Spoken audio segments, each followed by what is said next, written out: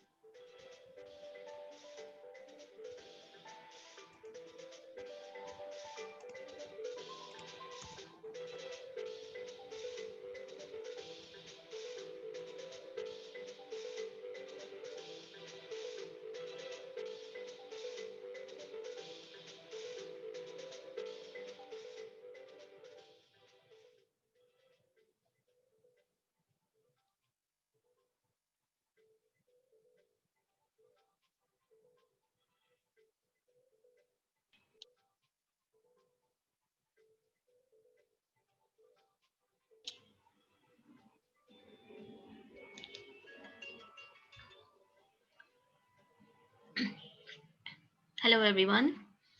A very warm welcome to all of you, Vice Chancellor, Dean, distinguished professors, and fellow presenters. We're about to start.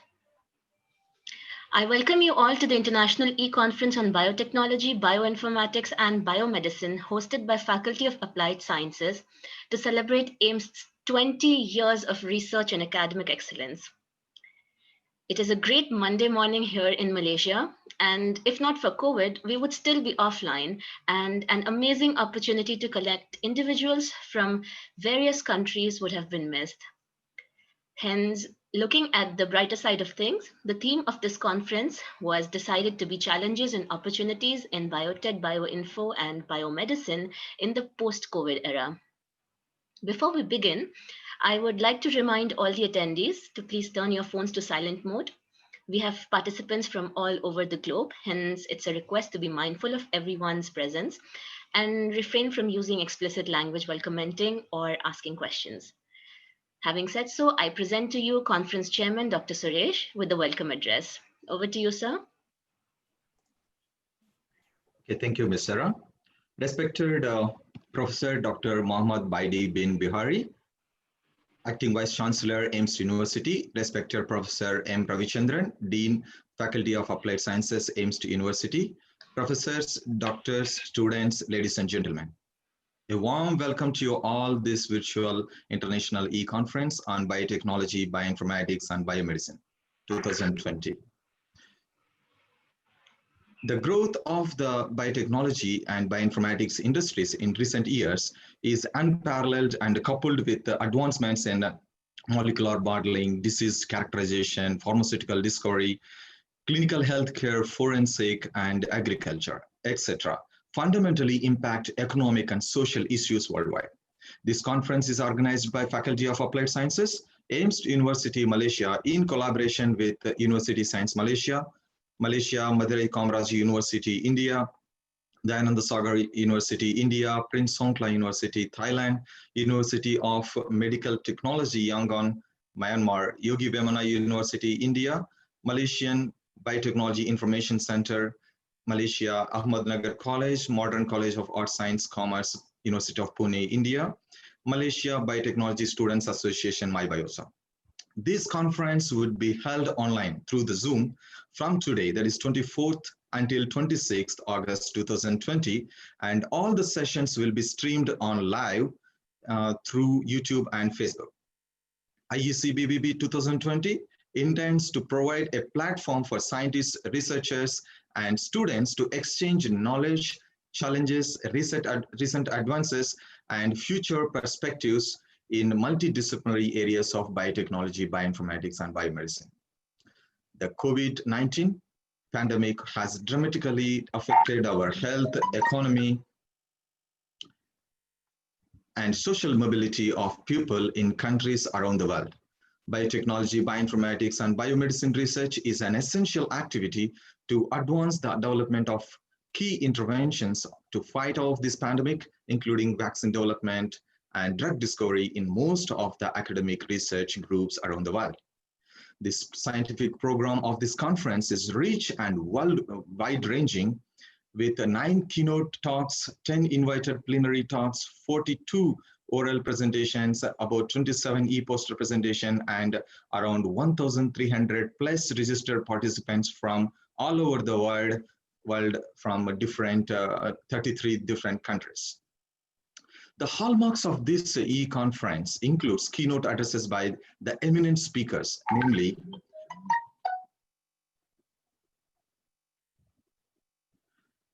the Dr. Harcharan Singh, Senior Vice President, Technology Solutions, Bioeconomy Corporation, Malaysia, will be delivering his talk on the Malaysian biotechnology landscape and opportunities. Dr. Gauri Sankar Rajam, Associate Professor Scientist at Merck, USA, will be delivering his talk on novel vaccine approaches to address unique challenges. Dr. Chong Yu Seng, MD, USM, Malaysia, will be delivering on challenges in laboratory diagnostics of COVID-19.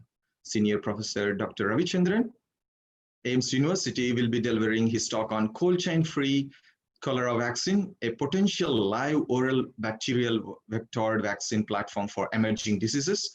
Professor Christopher Austin, Deakin University, Australia, is delivering his talk on mitogenomics for environmental sciences. Dr. S. Sridhar, Senior Professor, Principal Scientist, CSIR, Institute of Genomics and Integrative Biology, India, will be delivering his talk on personal genomics to precision medicine implication for rare genetic diseases. Dr. Mahalakshmi Arjunan, Executive Director, MABIC, Malaysia, will be delivering her talk on science communication for post-truth era.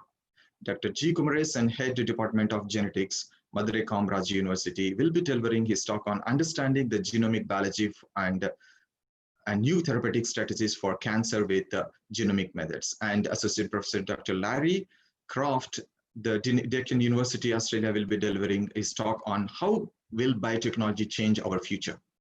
Apart from this, all 10 plenary talks are also comprehensive and highlight the latest trends and challenges in various fields of biotechnology, bioinformatics, and biomedicine. I wish to thank and acknowledge the support of all co-organizers of the conference, patrons, and Ames University.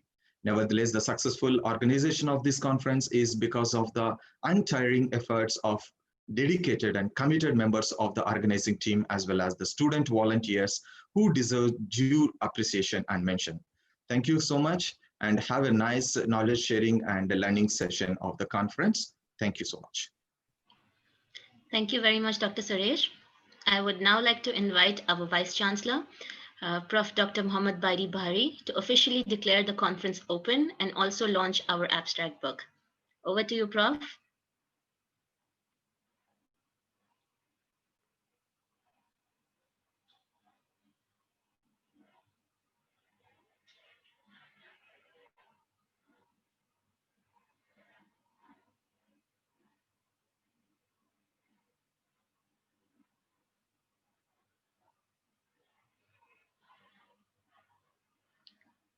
I think we're facing some technical issues from Prof's office.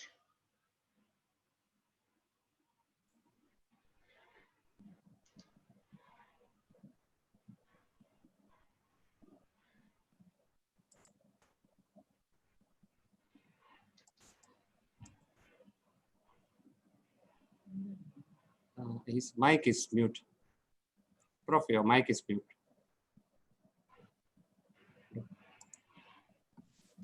Yeah.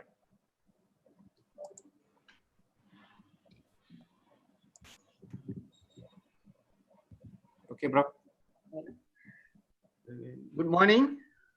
I'm Dr. Baidi. I'm the Acting Vice Chancellor of Ames University. First of all, I would like to extend my warm welcome to all the participants in International E-Conference of Biotechnology, Bioinformatics, and Biomedicine 2020. The scientific program of the conference is rich and wide-ranging, with 9 keynote talks, 10 invited plenary talks, more than 40 oral presentations, and more than 50 e-poster presentations, and around more than 1,300 registered participants from 33 different countries all over the world and in different time zones. I believe that some of you all are still probably early in the mornings, or some is already noon. Assalamualaikum, selamat pagi, Wanakam, Namaskar, Namaste, Mingalaba, Kinbah, Swasdi, and Magadang Omaga. I think this good day to all of you.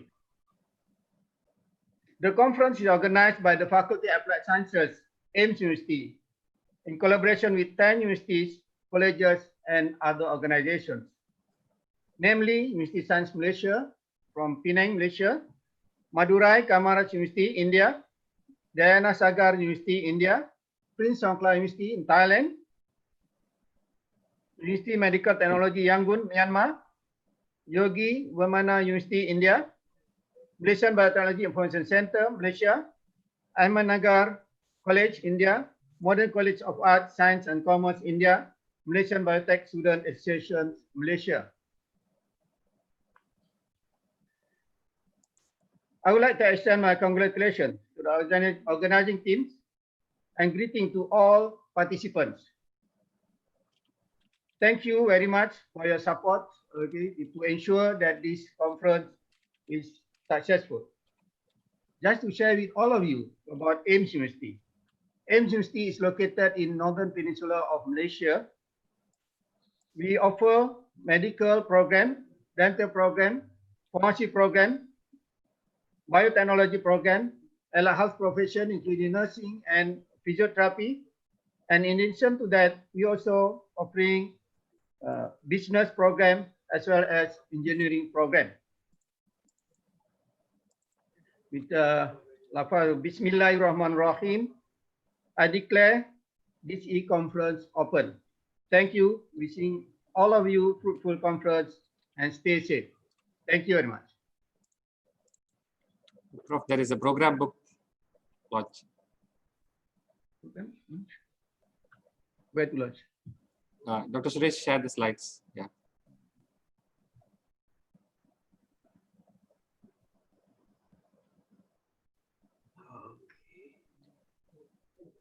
Yep.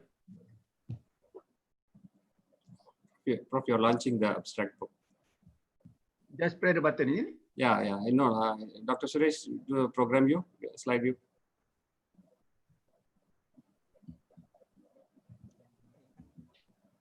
Suresh, can you go to maximize mode? Presentation mode.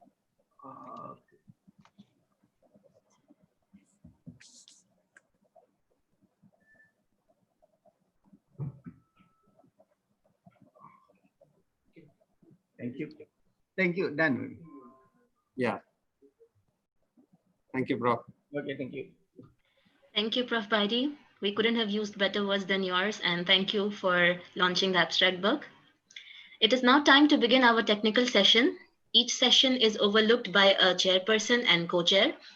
So for the first session, we have Senior Prof. Dr. Ravi Chandran, Dean of Faculty of Applied Sciences as the chairperson, and Senior Associate Professor Dr. Gokul Shankar as co-chair.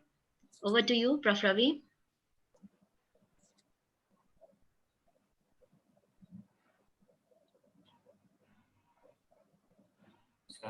Dr. Subhash to share the slides, please.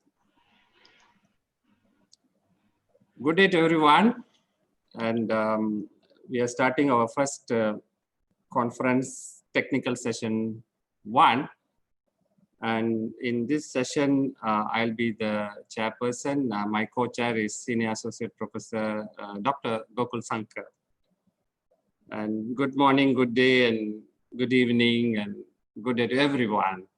Nice to see people from all over the world who are here watching the important international e-conference on biotechnology, bioinformatics, and biomedicine.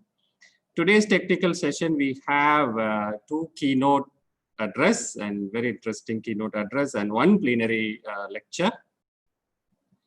And the first talk will be by Dr. Hacharan Singh from Bioeconomic Corporation of Malaysia. He's one of the biggest biotechnology body in Malaysia. He's the vice president. And second lecture will be given by Dr. Gauri Sangha from Merck. And the third one will be Dr. Alexander Ludwig from NTU, Nanyang Technology University, Singapore. The rule of the today's section is that we have around 45 minutes per every speaker, and they will stick to the time. And at the end of the session of each keynote and plenary, there will be a question and answer session.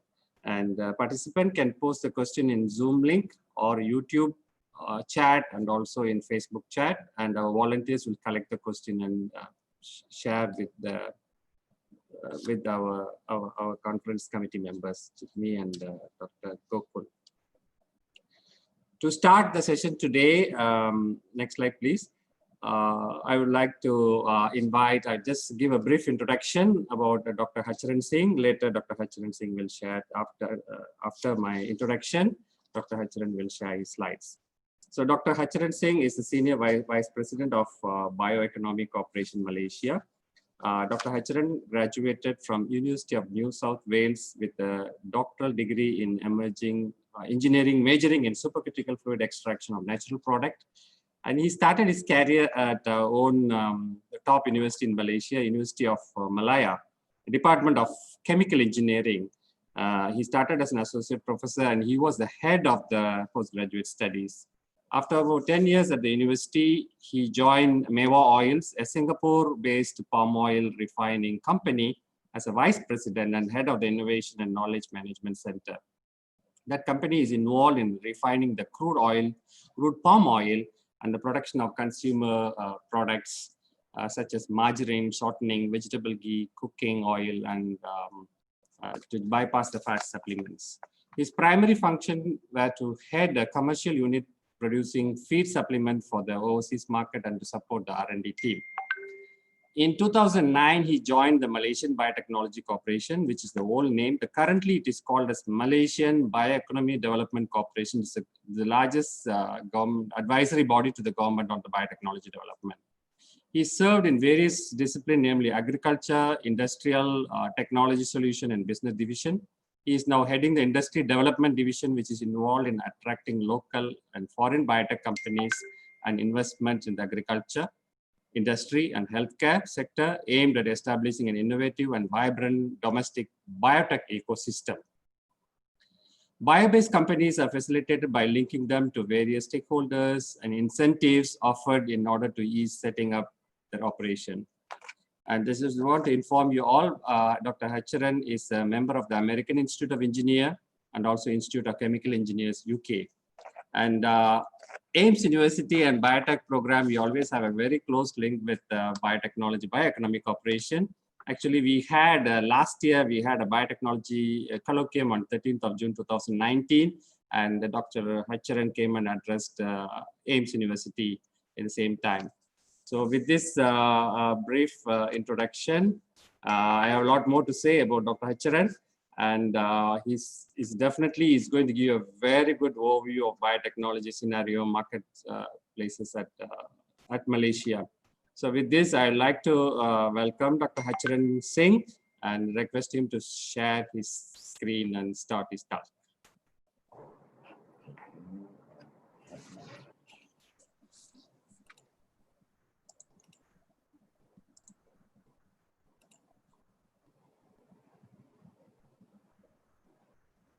Prof, do you see my presentation?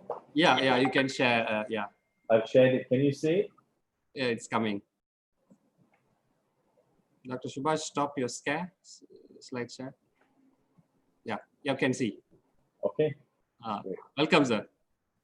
Thank you, Prof. Chandran, for the very elaborate and kind introduction. Appreciate it.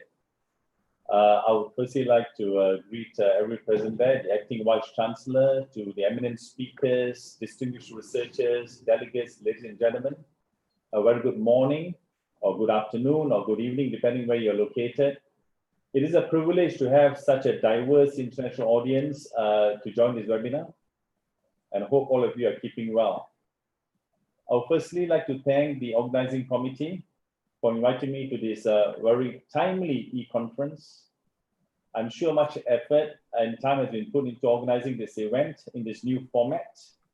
I guess this will be a new way forward for future global meetings. Now, my presentation today basically is also very timely because the National Biotechnology Policy was established in 2005. It's almost 20 years now. It's good for us to recap to see what are some of the progresses we have made, advancements we have made, and also how we have helped the industry grow. I will talk to you on various aspects of the biotech industry, especially in the Malaysian scenario, and also I'll touch on a bit on COVID-19 pandemic as well, how it has affected the whole industry itself. So the next slide basically.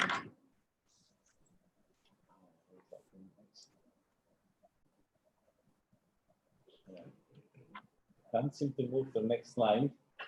Hang on, there's a bit of glitch here. I'll sort it out. Yeah, you have to click a few times, sir. Okay. Yeah. This is a basic outline of my presentation today. I'll give you first an overview of what we do at the Malaysian Bioeconomy Development Corporation. And then I'll focus into some of the industry growth areas. I'll highlight 3 core sectors that we support in a very big way. That is agriculture biotech, healthcare biotech, and also industrial biotech. Then I'll go on to tell you something about the impacts of COVID-19 and how it's affected the Malaysian biotech companies. And finally, some of the biotech opportunities and challenges both for academics and students alike. The National Biotech Policy, as you can see, is nothing new. It was launched in 2005, almost 20 years ago, by our then Prime Minister, Tun Bajawi.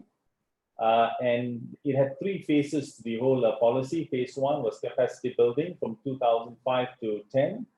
And then 2010 to 15 was science to business, and currently we're in the phase 3 business, which is going global. I'll talk more about it shortly. Yeah? And the objective of this National Biotech Policy was to develop an ecosystem to support the local biotech industry. And when I mean to support the ecosystem, basically have the right building blocks built in, such as strategic planning for companies at our country itself, look at human capital, trying to get the right universities engaged into biotech, students coming, employment, and industries as well. Financial infrastructure now, very lacking in Malaysia to support biotech-based companies. So we came in to support them. Look at market access. Many people have products, but not sure how to access this, either even domestic or foreign markets. We leverage on our skills to do this. Technology and innovation, we have in fact placed a lot of emphasis on technology, where every company we emphasize that they have to do some R&D work, which we monitor closely. And we also have purchased ourselves few key or platform biotechnology processes and to help the industry itself. We have the right legal regulatory framework now to do device IPs, for example. University industry linkages, very important now. We constantly link with universities. Many foreign companies coming to Malaysia always do ask us the question, who can we talk to now on a certain R&D, for example, and we link them to the right researchers. And finally, and we also give something called a Bio-Nexus status. I'll be talking a bit more on my later slides. A very important status that the government has mandated us to give to companies that fulfill a certain criteria. I'll tell you later what the criteria are. So these are basically building blocks that we have embedded right into the National Biotech Policy, and we support all of this strongly. And if you look at our stakeholders and key roles, we have 2 big stakeholders over here. On the left screen over here is the Minister of Finance, the 100% owners basically. And then we report to the Ministry of Agriculture and Food Industries, used to be called MOA before, now it's called MAFI. And prior to 2019, we used to be reporting to the Ministry of Science and Technology, and it's now moved due to various factors. And so in fact, we toggle between these 2 entities over here. And our key role here, of course, is to support domestic direct investment, a central contact point for any sort of bio-based facilitation by either local or foreign companies coming to Malaysia, to build the ecosystem I mentioned earlier, and also foreign direct investment. Very much it has, over the last 2 years, been trickling. It hasn't been as aggressive because of the global economic conditions. But nevertheless, we still do attract a lot of foreign investments, and I'll be talking about these investments shortly as well. And we look at the MVP achievement over the last 15 or so years. What have we achieved now? Have we met the targets? We look at phase 1, as mentioned earlier, is the capacity building phase. 3 key targets are put on us. One is the creation of jobs, revenue creation by the companies itself that we establish, and also investments of companies coming into this foray, the biotech foray that is. So in the phase 1, the first 5 years, we created over 54,000 jobs. We surpassed our target. However, we fall short on both revenue and investments. Our target was set as 20 billion. We only attracted 13.5 billion. And investments in the biotech sector, target was 6 billion. We only accomplished about 5.4 billion. Due to various factors at that point in time, we're still new.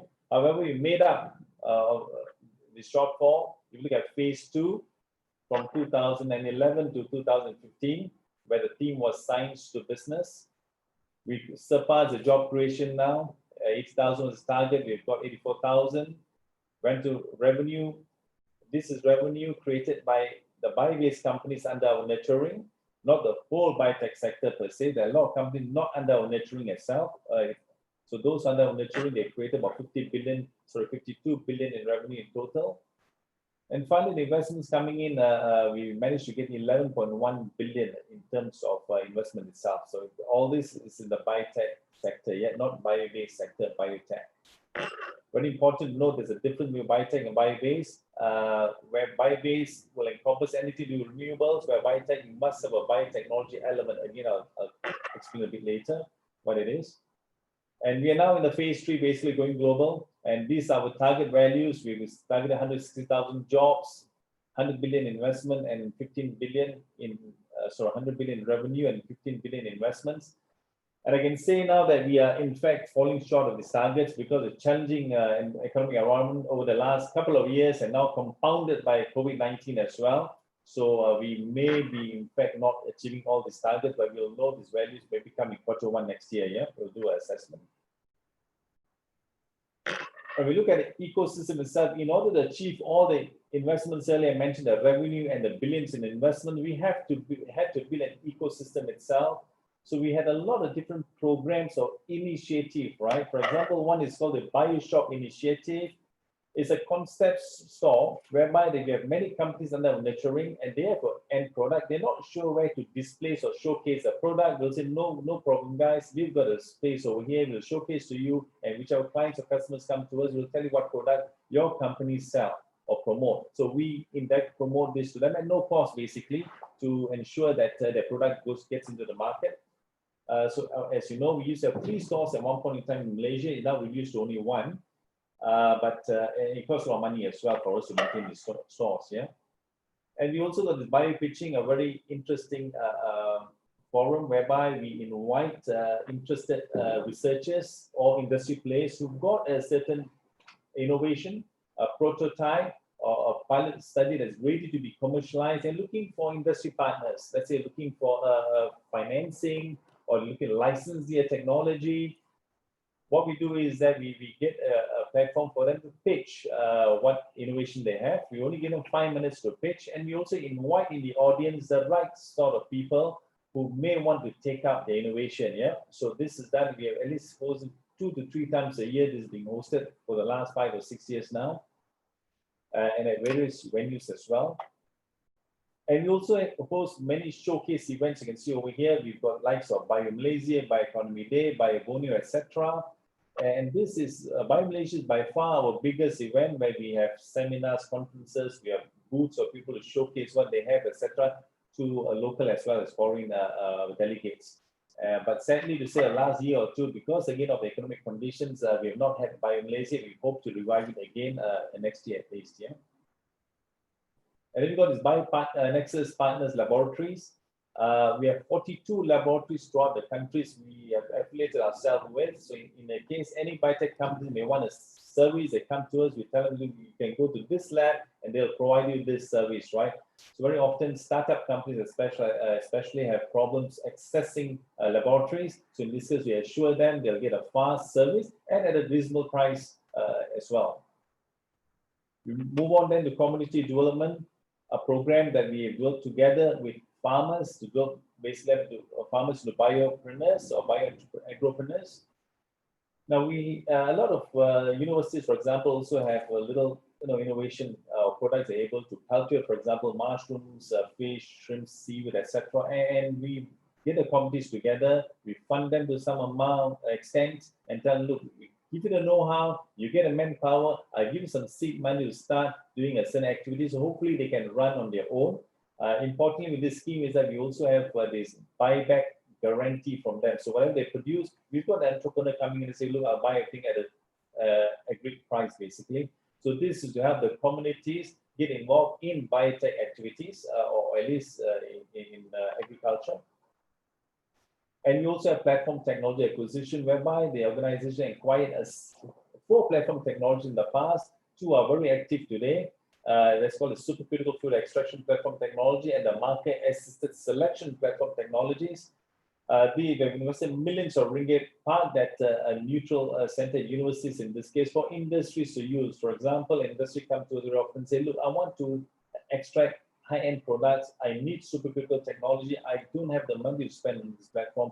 How can I access? So I think this is the supercritical is basically an extraction platform technology. We're hoping for people to move on from doing steam distillation, solvent extraction, and so on into more niche platform technologies. SFA and MAS, of course, is for breeding work. This platform technology is part at the Malaysian Research Agriculture Research Institute, and this will do both genotyping and phenotyping work as well. A lot of work being done in the area of oil palm as well and paddy as well, using these market access selection platform technology. These are some of the selected activities I've presented to you. Of course, we have a lot of other activities also being done, but I don't have the time to present this today. Yeah. So as I mentioned earlier, now with those activities, right, for companies to leverage on those activities, ideally, right, we would prefer the company to have the status called the Bio-Nexus status. So Bio-Nexus status is given to companies that are under our facilitation, and obviously they have to fulfill a certain criteria. And one of the key criteria you have to fulfill is that they have to have a biotech element in whatever activity they do. Let me give you an example. Let's say a planter, a farmer says, look, I'm planting pineapple. I've got the best pineapple, the fastest growing pineapple. I buy the planting material from a company and I just plant it and harvest it after 3-4 months, all right? We do not consider that to be biotech. It is bio-based, but not biotech. To make it biotech, I'm hoping for the planter or the farmer to tell me, hey, I'm not only getting this planting, but I'm also doing the planting material myself using, say, tissue culture techniques. So if you do tissue culture of the pineapple plantlets and then you plant, we consider there's a biotech activity involved in his farming practices. Or he may say, look, he's planting pineapple, but he's using biofertilizers, for example. Okay, where fertilizer will be known microorganism added. He's not buying the fertilizer from third party, but he's making that himself and adding it to his plantation. There's a biotech activity involved, and he can qualify. The company can qualify for the status or Bio-Nexus status. And to date, we have about 261 Bio-Nexus companies under our portfolio. By having this Bio-Nexus status, they can enjoy various incentives. One key incentive that they actually can enjoy is they enjoy a 10-year tax holiday. So you don't pay up to 70% tax for over a 10-year period. It's a very lucrative and appealing tax incentive offered by organization. Yeah. So in addition to that, many companies come to us, they want financial assistance. We take them to various financiers, to banks, private investors, etc. And we have some internal grants or funds that we do disburse as well. For qualified companies, we also do that. But the internal grants that we have is limited to only local companies mainly. So look at this, now to focus on just the Bio-Nexus companies. As I said earlier, the total bio-based companies is about 1,754. But the total Bio-Nexus company under our portfolio we have in all is 261, and this is the breakdown over here, whereby we got 152. By far, the most numbers is in ag biotech, 69 in healthcare bio, and another 40 in bio-industrial. That's a breakdown of companies we have. And how big are these companies basically? So 222 out of these 261 companies are basically SME to small companies that mainly startup. The bulk of them are just starting up, and where the sales is anywhere from 300,000 ringgit Malaysia to 2 million ringgit Malaysia. And 32 of these companies are the small to medium sized companies where sales from RM 3 million to RM 20 million, and only very few, 7 companies, and most of these are listed in stock markets as well, are mature companies. Yeah, and I'll give you some examples of this in the later slides as well. So what I'll do now is I'll dwell into each of these sectors and tell you what are some of the core areas or subsectors that we support. I'll start off with the agriculture biotech focus areas and the Bio-Nexus companies within this sector. This sector basically has 4 key areas that we support. First is crop, a very big and important area. Crop is subdivided into doing companies doing tissue culture, biofertilizers, soil and plant enhancers, they do biocontrols, elite planting material, and so on. Yeah, and this is not an exhaustive list, but these are some of the companies doing these key activities that we have today. And then we move on to natural products. In natural products, the companies doing health supplements, cosmeceuticals, etc., to functional food. Aquaculture, an up and coming area. A lot of investments going to this area today that we see, mainly in fish and crustaceans. In this case, shrimp, sea cucumber, seaweed algae, and also feed additive. The first two areas, fish and crustaceans, are really exploding in a very big way now in Malaysia. Many foreign companies also want to host themselves over here. And then finally, we have livestock. We talk livestock. This sector is, of course, lagging in a very big way. We have had a lot of problems with this, but we're still trying to support it with animal nutrition, downstream products, veterinary products, etc., and breeding. Very important. We talk about breeding over here. The biotech element is using artificial insemination or embryo transfer methodologies, right? Then you qualify for the Bio-Nexus status. So then, as I said earlier, you need to have this biotech element. I will now, in the next 4 slides or so, dwell into some of the companies doing crops, natural products, aquaculture, and also livestock. So in the area of crops, it can be subdivided into 3 other areas. Look at first is tissue culture. In tissue culture, we got all these companies: AgroBorry, AgriSmart, QuantGrow, etc. These are the, as I said, this is not an exhaustive list. Yeah, these are companies that are portfolio tissue culture. And what sort of work are they doing within tissue culture itself? They're doing all palm plantlets. The big boys are doing this. You've got pineapple, the MD2 and Rumpuin varieties, bananas. They're doing timber varieties of wood as wood such as teak, as local breed called Kelampayan. Orchids, of course, are very big in that. Tepuka and mushrooms, right? Examples of companies doing tissue culture work. And what they do is that they either, once the tissue culture planting material is done, they plant it themselves and into the farms until they grow out and they sell it. Or B, they sell the plantlets to a third party. Well, third party will grow out, yeah. And many of these crops, tissue culture plant materials, are also being exported overseas. And then next area is crop protection and nutrition now. Big company IBG, Vigor, Otemchi, some examples that we have. And they're doing things like biofertilizer, a very big area. We've got about 15 to 18 companies doing biofertilizer itself. When I talk about biofertilizer, it's just not organic waste added together and, fed to the soil. The organic fertilizer is further fortified with a concoction of microorganisms. And this concoction of microorganisms is cultivated by the companies themselves. Yeah, they cannot buy this concoction from a third party and add it. That we don't classify that to be a biotech company. You need to manufacture the concoction yourself. And however, we are open to you trying to JV this with a third party or license this concoction with a third party. That's fine, but activity must be done here in Malaysia. So companies doing soil enhancers and also plant stimulants such as chitosan now, from various agricultural waste now, seaweed, etc. And then we have elite planting material, Enza Zarden, a Dutch company based over here, ACGT, and GWG is a local homegrown company. Have done a lot of work in elite seed planting material.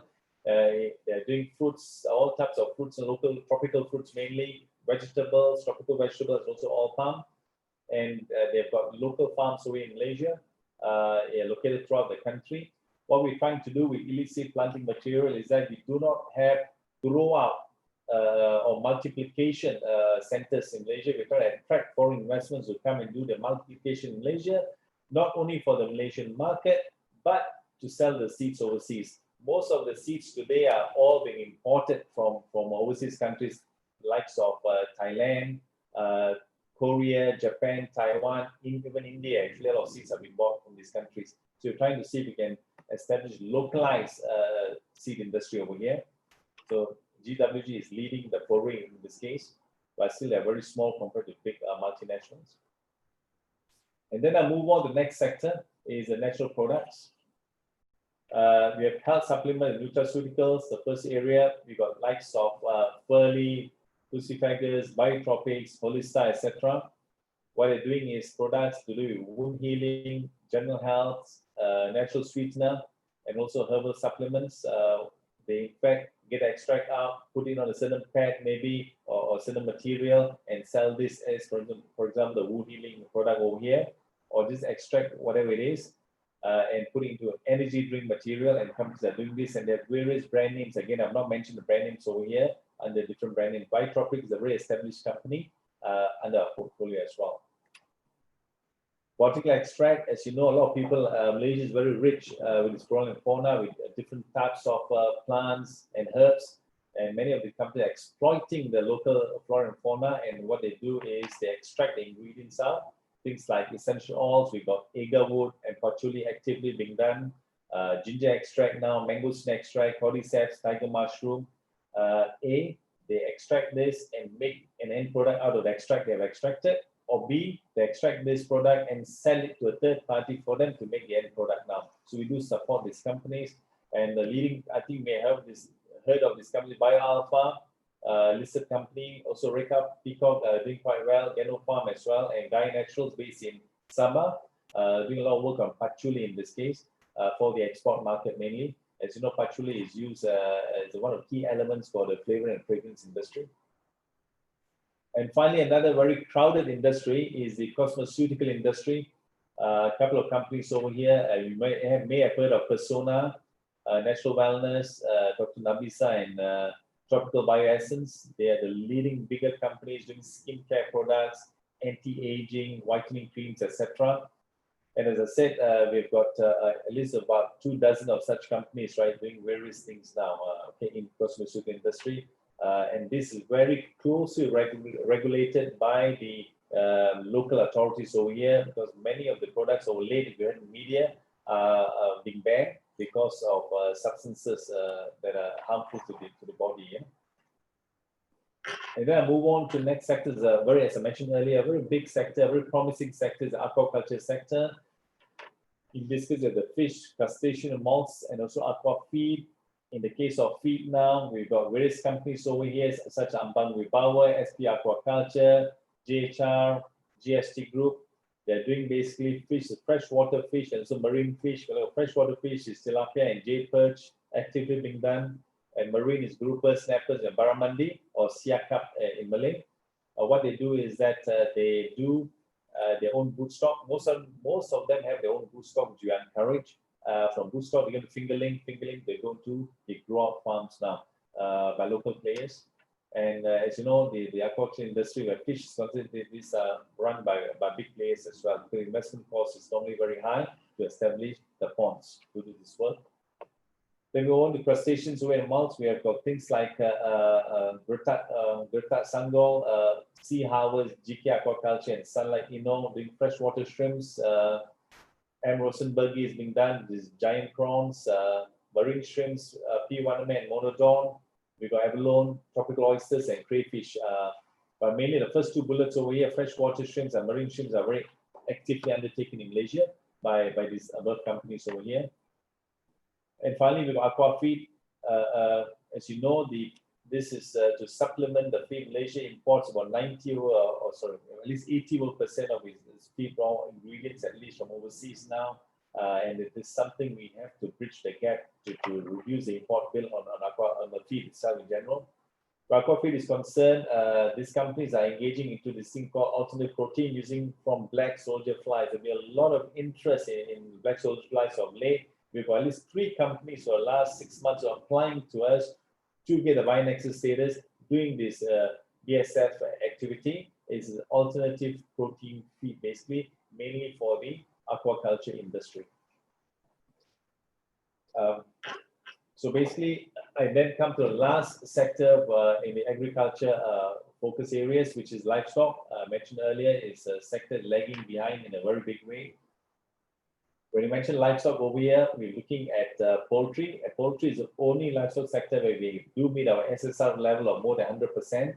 But for goats and cattle, we import most of this meat from overseas. We do undertake breeding activities over these companies where likes of Farmgen and Class Farms, Chris Agritech. They got different varieties of cattle and goat over here. What they do over here, as I mentioned earlier, the biotech element is that doing artificial insemination, or embryo transfer activities in the nucleus farms. So if you do not have these two key activities, it's very hard to qualify you as a Bio-Nexus company, and they're doing exactly that. And in fact, I have seen companies doing embryo transfer of goats actually in Johor quite a few years ago. Was interesting experience. Sorry. Then we move on to the health products. Over here, Sunzen, a listed company again, leading this foray, followed by APSN now, Medivac, they do animal vaccines, immunostimulants, probiotics now for the livestock industry, acidifiers and minerals. So some are doing multiple products. For example, we support that, that's fine. So these are more established area, I think, with the animal health products over here. Finally, we have feed and nutrition. By these various companies over here, they do total mixed ration and feed ingredients, but again, by far, most of the feed is imported from overseas. So these are the few areas that we support in the area of agriculture biotech.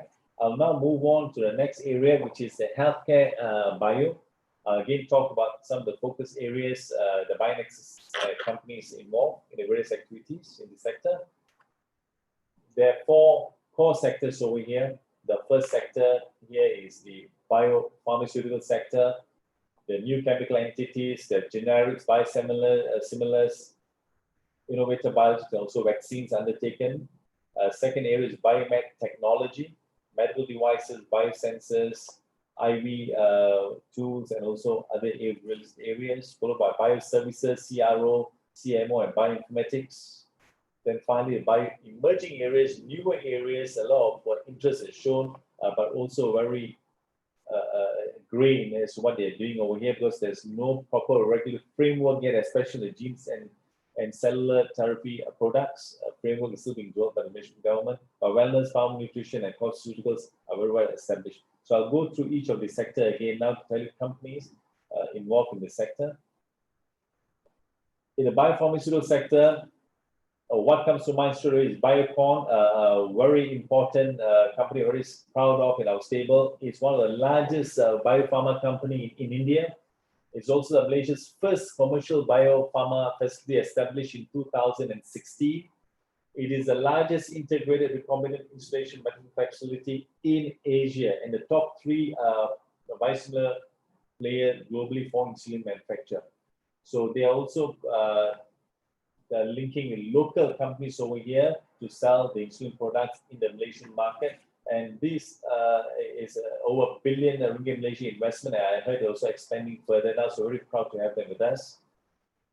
And we also have biomolecular industries doing radiopharmaceuticals for diagnostic and treatment applications, some smaller companies, and also a local homegrown company called Natural Wellness Pharmaceuticals, developing new entities, chemical entities for the biotech or pharmaceutical industry, doing different types of extracts, mainly from plants now, but they have certain supplements, but these are not translated in a drug just yet, because as you know, to get a drug developed, it takes a lot of money, it takes a lot of time, and also the hurdle is always getting regulatory approval, which will need clinical trials. Yeah, but they're not at that phase yet, but they're working closely with local universities, a homegrown company here.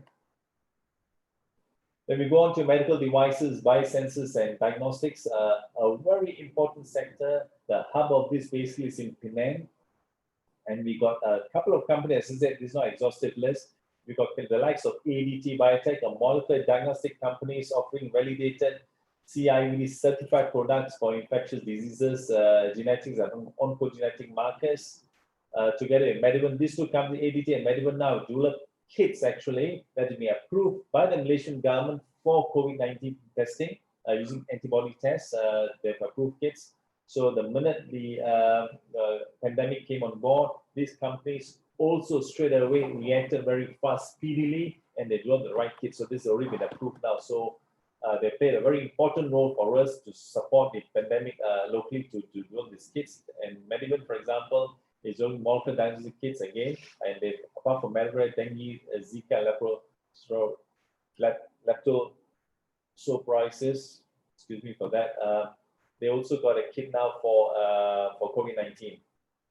Syngenix, a local company over here, they're basically involved in discovery work of autoantibodies using the patented or homegrown CREX technology. It's a UK-based company, it's based in Malaysia now. And DNA Labs now, a diagnostic laboratory doing all sort of work on genotyping and phenotyping work being done, to support the medical devices and diagnostic industry. In the third area here, we get stem cells, cellular, and gene therapy products. Again, 4 companies shortlisted over here, but likes of CellSafe, KLMSC, StemTech, and StemLife. What they do basically is they look at all of them. These 2 companies have cord, blood stem cell processing, and cryogenic preservation services being offered. Something where young parents today, would like to embark on. And similarly over here with StemLife, we've got cord blood stem cell bank in Malaysia, one of the first private companies to do so. KLMSC is housing and storage of peripheral blood stem cells, and StemTech, they have the area of cellular nutrition using natural stem cell technology, right, to enhance and support body stem cells. So these areas are, these companies are involved in the stem cell foray. And finally, we've got this company, or the biocosmeceutical, wellness, and pharma nutrition. Notable company in this case is Nova Laboratories. They develop and manufactures phytopharmaceuticals, and they've got a whole, if you look at it, they've derived local botanical plants. Like HEPA, PTM is the world's first Phyllanthus neururi standardized extract developed by this company. It's got all the regulatory approvals, and they're exporting this product now. And there are a lot of other products they're developing as well, the herbs extract, vitamins, etc. being done. Together with InQPharm, health solution companies for both human and animal products, their weight management products, gut health and allergy products as well, protection products, and ProLive, just general health supplements. And they've got validated products on the shelf. You can buy them today, which we also do promote in our buy shop I mentioned earlier. And finally, we got this CROs and CMOs in IECBBB. Is a US-based health information technology doing clinical research. They are all basically involved in clinical research somehow or other. This top 3 over here, Kincell again, and again Questra, phase 2 and 3 clinical trials, and 4 clinical trials. Solution being undertaken in Malaysia. And we got MGRC over here, a local company that provides genome sequencing and analysis and genetic services for both the human and also plants and animals. And Novocraft is a homegrown country away is a bioinformatics company, and they're working on next generation sequencing platforms with local industries. And I understand they've now developed a software. They're planning to give this at no cost to one of the government agencies, right, for COVID-19. And finally, the last sector we have here is the industrial biotech sector.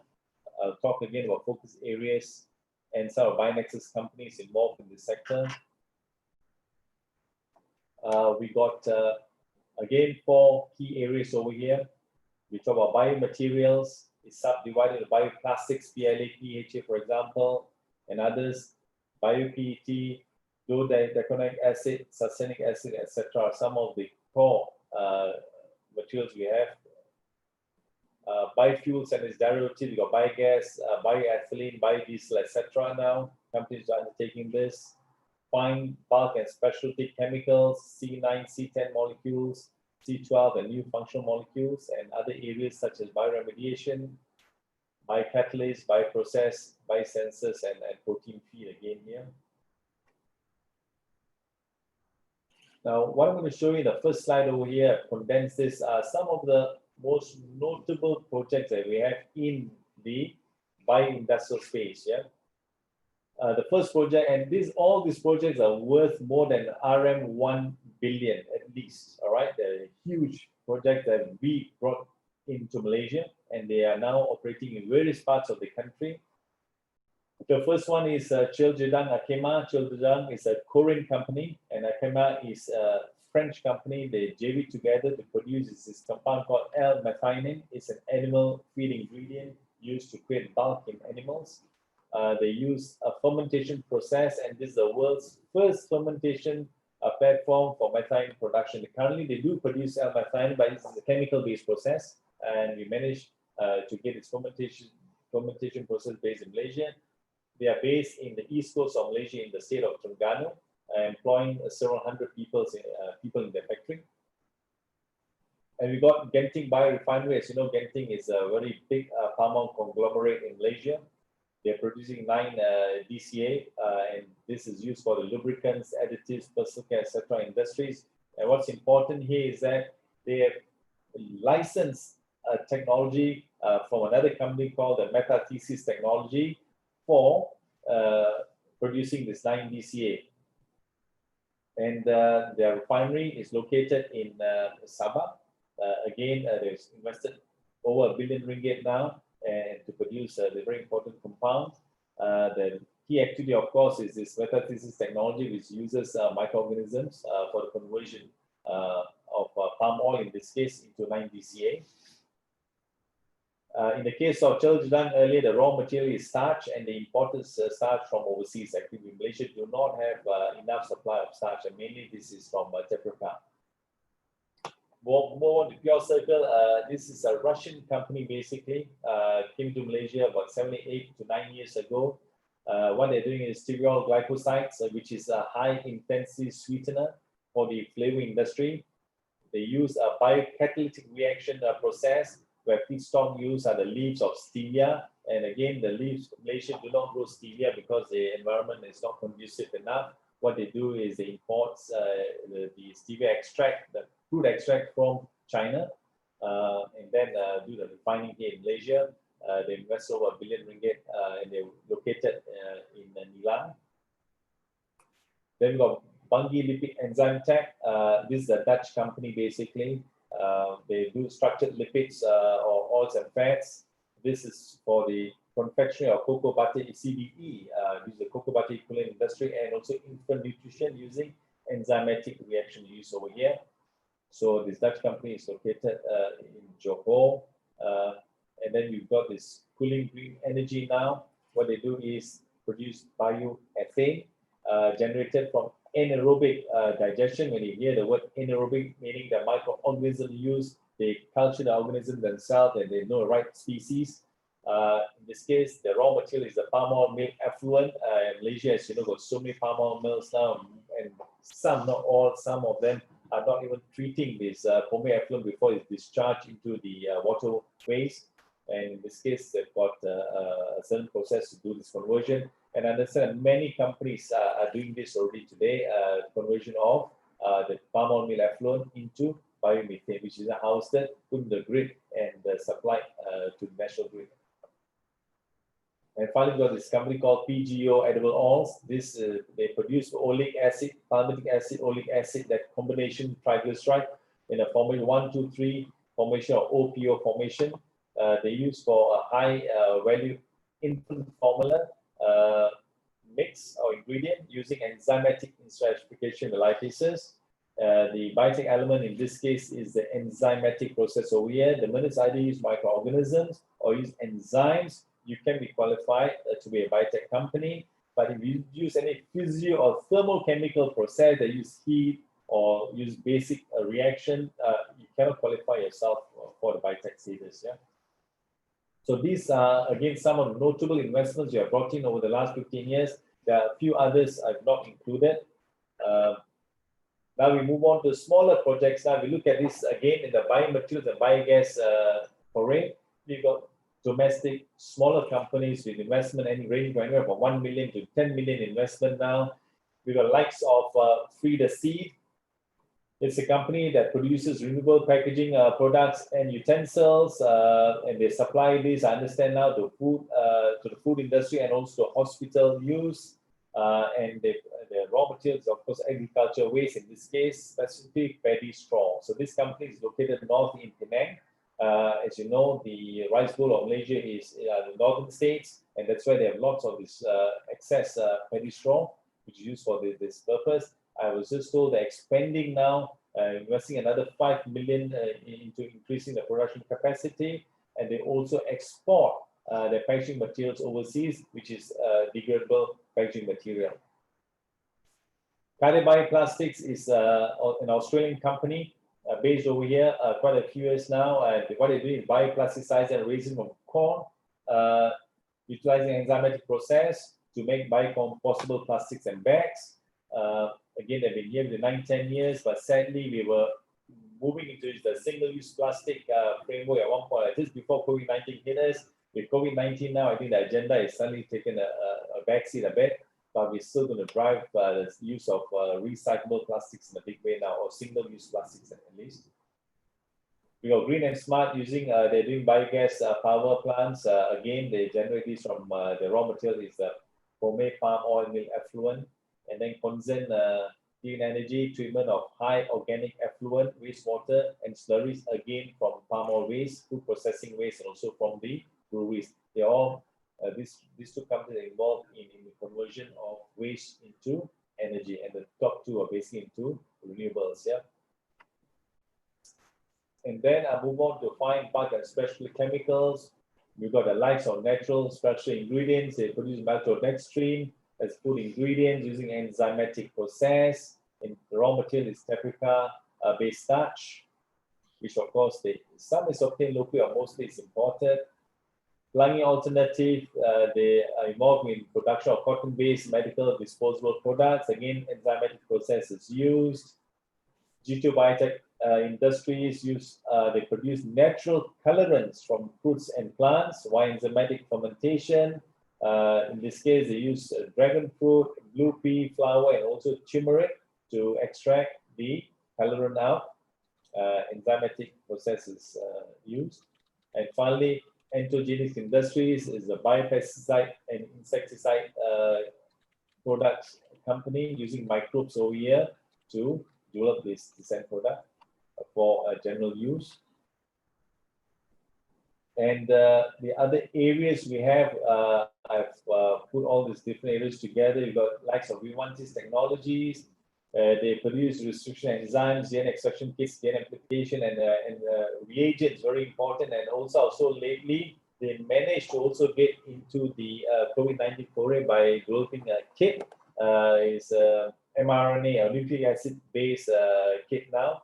They're just waiting for approvals.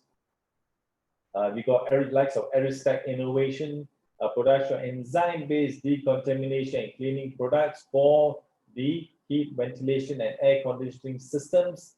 In any air conditioning systems or in any system that has liquid flowing in the pipeline, they're always bound to be biofouling. And what we can do is we either clean them chemically, which is non-biotech, or we can use enzyme into the solution and treat them enzymatically. That's what this company is doing, using enzymatic cleaning of various pipes for the HVAC systems. Bioremeds is involved in the biomedical treatments based on microbial concoction for the rehabilitation of polluted and contaminated soils now, water bodies, and also unproductive land. And then finally, got Promise Earth, production of an efficient, high-speed, on-site recycling process, which converts organic waste into a natural fertilizer or animal feed. Very important, they use aerobic high-temperature microbial enzymes. So again, that's a biotech activity over here. Some areas, I hope I've given you the feel and flavor of some of the companies and areas they're involved in, the biotech activity, and what's the end product they're doing. All right, in the different areas. So much about the general aspects of the biotech sector itself in Malaysia, which we have been overseeing for the last almost 20 years now. Now, what was very unexpected to all of us, of course, was COVID-19 that embarked us early this year. And the biotech sector is, of course, also impacted by this pandemic. We are not agnostic to this. So what we did is that we understand that since the biotech sector is impacted, we wanted to know what are the impacts created by this on our local bio-based companies. So in late April or early May this year, we conducted a survey to all our 260 odd companies with a whole list of questions, asking them now how are they impacted. And we had a series of 12 or 13 questions, and the gist of it, I will summarize into three core questions I think that's relevant for this conference today. Is one, we asked them, that is during the control, all this during the control movement order, which is during the, when there's no movement in Malaysia, Malaysia under lockdown, and we call it this MCO here in Malaysia, yeah, there's total lockdown. During a total lockdown, if I go back, only essential services were in operation, and most of the healthcare companies, or many, not most, many of the healthcare companies and also the agriculture-based companies were considered as essential. Industrial biotech companies are mainly non-essential services, and they were not operating at all. So one of the questions we asked them in this survey was that Bio-Nexus companies, number of Bio-Nexus companies in operation, right? Whether are you operating or not. 20% of companies were operating more than 75% of the time, only 20%.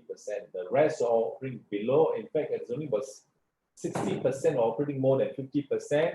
There were less than 50%, but another 40%. So I mean, they were almost very much reduced. 81% of workers were affected by travel restrictions of companies not in operation. So because they're not operating, the workers are affected, or some workers couldn't travel to work. They had to get special permits now, right? So obviously, the loss of revenues by these companies. Then we also asked them how was sales affected for Bio-Nexus companies that are in operation. Those operating now, no worries, how is sales? 50% of buyers were limiting purchase to conserve cash flow. Companies said, look, they have now reduced up 50%. Consumers are now not sure whether they should spend or not. They're holding back whatever cash they have. 60% of production is affected by higher local delivery costs or inability to convert goods to cash. So meaning the whole ecosystem has been disrupted, whereby there are companies ready to sell products and consumers wanting to buy the products. The problem is logistic. Now we don't have transportation services. Our transport is products to the various centers. So they were impacted by that, because as you know, any industry is not only built by that one company, there's a whole ecosystem around it. Yeah. So in this case, the transport is disrupted. And the next question we asked is that when can sales recover post MCO? 42% of companies say it will take up to 6 months to recover post MCO. 59% of companies are applying for various loans or financing assistance just to stay afloat and not to close down. And 11% were unable to retain employees at that point in time. And this is all with the understanding that MCO would not be extended. Obviously, it wasn't extended. Most of the companies today are back in full force, but again, they are still not generating significant amounts of revenues because the sales have depleted. So I've summarized on the right-hand side over here the challenges faced during MCO by these companies. Basically, one was unemployment was quite high. Disruption in supply chain system, as I mentioned, logistics was the issue then. Excessive supply of stocks. The companies had stocks, they were supposed to sell everything stock, and the stockpile of materials were out there, they don't know what to do with it. And for those, the perishable items in the issue, that's why most of the farmers are affected in this case, because vegetables and fruits are all perishable. You can't store them for too long. And we also try to access all our cold chain facilities, enable them, but there's so many cold chain trucks that we have in Malaysia. Unable to sustain OPEX again, many of the companies are not operating at all. The 40% of companies say they had to lay off workers or tell them to take unpaid leave, their operational expenditure issues. Sluggish product sales and also uncertainty in planning ahead. They're not sure at that point in time whether will MCO be lifted or extended or what's going to happen, right? With uncertainty, so people holding back cash. So these are the main challenges the Malaysian biotech industry faced. I won't be surprised, it's similar to other industries as well. COVID-19 initiatives, so once we're in Malaysia now, all right, so we know what the scenario setting, what are the initiatives being taken by the government or industries. On the left-hand side, the government-led initiatives. We have got the Minister of Science, Technology and Innovation. They've made a very bold statement recently. This is they want Malaysia to be a hub to manufacture vaccines. It's enticing local and foreign companies coming to Malaysia. Of course, we will not produce a vaccine ourselves. The vaccine know-how will be coming from a third party, from another country. But the fill and finish should be done in Malaysia. So as I said, they're trying to move investment into this area now. We will support all regulatory framework, manpower, land. We will facilitate to establish this in Malaysia. The Malaysian Debt Venture started a tech startup fund recently worth around 100 million to start to assist all the tech firms, including biotechnology firms now. Clinical Research Malaysia now has boldly also indicated they will provide all sorts of clinical trials for companies overseas, right? Wanting to clinical trials in Malaysia, they're welcoming them over here and will support them any phase 2 to phase 4 trials. I think Clinical Research Malaysia is prepared. They got access to various private and public hospitals. They got researchers. They also, probably one thing that's lacking now are patients actually. As you know, Malaysia now we have much reduced patients to do clinical trials in Malaysia. That could be an issue, but they've offered their services. And the government of Malaysia itself have initiated this fund called the Penjana Fund. It's a recovery fund to facilitate funding for companies that are affected. Various loans are given at very enticing interest rates and a long payoff period. And also policy, Malaysian recently tabled the tabling of the COVID-19 bill in Parliament on 12th August to see how companies, industries, businesses can be protected during COVID-19 or during the MCO period. We're not sure how long this is going to last, so that is an initiative taken by the Malaysian government. Industry-led initiatives. When COVID-19 affected us, immediately we saw response from our local biotech companies. So it's good to ADT, Medicinal, Vivantis, and Resort Diagnostics all came out with kits basically. As I mentioned earlier, ADT and Medicinal, they have already got their kits approved. Vivantis and Resort are now in the process as well, getting approvals now, local and foreign approvals based on to supply COVID-19 test kit based on antibiotic and also nucleic acid approaches. And as you know, there are many different approaches for this. Novocraft and other software companies now, proprietary software has been provided for analysis of SARS-CoV-2 virus from the local population. Understand they're working with a local government agency now to give them the software at no cost to analyze this. We've got the likes of Biogenes coming up to do designer antibodies via the use of Aptamers now. They have really beefed up efforts to that, and it's all leading towards finding to get into the COVID-19 framework. And Zerai Capital is a local company, is an investment house basically invested in GPR Green Light Pandemic Research to undertake COVID-19 vaccine clinical trials. A US-based company, they invested a certain amount now. They look, I would like to put a stake in this as well and see, if you can develop a vaccine. I will not mention, I think on the internet, they're working with a renowned American company. Millions of ringgit has been invested. So these are industrial initiatives. And then healthcare, stimulus areas now, there's not all gloom and doom during COVID-19. There are also some good areas that have been sparked by this pandemic. The healthcare, you see there's a resurgence now, molecular diagnostic kit producers now, or players supporting this industry. There's a lot of vaccines now, not in Malaysia, but overseas countries are developing this. I'm sure that my next presenter will be talking on to this, how companies are hoarding vaccines today now, and clinical trials facilitation now, Malaysia, we're also trying to do this, mentioned by CRM earlier, new and repurpose the existing antiviral drugs like remdesivir is a very clear-cut example now, being repurposed now for this case. Protective gears now, we all have face masks and your gear now, your gloves, etc. And the Malaysian glove companies now are really doing very well. And I was told that Malaysia had a new billionaire coming into the list, and it was from the glove industry basically, just because of the pandemic. Strong useful health system is now being created because we're not sure when, what's going to happen with the next pandemic or next virus that hit us. Yeah, so that's the universal system being worked now. In the agriculture industrial areas, the adoption of digital culture has suddenly taken a big place now. Instead of going to a middleman now, everybody's going onto the digital platform. Delivery of produce to consumer directly from farm now. The farmers, those is good, a middleman now. Middleman maybe a third middle person to sell the produce. Now they're going direct to customer, which is a good thing. Hopefully the prices have increased and reduced as well. Increased process efficiency and discuss for the industrial biotech sectors now. They know they have to continue to increase efficiency of their processes. They're spending more time to do this and real money to do this now. Use of automation and use of Industry Revolution 4.0 tools and techniques are all being deployed in these times, difficult times. So this is some of the areas, right? Here we can see a lot of activities today where biotech is concerned. And beyond COVID-19, we see there's a bio-revolution. I got this slide verbatim from the McKinsey report 2020.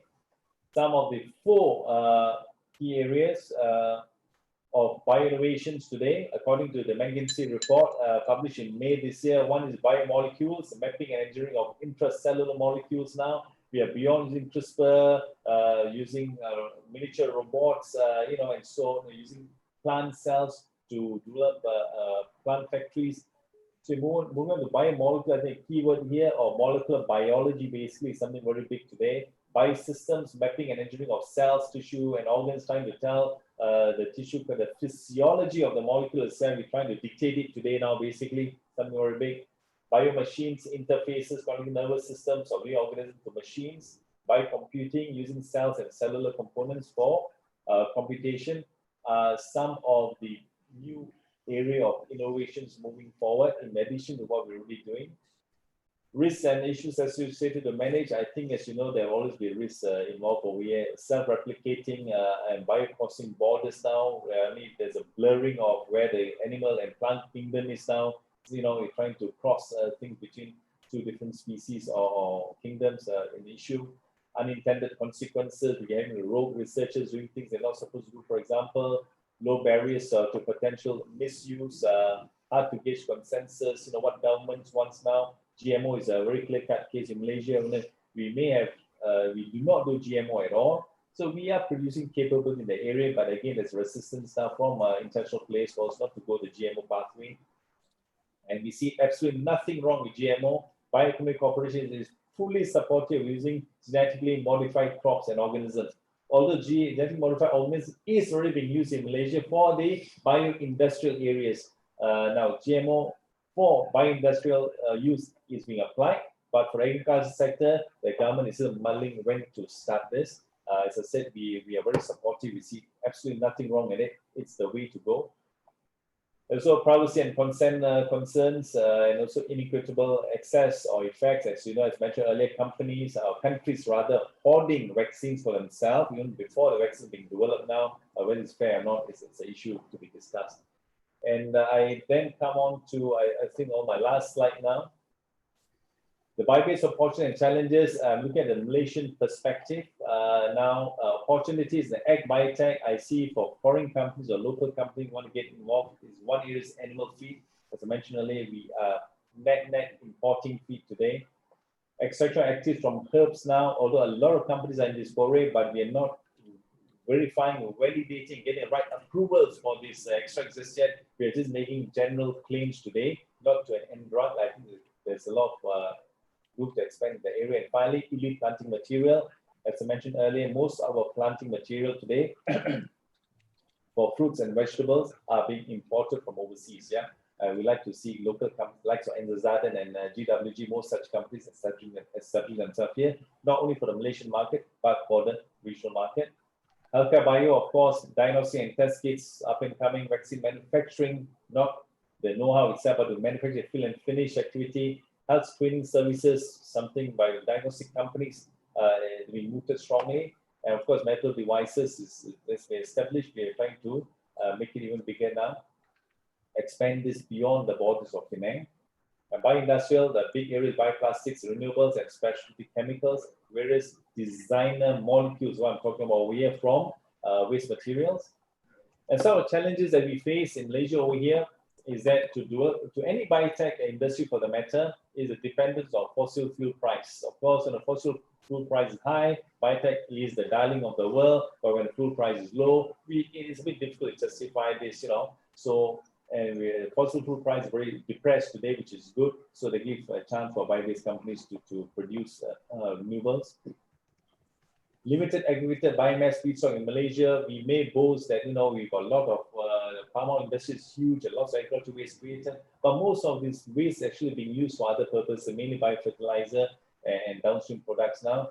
So there's limitation of that aggregated biomass. Local biomass conversion technologies. We have smaller technologies, but this conversion technology, say EFB, empty food branches, to convert to cellulosic sugars, We need not a small system, a huge system beyond pilot scale system. We don't have that. That costs millions of ringgit to establish, and that's why bigger players are just waiting to see who's going to do this first now. So hence why most of our waste is now converted. It is converted to an end product, but it's of low value end product, not the high designer molecules I'm talking about. High cost growth drugs and commercial facility, of course, and the various clinical trials we go through. I think Malaysia is just not ready for this challenge just yet. It takes a long time to do that. Lack of venture capital funding now. Malaysia is not, we're trying to see more players coming in. Zerai is one of them, but very far and few. Product certification issues, not only locally. Locally, we have a very good body called NPRA, oversees this, but then we have to go to export this product. We need to get US FDA approval, for example, and many companies shy away from getting this approval because of money and the time required and the stringent requirements. Of course, I mentioned the GMO is something we support strongly now. Challenges is that it's the government and the initiative, whether the government is going to promote this locally or not, we're not sure, but we feel that's a way to go forward. And finally, high risk and development times involved, especially in the biotech sector. Of course, there is involved in any sector, but I think more so in this case when you're using technology and tools that are new and very advanced. Yeah. With that, I'd like to thank you so much for listening to my presentation. I will leave it to the chairman now to take it from here. Thank you, Dr. Hacharan Singh. It was a very enlightening presentation. And actually, Malaysia is a heaven for biotechnology, and with the largest biodiversity, I think Dr. Hacharan has presented Malaysia's biotechnology ecosystem very well. I think it's Malaysia has around 1,754 bio-based companies, of which are 261 for Bio-Nexus companies. That's why the presentation, we had to cover all areas. And Dr. Hacharan has covered about including the Malaysian ecosystem, platform technologies, about the Bio-Nexus companies status, and it's a very privileged status. If they can get a 10 years tax privilege. And Dr. Hacharan nicely covered on the COVID-19 initiative, even the beyond COVID-19. I think that's one of the interesting aspects. I think we are running short of time, and actually there are two compliments. There are few. One from Professor Marimuthu has mentioned that the GK Aqua mentioned by Dr. Hacharan, actually it is run by our AIMS Biotechnology alumni. I think we are very proud about our alumni. And also Medivan is one of the technologies produced by our team, is being technology transferred to the Medivan, which is now currently making the COVID diagnostics and so on. We are glad to note that, Dr. Hacharan. And there was one comment about bioplastic scope. I think Mr. Jeevan has suggested it is also has the biotechnology scope under the medical devices. I think we don't have any major question as such, Dr. Hacharan, and we are actually running sort of time. Actually, we have gone into the next keynote speech time area. So on behalf of, you can stop the screen share. And on behalf of AIMS University and the whole conference team, and we'd like to thank you for your sharing your knowledge, and I'm sure that it has created a real awareness about Malaysian biotechnology landscape and opportunities. Thank you so much, Dr. Hacharan Singh.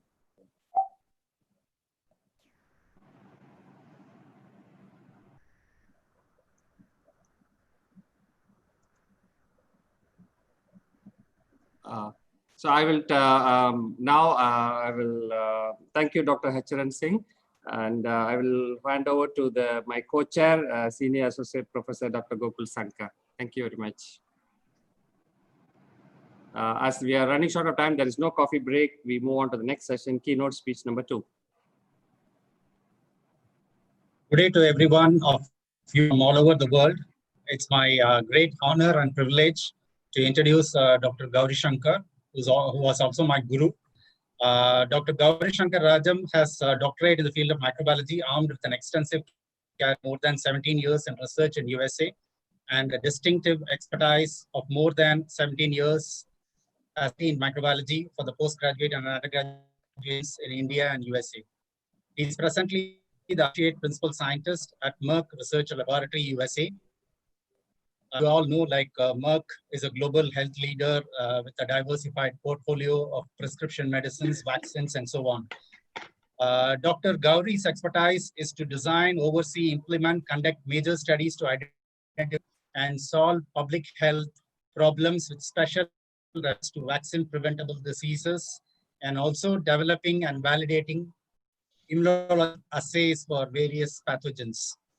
His previous assignment was with, as lab lead with the Center for Disease Control in US, where he has developed and validated immunological assay for various respiratory pathogens, and has also developed and validated serological and functional assays for organisms like Bordetella, pertussis, Neisseria, meningitis, Streptococcus pneumoniae, and Haemophilus influenza.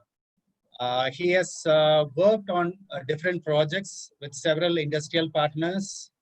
Most of them are global giants in pharma and vaccine development, like Novartis, Merck, Intercell, and so on.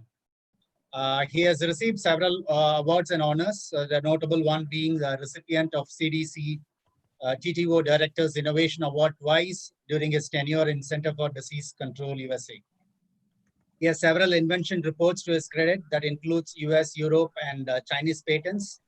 He is one of the notable contribution is on the use of pneumococcal peptide for enhancing opsonophagocytosis in response to a pathogen. He has completed several funded research projects as principal investigator, and he has the credit of publishing several peer-reviewed research articles in high-impact journals. He's also a reviewer for journals that include journals American Society of Microbiology, PLOS Pathogens Journal, and Elsevier's Vaccinology, and other notable journals in Springer Link and Oxford University Press.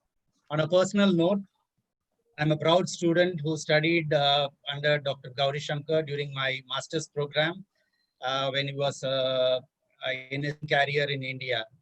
He used to be one of the most popular teachers in campus, fondly addressed by students as Dr. RG. He's a person who underlines his presence in every place where he works. Let's get to hear the details on the novel vaccine approaches to address unique challenges right in the horse's mouth. Over to you, Prof.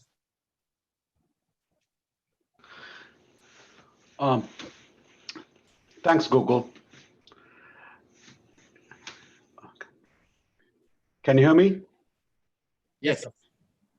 Let me try to share my screen.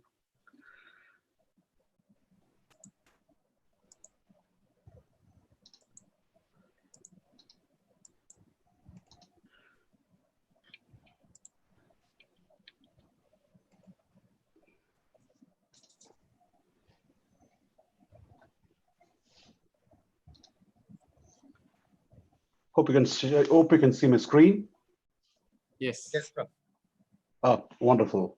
And you can hear me, I believe. Yeah, sir. Yes. Wonderful. Of course, I can't expect anything less from my students. Thanks, Gokul, for your such a wonderful introduction. It basically makes me feel very happy that I was a teacher, and reminds me that I'm always a teacher. So it's always it's a very pride moment to see your student just like rising to that extent where they just introduce you rather than you introducing them. So it's a very pride moment. I feel very happy about it. Congratulations for the university, like Ames University, because like 20 years of research and academics, not an easy task. No wonder it took the first keynote speaker so much to talk, because like you guys have generated so much of biotechnologists. So obviously the industry has been revolutionized by your students. So he has got a lot more to catch up. So you can't blame him for taking so much of time. It's all you have to blame yourself for producing such a big crop of students. Anyway, thank you for giving me an opportunity. Thank you for inviting me to revisit my teaching days for at least for 30 minutes or 40 minutes. It's It's a pleasure, and I will try to just like navigate into my teaching days and try to just take you guys on a time travel on vaccines. Um, I don't know. It's like, okay, great. Vaccines, of course,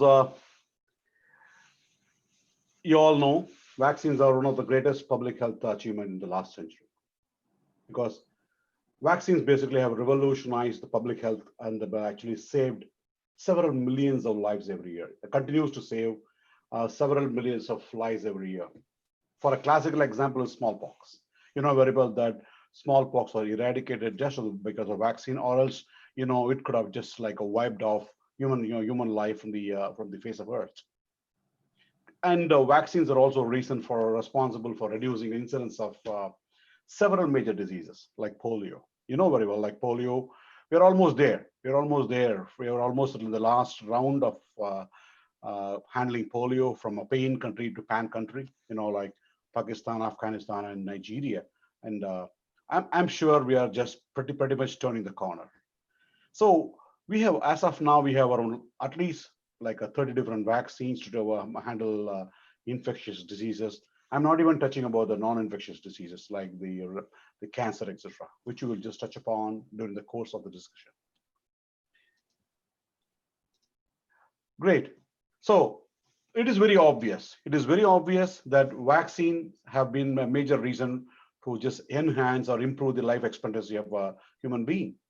And as you can see here, like when the society just sort of, when the vaccines was introduced, when it was taken up, when it started just making an impact on the individual, you can just see the sort of age of the population, where you got more children, more middle age, and maybe like 1 or 2 old guys like me.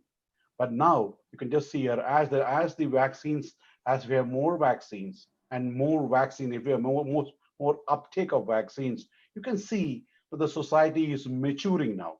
The life expectancy has increased. You have a very mixed population in terms of age group. You got kids, you got middle age, and also you have quite a big presence of elderly population. That basically it's sort of it is a benefit of vaccine, and also it sort of prompts for more research towards vaccine, so that can cater the need for the elderly. So it is very obvious that the life expectancy on the rise. That's why the graph is actually, at least this graph is actually on the rise. This is a very interesting cartoon where it just gives you a sort of a time travel of vaccine, where we all started. I think every microbiology, every immunology student would know exactly about this particular cartoon, where being an Asian, being China or India, but we should be very happy or proud that it all started here. The variolation basically is actually the like a hallmark of introduction of vaccines, where the smallpox was that's exactly how the concept of vaccine came into the existence. Then came in the 1700s came the first successful smallpox vaccine. That opened up the Pandora box. And after that, thanks to the inquisitive minds of people like scientists like Pasteur, Koch, etc., you could see that slowly the vaccine actually emerged as a field of science. So that basically just became the birth of vaccinology. You have the live attenuated vaccine, then just went to the killed vaccine like cholera, plague, or typhoid. When it comes to cholera, being an Indian, I would not get a sort of a pass the opportunity, just sort of a pause and just remind that sort of India certainly has a very important role to just like a play in cholera, because the great Koch, Robert Koch, you know that he has got postulates for like 4 postulates. I think everybody knows that. But he couldn't establish the pathogenesis of cholera, because obviously the cholera is more of a sort of a toxic. Actually, it is because of cholera toxin, and it was Sambhunath D who actually demonstrated that cholera is a disease is more caused by toxin, not exactly by the pathogen per se. And then basically like then came the combination vaccines, where the knowledge on immune system and knowledge on immunology sort of gave us confidence to basically like gave us the scientific ability to just combine vaccines and just sort of give a combination vaccine like DPT is the first actually a combination vaccine. Simultaneously, the field of science started exploding. We got a more, it is like the tissue culture or cell culture slowly emerged into an individual field of science. And that exactly gave rise to the opportunity of like a cell culture based vaccines. And so, like as we move on slowly, we have more of a sort of a polysaccharide vaccine, but we're able to just produce a vaccine that is sort of a guided towards a specific immunogenic molecule on the bacteria. And so on the end of like a 20th century, you could see the vaccinology is exploding with all those omic explosion, genomics, proteomics, metabolomics, so many omics. And obviously, like where the vaccinology was able to just sort of actually like dive into those omics, was able to just sort of suck up the information from those omics and is able to just clone itself, is able to metamorphosize itself into new vaccines.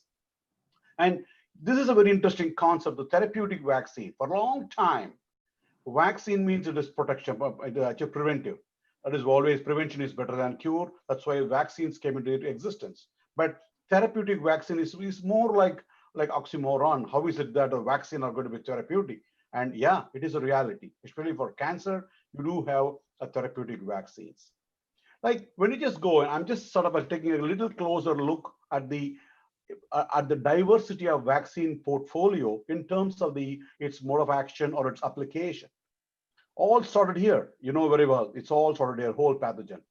Straightforward. Any basic researcher, they know very well what to do. Just take the pathogen, treat it with the formalin, or to heat treat it, or whatever is the appropriate like inactivating mechanism. Then challenge the animal, look for an immune response, look for an antibody, and then boom, you have a vaccine now. Same thing with the virus.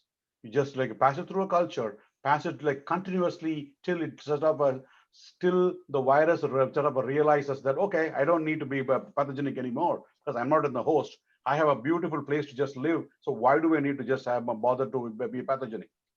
So it just loses it sort of sheds its virulence, and we have a sort of attenuated, live attenuated vaccine. It's great, but it is not exactly like applicable in all times. For example, in the case of pertussis vaccine, India, like in the Asia, has got like a whole cell vaccine. Great vaccine, no question.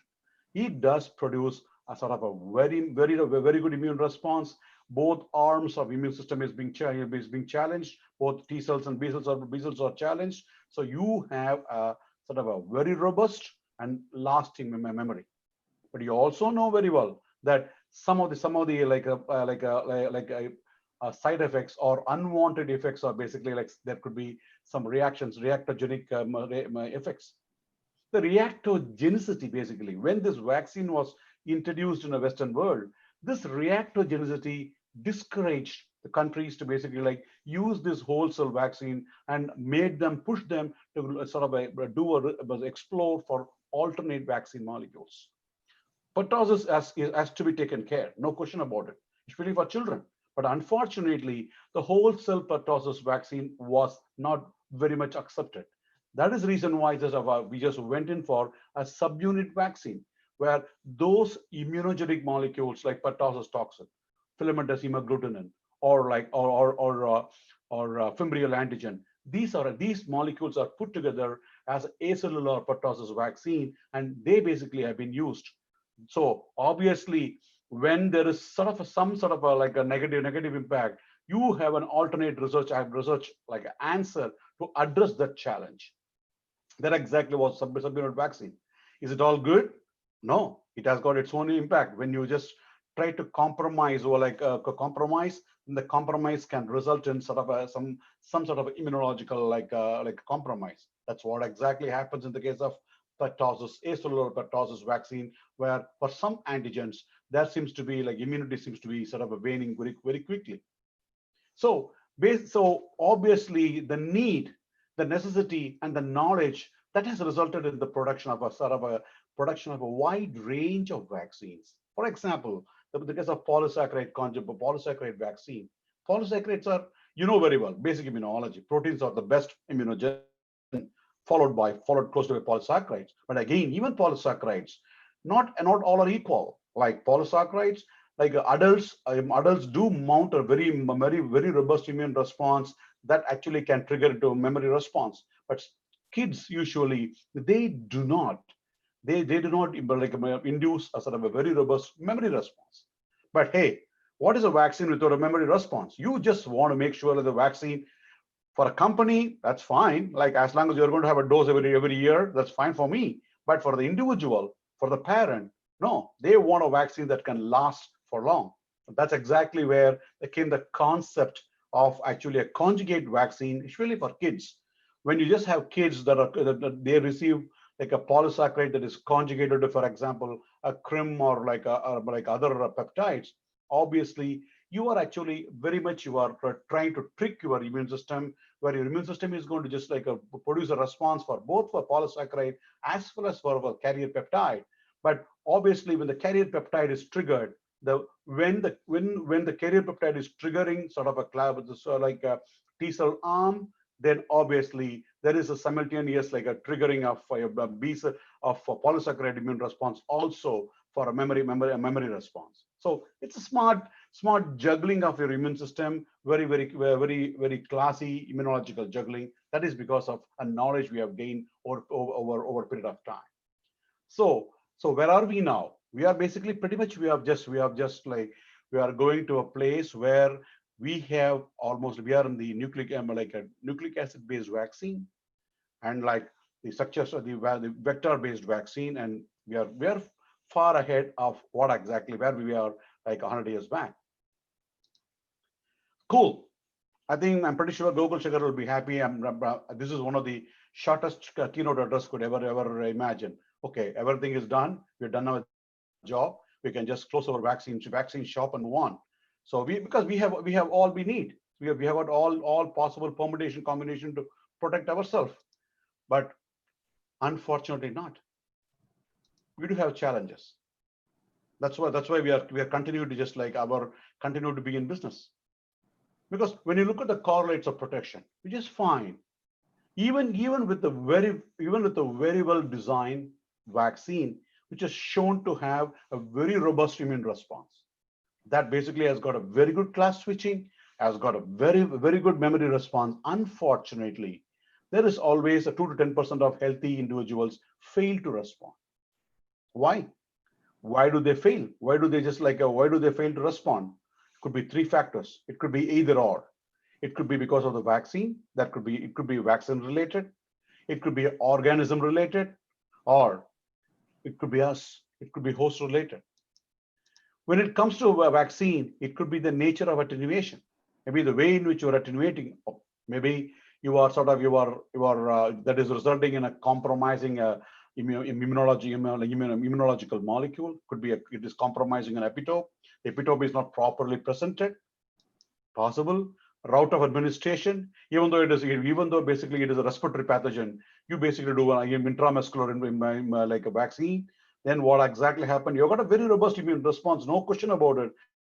But unfortunately, you do not have sufficient like antibodies, circulating neutralizing antibodies in the respiratory like epithelium or mucosa. So now basically you are actually you are not effectively addressing the colonization of the organism. Maybe the organism basically causes a disease. Yeah, a vaccine can basically prevent it. But unfortunately, the route of administration is not helping to impede colonization, thereby reduce the overall disease burden in the disease burden.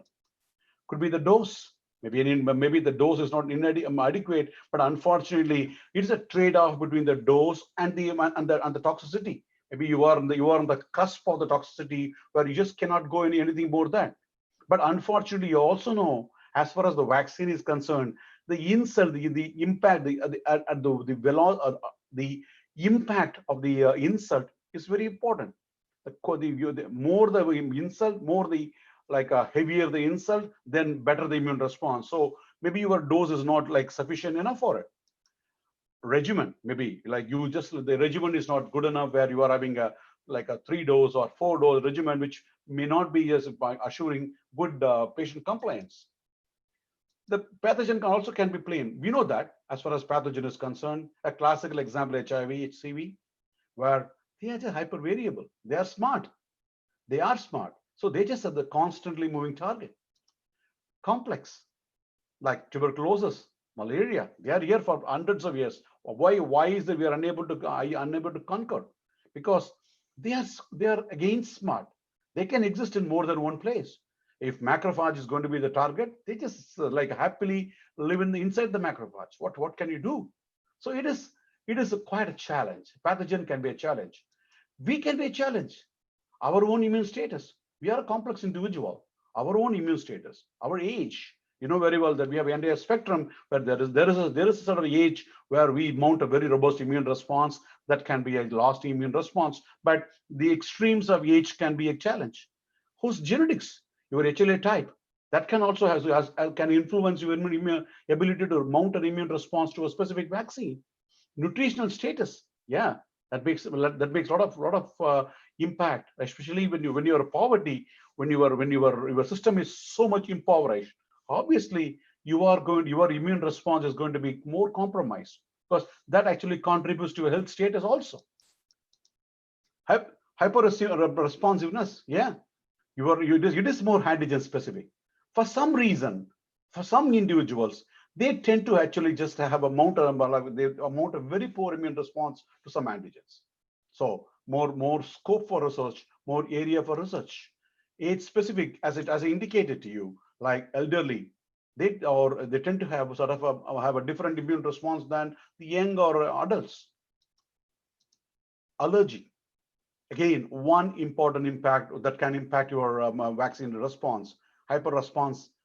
Allergy, immediately, like immunologist or microbiologist would jump to say, like, come on, vaccine means when it is allergy, that means that immune system is raved up. So obviously they got to just have a better response. They may have a better response, but what about the quality?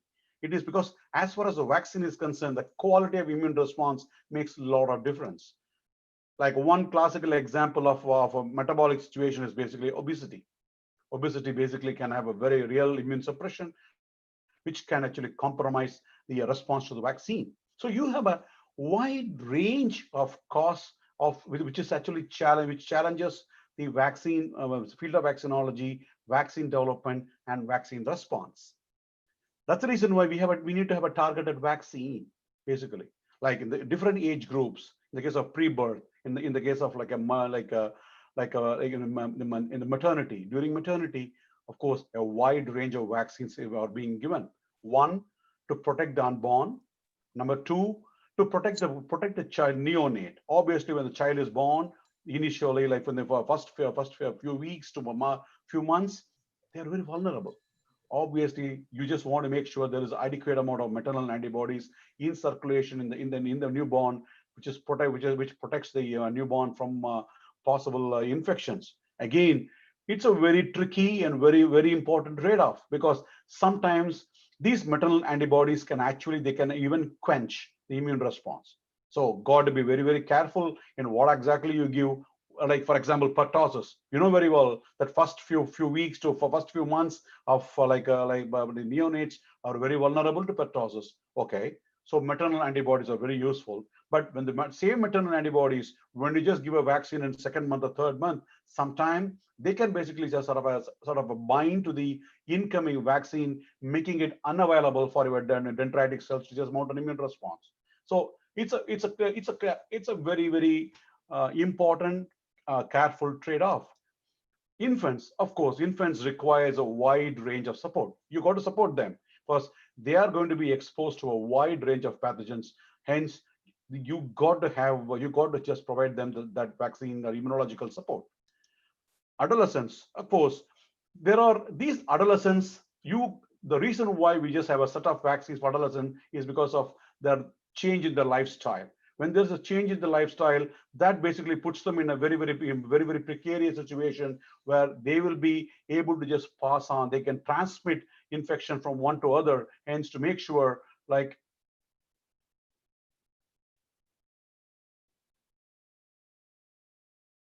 do I need to give a remote control of my screen to somebody? I just get a sort of request, say Malvin Matthew is requesting remote control of my screen. Do I need to give it? No need, sir. No need, sir. It's okay. I don't know. Slide. So same thing with adults, and more so with elderly.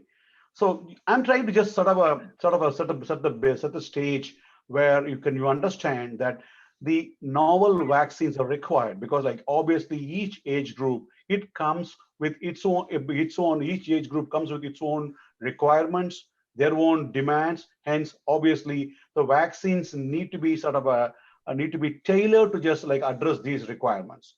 Not only this, you have another big target group, those who are traveling. Obviously, the travel is required because they are going to be in different places, and obviously they need to be just protected in the endemic conditions. Patients with chronic diseases, patients with HIV, like patients with like poverty. As I told you, the nutrition status, poverty certainly predisposes individuals to various diseases. So obviously there is a need for a vaccine research to just address to these needs. And can we do it? Yeah, we have a rich toolbox. We have a very rich toolbox to just like develop novel vaccines. Not only the like strategies what we have discussed a couple of slides back, like a whole live attenuated vaccine or subunit vaccine or recombinant vaccine. Apart from all those strategies, we also have a whole new box of adjuvants, because adjuvants can act as a sort of can provide a depot effect. Adjuvant can actually like make sure the vaccine is presented in a long time, so there's a continuous stimuli, continuous injury, continuous insult to the immune system that can result in a very, very robust immune response. Like for a long time, we have one major adjuvant, that is like aluminum hydroxide. That's basically the only adjuvant that's been very, very commonly used for several decades. I think now I think more and more adjuvants are being researched, and I think it's being more and more accepted by regulatory agencies. Like synthetic vaccines, we know the peptides, we know the peptide signature. We no longer require E. coli. We no longer require a yeast cell to produce this vaccine. I can produce it synthetically. I can make sure I can fold the peptide synthetically, and I can use it to use it. That means there is no problem with the production. There's no production bottleneck. Like, and so same thing with the presence of vectors or structural vaccinology. We are not even touching about the packaging option. These vaccines can be packaged in various ways, like they can be packaged in liposomes. They can be packaged in nanoparticles. And delivery options, you have a wide variety of deliveries, like the needles, like patches.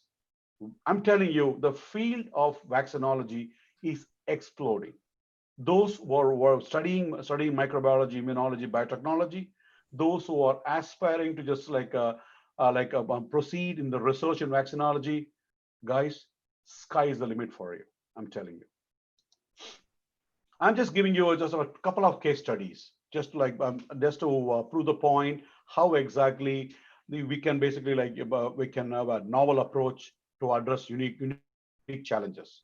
First one is meningitis, where it is basically like, you know very well that meningitis, bacterial meningitis, is caused by Neisseria meningitidis.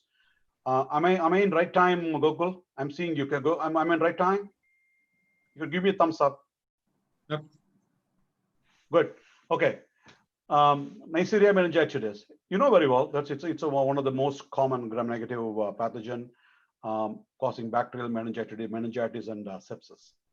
There are around 6 major serotypes, of which we do have a vaccine, because these are basically these are gram-negative with the capsular polysaccharide covering. So the capsular polysaccharide is actually the virulent determinant.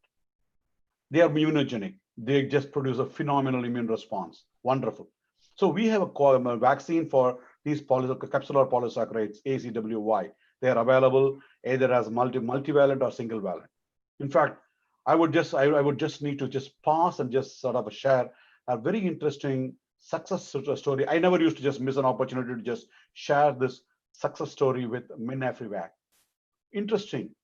See, so for example, between 1996 and 1997, there is a sub-Saharan belt in Africa where usually annually they will have a case of maybe around 250,000, like a meningitis case caused by many, and usually children. And every year, almost like a 25,000 children will just lose their life.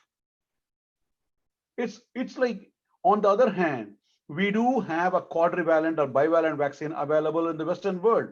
But unfortunately, that was that because of the socioeconomic limitations, that vaccine was not actually being transferred to this country. So we see every year children losing their life. So basically, like, they are driven by Bill Gates Foundation and other like Path, etc. As sort of a collaboration, sort of a group was set, and they just did the research and said, like, okay, what exactly we can do to just prevent this? We have, okay, we need a mini vaccine, which should be around $1 or less than $1. And basically, like, the companies were like companies technically, when you look at it, it was not exactly possible. It's not feasible in the Western world to do that. But like Serum Institute of India apparently just came forward. They said, like, hey, we can make it. We can make it with under $1, and it was made. It was introduced in 2011, and believe me, 2012, there was a zero incidence of many in sub-Saharan belt. Not a single life was lost due to many. That is the power of vaccines. That is the power of vaccinology, I'm telling you. So with the same token, you have a min B challenge. Okay, meningitis B, like Neisseria meningitis B. Yeah, it also causes like meningitis. So what? Take the capsular polysaccharide, makes it a vaccine. Not possible. It's not that easy. Because unfortunately, the min-B capsular polysaccharide has got sialic acid. That actually sort of cross reacts with the neural antigen. So two possibilities. One, your system may not have T cells to just like process this antigen. So there will not be a vaccine response, or vaccine response may just trigger autoimmune disease. So you cannot use it. So what is the alternate? That's where the reverse vaccinology came into picture, where we were able to take the genome of the bug. We were able to just do a genomic analysis. Then it was predicted that around 2,000 possible molecules can be used as maybe it has got immunogenic potential. Then of which 600 of them are actually, they were predicted that they were possible surface exposed proteins, of which 350 of them were, because we know the sequence, we can basically express them. We can just have the peptide, and this peptide basically are actually immunized in mice, and they were screened for the immunogenicity, and of which 91 of them were surface exposed, and down just three of them, they were found to be highly immunogenic. Again, another challenge this min-B vaccine throughout the researcher is the overall disease burden is very low. So it is not possible for you to do an exhaustive clinical trials.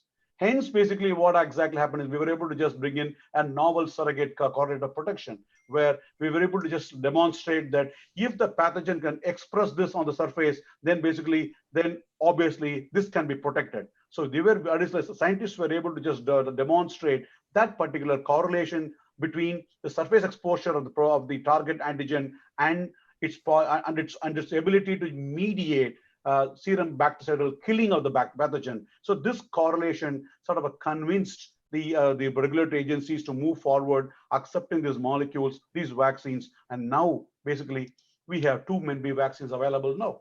Very important like a pathogen, because this pathogen usually just transmitted when like individuals are in very close quarters, especially when the kids go into the college. Obviously, they just tend to just interact very closely. At that time, there is a good chance of this bug being transmitted across each other. That is the reason why this vaccine is targeted for adolescents, actually teens. Another case, second case, is Ebola. This is a very interesting case because it's almost like we were asked to make a plane while flying. The Ebola was hot. It was happening. So on one hand, we were containing. On another hand, we just want to just have a vaccine so that we can actually just vaccinate in the periphery and we can just block the overall. We can sort of self-contain the whole thing. And it's again, It's a very novel concept, very simple, where we just take a normal regular virus, the VSV virus, and basically sort of a swap the gene, the glycoprotein gene, and replace it with the Ebola gene. Straightforward, very simple, straightforward. And then once that means obviously VSV, it doesn't care as long as its other genes are available, it doesn't care about it. It just produces and just sort of expresses this, and the VSV actually has got a Ebola glycoprotein expressed. Make sure it is immunogenic in small animals, primates, and make sure it is safe. And actually now it's available. It's been introduced, and now it is actually making a lot of difference. This cartoon, I would like to just I would like to share with the student community, the budding microbiologists, budding immunologists, those who aspire to just have a vaccine research. Friends, please understand what exactly you are learning in your day-to-day life in your lab. It matters. Just your normal ELISA matters. Normal flow cytometry matters, because that exactly is the one that is forming a basis for these vaccines. So do not take it lightly. Even a simple ELISA, actually, it is very important, because only with the ELISA, we demonstrate the immune response to this vaccine. Only with the flow cytometry, we basically just demonstrate the T cell response, and basically the T cell response, and what exactly is the different CD reporter that's been triggered by this vaccine. Same thing with cytokine. Basically, you just use use either the Luminex or ELISA, or basically like the ELISpot, to demonstrate all those like a cellular immune response. So just want to just encourage students that whatever the basic research you are learning, it really matters for the industry. So just like I would say, just pay a lot of attention to your regular learning process when it happens. I know very well with the COVID situation, of course, it's all basically like online and virtual. But when you get back to the lab, of course, just make sure you just pay attention to that. So Ebola is a one classic example of how exactly the private, public, and government can come together, join together, and address one of the most. It was looming, you know very well, at that time when Ebola was just was emerging, the whole, we were all really scared. We were all very much concerned that that is going to wipe off, maybe that is one thing that is going to wipe off the population. But fortunately, we were like, this combination, actually, that was very much useful in handling this, handling that sort of a likely pandemic into an endemic. That is a major achievement. So my just last slide. Together, you understand, we prevail, or else we will perish. And I don't have to say that. COVID-19, it is just giving us a wake-up call. So with that, I would like to thank you all. Thanks for the opportunity, and welcome any questions.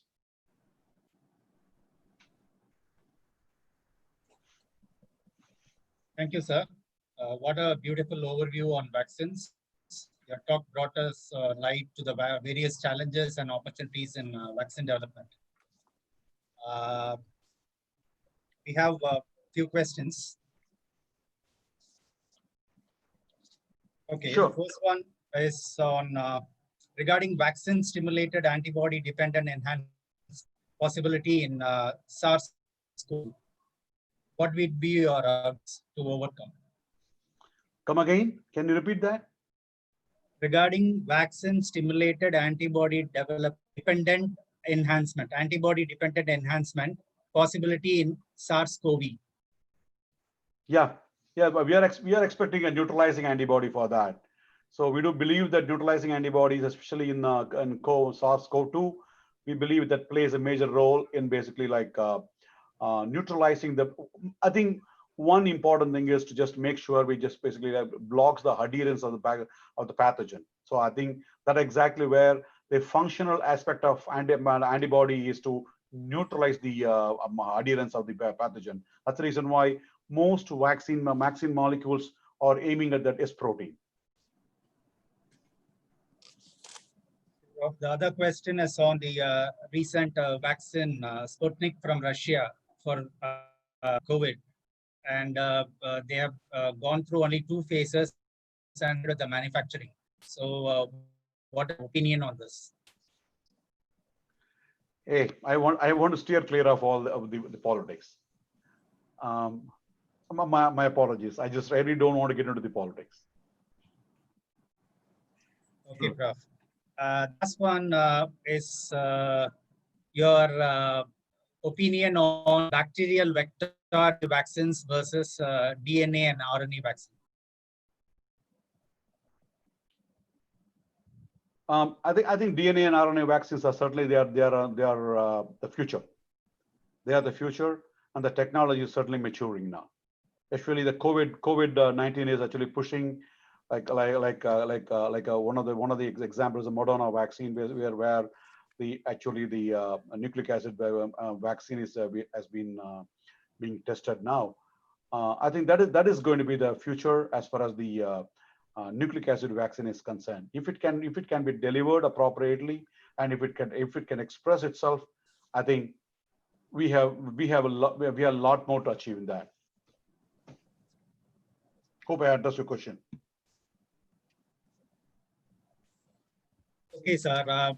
One question is from our Faculty of Biotechnology.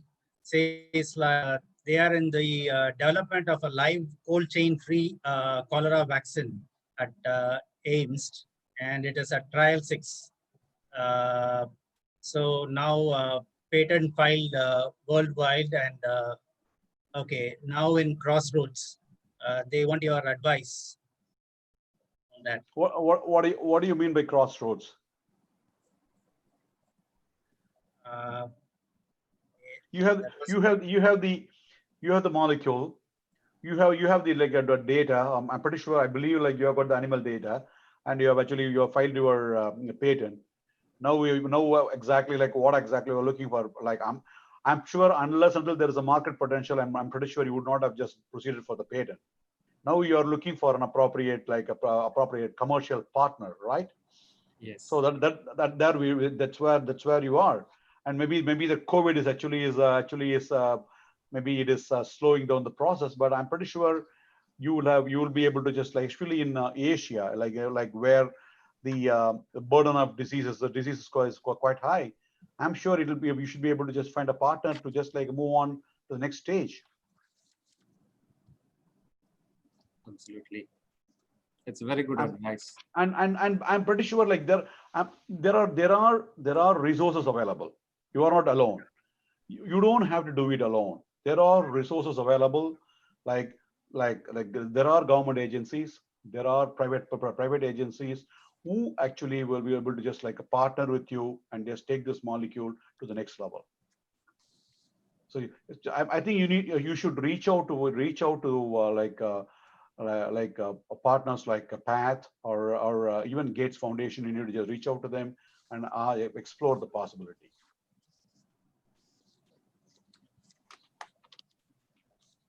Okay, thank you, Prof. Today's your talk was enchanting, and on a personal note, it took me back to my to the memories of my college days. I think most of our alumni from SPKC who are listening to the talk today will also agree to that. And I would say that your enthusiasm has become more infective with the years, and more infective with as such. Thank you once again for joining us. It was great having you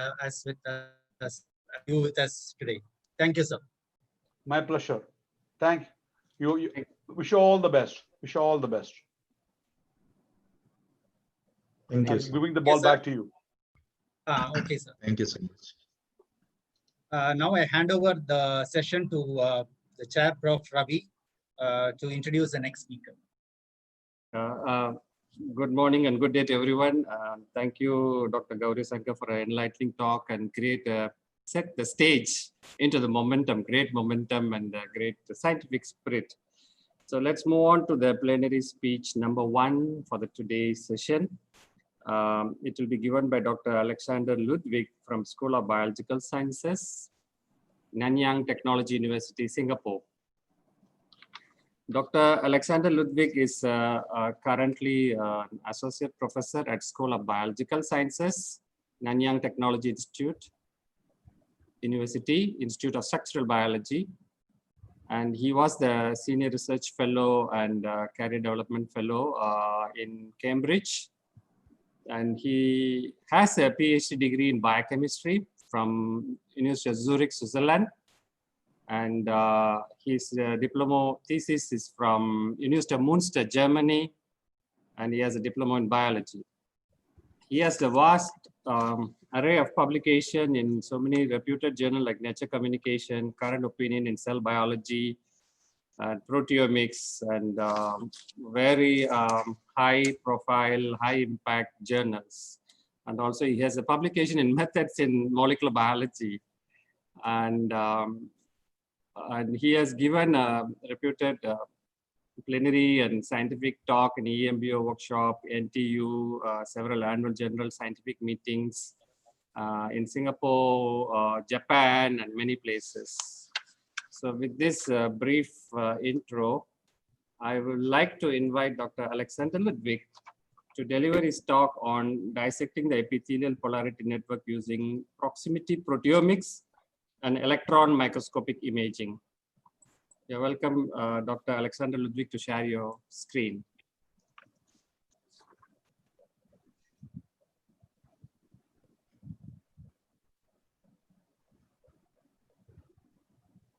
Yeah.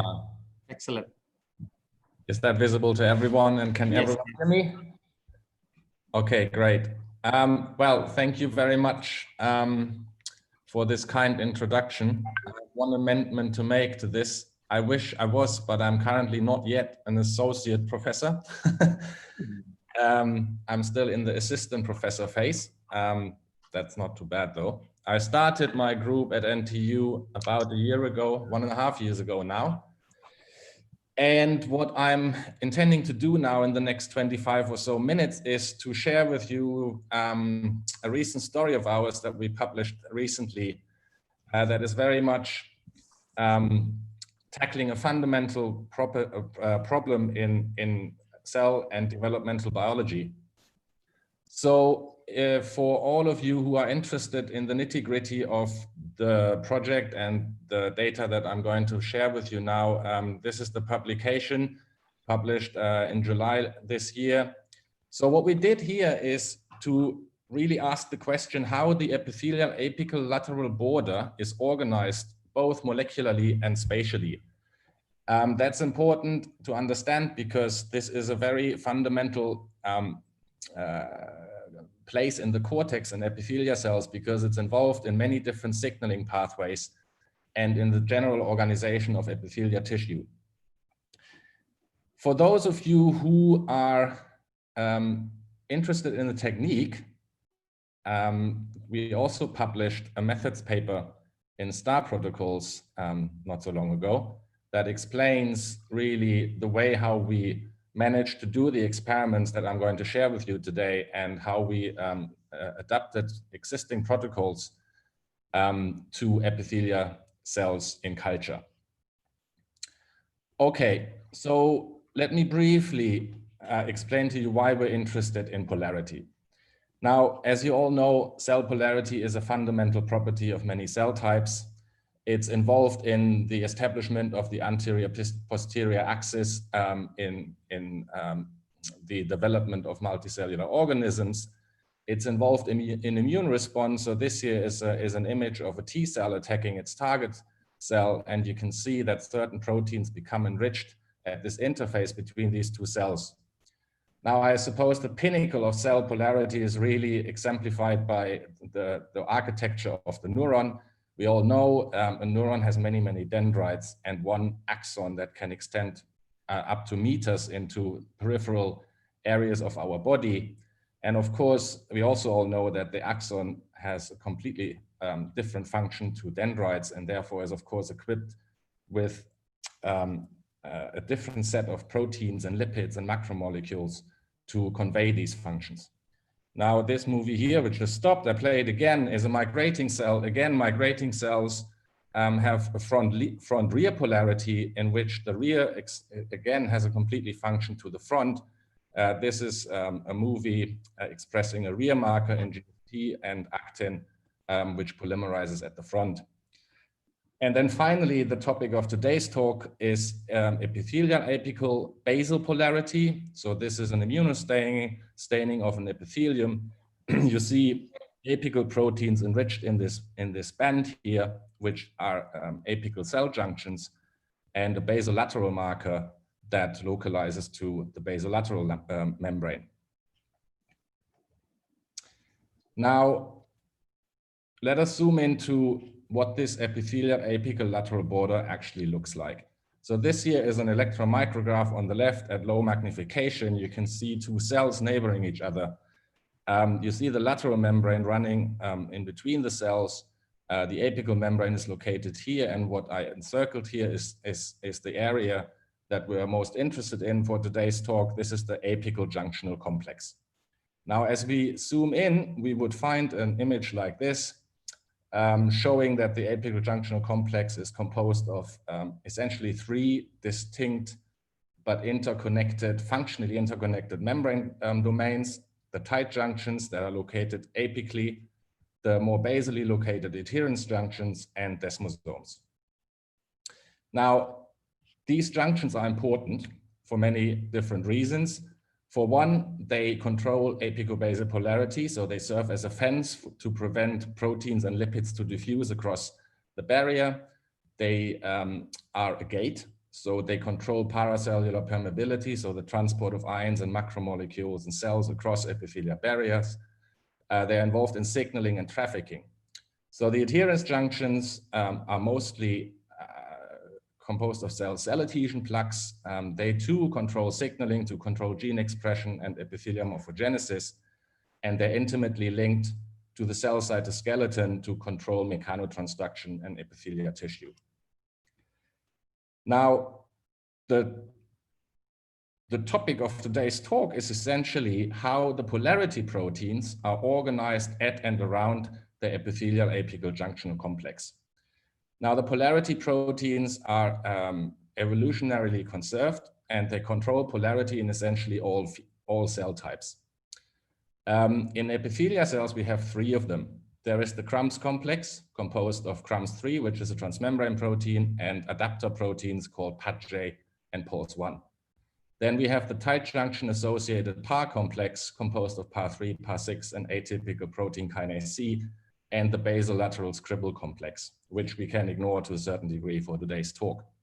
Nonetheless, these polarity proteins establish a very complicated network of proteins to establish polarity, and they do this in such a way that they control each other's localization by mutual exclusion and cooperative interactions. Now, cartoons are always simple, but by no means is this network simple. We know that the different polarity proteins can form mutually exclusive complexes. So there is various interactions that have been described in the literature. It's not always clear, not at all clear, when and how these interactions occur and what they are good for. In addition, we know that the polarity proteins are orchestrating a network that is composed of many different other components. We have additional PAR proteins, enzymes that control lipid biogenesis. We have a whole lot of small GTPases and their regulators, GEFs and GAPs, that are recruited by the polarity proteins to the apical junctions while epithelia polarize, and also later to control epithelia functions. Now, we also know that if any of these components are malfunction, loss of the polarity proteins or deregulation, we have severe developmental defects early on during development. There's various diseases associated with the loss of the polarity functions, for example, kidney and degenerative eye diseases. On the cellular level, loss of the polarity proteins causes loss of polarity. It causes defects in tight junction assembly, paracellular permeability, and apical domain development. And last but not least, and we'll come back to this later on during the talk, it's also known that the polarity proteins are intimately linked to signaling pathways that are implicated in cancer. For example, TGF-beta signaling and the Hippo pathway, which is a major growth control pathway that is often deregulated in cancers. Now, so we ask the simple question, how are these polarity proteins actually organized at the apical lateral border? Because localization critically determines function and cell polarity. So what we did is we fused POLS1, which is a component of the Crumbs complex, or PAR3 to an enzyme called APEX2. This is a peroxidase that can be used, as I explain in a minute, for both electron microscopy imaging and for proximity proteomics. And so what we were hoping to find or hoping to achieve with this is to dissect the spatial and molecular organization of apical cell junctions and its associated polarity machinery, and also, of course, identify, hopefully, some novel regulators of the epithelial polarity pathway. So let me introduce the technique, APEX.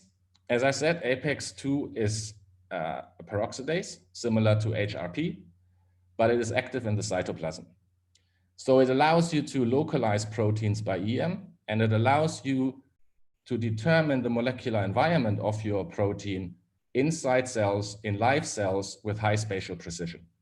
So in electron microscopy imaging, what happens is that you incubate your cells in diaminobenzidine in the presence of peroxide, and that causes the diaminobenzidine to polymerize around your protein of interest. Using osmium tetroxide, you can enhance this DAB polymer to produce an electron-dense stain that is visible in the electron microscope. So with this, you can localize proteins with a precision of about 5 to 10 nanometers. So vastly exceeding the capabilities that we currently have through light microscopy. Now in proximity labeling, you use a different substrate called biotin phenol. This again, in the presence of peroxide, produces a biotin phenoxyl radical that produces a cloud around your protein of interest. In this cloud, anything that's in this cloud can potentially be biotinylated through tagging of the biotin moiety to the proteins that are in the cloud.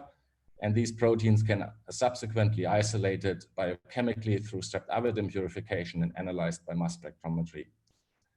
The technique has been used in the past years in multiple studies, looking at the composition of primary cilia to map proteomes of autophagy related subcellular structures.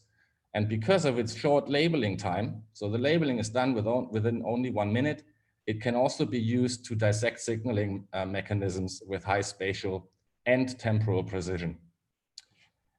Okay, so we designed APEX2 fusion proteins of the polarity proteins PAR3 and POLS1, and we generated stable MDCK cell lines.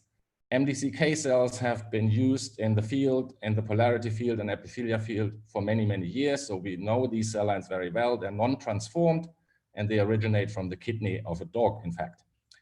So we grew these cells on 2D supports. So this is a transwell filter shown here, where the cells form a tight monolayer, two-dimensional monolayer that very much recapitulates basic aspects of epithelial function and polarity.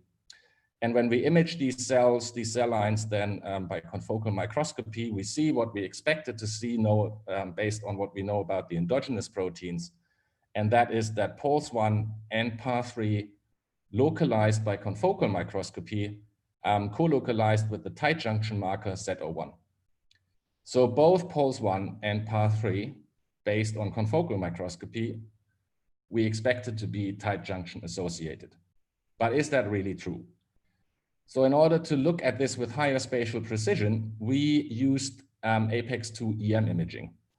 So on the top here are example electron micrographs showing the localization of a couple of target proteins. On the left here, you see an unlabeled control, so cells not expressing the fusion protein, but going through the same general protocol. And you see essentially no staining, major staining along the lateral or apical membrane. Occludin apex fusion protein was used as a spatial marker for the tight junctions, and you see some electron-dense stain here at the very apical tip, where the lateral membrane meets the apical membrane, and this is exactly where we expected the tight junctions to be. PAR3 also produced a stain in this region, and PULS1 did actually not. Now, I'll make this clearer. What we did is to superimpose many of these different electron micrographs to produce what we call heat maps, so which makes it much clearer and semi-quantitative where the localization of these proteins is found. So the tight junction marker occludin localized to tight junctions, PAR3 localized to tight junctions, and a little bit further basally into adherence junctions. But PULS1, and that was very exciting for us to see, actually didn't localize to tight junctions. It localized just at the border between the apical and the lateral membrane in a compartment that had previously not been described, and a compartment, a membrane domain that is just apical of the tight junction. Now, for reasons that become clear in a minute, we called this novel domain that we identified the vertebral marginal zone, or VMZ.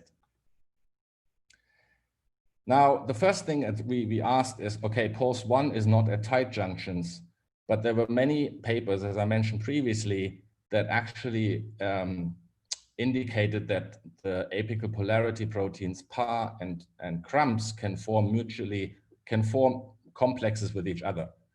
So in order to understand which of these polarity proteins are actually associated with PULS1 and therefore with the VMZ, we performed immunoprecipitation experiments in MDCK cell lines, isolating with GFP antibodies PAR3 and PULS1, and we used the control in which we expressed this apex-2 EGFP fusion only in the cytoplasm. So as you can see, PAR3 co-precipitated protein kinase C, atypical protein kinase C, and PAR6, so the PAR complex. But none of these proteins was actually present in the PULS1 apex IP. Instead, PULS1 co-precipitated very efficiently PARJ, its binding partner, Lin7, another binding partner, and CRUMS3. So essentially the entire CRUMS complex. And none of these interactions were found in our control sample. Now this indicated that the CRUMS complex defines the VMZ and is also required for the formation of the VMZ. So why is it required for the formation? Well, this is based on this set of experiments where we knocked down PULS1 or PAR3. And in agreement with previous literature, we found that when we knock down PULS1 with small interfering RNAs, we not only lose PULS1, but also its binding partner PARJ, and to a certain degree, we also noticed the loss of Lin7C, a partial loss. What we also found, which is intriguing, is that when we knock down PAR3, we not only lose PAR3, but we also lose all the apical proteins, so PULS1 and PARJ, so the CRUMS complex. So this means that although PAR3 is not part of the complex and it's located in a completely different membrane domain, the tight junction, it is required for the formation of the apical VMZ. Okay, now while we were submitting this, this data, one of the reviewers pointed out that we should really look into where these proteins are localized in the tissue, because most of our experiments were done in the MDCK cell system. So we were rather happy about the suggestion because we had already planned on doing this anyway. So we used mouse intestinal epithelia. We produced cross sections of these and we imaged them by airy scan confocal microscopy. So airy scan confocal microscopy provides about twice the resolution compared to conventional confocal. So we were hoping that we could resolve these domains with this technique. And indeed we could. So here's an immunostaining of mouse intestinal epithelia cross sections. You can see we used the tight junction marker Z01 and one of the VMZ components, PARJ. You can see that Z01 and PARJ localize more or less to the same place, and that is the apical lateral border, or the junctional complex. But when we look closer, we actually found a lot of examples where Z01 localized more basally than PARJ. That was evident in many different cross sections. We can do line scans through this. So again, here is a clear example where part J, so the VMZ component marker, is localized just apically of the tight junction marker Z01. Okay, so this indicated that the VMZ is not an artifact that we induce in our cell culture system, but this VMZ, the separation of the two polarity complexes, is really something that is happening in vivo. Okay, why is this interesting? For one, it's interesting from an evolutionary perspective, because we know that, as I said, the polarity proteins are evolutionarily conserved. They do polarity all across the animal kingdom. In insects, for example, mostly studied in Drosophila, we know that the apical proteins, the crumbs complex, is located in a membrane domain, which in Drosophila is called the marginal zone or subapical complex. Part 3 in Drosophila is located clearly more basally to adherence junctions. So this separation of the two polarity complexes can easily be resolved in Drosophila by diffraction limited microscopy. Now, it's been believed in the field that in mammals or in vertebrates, the apical complex, so the crumbs complex and the PAR complex, both reside at the tight junctions. This is simply because no one had actually looked at where they are localized with higher precision. So our data clearly suggests that the crumbs complex is not localized to tight junctions. It's localized to what we call the vertebrate marginal zone, just apically of the tight junctions. And that, of course, clearly indicates that the spatial separation of the two polarity proteins is conserved across the animal kingdom. And of course, raises the question as to why this very fine separation, compartmentalization of these functions is important for epithelia, but it clearly suggests this compartmentalization is important.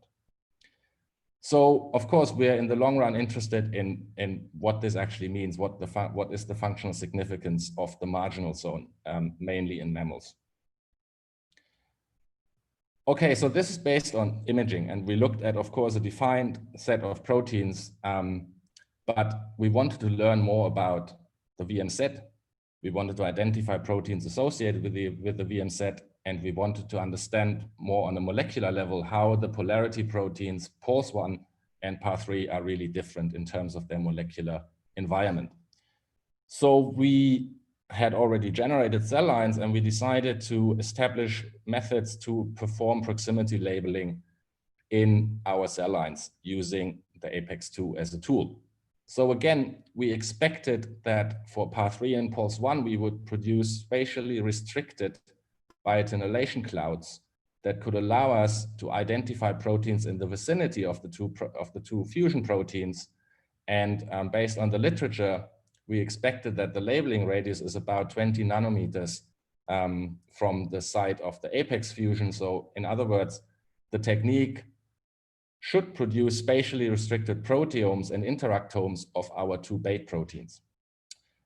So in order to do this, we established a SILAC protocol. So SILAC labeling, which stands for stable isotope labeling of amino acids in culture, is a way to quantify peptide abundance in 2 or more samples.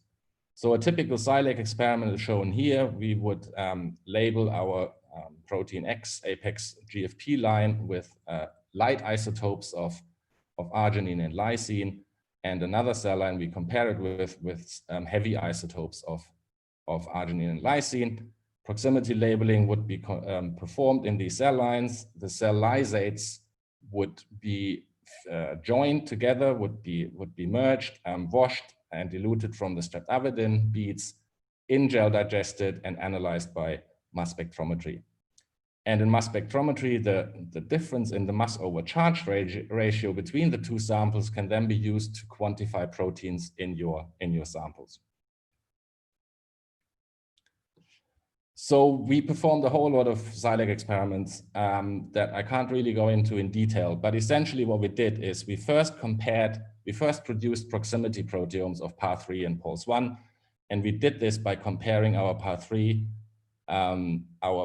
cell line or pulse 1 cell line with a control cell line expressing APEX2 in the cytoplasm. So the idea here was that comparing the two samples with one another in a SILEC experiment, we would produce specific proximity proteomes for pulse 1 and PAR3. Now, the important assumption here was that the PAR3 proteome should, of course, be labeling a compartment more basally of pulse 1. In the next experiment, we compared pulse 1 and PAR3 directly, and that should produce, so we expected a larger proteome that spans the entire apical lateral border. So, oops, jumping the gun. Sorry about that. So, the proteomes we produced were different in size and composition. Firstly, importantly, we found that the pulse 1 proximity proteome and the PAR3 proximity proteome were really different in terms of protein composition. In fact, we only found 21 proteins that are common to the two. The larger protein was really large, and in order to ascertain that our proteome is specific, we chose to work mostly only with the overlap of the 3 proteomes, which produced a proteome of about 113 proteins. Now, this is what we came up with in terms of an interactome. So what we could define here from our proteomics data is an interactome that was of the apical lateral border that was spatially resolved. So in other words, you see here the scale of the SILEC ratios we determined. Up here boxed is pulse 1 and down here boxed is PAR3. So you see that the SILEC ratios were vastly different, with pulse 1 labeling a more basal compartment than with PAR3 labeling a more basal compartment than pulse 1. The color code indicates proximity to either of the two.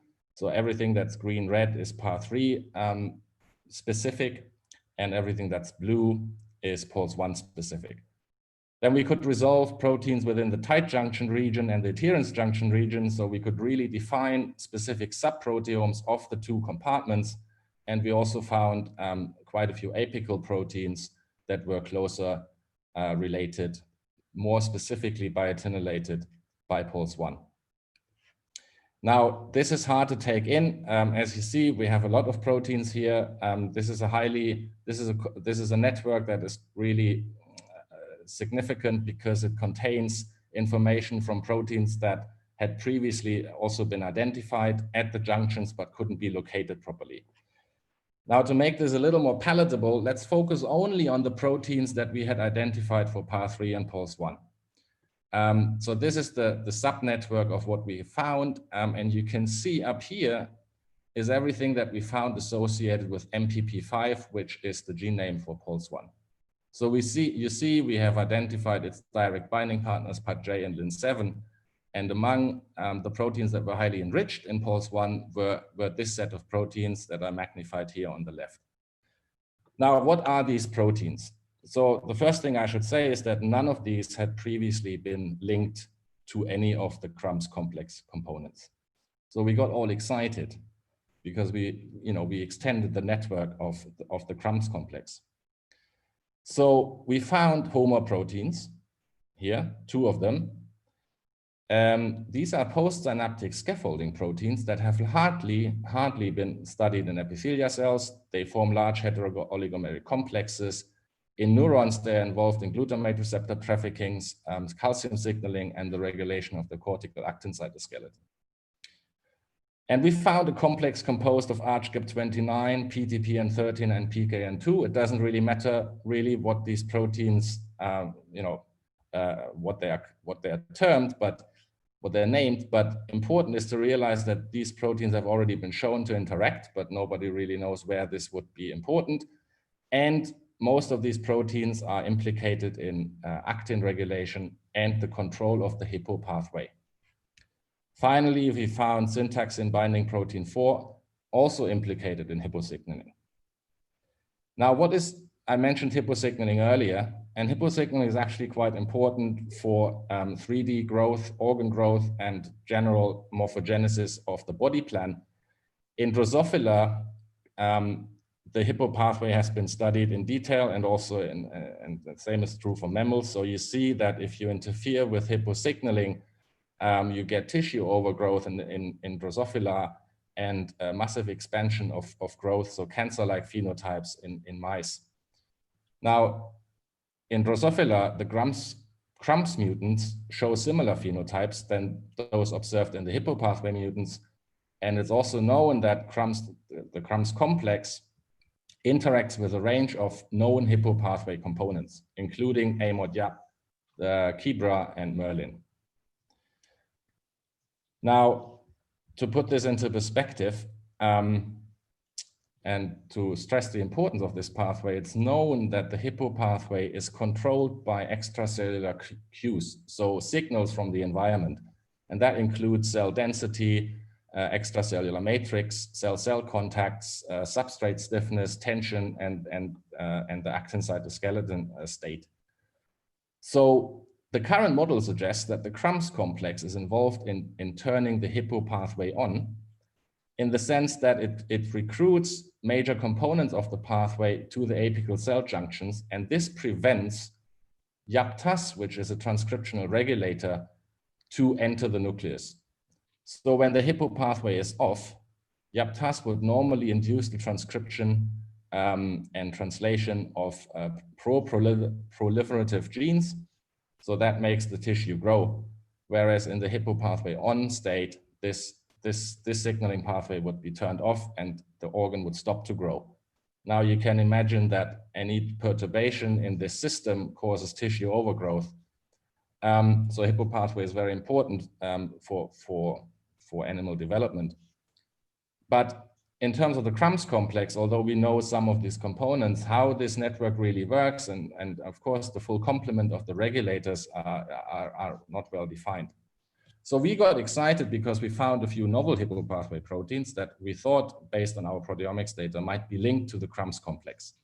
So we confirmed our proteomics data, of course, using immunoprecipitation experiments in 293T cells. So this is a whole panel of immunoprecipitations. I don't want to go into detail, but essentially what it shows is that all the HOMA proteins, HOMA1, HOMA2, and HOMA3, specifically interacted with PAT-J and not with PULS1.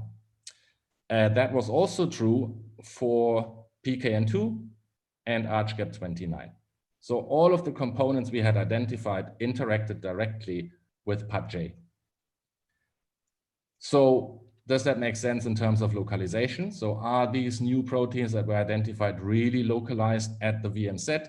And in fact, that was true. So what we did is we generated stable cell lines of all the homers fused to APEX2 EGFP, and we transfected them into cells. And by confocal microscopy, all the homers co-localized with PULS1.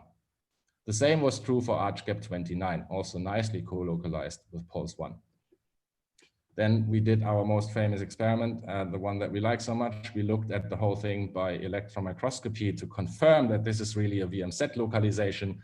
And indeed, all the homers co-localized, well, localized to, again, the marginal zone that we had identified by PULS1. So again, here are the heat maps that we produced for all three homers, HOMA1, 2, 3, and as a control for the tight junction protein Z03. And again, I hope you can see this, that the tight junction protein labeled the apical lateral border, so the tight junctions, whereas all the homers localized at this marginal zone, just apical of the tight junction. So from this, we concluded that this network that we had identified is really localized at the VMZ. We can further demonstrate that PAT-J, which contains a lot of PDZ binding motifs, recruits all these novel components to the VMZ, including HOMA1, 2, and 3, PKN2, and ARCHGAP29. Now, given our current situation we're in, I would just like to stress that apart from epithelial cells and the apical junctional complex, and the polarity proteins being important for epithelial polarity establishment and maintenance, there's also a lot of scenarios where the activity of these polarity proteins is affected in disease.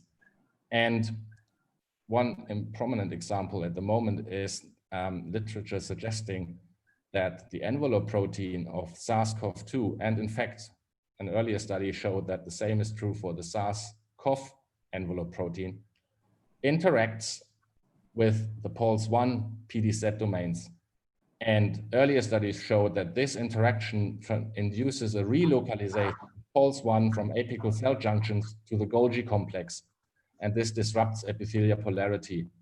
So it is likely, although certainly not studied yet, it is likely that the assembly of the virus induces changes in epithelial polarity either to infect the cells or to spread within the epithelial monolayer.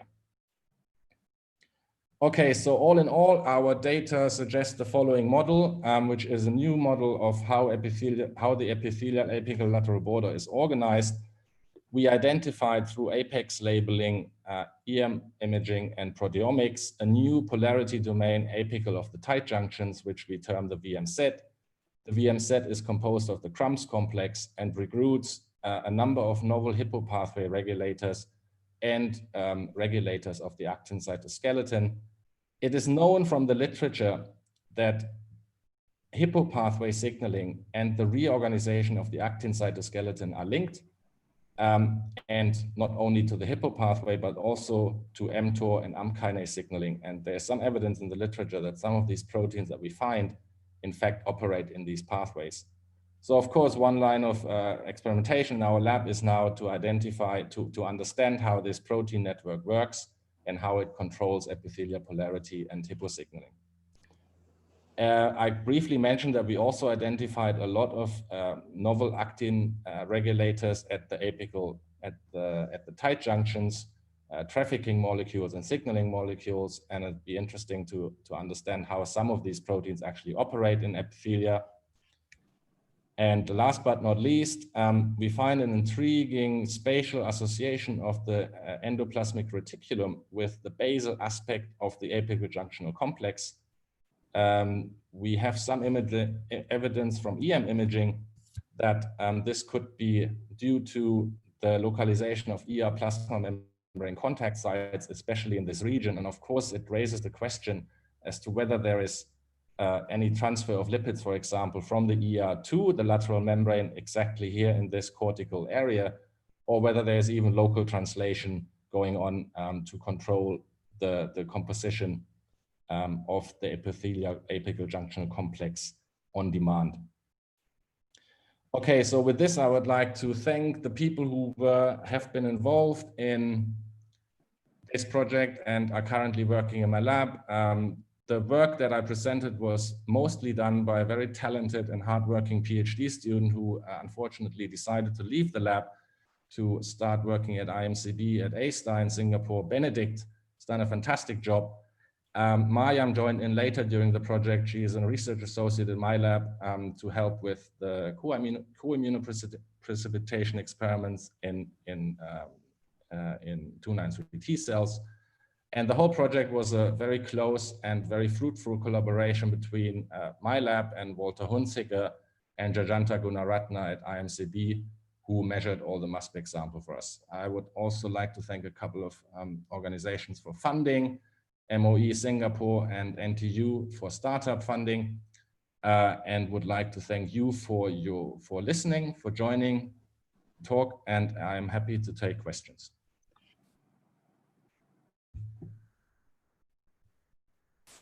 Thank you, Dr. Alexander Ludwig. It was a very nice presentation. It's a very high-end talking about apical proteins and epithelial polarity network. And you talked about tight junction markers, and it was very nice to see that these proteins are highly conserved in insects and vertebrates. And we amazed looking at your interactome. It's a new omics, and it is amazing to look at it. Thank you very much for your enlightenment in this area of dissecting the epithelial polarity network. I think we have one question from Assistant Professor Fong Chen Pan from Weill Cornell Medicine, New York, USA. I will allow her to ask the question directly to you, Dr. Lex. Go ahead, Dr. Pan. Alex, this is Pan. I have actually 3 questions. The first is the VMC also found in Drosophila and C. elegans? There is, as I mentioned, that there is a marginal zone described in Drosophila, and I believe also in C. elegans, although in C. elegans the organization of the junctions is yet a little different to what we find in Drosophila. So that it's mostly described in Drosophila, this subapical region or marginal zone that contains the crumbs complex, and the VM set is what we define as the vertebral counterpart of this subapical region or marginal zone in Drosophila. Be very interesting to look into C. elegans. I'm very sure that the polarity proteins are similarly resolved, compartmentalized than in invertebrates and in insects. And the second question is the assembly of the tight junction depends on the VMC assembly? Say again? Is the assembly of the tight junction depends on those protein assembly in the VMC? Yes, I didn't go into detail, but we know that when we deplete Pol1 by small hairpin RNAs, we get tight junction assembly defects, very severe ones, and that is actually also in line with previous literature done by the Margolis lab and other people. Yes. And the third question is, at the beginning you talk about TGF-beta signaling and metastasis. So I'm wondering if those homeo protein localization as well as the VMC, is it regulated by TGF-beta during cancer metastasis? That is a good question. We know from work in mice that, I mean, that's not our data, it's published though, that when you eliminate Pol1 expression in kidney, and only in kidney, you get phenotypes that you get kidneys, cystic kidneys, and you also get deregulation of TGF-beta and Hippo pathway signaling.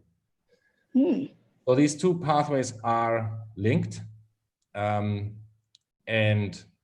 whether TGF-beta signaling directly acts on the VM-set is not clear, but when you interfere with VM-set assembly through depletion of Pol1, you do get changes in TGF-beta signaling and Hippo signaling, and that is that causes, at least partly, in part causes kidney defects. Do you know if in SMART4 mutant, let's say, which TGF-beta signaling is disturbed, those PAS1 complex is still at the apical, I mean at the VMC region?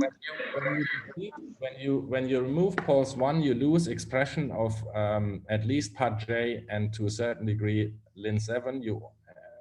The PAR complex is not so much affected by depletion of Pol1, so it's still active. Nonetheless, you do get tight junction formation defects and TGF-beta Hippo signaling alterations.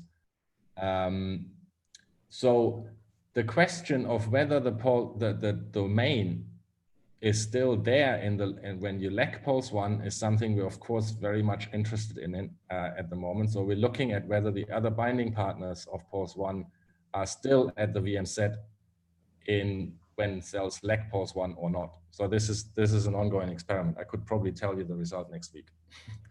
Okay, thank you very much. Okay, I think we are running short of time and we are almost going past the time. And yes, sorry about that. Actually, we started a little late, Dr. Alex, so that's why we are running short of time. And yeah. Thank you very much for your support and your time. And we heard a lot about you through Prof. Tang, and yes, it tells all the Munster stories. Yeah. There were lots of stories there. I thank organizers again for inviting me and giving. Yeah. We used to talk about you a lot, but first time I'm seeing you. Okay. I hope the stories were pleasant. Okay, it was nice, and it is a very high topic, and very nice. And thank you, Dr. Pan, for asking some relevant questions. And nice to see you after so many years, Dr. Pan. Nice to see you too. I don't know how many years we saw before. I think I left Malaysia for like 19 years now. Yeah, almost 20 years. I think we met before. I think very glad to see you. I think we should interact and you should take more classes for our students and our university. Looking forward. Okay. Thank you very much. Have a great day, Dr. Alex and Dr. Pan, and everyone. And it was a very nice session we had with Dr. Alex, the plenary session. I will hand over the session to the MC now. And okay, here. Yeah. Thank you, Prof. Ravi. Thank you to all the keynote and plenary speakers. It was a really thought-provoking talk given by all of them. Moving on, our next segment is oral presentation session A. And I will introduce the chairperson. It's again, Prof. Ravi, and co-chair will be Senior Associate Prof. Dr. Gokul Shankar. And they will also serve as the panel of evaluators. Over to you, Prof. Ravi. Yeah, I think we have been having a marathon since morning. My co-chair, Dr. Gokul, will take over for the first session. Sure, Prof. Yeah, thank you, Mr. Thank you, Prof. Warm welcome to all the presenters of the oral session, session A. There are supposed to be 6 presentations in this session, but presenter 2 will join the day because of different time zone. So a general request to all presenters is like each presentation is 10 minutes, and then we have the Q&A session at the end of all the presentations. So all presenters are requested to stay back till the end of the session for the Q&A session. And may I request first presenter of today's session, Ms. Sumalada Rani, to present her title on binding kinetics crystallographic studies on the of cycling dependent kinase 2 with a selective and potent inhibitor.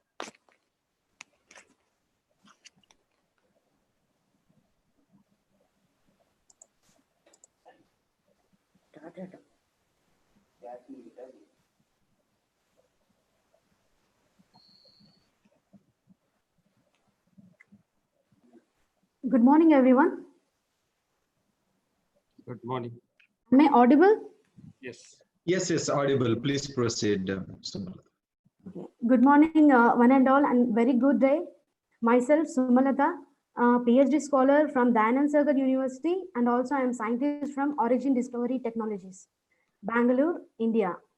So I would like to thank everyone and the faculty of Applied Sciences, AMSD University, technical team, and the panel members for selecting my abstract. And I'm very privileged to present today in this conference. So today my topic is one of the part of... Excuse me. Please, can you put it on presentation mode, please? Thank you. Presentation mode on. Slide view. Sir, it's already shared. No, on the presentation put it on the mode, please. Slide view of the PowerPoint slides. Slide view on. Last icon, you can see the bottom more. You at can the bottom. see At the bottom. Bottom slide view. That one. Thank you. Thank you, sir. Yeah, please go ahead. Yeah. So my topic today is one of the part of my PhD work. And the topic is binding kinetics and crystallographic studies on the interaction of cyclin-dependent kinase 2 with a selective and potential inhibitor NU6140. So moving on to the next slide. So I will brief you the introduction of all the cyclin-dependent kinases, their role and their significances in the cell cycle. So these CDKs are the first discovered for their role in the cell cycle regulation. So these CDKs are a family of multifunctional enzymes which phosphorylate many and various substrates and which are taking part in the cell cycle and the cell regulation. So the typical CDK complexes looks like this. It will have a kinase protein and its regulatory partner cyclin. So these CDKs require an enzymatic activation to do the further downstream regulation of the all other kinases. So and also they have to get phosphorylated in the kinase active site on the amino acid threonine residue by CAC kinase. So moving on to the next slide. As I said, there are 20 mammalian CDKs well known till date, and they are participating in specific biological roles in the cell cycle. There are many like CDK2, CDK1, CDK6, and they have biological roles in cell cycle progression, DNA damage repair, epigenetics, neuronal functions, etc., etc. So actually, when a cyclin and CDK2 are in a complex or in active kinase, the cell cycle will be normal and it will be normal cell division will be happening. If there is an hyperactive of kinases or cyclins, there will be abnormal cell proliferation which leads to tumors. So these, I have given two examples. One is CDK4 and CDK5. If there is any hyperactivity and dysregulation of these kinases, there will be overexpression of the protein and leads to melanoma, lung cancer, and breast cancers. Moving on to the next slide. I want to brief about the cyclin-dependent kinases and the inhibitors. So these inhibitors inhibit the binding of cyclin and CDKs and then repress the tumor appearance. So if you take cyclin-dependent kinases, there are 4 binding sites on the CDKs. One is ATP competitive binding site, allosteric pocket, and CDK cyclin interface and cyclin surface inhibitors. These inhibitors bind on the ATP competitive inhibitor sites and then inhibit the cyclin and kinase binding. And some bind in the allosteric pocket, some bind in the CDK cyclin interface, and some bind on the cyclin surface. So the best example and the most examples for this inhibitors is palbociclib and roscovitin, which are already in the clinical stages, across the clinical trials. Moving on to the next slide. So in my study, in my PhD study, I have taken up CDK2 as my target protein, which is a superstar of the CDK family. And I have selected NU6140 as my inhibitor or a compound or a molecule because this compound and the CDK2 complex structure was not reported, and there is no SPR binding studies and thermal shift assay studies for this particular compound and CDK2. And this NU6140 is a very purine analog, and it is ATP competitive inhibitor, which is very selective to the CDK2 protein. And it has the IC50 of 0.41 micromolar. And it is also 36-fold selective over other CDKs and Aurora A kinase and other enzymes. And NU6140 induces apoptosis in the HeLa cervical carcinoma cells, and it arrests the G2 and M phase of the CDK2. Moving on to the next slide.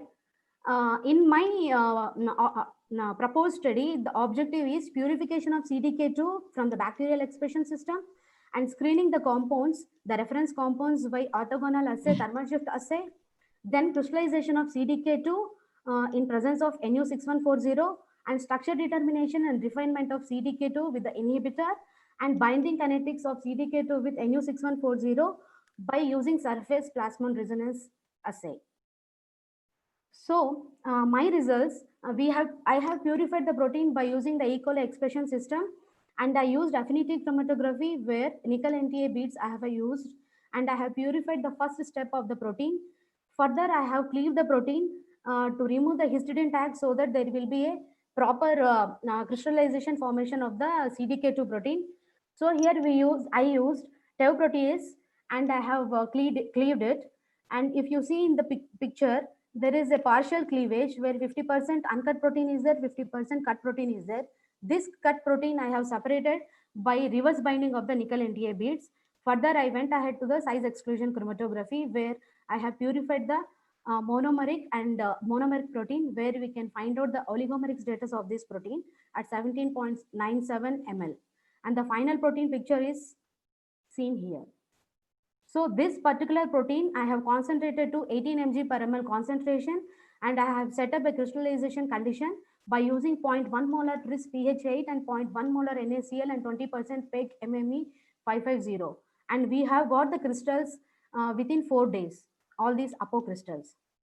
So to find out whether this crystal is a protein crystal or a salt crystal, we have done an easy dye test and then crust test. In the easy dye test, the dye will go through the protein channels and then retain there. When it retains there, the protein looks like blue color. If it is a salt protein, since the water channels are very broad, the dye will not retain, it will pass out of the crystal. Then we can find out it is a positive protein crystal or the salt crystal. So we finally confirm that it is a protein crystal. And when we do the crust test, when we touch the crystal, immediately it broken into pieces. So this shows that it is a protein crystal. Further, we went to the soaking of the protein apocrystals with the NU6140 compound. We have incubated the compound with 5.5 millimolar for 1 hour, 3 hours and 2 days. Moving on to the next slide. So after soaking, we have flash frozen these crystals and shipped to Australian synchrotron radiation, and there they have passed the X-rays, and then the crystals resolved at the resolution of 2.3 angstroms. So we have collected the data and we have done data collection, reduction, scaling were performed by using the softwares Blue Eyes, XDS, and then CCP4 package suite. Then the structure was further solved by molecular replacement method by using a search model with 3QXP. So after alternate cycles and restrained refinement, we have found that this particular compound is bound to the active site of the CDK2, and we have found the unambiguous electronic density corresponding to this NU6140. Moving on to the next slide. This is a typical picture of CDK2 and the NU6140 binding at the active site of the CDK2. This picture I have made it by using PyMol software. Moving on to the next slide. Apart from these crystallization studies, I have done the thermal shift assay also with the CDK2 and NU6140. We know that thermal shift assay is a technique where we can find out the melting temperature of the protein in the presence of environmentally sensitive dye called as cypro-orange. When we incubate the compound with cypro-orange, the cypro-orange bind at the hydrophobic patches when the temperature increases from 25 to 95 degrees. So the changes in the melting temperature gives you what is the actual temperature of the protein. So we have done without compound and with compound and found out that there is a significant shift in the presence of NU6140 and found out that the compound is very nicely stabilizing the protein. And the melting temperature shift, the significant shift is 4.89 degrees. Moving on to the next slide. Apart from thermal shift assay, we also have done SPR studies, the surface plasmon resonance, where we can find out the binding kinetics of the protein and compound. So here we have taken NU6140 in a dose response manner from 0.625 micromolar to 20 micromolar. Here NU6140 exhibited a typical kinetic behavior with a dissociation constant of 800 nanomolar. So all these experiments, thermal shift assay, SPR study and crystallographic studies proves that there is a proper binding of this NU6140 with CDK2, and from this study we can find out how the compound is binding and what modifications if you do, there will be a proper anti-tumor activity of this particular compound and efficacy of this compound. So the conclusion of this experiment and studies is we found out that there is an electron density of NU6140 in the CDK2. Apart from that, we have submitted all these coordinates to the protein data bank using the accession code as 6JGM. you can see in the protein data bank. Apart from that, SPR binding kinetics and thermal shift assay supports the binding mode of the compound and affinity of the compound with the CDK2 protein. So these are the references. Thank you, one and all.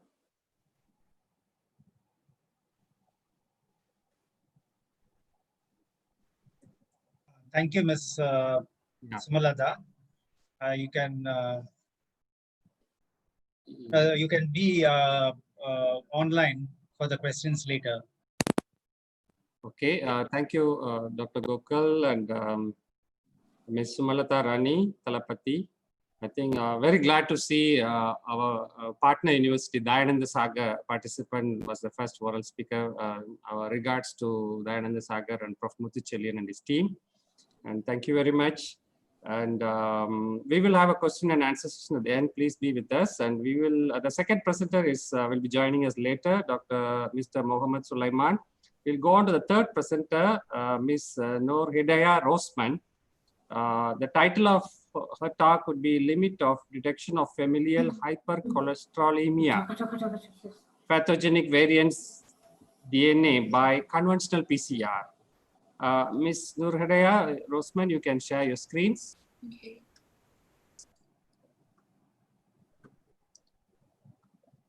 And Sumalata can stop your share. Everyone can hear me? Yes. Okay. Assalamualaikum and a very good afternoon to all of the panels and to all of audience that watch this presentation. My name is Noor Hidayah Rosman, a master's student from Institute of Pathology, Laboratory and Forensic Medicine and the Faculty of Medicine, University Technology Mara, Malaysia. Today, I will present our study, which the title is Limit of Detection of a Prototype PCR-based detection kit for Familial Hypercholesterolemia variant in Malaysia.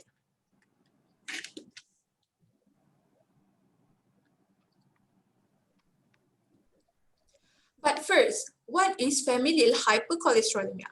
Familial hypercholesterolemia, or also known as FH, is a genetic disease that will cause a high level of low-density lipoprotein cholesterol, LDL-C, that will cause a premature coronary artery disease, is PCAD. FH also is the most common autosomal dominant disease in humans. Risk of CAD in hypercholesterolemic patients compared to the normal control without FH gene mutation is 6-fold, and with FH gene mutation is 22-fold. Early detection of FH pathogenic variant is vital to prevent the risk of cardiovascular disease at an early age. Currently, FH study molecular detection in FH study by using next generation sequencing, NGS. However, NGS is expensive and time consuming. Thus, we try to develop a novel PCR-based FH screening kit prototype that able to detect pathogenic variant, which is unique to Malaysian population, which consists low density lipoprotein receptor, LDLR gene, and apolipoprotein B, ApoB genes. So the objective of this study is to evaluate the limit of detection of a prototype PCR-based detection kit for familial hypercholesterolemia variant in Malaysia against the design primer by using PCR. So what are the methods that we use? A PCR-based prototype will target 11 pathogenic variants of LDLR and ApoB gene of FH. After that, we do the preliminary evaluation of a prototype performance, and the determination of limit of detection LOD was performed. We have 22 specific primer set as well as a synthetic DNA that will target wild type and also mutant type variant. LOD of the kit was determined by using synthetic DNA, target DNA in a serial dilution from 1 nanogram to 10 power of negative 10 nanogram.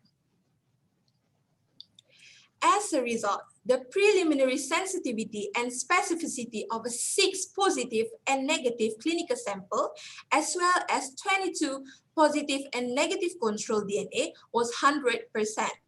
Single band with correct product size and was detected in all of the FH variant of the LDLR and apobigine, even on the lowest dilution factor, which is 10 ⁻⁻10 nanogram as the outcome for LOD. Thus, we choose 1 nanogram per microliter as the optimal detection of all positive control towards the primer with the optimized PCR control. These are the results for specificity and sensitivity. Here I show 2 variants that we do in our study, which is L1 and also L4. How we do this test? We do by doing a PCR on a wild-type primer on a wild-type DNA, and at the same time to mutant primer to the mutant DNA. And vice versa, we do the wild-type primer with the mutant DNA, same goes to mutant primer with the wild-type DNA. And as you can see here, we can see a clearly single band with the correct product size that presents in the wild type and the wild type DNA, and mutant primer with the mutant DNA. However, there is absence of single band in the wild type primer to the mutant DNA and the mutant primer and the wild type DNA. And it clearly shows that this primer is specific for their own variants. Next, to limit of detection. This is limit of detection in A1 pathogenic variant with the highest LOD, which is 10 to the power of -2 nanogram. Well, we have 5 variants here that shows the lowest LOD with 10 power of -10 nanogram, which means that they can still be detected in the lowest amount for this study. As a discussion, the LOD in the development of the kit is important to know the lowest DNA concentration by approximately identify the acceptable performance for the detection of the synthetic DNA and to reduce the false negative results. LOD by using a synthetic DNA is commonly used in other studies, but never been done in FH study before. All the variants chosen in the study are uniquely designed to target LDLR and apobigine of FH among Malaysian population. And the validation by using synthetic DNA must be identical to the clinical sample to determine their sensitivity of the unique assay. 5 synthetic DNA that were used in this study shows that they can still be detected in the lowest LOD because synthetic DNA have high level of sequencing stocks. As a conclusion, the development of a novel PCR-based prototype that shows 100% sensitivity and specificity in preliminary testing with the lowest detection limit of 10 to the power of -10 nanogram. The PCR kit will prove useful as a cheap and a fast alternative for FH pathogenic variant detection.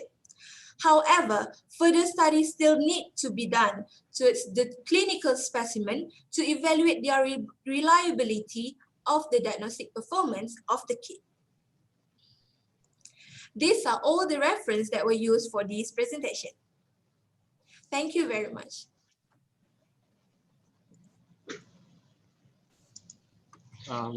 Thank you very much, Ms. Nurhaya Rosman. Nice presentation on PCR development, and you nicely explained about the LOD and limit of detection and sensitivity, and very good.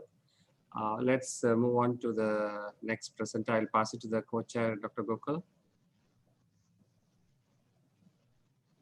Mic is muted.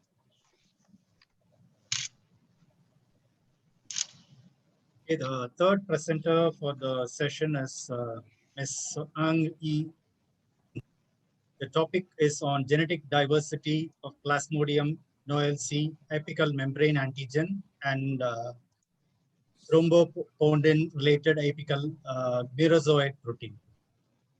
I request the presenter to share the slides.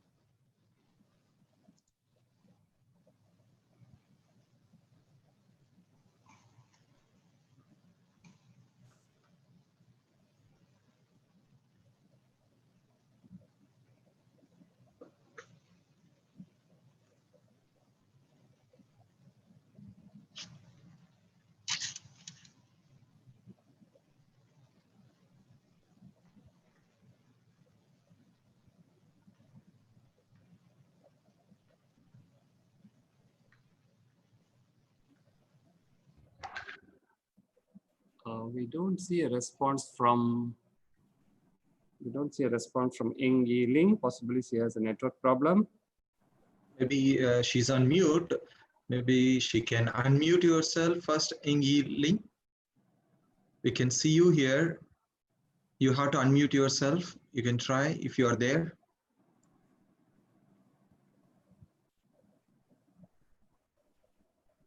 The fourth speaker, 04, Ing Yi-Ling.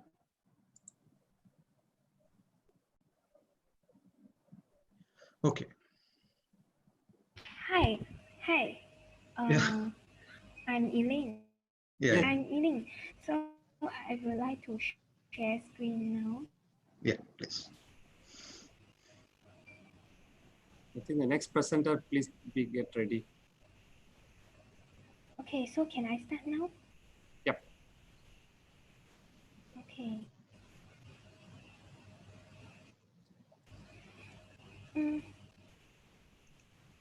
I'm sorry, can you see my slide? Yes. Yes, we can see. Okay. Eileen, please can you put it on presentation mode? Presentation mode. Can you see my presentation mode? Yeah. Okay. Thank you. Good afternoon, everyone. My name is Eng Yi-Ling. My research title is Genetic Diversity of Plasmodium knowledge apical membrane antigen 1, PKMA1, and Plasmodium knowledge thrombosponding related apical merozoite protein, which is PK-TRAM. My supervisors are Prof. Dr. Feng Manye and Prof. Dr. Lau Yi-Ling, and we are come from Department of Parasitology, Faculty of Medicine, University of Malaya. My study is about malaria. Based on WHO report, in 2019, 228 million cases of malaria were reported globally and causing 405,000 deaths. And female Anopheles mosquito, which act as the transmission vector for malaria. There are 5 human malaria plasmodium species are recognized to cause human malaria, which are Plasmodium falciparum, Malaria, Vivax, Ovale, and Knowlesite. So the diagram here shows the life cycle of the parasites, malaria parasites in human body. So the infected mosquito transmit the parasite into the human body through the blood meal. So they transmit in the form of sporozoites and infect the human liver cell. After the parasite become mature, they will burst, the liver cell will burst and infect the human red blood cell, and here start the erythrocytic life cycle of the Plasmodium parasites. So the erythrocytic life cycle for different Plasmodium parasites are different.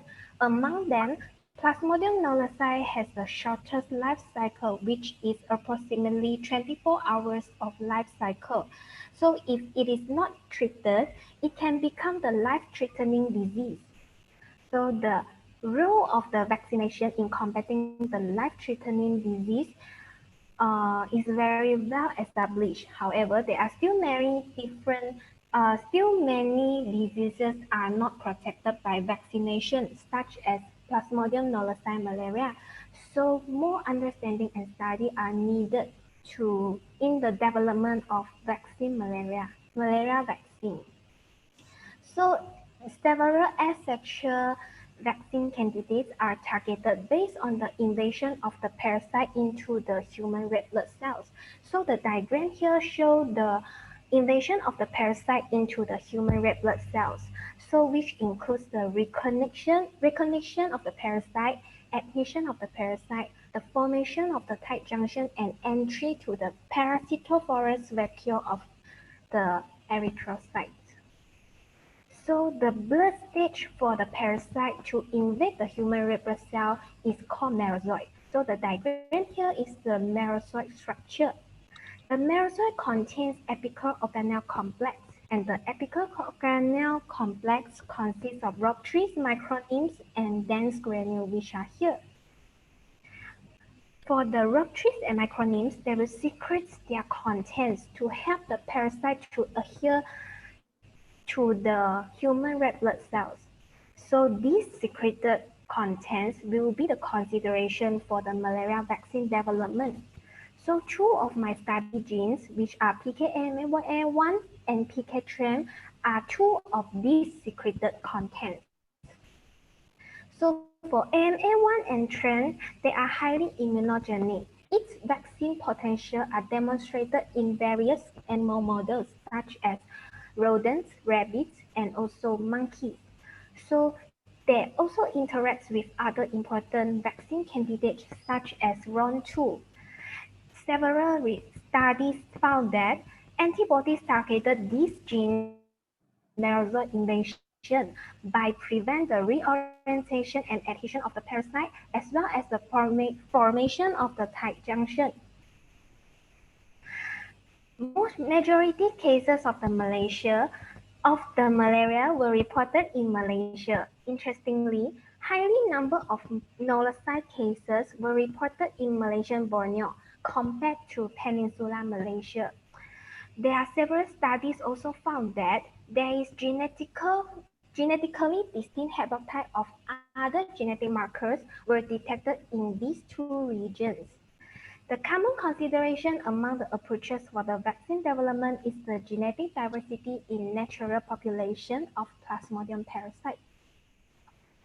So here are my research questions, objective, and hypotheses. So I mainly to found the whether there is genetic clustering and polymorphism of these two genes from the Peninsular Malaysia and Malaysian Borneo isolates. So now I would like to proceed for my methodology part. So we will use 20 nullicide positive isolates from Malaysian Borneo and another 20 isolates from Peninsular Malaysia. We extract the DNA from the isolates and we amplify our gene through PCR. And we ligate our PCR product with the cloning vector, and we will transform the ligation product into E. coli through heat shock. And then we will choose the positive colony and grow it in LB broth and extract the plasmid from it and send for sequencing and followed by the analysis of the sequences. So for my preliminary results, I get the sequences. I obtain the sequences from those isolates and try to build a preliminary phylogenetic tree. So from the phylogenetic tree, we can see the slightly separation for the Malaysian Borneo sequence and Peninsular sequence. However, we can see one of the Peninsular sequence group with the Malaysian Borneo group. But after we check the travel history of that patient, actually the patient just came back from Sabah and he actually acquired malaria from there. So it makes sense for this sequence to group with the Malaysian Borneo sequence. This trend also shows same for another gene, PKMA1. We can see the slightly separation for Peninsular Malaysia and Malaysian Borneo. So there are other genetic markers also found. Their phylogenetic study, they also found that there is separation for the Malaysian Borneo and Peninsular Malaysia. However, there are also other genetic markers that is not identified those geographical separation. Such we have different genetic markers that show separation and without display the separation. So we need to do more genetic markers, phylogenetic study for more genetic marker to identify the exact reason why we can see those separation in the phylogenetic tree study. So here are my conclusions. And here are the references for my presentation today. And I would like to thank all my supervisors, my lab mates, and staff. That's all for my presentation. Thank you. Yeah, thank you, Yi-Ling, for your presentation. Be online. Okay, thank you, Dr. Gokul. We go on to the next presenter. We are in oral presentation number 5 in our session A. Thank you for being with us. The next presenter will be Mr. Tan Hong Ji. and he's already in our audience. And the title of his presentation is Effect of Maternal Epigalactocation Gallate on Blood Pressure and Pregnancy Outcomes in Spontaneously Hypertensive Rats. Okay, Hongji, you can proceed. Okay, thank you. Can you hear my sound? Yeah, good, excellent. Okay, thank you.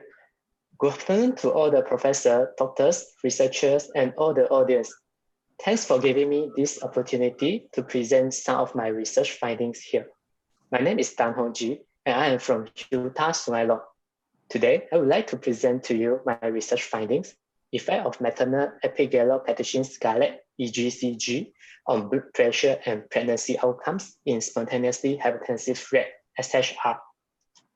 And this is the outline of my presentations today. First of all, chronic hypertension is a risk factor for cardiovascular diseases such as arteriosclerosis, stroke, myocardial infarction, and etc. Chronic hypertension has high prevalence in worldwide, which it has reached 31%, and it affects 7.7% of women at the reproductive age.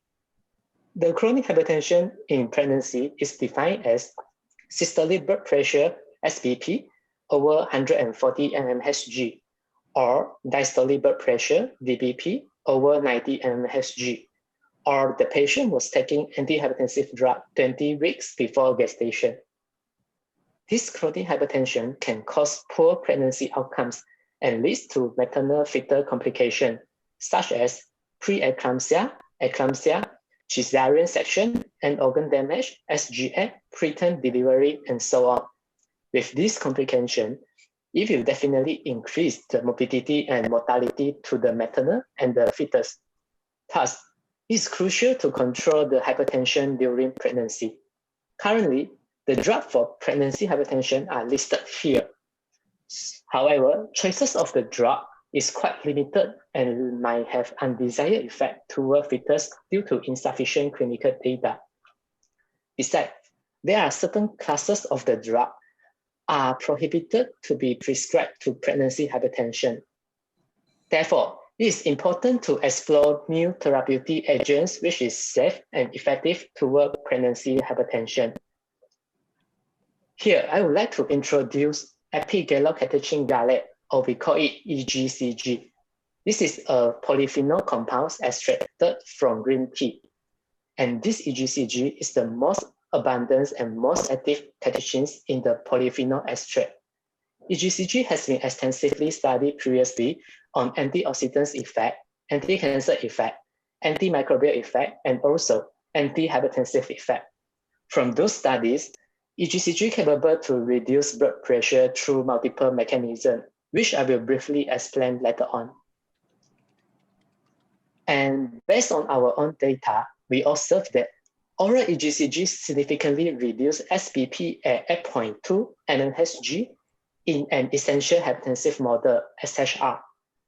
So we are curious that can EGCG ameliorate raised blood pressure during pregnancy, and what is the effect of EGCG on pregnancy outcomes?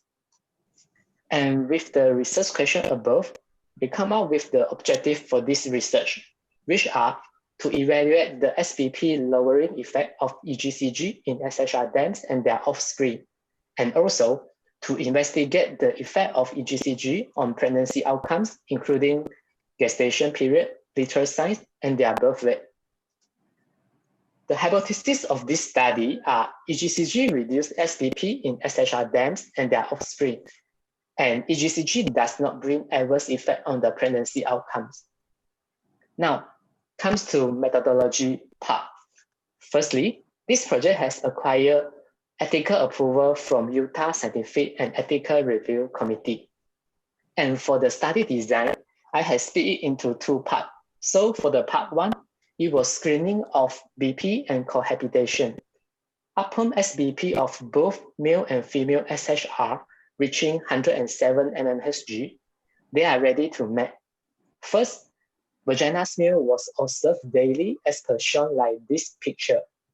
Once the female rate is in the pre-estrus phase, which is the A picture here, we will cohabitate one male SHR with two female SHR, as we know that they were very soon going into estrus phase, which is the B picture here.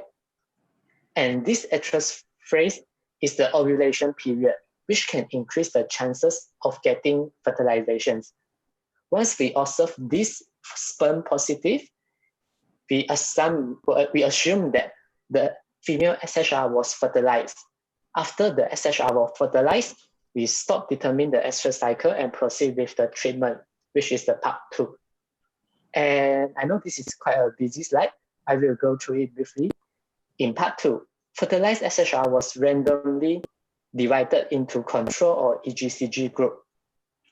And control group was 50 PBS, which is the solvent for EGCG. And EGCG group will be given EGCG at 30 mg per kg per day while Olagawach. And this treatment was given from day 1 of fertilizations until 21st days of postpartum. In the meantime, maternal SVP was measured once a week, except for the first week after delivery, as they are very aggressive at that time. And upon delivery, we record the gestation period, litter size, and also birth weight. Litter size was cut to 8 parts per liter to ensure getting enough nutrients from SHR dams. Offspring were then isolated from SHR dams at 3rd week after delivery and separated based on gender. SVP of the offspring was measured from 5 weeks old until 13 weeks old, and the measurement was done bi-weekly. Next will be statistical analysis. All the data are expressed as mean plus minus SEM and analyzed with student t-test by using SPSS software.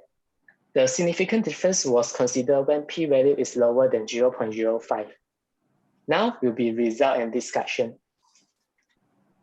Our results show that EGCG significantly reduced SVP of SHR dams in day 7, day 14, and day 21 during gestation period. And also at day 21 and day 14 during postpartum when compared to control group. As I mentioned before, EGCG has been studied for its antihypertensive effect previously, which by reduce ROS production by inhibiting angiotensin II activity via downregulation of angiotensin II type 1 receptor expression, and also inhibit STE activities. There are more mechanisms behind, especially on nitric oxide. However, due to time limitation, I just lay out some of the mechanisms in my presentation here. Next, it shows that perinatal EGCG does not have the impact in reduced offspring blood pressure. And previous study has shown that a significant amount of EGCG was accumulated in the fetus, while perinatal green tea extract was given during gestation period. This proves that EGCG is capable to pass through the placenta and enter into the fetus. Interestingly, the exposure of EGCG during fetal development does not genetically reprogram the hypertensive traits in the fetus. Therefore, EGCG does not have a significant impact on the offspring blood pressure. For the pregnancy outcome, EGCG showed no significant difference in birth weight, in the litter size, as well as in the gestation period. A study has reported as the dams fed with EGCG during gestation, even the concentration of EGCG is up to 1,000 mg per kg per day. There is not any significant changes in the birth weight, litter size, and also gestation period. So actually our result has demonstrated a similar outcome from this study, but we are using SHR and they are using SD-RAD. So in a nutshell, oral EGCG significantly reduced SVP in maternal SHR during pregnancy and without causing any adverse effect to the offspring. So we would like to suggest that EGCG can be an antihypertensive agent that's safe to be consumed during pregnancy. However, more investigation on the safety profile of EGCG should be done. Here are all of my references. And thank you. Thank you, Tan Hong Ji. It was a nice presentation and very comprehensive. You also finished in time. And we will have a question and answer session at the end of our oral session. Please be online. I'll pass it to my co-chair, Dr. Gogol.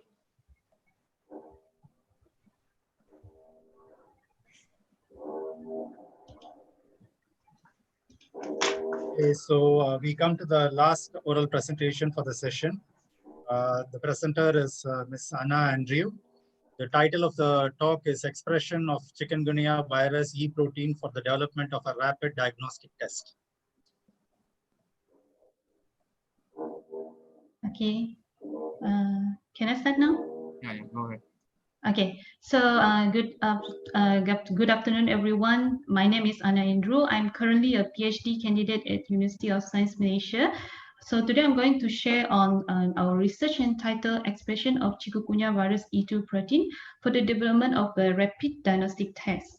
So for introduction, chikungunya virus causes chikungunya fever, and chik virus has spread to almost all parts of the world, and as you can see from this map shows countries and territories where chikungunya cases have been reported as of 17 September 2019. It was first isolated in Africa, and then it has spread to Asia, Pacific Islands, Europe, and from 2013 onwards, it has spread to America.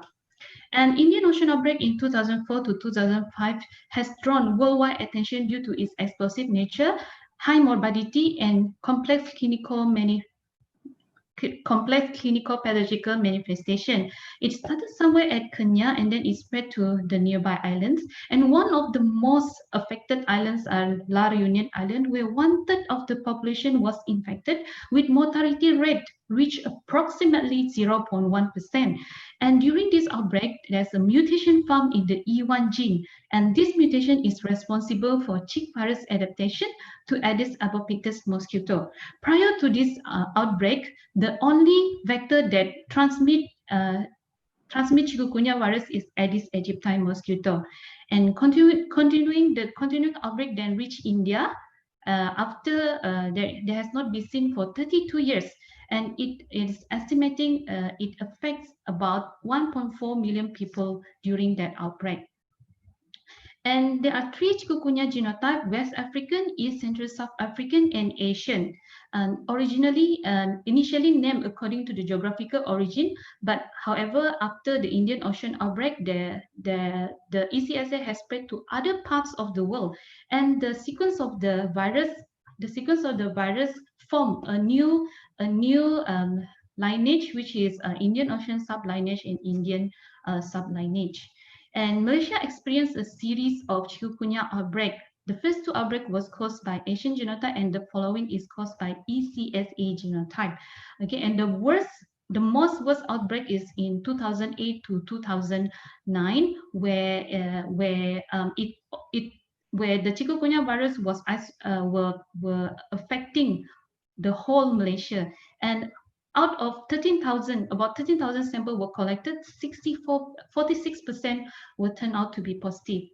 And to date, there are sporadic cases still being reported. And as you can see from this news article, in Perak and Penang, the number of chikungunya cases is increasing. And the general symptoms of chikungunya virus include fever, vomiting, nausea, rash, headache, and arthralgia. Although it is not life-threatening, but then the arthralgia can last for weeks, months, or even years. So it may affect one's qualities of life. So the diagnosis of chik virus, it depends on when the sample is collected. If the sample is collected in within day 1 to day 7 of symptom onset, where the virus is high in the blood, then RT-PCR and antigen detection test can be used. If the sample is collected day 5 of symptom onset, then it is preferable to use serology tests to detect IgM and IgG antibodies. So chikungunya virus is an alpha virus that belongs to the Togaviridae family. It is an enveloped viruses, and the genome is a positive single-stranded RNA with about 11.8 kilobases.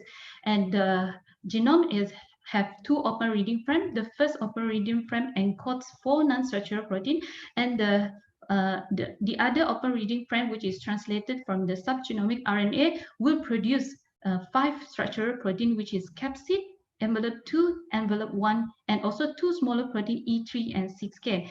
And as you can see from this figure, which is very similar to the coronavirus, it has a spike, and this spike is formed by the envelope 2 and envelope 1 of chikungunya virus, envelope 1 of the virus. And E2 lies on top of E1. Okay, why we choose E2 in this study? Because E2 is the receptor binding protein, and it has been shown to elicit immune response. Therefore, E2 serves as a good serology, is a good diagnostic marker to develop a diagnostic test. So in Malaysia, dengue virus is co-circulating with chikungunya virus, and they share the same vector, which is Aedes mosquito. And the clinical presentation are very similar, especially at the early stage of infection, therefore making accurate diagnosis a challenge. And the diagnostic tests available for chikungunya virus in Malaysia include virus isolation, RT-PCR, and indirect immunofluorescence assay. However, those suspected chikungunya virus sample need to be sent to Institute for Medical Research in Kuala Lumpur, as well as National Public Health Laboratory in Sungai Buloh for confirmation. So if the sample is from other state in Malaysia, there is possibility of delay in diagnosis, therefore there might be delay in proper treatment intervention. Furthermore, if there is an outbreak, if there is delay in diagnosis, it will further spread of the disease. Therefore, we think there is a need to develop a rapid, sensitive, and user-friendly diagnostic tool to confirm tick virus infection. Therefore, the objective of this study to isolate, clone, and express the E2 gene to produce a recombinant tick virus E2 protein that can be used to develop the diagnostic test. So for methodology, I put it in a general flowchart. So the total RNA was extracted from the tick virus isolate, and then primer is designed to clone, to amplify the E2 gene, and conventional RT-PCR was done, and we use a bacterial expression system for cloning, and then the protein is purified using nickel column chromatography. And finally, analysis of the recombinant protein was done using Western blot analysis. So for result and discussion, so the total RNA was extracted from a tick virus isolated at Institute of Health and Community Medicine UNIMAS, which is situated at Sarawak, at East Malaysia, Sarawak. Okay, and then it is of ECSA genotypes. And primer were designed to amplify the gene, the E2 gene. This is this schematic diagram show E2 protein, and the primer were designed to clone only protein covering domain A and domain B of E2 protein.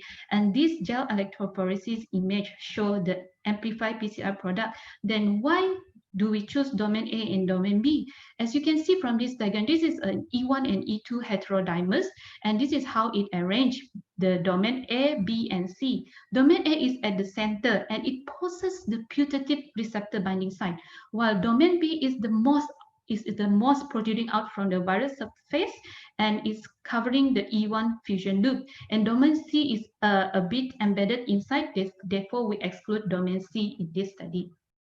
And Kam et al. 2012a have shown that early neutralizing antibody targets a dominant linear epitope on the E2 protein, and this is part of E2 domain A. And E2 protein has also been shown that it is the main target for anti-chick antibody response during the entire course of the disease. And for clonal expression, we did a small-scale expression to determine when the target protein is produced upon induction and to determine the optimal time to harvest the cell. And this image shows SDSPH with Comasi brilliant blue, and this is Western blot propped with nickel HRP. Nickel will actually bind to the 6-histidine expressed together with the protein. And as you can see at lane 1, which is before induction, there is no protein expression. And this is protein being expressed after 1 hour, 2 hours, 3, 4, 5, 6, and 20 hours after induction. So as you can see, after 5 hours, there is decline in the level of protein being expressed. So for optimal expression of the recombinant E2 protein, we use 0.5 millimolar IPTG for induction for 4 hours at 37 degrees Celsius. And the protein was successfully purified, as you can see at this lane number 1.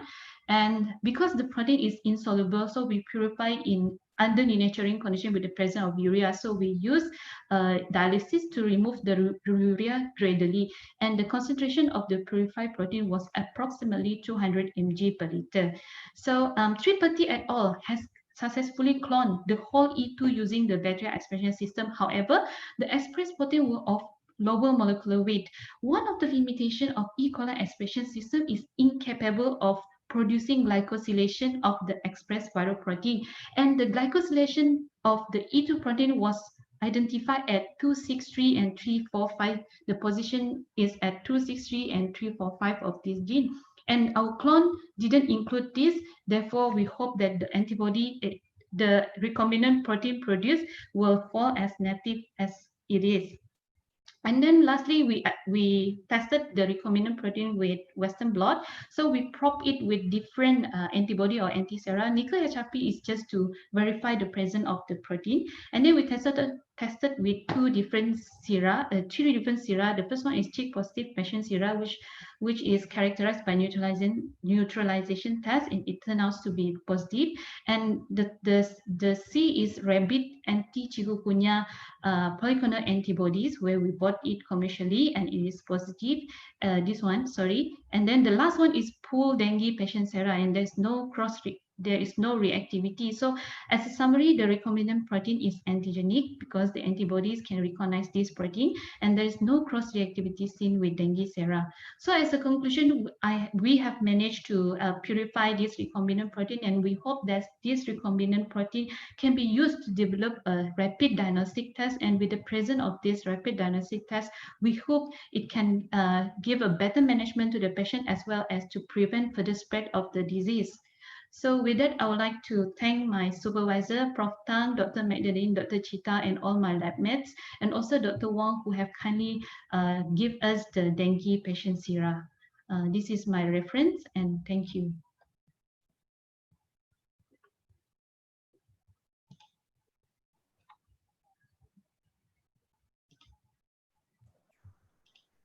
Yeah. Thank you, Anna, for the presentation. So now the oral presentation is open for questions and answers. We'll start with the questions for the first presenter, Sumalata Rani. Any questions for her?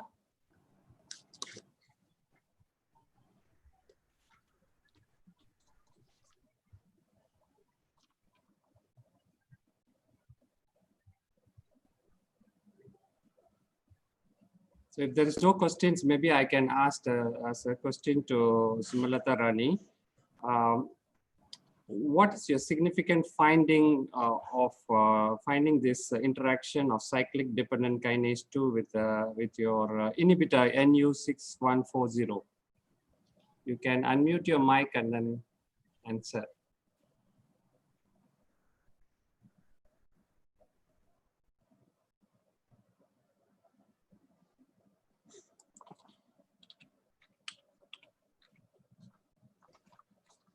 I think the presenter is not around. Dr. Sumalata is not there. Not there. Okay. Noted. And we go to the next presenter, Nur Hedaya Rosman. Any questions for her?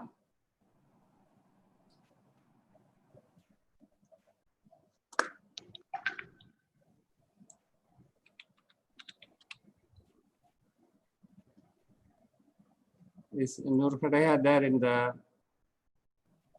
Zoom? Yeah, she's there. Yeah. Okay.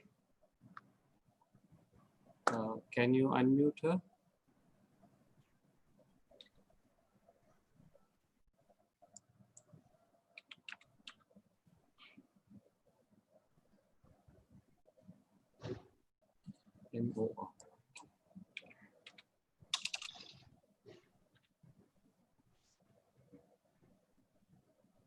Okay. So you have designed a primer for detecting this familial hypercholesterolemia. Can you tell us how did you design the primer to detect the mutant and wild type? We designed the primer by using tetra arms PCR we use two pairs of primer that is specific to wild type and also mutant type. We cannot use the normal primer to detect the wild type and the mutant because this sequence is this disease only cause of one SNP this means that this disease cause only one nucleotide, which causes SNPs that will cause a pathogenic disease. Okay. So the mutation is at the 5' end of the primer or the 3' end of the primer? At the 5'. Okay, normally at the 3' end of the yeah, at the 3'. The 5' is on the wild type. At the back. Yeah. Excellent, excellent. I'll lead with Dr. Gokul to proceed to the next two presenter. I think there is one more question. To yeah, Osman. Yes. Okay, on what needs to be done on the improving the clinical reliability? Okay, what needs to be done with your study? What needs to be done for the clinical sample? First, we need to extract all the patient's DNA first. After that, after we've done all with the development of the PCR-based detection kit prototype, we need to test the DNA to know the specificity, sensitivity, positive predictive value and the negative predictive value, and do the ROC chart before we can really conclude that this prototype is reliable to do for a diagnostic kit. Okay, thank you. Welcome. The other presenter to be get ready for the questions. I think Dr. Gokul can start with Yiling.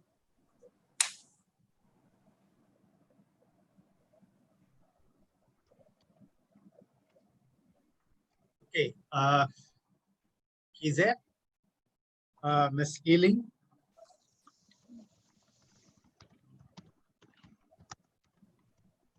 Yeah, unmuted. Yiling. Hi, yes, just now I'm Okay. unmuted.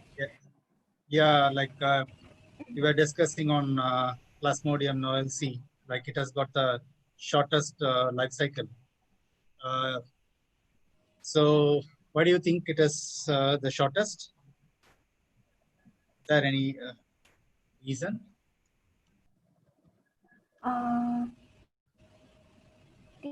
This may due to its merozoite has stronger invasion ability, and this may also due to its secreted protein has higher ability to invade the red blood cell faster. And the reason of the difference of the Plasmodium knowlesi with other Plasmodium species also, this Plasmodium knowlesi actually originates from monkey. So this is a female Plasmodium species compared with other recognized human Plasmodium. So this may be the reason why they have faster invasion. Okay, on that, like does noelsi make latent hypnozoites in the liver, like other Plasmodium vivax and other species? Sorry, can you repeat your answer? Does your species see make latent hypnozoites in the liver? Make. Sorry, it make what in the liver? Latent hypnozoites in the liver. Merozoite, yes. So the parasites infect the mosquito infect the parasite to the parasite infect the human in liver cell first, and then the parasite will grow until the mature schizone stage in the liver, and then they will burst and invade the human red blood cell. So when they burst, they will release the merozoite, only will invade the human red blood cell. Okay, thank you, Prof. Okay, Hongji is there. Thank you. Thank you. Thank you, Yiling. Hongji. Hongji, you can unmute. Okay. Yeah. I'm here. Honji, you talked about maternal EGCG on blood pressure. Yes. What is your significant finding of your study? Can you summarize in 2 sentences? Okay. Actually, EGCG is capable to reduce the systolic pressure in maternal so that we can reduce the risk of getting maternal fetal complication. Okay. Right. Okay, one simple one. You said like EGCG is rich in green tea. Sources. What other? What other sources? What are the sources? Food. What are the food sources have? EGCG mainly will come from green tea. Besides green tea, what other sources? What are the sources? You mean do you have other sources of food which also have EGCG? Means other than the green tea. Do other food, yeah. Other fruits, nuts, anything else have got? I think mainly is in the green tea. Mainly. Yeah. Okay, thank you. Okay, very good. Honji, thank you. Okay, thank you. Go to the last presenter, Andrew. Yes, Prof. So you have cloned the E2 protein of chikungunya virus. Yes. And then you have developed a recombinant antigen. Let's say you want to develop a lateral flow test. How do you proceed with that? Yeah, thank you, Prof, for the question. So usually people will use antibodies to develop the diagnostic test.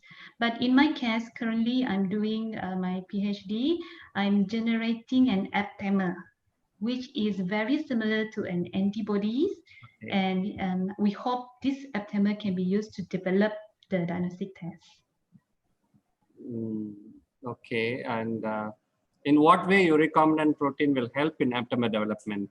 Well, this protein will become a target.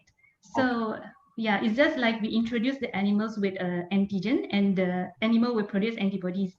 But we use this recombinant protein as a target, and we hope that there is aptamer that will bind to the target. All right. Yeah, so you basically want to develop an antigen detection lateral flow test. Yes, correct, Prof. You're right. Yeah, very good strategy. Thank you, Prof. For COVID, you know. Okay, Prof, one from me. For F. You have both E1 and E2 binding proteins, right? So your work is mostly E2. Correct? E2, yes, only E2. Okay, why is it that you didn't want to choose E1? Or what is the advantage of choosing E2 over E1?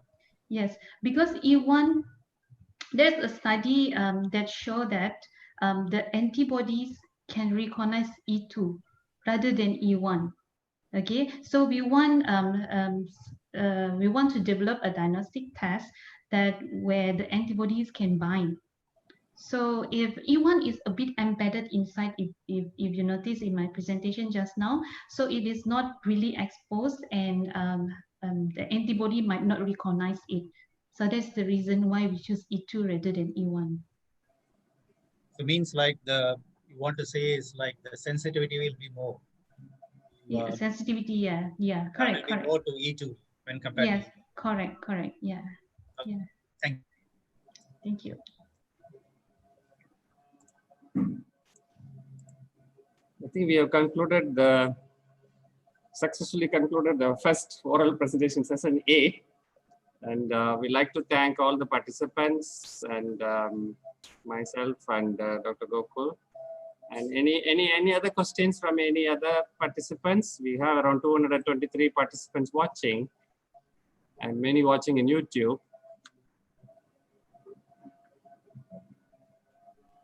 You can ask us any other questions related to the seminar. Sir, Dr. Sumalata is here. She wants to know any questions. Sumalata, you're there? You can unmute yourself, Dr. Sumalata. No, she cannot unmute. Maybe we need to. I selected unmute. Requested unmute. Yes, sir. Sorry for the interruption, sir. Yeah. So it was a nice presentation by your worked on this interaction of cyclin-dependent kinase 2 with the potential inhibitor Yes, sir. NU6140. Yes, sir. What's your thing with your next plan with that inhibitor? Sir, actually, from these studies, we can see whether any modifications in the binding area between CDK2 and NU6140 may improve the more affinity and efficacy, so that we can design better compounds from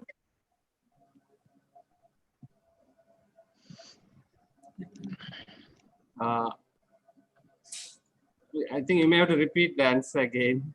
I think the connectivity issue, Sumalata. You need to. Sir, am I audible? Yeah. You can speak louder.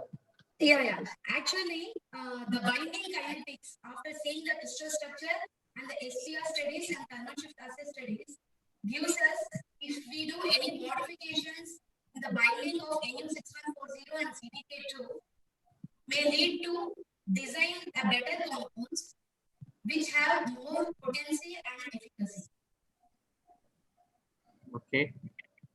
Okay, thank you very much. Thank you for coming back. Sure, sir. Online.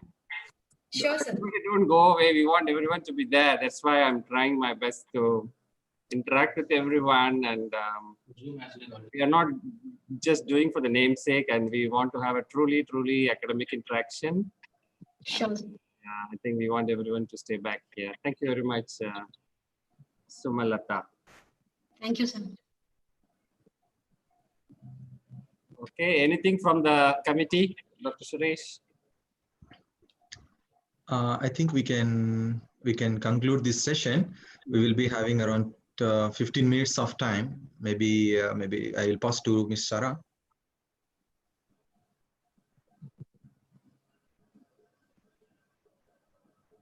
So do we start the second session? At 2 o'clock. At 2 o'clock. 2 o'clock, okay. Okay, thank you, Prof. Ravi. Thank you, Dr. Gokul, for chairing the session and also as acting as the panel of evaluators. And thank you to all the participants. And I think we'll return back in 30 minutes, is it? No, 15 minutes. Okay, we'll be taking a break of 15 minutes here and hopefully see you all after 15 minutes on the other side of the break. Okay. Okay.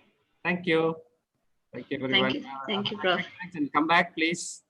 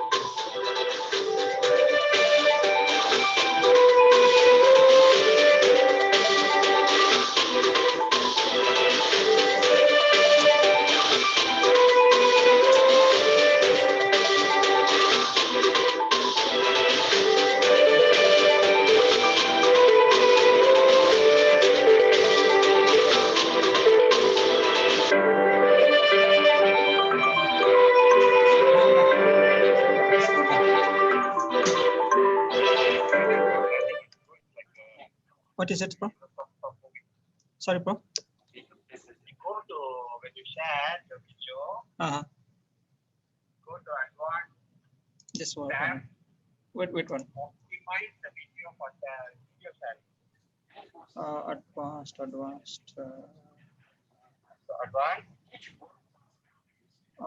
Video setting, advanced.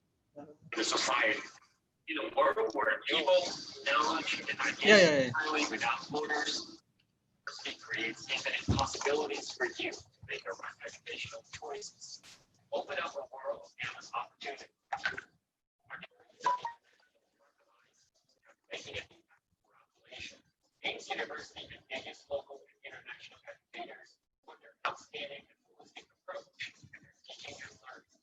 Through a world-class education, our students have programs to be successful, accountable graduates. We also empower our students by collaborating with leading industry partners to shape progressive culture and enable our students to work exceptionally well. We inspire, nurture, and transform capabilities all along with our path.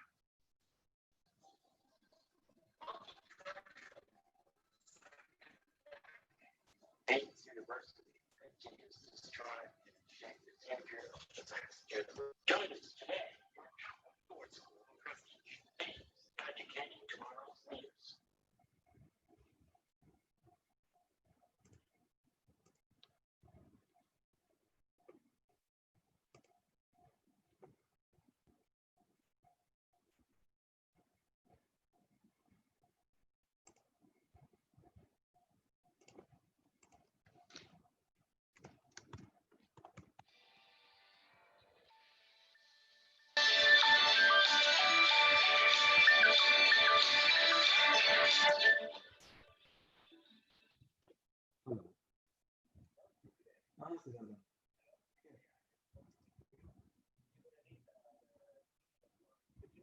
Yeah, I have. Yeah, you have to thank. Summarize his talk, and then you have to ask for QA.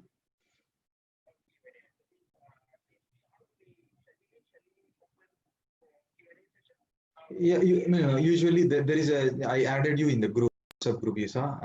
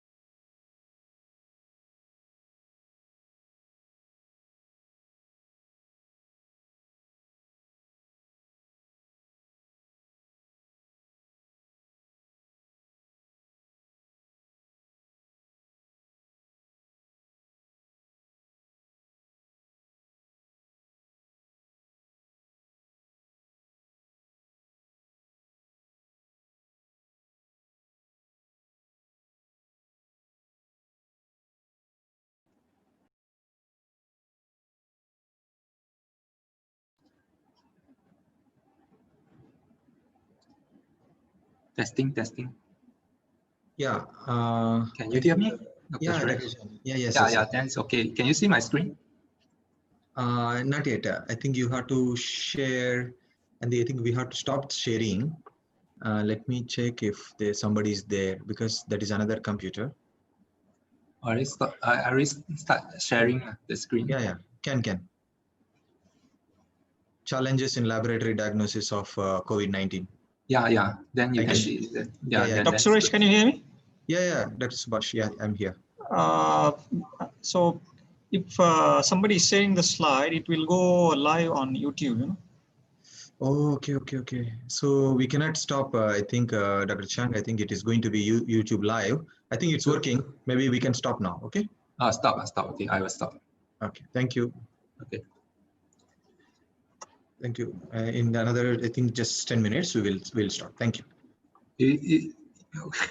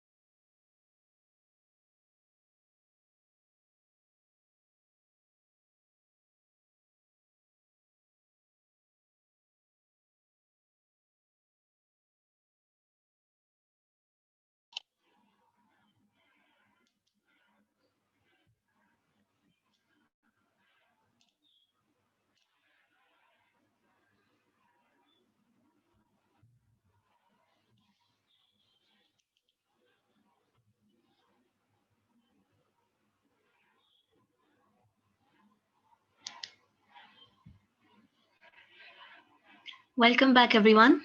Hopefully, all of you are a bit refreshed after the break.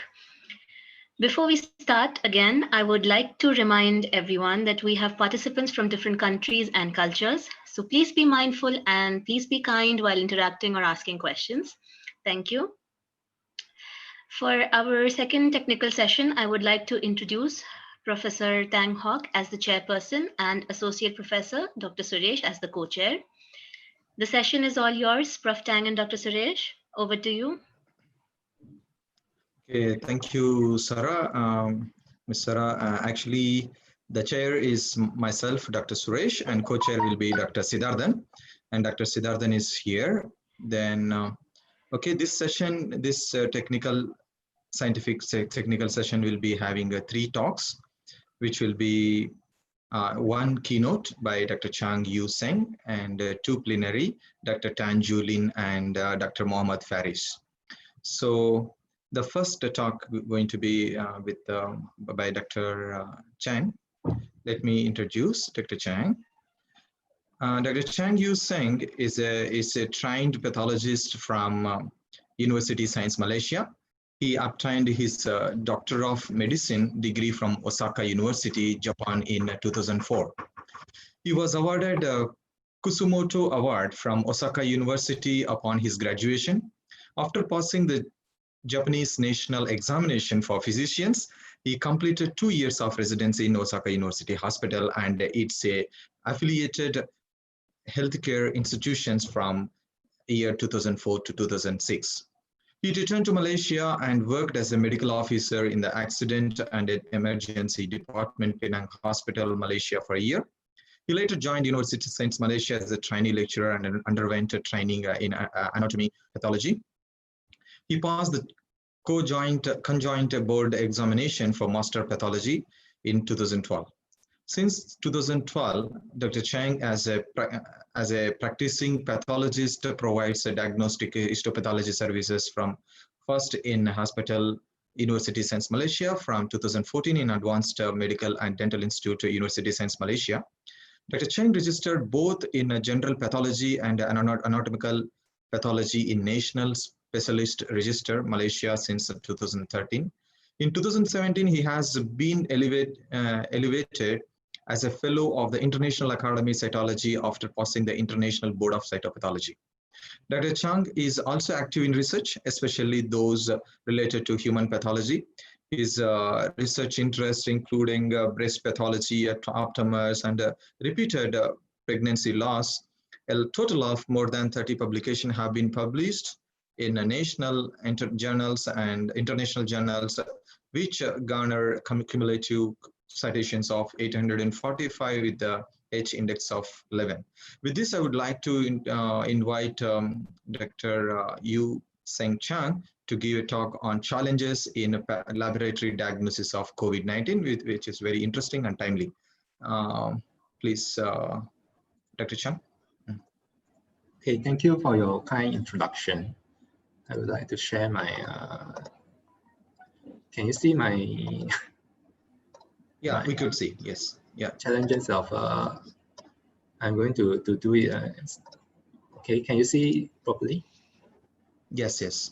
Okay. Yeah. So thank you for your kind introduction and kind invitation for this e-conference. And I would like to first, this is my topic, challenges in laboratory diagnosis of COVID-19. And before I present, I would like to declare that I have no conflict of interest to those products of the company that I'm going to mention in my presentation. And this presentation is intended for educational purposes only and do not replace independent professional judgment. And I am a pathologist specialized in anatomical pathology, and I am involved in the COVID-19 testing. So this is the outline of my talk. I will talk about the early timeline of COVID-19. I will mention specifically the laboratory method that used to detect SARS coronavirus 2, the reverse transcriptase, real-time PCR. And thirdly, I will talk about the laboratory setup, the challenges of a laboratory setup for this COVID-19 testing. And I will go into the diagnostic performance of this RT-PCR for COVID-19. I will touch about the clinical sample for this testing.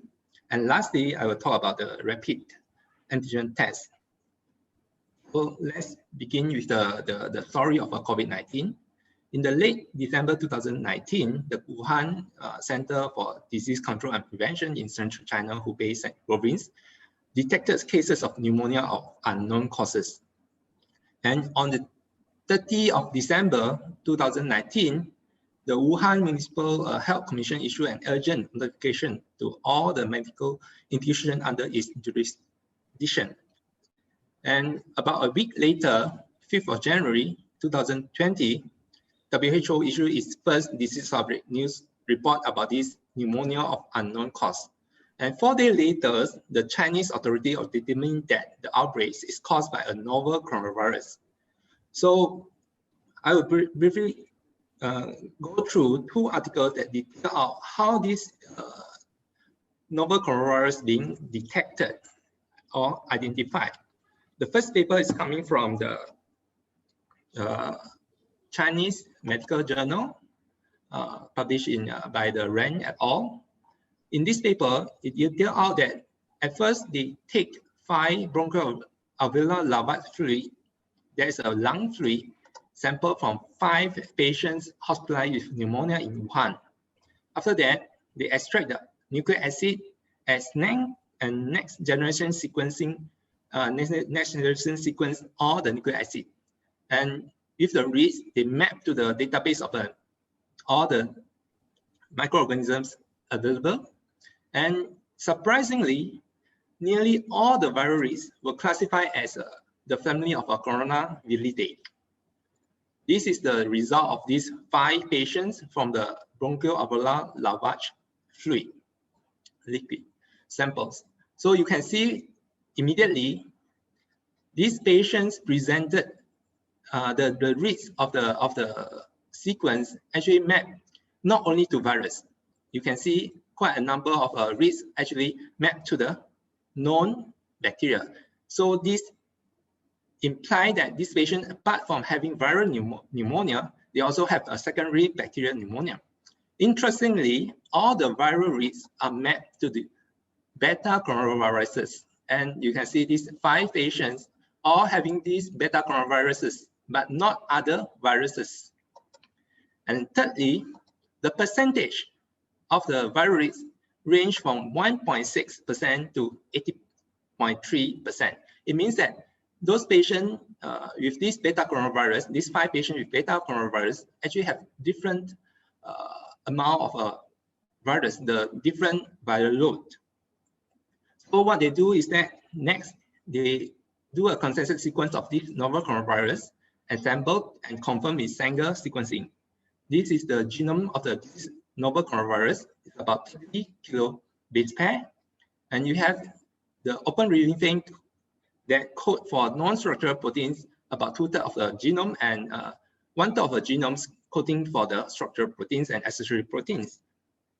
And what they do next is immediately they do a phylogenetic analysis of viral human genome, viral whole genome, and compare those sequences with known viruses in the database. As you can see, these unknown or novel coronavirus actually quite close to bad coronavirus, and it's quite far distantly related to the known SARS coronavirus that have happened in year 2002, or the Middle East respiratory syndrome coronavirus that happened in year 2012.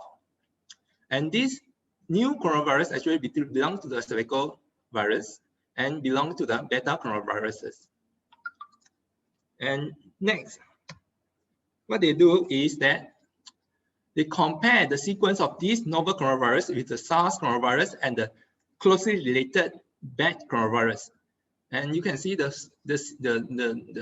percentage of similarity is actually about 79% for SARS coronavirus and about 87.7% for bat coronavirus. And importantly, when we look into the one of a gene, the RDRP gene, this is the RNA-dependent RNA polymerase gene, you can see the similarity of the sequence of the this novel coronavirus with SARS coronavirus and the bat coronavirus is quite is high. It's about 88.5 and 86.5% respectively.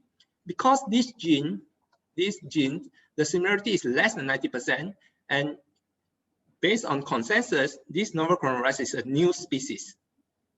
And we compare again with the S protein.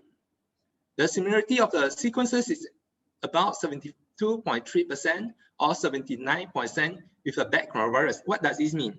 They compare the receptor binding domain of the S protein, because S protein is actually the protein that binds to the receptor of the cells, of the human cells that gain entry into the human cells.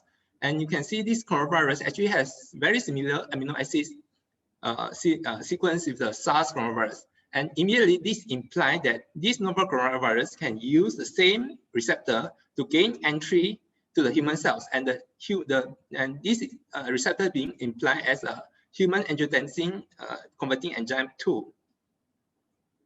So this is the overview of those coronavirus in non-human coronavirus. You have the family of coronavirus, and you have the subgenus alpha coronavirus, beta coronavirus, gamma virus, and delta coronavirus. And this SARS coronavirus 2 actually belongs to the sabecovirus. It's distantly related to SARS coronavirus. It's not a mutant form of SARS coronavirus. It's actually a new species of coronavirus. It's being termed as SARS coronavirus 2. It's not version 2, it's 2. And this is another study established in Nature. And similarly, they use a similar approach. They have here they have 7 patients hospitalized because of pneumonia of unknown causes. And 5 of them, they immediately tested for pan coronavirus with a pan coronavirus primer, because they suspect that this pneumonia of unknown causes is related to coronavirus. And 5 of them actually positive. After that, they take the bowel specimen and do the metagenomics analysis. Out of 10 million reads that after filtering out the human genome, they have 1,500, about 1,500 reads, and this about majority of these 1,500 reads actually map to the sequence of SARS-related coronaviruses. This is the result, and you can see again from the sequence of the reads, they assemble and sequence assemble and then single sequence the new coronavirus. The genome is constructed as the figure B, that you have an open reading frame, and then S protein, E protein, the envelope protein, the membrane protein or nucleocapsid protein, and there's some accessory protein at the back. And they do a phylogenetic analysis. Here, interestingly, those sequences actually closely related to one bat coronavirus that is being discovered in 2013 in Yunnan. And this, at that time, actually part of the genome being sequenced and in the database. And after this discovery, actually this paper sequenced the whole genome of this bat coronavirus, and this new coronavirus affecting the human cell, human have shared about 96.2% similarity to this new the bat coronavirus. And in this paper, they go for the step. They culture the viral culture, do a viral culture, and isolate the live virus, and they do the receptor binding assay with the HeLa cells expressing the human ACE2 protein, or the bovine the bat ACE2 receptor, or the pig, or the civet. And you can show, they show that this actually the live virus can get entry the HeLa cell that expressing those ACE2 protein, but not the mouse type. So it means that from this paper, it means that this actually this new coronavirus can infect quite a number of species, the human species, human, bat, civet, as well as pig. So I won't go into the details of those the how to establish the causative relationship between a microorganism and the disease.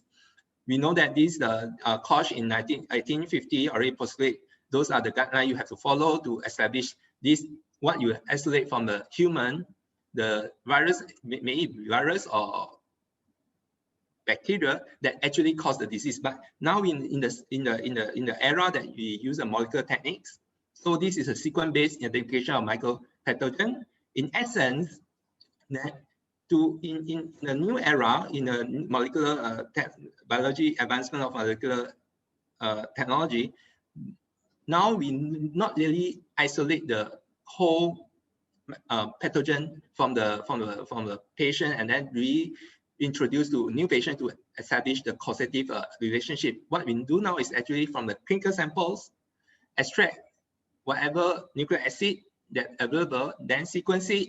After sequencing it, then we do a comparative analysis, phylogenetic analysis to identify whether this sequence is represent a new sequence or other known pathogen. Once we those two papers actually follow this molecular approach to identify this novel coronavirus actually account for this pneumonia of unknown causes. And now we know that this is termed as COVID-19. Once we get the COVID, the genome, the whole genome of the virus, naturally we will develop a specific test to test the presence of this pathogen in a new patient. So this is the timeline from 9th of January, a few weeks after discovery of a pneumonia of unknown causes. Chinese authority or Chinese scientists already determined that the outbreak is caused by a novel coronavirus, and they have identified the novel coronavirus with the whole sequence. They share it with the scientific community. And by 13th of January, in Thailand, start to identify the first case outside of China that's lab confirmed novel coronavirus. And on the 13th of January, 4 days later, WHO published the first protocol for the RT-PCR assay by a WHO partner laboratory to diagnose the novel coronavirus. Because we already got the whole genome sequence, then the specific primers can be designed to detect the presence of this coronavirus in the newly infected patients. So this is the RT-PCR assay developed by the Germany group. And at that time, actually they designed three pair of primers that detect three different targets of the genes in the novel coronavirus, the SARS coronavirus 2, the E gene, RDRP gene, and the N gene. The E gene is not specific in the sense that it detects not only the SARS coronavirus 2, but also SARS coronavirus, as well as some bad coronavirus. But because nowadays we know that the SARS coronavirus happened in 2002, it's not longer circulating in the human population. So anything that detected by E gene can be certain that this is caused by SARS coronavirus 2.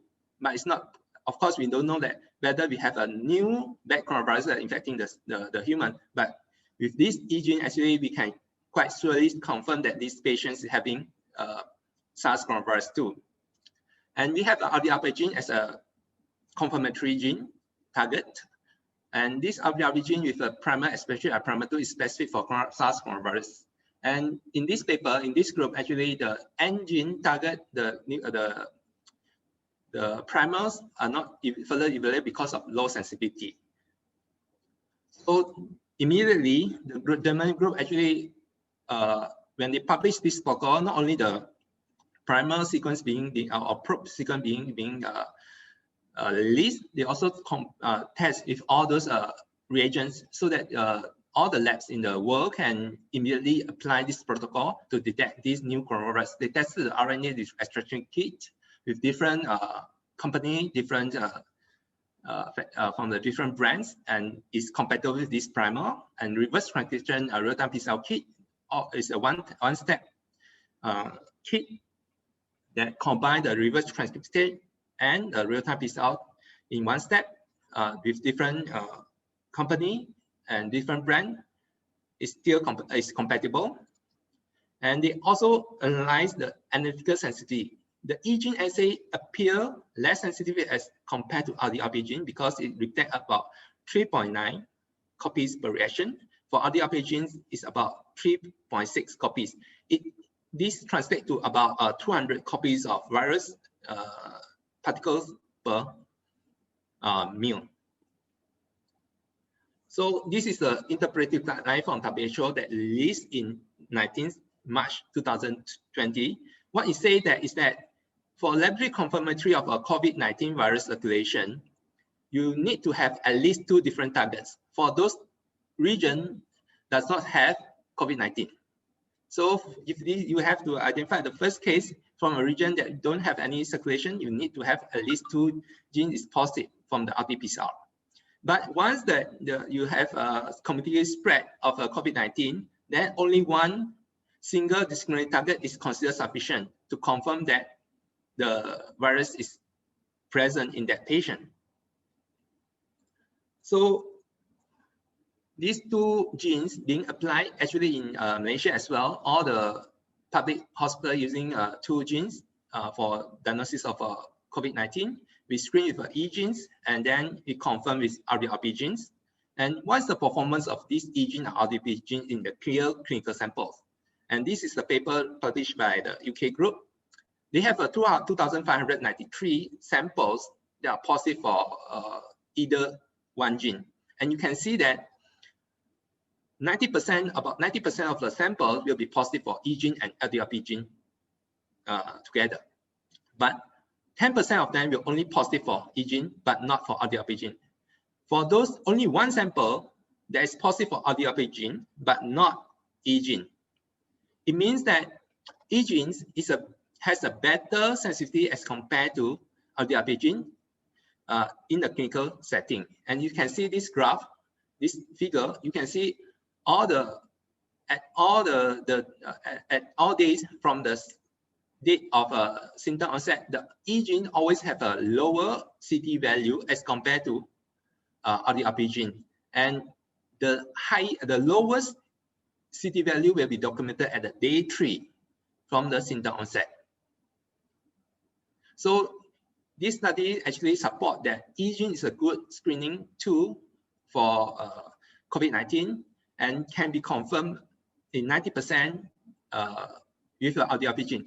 Without the RDRP gene, even if his RDRP gene is negative, if in the area with COVID-19 community spread, E gene alone is enough to confirm that the case is a COVID-19, because at the recovery phase of a patient from the disease, usually only the viral become less because the E gene is more sensitive compared to RDRP gene. Then only the E gene will be positive, but RDRP gene will be negative. So apart from the Germany group, actually all the other countries also develop their own protocols. For example, the China, they target the RF1AB and the N gene. And for the France, they 2 targets in the RDRP gene, USA 3 targets in N gene, and for example, the Thailand, they just target 1 gene, N gene.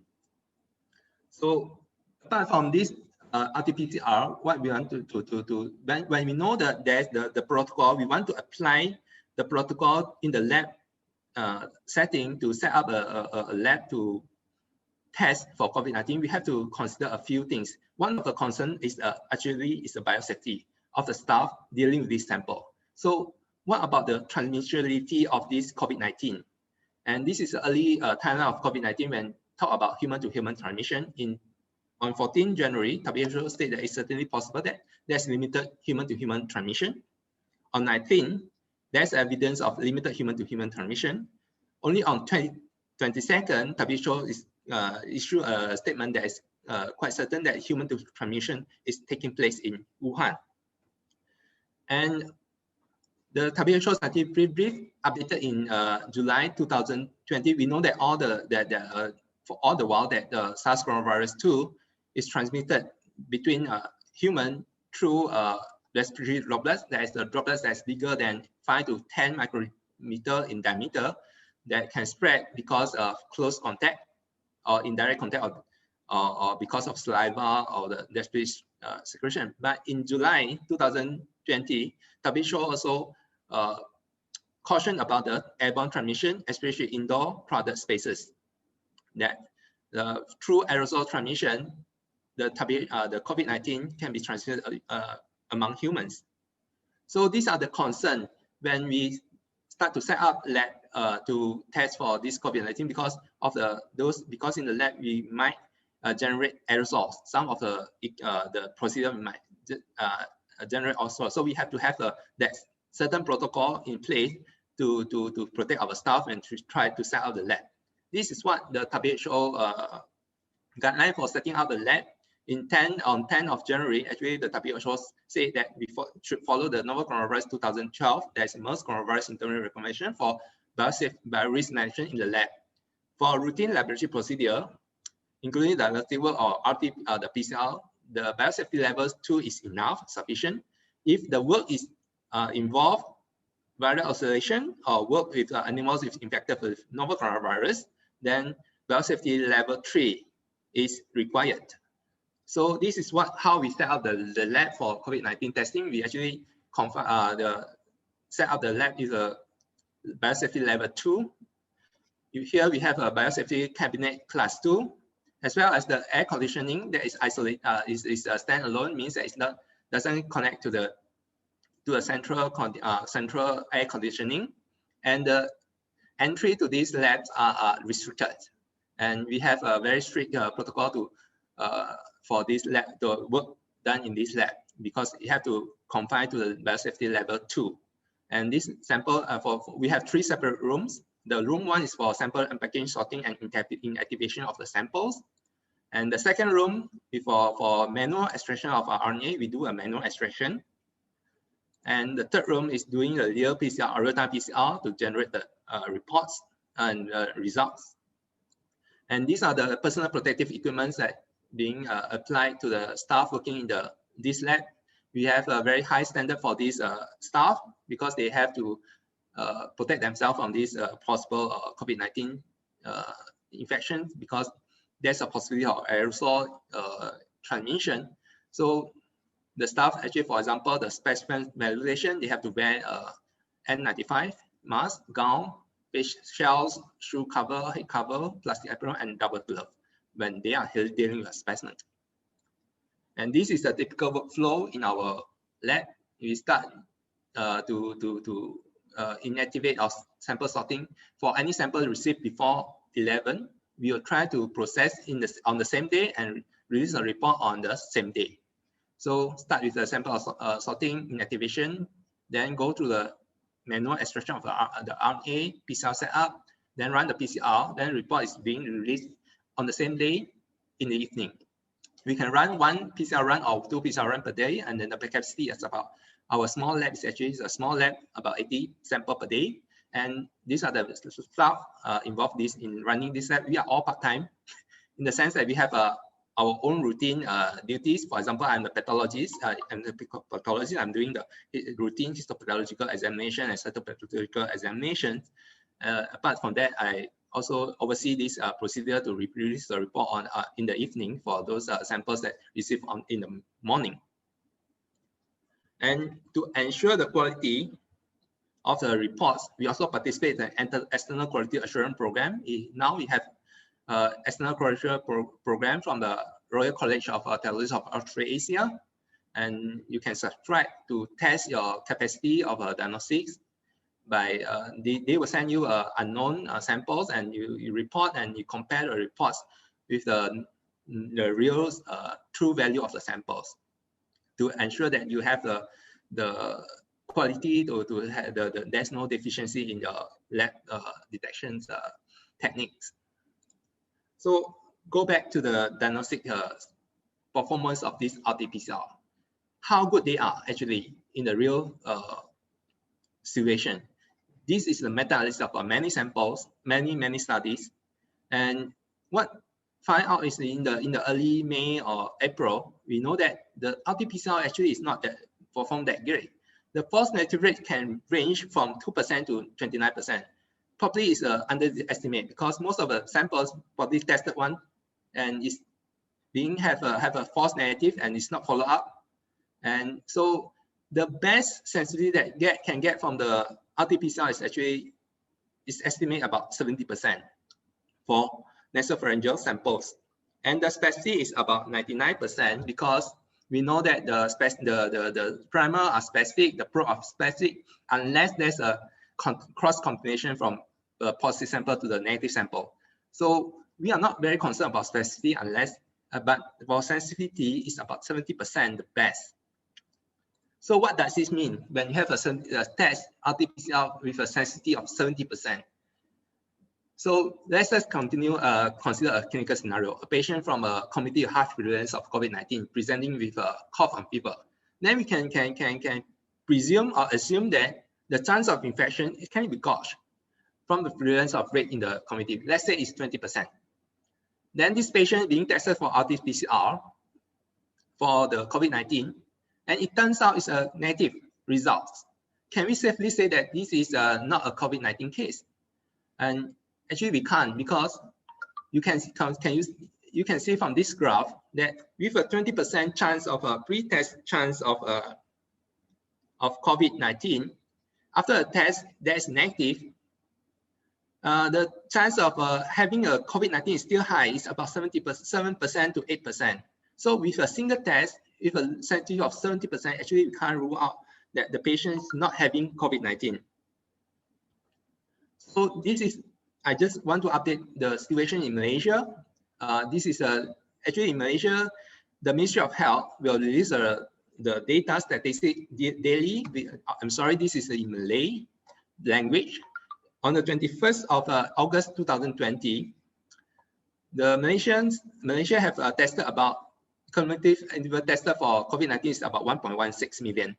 The number of cases that turned out to be positive is about 9,000. It means that the prevalence rate in Malaysia actually is very low. It's about 0.8% positive. I think it's more, it's lower than this because Malaysia practices targeted testing. It means that only those patients with high risk will be tested. Not everybody is going to test. So even with targeted testing, we have a very low prevalence. It's 0.8%. So when we, even though we have a low prevalence and we test with a negative test, we still can't rule out 100% that patient is not having COVID-19, even if this kind of patients have presenting with the COVID-19 symptoms, because the sensitivity of RT-PCR is at best 70%. So this is what I try to do when try to explain the test result to patients, that no test is 100% accurate. If the swab test is the nasopharyngeal swab test, come up with a positive result, then we can be very confident that the patient is having a COVID-19 because the specificity is close to 100. However, if the patient with COVID-19 present with a strong symptom and the test turned out to negative, then it's best to self-isolate because we can't be certain. We can be missed. This kind of this patient can be missed because the sensitivity of RT-PCR is at best 70%. So what are the samples that can be used to test for COVID-19? We know that most of the time we use a nasopharyngeal swab. For those patients with ill patient, actually we advise of bronchoalveolar lavage, means that getting the fluid from the lung itself rather than from the upper respiratory tract secretions. And you have a sputum that if the patient is presenting with a symptom cough with a sputum, then the sputum can be used as a testing.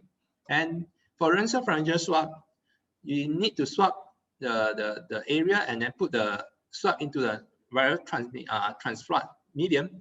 At one time, viral transplant medium is very scarce, very scanty, means that we can't get the supply of viral transplant. At that time, actually, saline can be a substitute.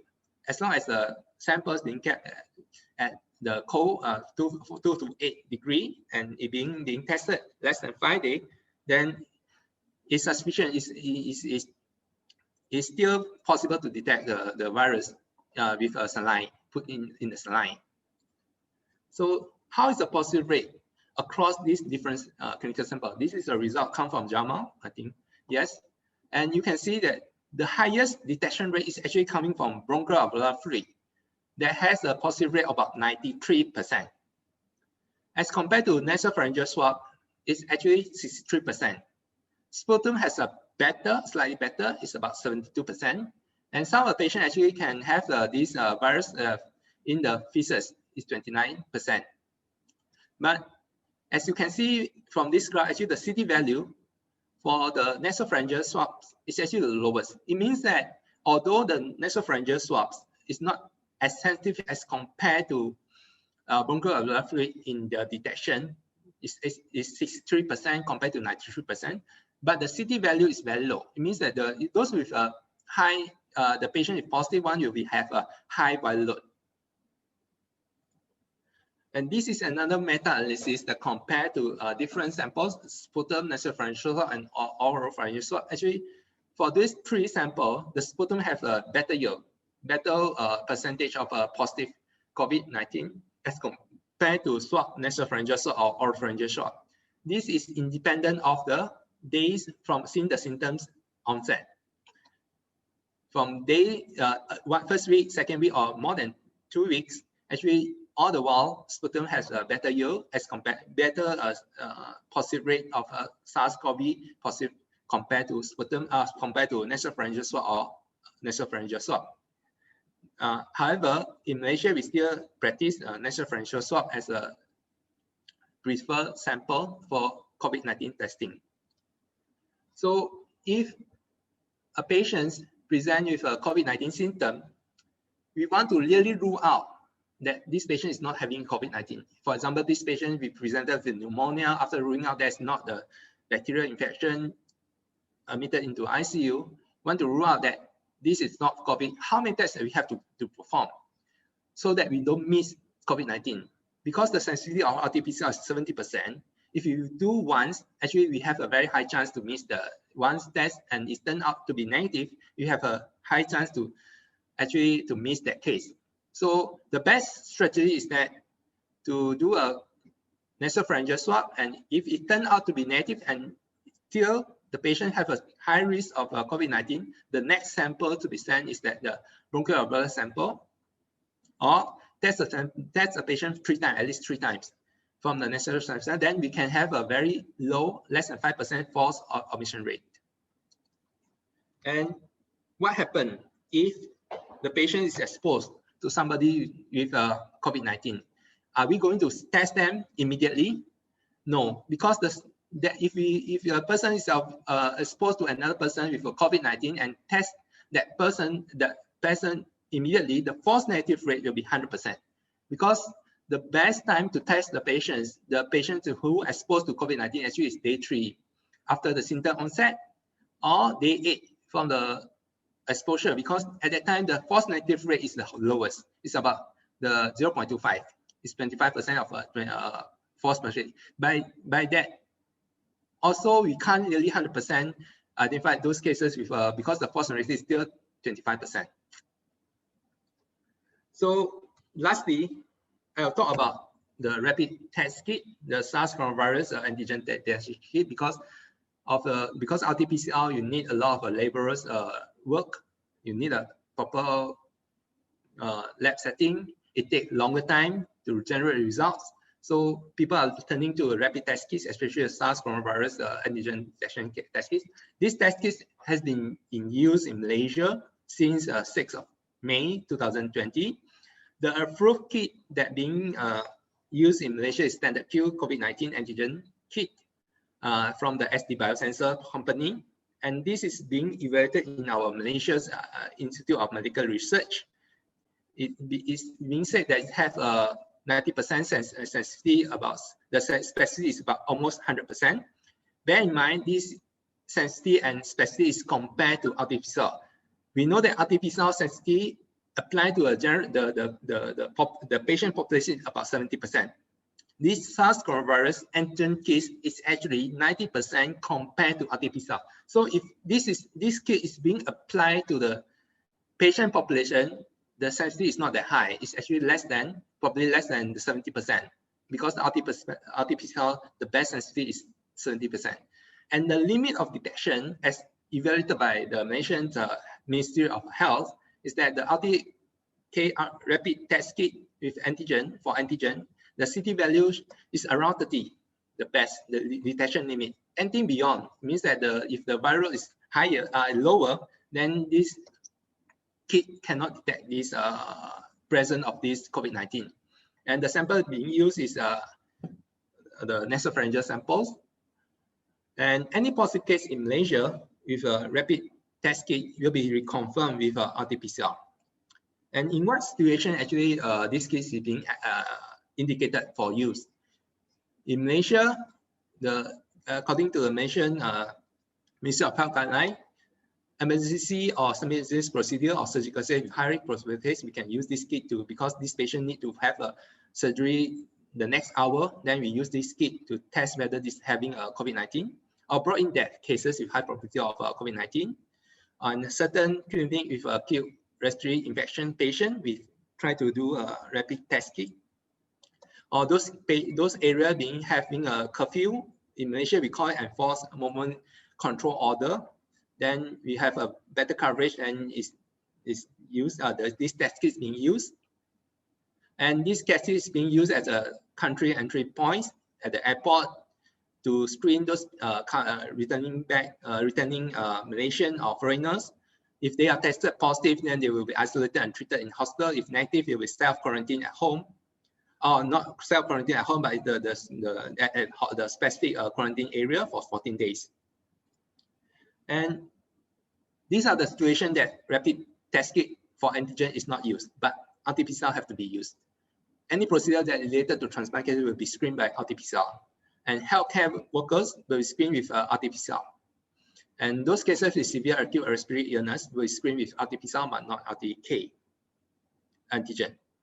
So briefly, for this talk, I have talked about the identification of SARS-CoV-2 in the initial phase using the next generation sequencing biofuel approach, and overcome the Chinese authority and Chinese scientific committee have overcome the hurdle to identify this is as a novel coronavirus very quickly in terms of weeks or less than a month.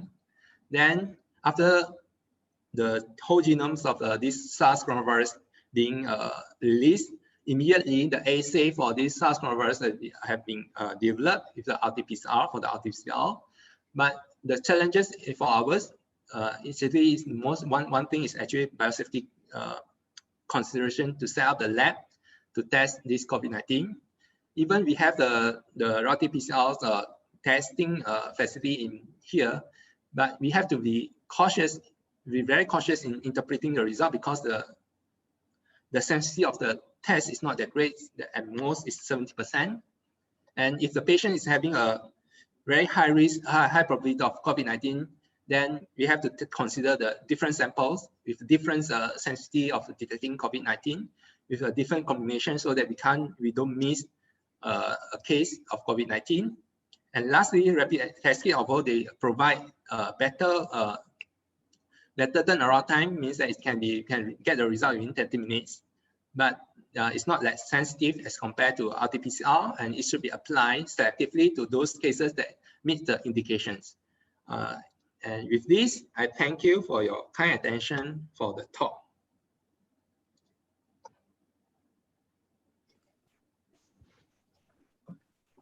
Yeah, thank you very much, Dr. Chung, for the very insightful, very informative talk. I would like to summarize a little bit of what Dr. Chen has actually talked to us. So he started off by taking us on a cruise to talk about the history behind the coronavirus.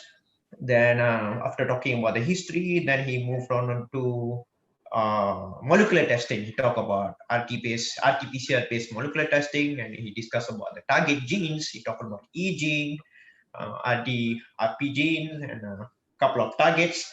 And he also mentioned about the sensitivity, specificity of RT-PCR testing. And he also talked about his experience in managing the team in IPPT. And he talked about laboratory settings in testing the coronavirus detection. Then he also mentioned about, last but not least, he talked about rapid test kit, which is an antigen detection test, and he compared between the antigen detection and molecular testing, which is RT-PCR.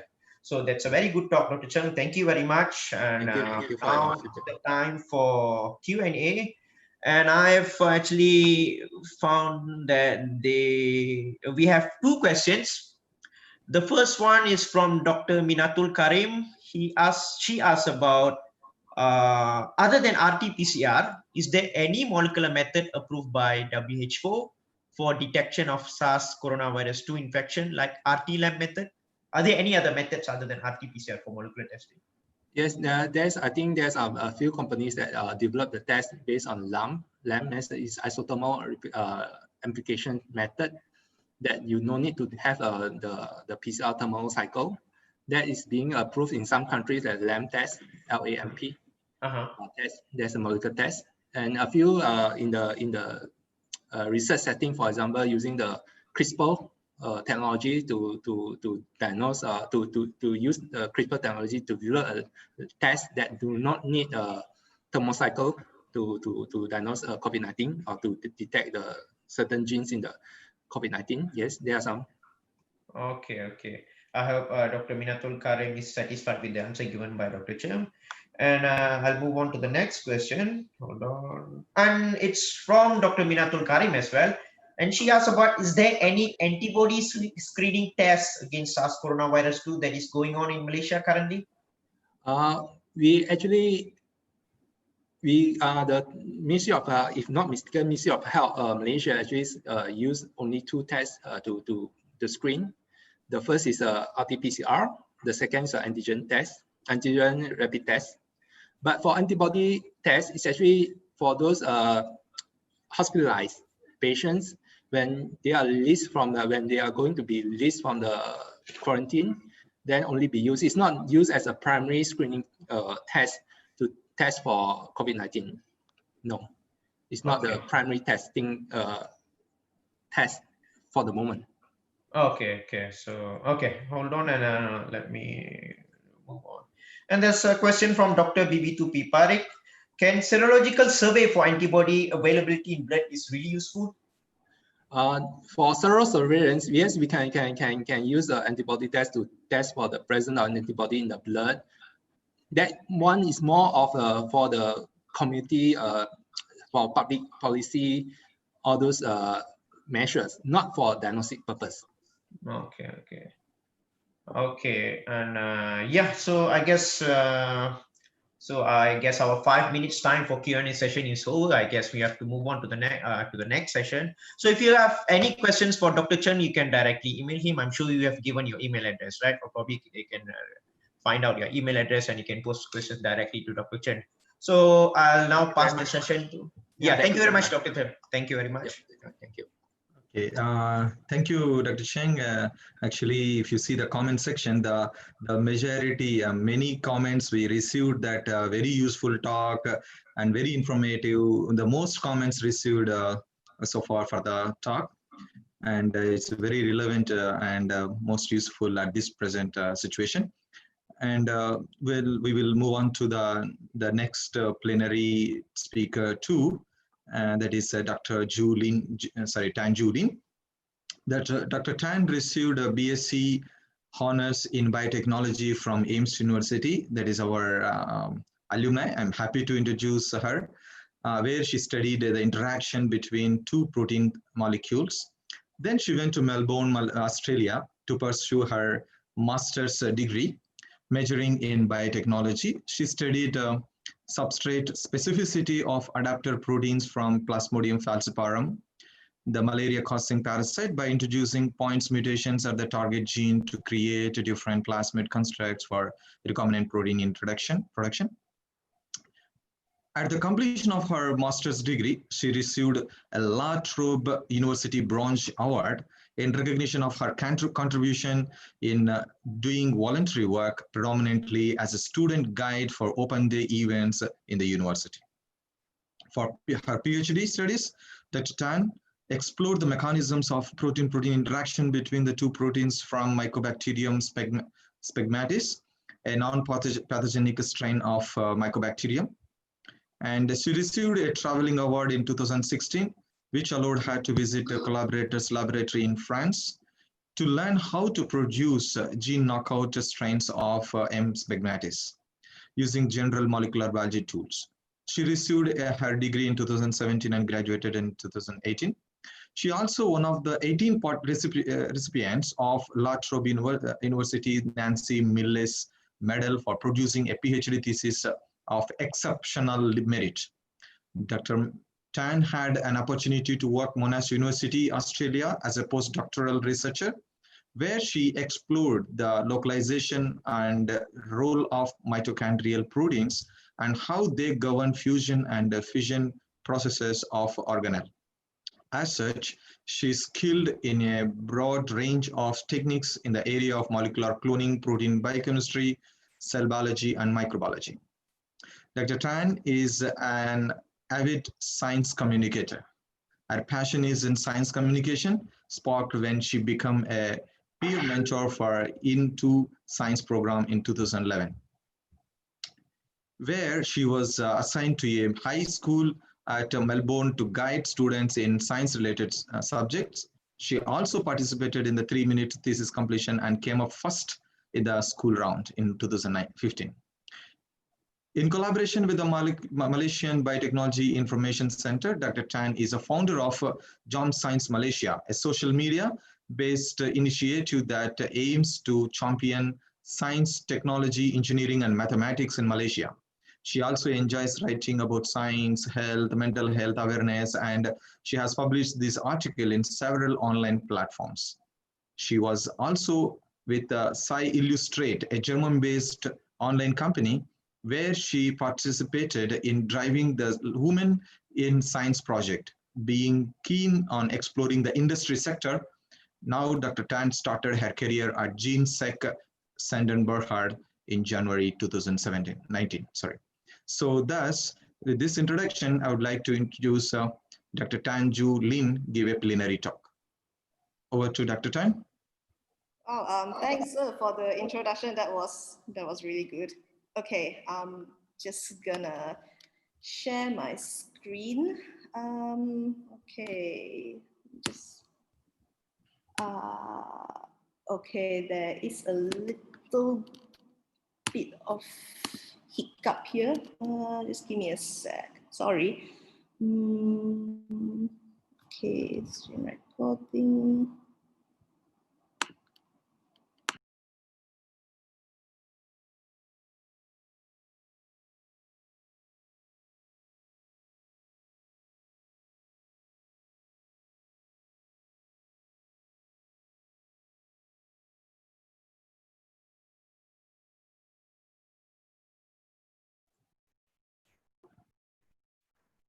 Okay, it looks like there is an issue with the internet connection. So please hold for a minute.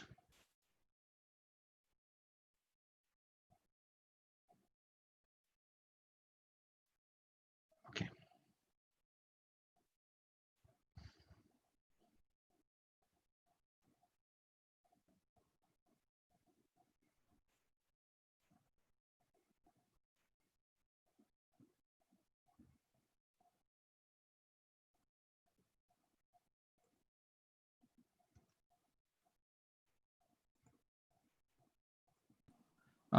Hi, sorry, can everyone hear me and can everyone see the slide? Yes, now can. Okay, yeah, sorry about that. There was a little bit of hiccup. Let me just get to the full screen. Okay. Okay, all right. Is everything clear? Yes, go ahead. All right, so okay, firstly, thank you for giving me the opportunity to present in this this webinar. My talk is going to be less technical, but it's going to be more focused on the applications. So what I'm going to talk about is the use of next generation sequencing in the food industry, especially in the case of authentication, compliance, and safety. Now, with the because of this COVID-19, I think there's a lot of hiccups in the economy. So this can lead to an increase in food fraud, food adulteration. So there is like an urgent need to really authenticate the food that you're eating today. But before I jump into that, because just a sec. All right. So because we've been like talking about COVID-19, and Dr. Cheng gave a really excellent talk about the molecular biology of the viruses and all those things. I also want to mention that GeneSec, so we actually collaborated with University of Malaya and another university in Malaysia to sequence more than 50 SARS-CoV-2 sequences from Malaysia. So this is, this is something that it was quite a big project for us, and we're really happy to be part of the team that actually helped sequence the genome of these viruses in Malaysia. But today I'm not going to be touching so much about this. Instead, I'm going to touch on the food industry, like more on the food, focusing on the food industry. Okay. All right. So just a quick one. We are the GeneSeq. We are the first next-gen sequencing provider in Malaysia to be catering for the non-medical sector. So when we talk about next-gen sequencing, we think a lot about how it's being used in the biological sciences. You know, how we look for cancer markers on nutrigenomics and all those things.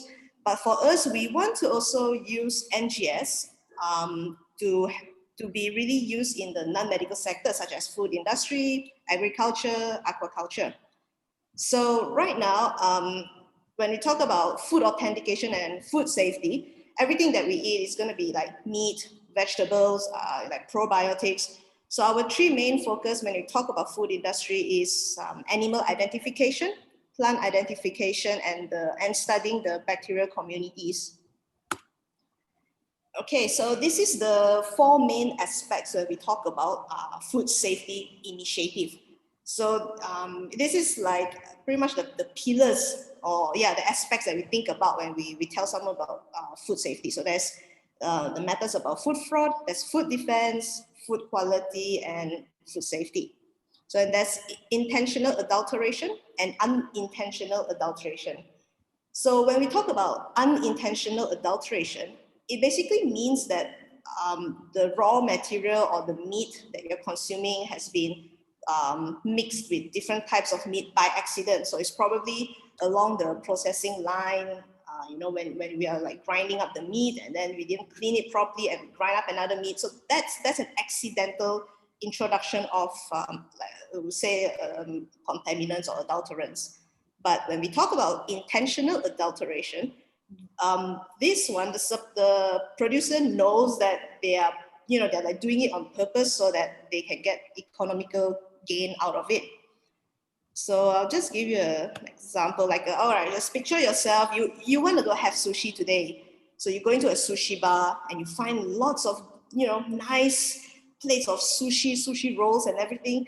And then, look at the salmon, it looks so tempting. But salmon and trout, they look very similar. So the salmon and trout, probably the color is just a bit more orange, one of them. But the problem is for trout, because it's a freshwater fish, it is more susceptible to, the parasites are like, they enjoy growing in this fish. So when we talk about sushi, it's usually eaten raw. So imagine if you're eating parasites in there. So that's very dangerous. So this is when it is very important to authenticate all the incoming food products before you're actually selling it to your customers. Okay, so this is, when we talk about food adulteration, it's not uncommon. It actually happened before. So say 2017, 16, so for the past like 3 years. So I think one of the most popular ones is the horse meat scheme. So there's this, basically the meat was adulterated with horse meat. And then, it's, there's something like fish fraud, like people selling, how fish, they're like, if they look like white color fish, but it could be puffer fish. And puffer fish, when it's not prepared properly, it is poisonous. So just things like that, so adulteration. And when we talk about food fraud, the main two keywords is actually highlighted in red here, is the deliberate tampering of food for economic gain. So this is what, how you define food fraud.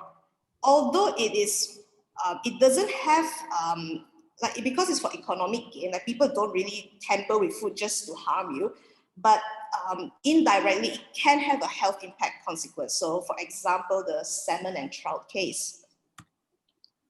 Okay, now this, when we talk about the food industry, we will always start from the top of the supply chain where the raw materials and the food is produced. So this is then sent over to different suppliers and it's distributed to all the retailers. But when the suppliers get their the raw materials from the factory, they rely on what we call as a certificate of analysis. So basically, the certificate of analysis will tell you, okay, this raw material contains this. It's clean, it's free from prohibited meat or something. But you never know along the way, the product could have been tampered during transportation, or like maybe when from the supplier, it goes to the distributor. So this supply chain is quite complex, and because it's so complex, there's an increased chances of the food being adulterated. So this is when we use next generation sequencing, which is a DNA sequencing tool for food forensics. So basically investigating what type of meat or plant is in the food. Okay, so I'm just gonna give I hope this analogy is simple enough, but basically DNA, traditional Sanger sequencing is akin to reading one line in a book at a single time. So when you open a book and you read one line. So that's like traditional DNA sequencing. It gives you like one line at a time. But for next gen sequencing, it essentially reads the whole book, the whole page in a book at one time. So it's like you looking at a book and you are reading all the sentences and completing the whole page. And the beauty about NGS is that it's about discovering the unknown. So take for example, the most popular is the halal detection kit.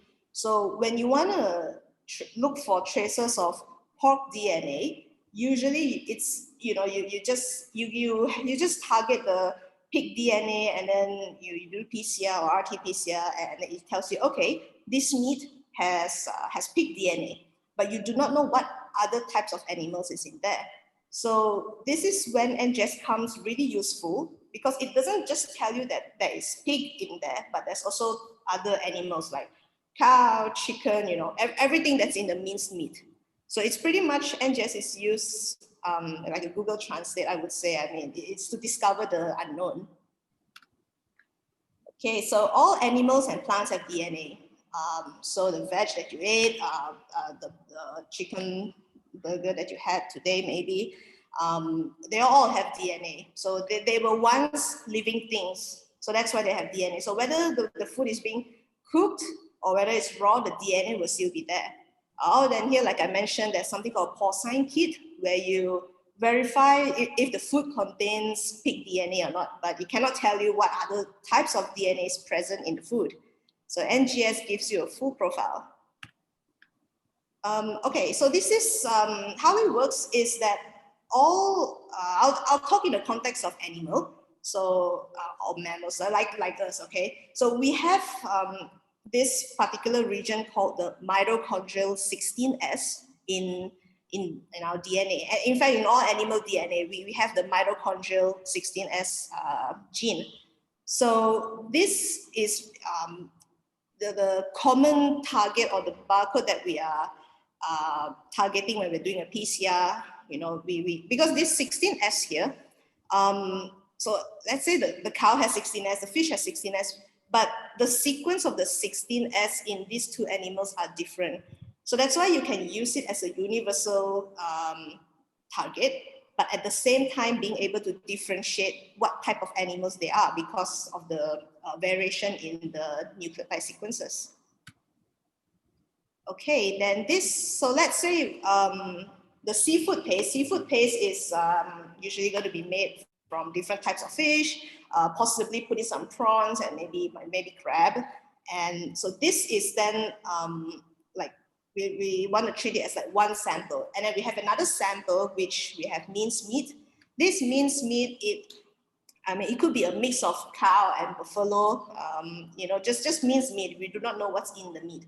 So if let's say one day someone comes, with these two samples and say, okay, I want to find out what's in the seafood paste, And I also want to find out what is in the mincemeat. And this is where we can use NGS to do it. Because for these two separate samples, we tag something like an identifier for the total DNA of each sample. And then because they are now being identified with unique identifiers, you can now sequence it, you put it into the sequencer, and the sequencer will, essentially tell you which, like it will sort out all the DNA that's tagged with identifier A as 1 and identifier B as 1. So that's how you get to process many samples at the same time using NGS. Okay, yeah, essentially I was telling you about the two major advantages of NGS. Number one, it provides the full profile of the sample. So let's say in the case of the fish paste, it tells you all the species of the fish that's in the fish paste.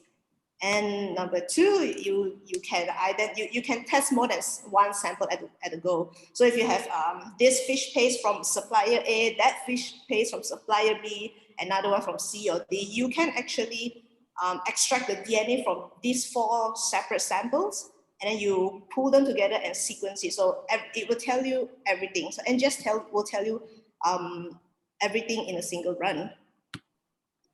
And more the applications, the reason why we want to authenticate food products is for export-import regulations, compliance to labeling law, auditing the ingredients. So this is an example of one of the case studies that we did when the company first started. We bought a piece of a frozen meat that they labeled as minced beef, but when we tested, it turns out that it is mainly buffalo. So in this case, it was shown that the minced beef was substituted with buffalo. But after speaking to a couple of people, it seems that this substitution is common because it's for economic purposes. I think buffalo is relatively cheaper than beef. So not just animals, we can identify the plants as well. So in the mixed herbs, you can tell how much percentage is oregano, parsley, rosemary. Because again, although this is a super dried now, but they used to be living things. I mean, they're just like super dry now, but the DNA is still there. So that's why we can use NGS to also authenticate such products. And of course, probiotics, we can tell you what type of bacteria is in the probiotics. And in some cases, we can tell you down to the species. So that really depends. And then, I mean, NGS, it can be used to pretty much deconstruct highly processed food or very complex matrices. So what you see here is an animal feed. So this animal feed is pretty much a raw material the raw material for making food for the animals. So this can be from any source of animals, it can be from chicken, cow, prawn, duck. But there are some cases where if it's a fish meal, it shouldn't contain any cow or lamb or any land animals. So this is when we can use NGS to check whether it's a fish meal or whether it's a meat and bone meal. Oh, there, actually, this is my next slide. Yeah, because the thing is, with fish meal and meat and bone meal, they both look exactly the same. I got this picture from the internet, so they look exactly similar. Maybe the color might be a little bit different sometimes, but this is something very important because if it's a fish meal, it shouldn't contain land animals. There is something called proximate analysis. This is chemical based, but this tells you only the percentage of carb, proteins, and lipid in the product. It doesn't tell you what exactly is inside the animal feed.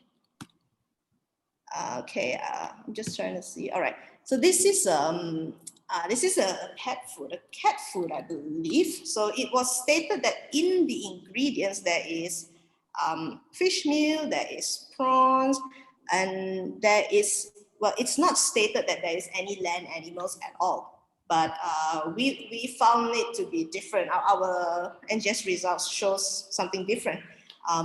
The claim on the label says that, okay, this product has fish meal, but actually when we look at it, it's more meat and bone meal, which means it has pig, cattle, sheep, chicken.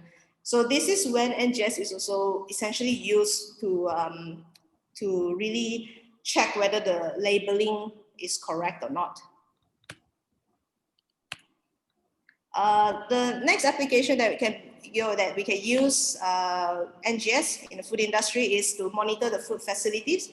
This is just a very quick and rough example, but basically, when you are in a food facility, there will be this base residential bacterial populations there, and perhaps after you've done some cleaning, or maybe after it's being exposed to potentially dirty things, there might be a shift in these bacterial populations. So this is when we can also use NGS to monitor such changes. So for example, in this fridge, week 1, it contains, the bacterial profile is, as such, it looks like that in week 1. But after 1 week, we did some cleaning to the freezer, and second week, it turns out that the bacterial population is different, so it changes. So this is just a very quick and rough example. It doesn't have like a very strong significance of whether the freezer is clean or not. But the take-home message for this is that when you use NGS, it tells you the base population, the base bacterial population, and then when you start cleaning your facilities, it might show you a different bacterial communities. So this is one of the ways where we can help the food facilities to monitor the hygiene or the potential, pretty much the hygiene of the food facility. So I think I'm just gonna sum it up now, because I think I am running out of time. But basically, when we talk about NGS in the food industry, I believe that it's a solution provider, because like for us at GeneSig, at least we are focusing on the safety, health, and the environment, and we are trying to reimagine that using next-gen sequencing, pretty much authenticating the raw ingredients, because when we authenticate the raw ingredients, then we will increase the resilience of the supply chain. So we'll strengthen it. So when it is strengthened, the likelihood of food fraud might decrease. So this is essentially what we try to do. We want to try to help we want to try to use next generation sequencing to improve to cover up the flaws in the food industry. And with that, I'm ending my talk. So thanks for listening. And if you want to have a look, we are on Facebook and LinkedIn. Just type GeneSig, you'll find us there. And that's our official website there, genesig.co. Yeah. So yeah, thanks for listening. Okay, thank you, Dr. Julin Tan. So basically, Dr. Julin Tan actually covered the NGS applications in food industry, especially in food authentication, how it will add the value to the food authentication, then also helps in, that in turn will helps in the exporting, and few case studies she showed, like beef and buffalo, helps adulteration and probiotics, etc. Apart from that, NGS can help in the food industry in determining the composition of the complex matrices, and like fish paste, the different how many different kinds of fish species are present in that, or whether it is only the fish or some different else, or cat food, etc. she covered. And also apart from that, on lighter note, one example given for the food storing facilities, like on the storing different places like fridge and all. So during the storing conditions, maybe the bacterial population may change. That is one of the examples shown, which is interesting, and there must be some more unexplored kind of applications. So it's a nice presentation, and it's interesting to know. Thank you, Dr. Julin Tan. And if you have any questions, please ask Dr. Julin Tan. I think there are a couple of questions here in the chat now. Let's see. How about parasitic detections? Yes. So for parasites, we can do that too. We've actually got a sample from one of our collaborators. We just wanted to test. At that time, we wanted to test whether our capacity in detecting parasites. So he gave us like a meat, a catfish, and in that we managed to detect some parasites.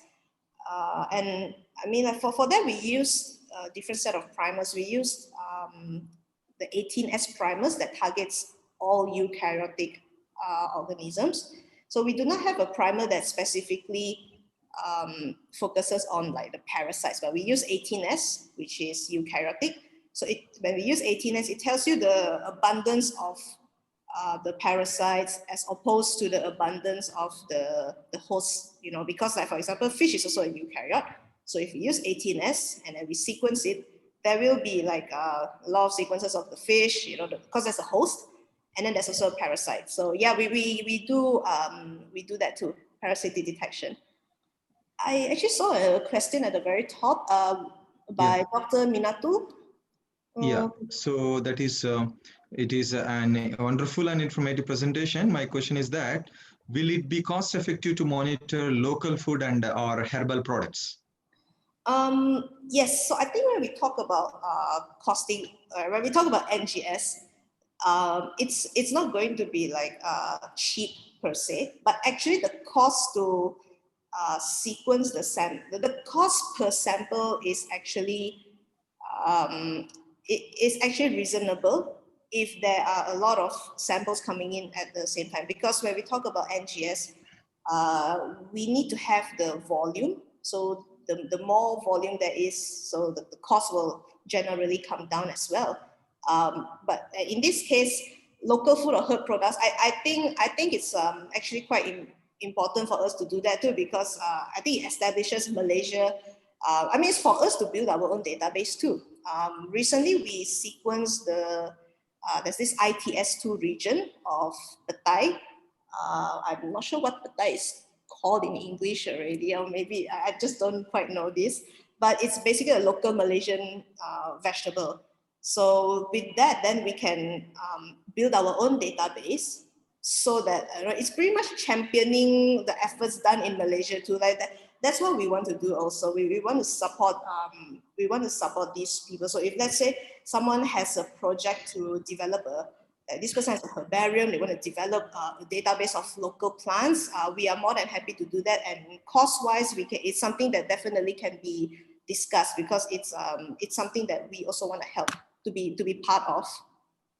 Did that answer the question? I hope it did. I hope there is another question. So this maybe not related to the talk, but some suggestion asked by Dr. Prasanna. Which add-on course can be taken by the student for the job in QC of food industry? This is the add-on course. So is it asking what type of courses, additional courses?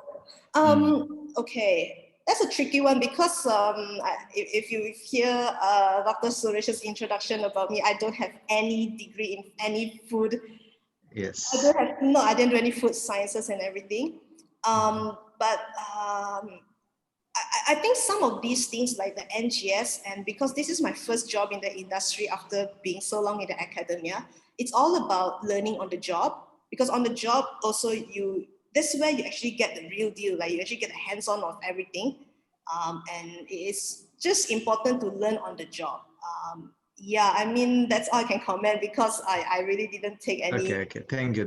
Yeah. Yes. I think we will stop with another one question, last question. Sure. Do you use universal primers that can identify across groups or specific primers with the NGS? This is the question. Okay, for animal and plants, we use universal primers. And actually everything universal primers, because fungus also we use the universal ITS one. So essentially it's universal primers.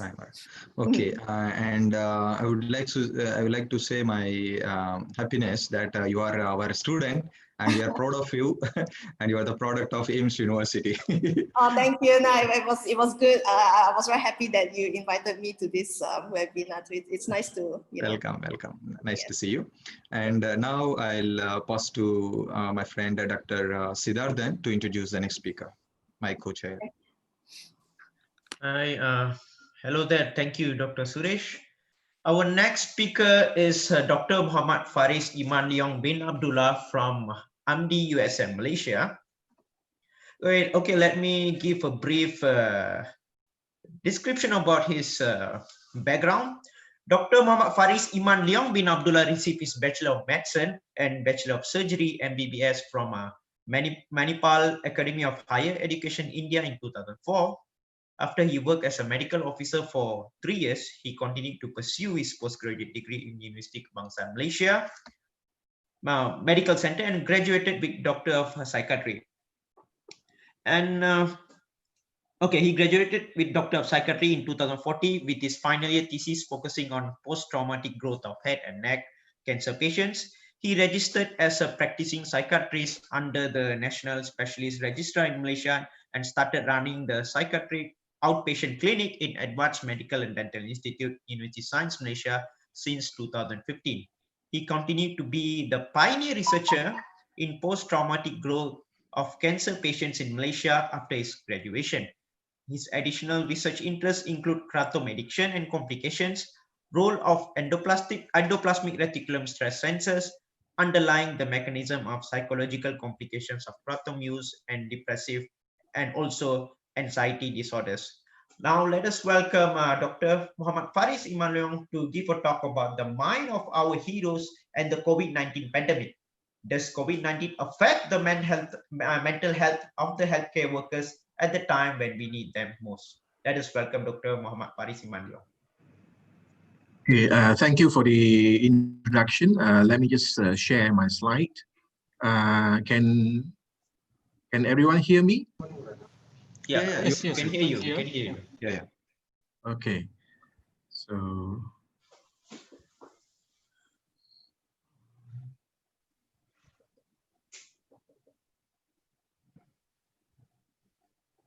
Is my slides visible to all? Yes. Yes, visible. All right. Okay. Thank you very much for the wonderful introduction. So yeah, so this afternoon I'm going to talk about something very much different from others, something onto the psychological impact of COVID-19. Yeah, first of all, just want to share some studies or some slides on the impact of psychological impact of COVID-19 onto the general population. As we know, human beings, okay, we are actually social beings, and we have a need to engage in various daily routines and social activities, okay, and that is important to safeguard our mental well-being.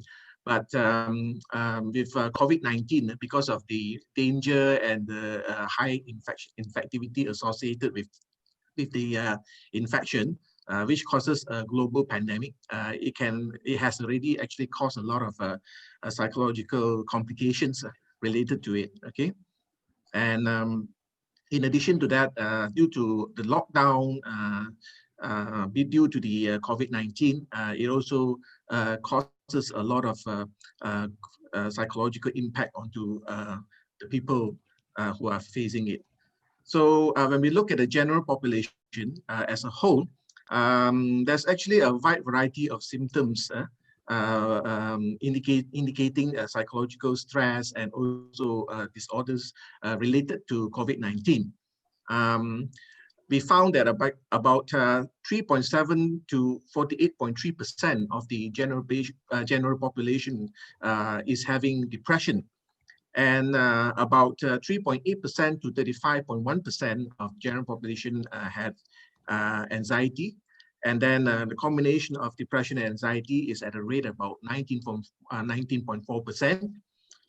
Post-traumatic stress disorder is at a range of about 7% to about 10.8%. And poor sleep quality is experienced by about 2.3% to 18.2% of the general population. Hazardous alcohol use at about 29.1%, harmful alcohol use about 9.5%, and alcohol dependence is at about 1.6%. So we can see that there are various range of the psychological complications related to COVID-19. And this is actually because of the different methods or methodological approach used by different studies, and also the questionnaires used to assess the psychological complications are actually different from different studies. So what we still puzzle about the psychological impact of COVID-19 is that we actually do not know whether these psychological complications arise due to the direct effect of the COVID-19 itself, or actually is due to the movement lockdown or the home quarantine because of the pandemic.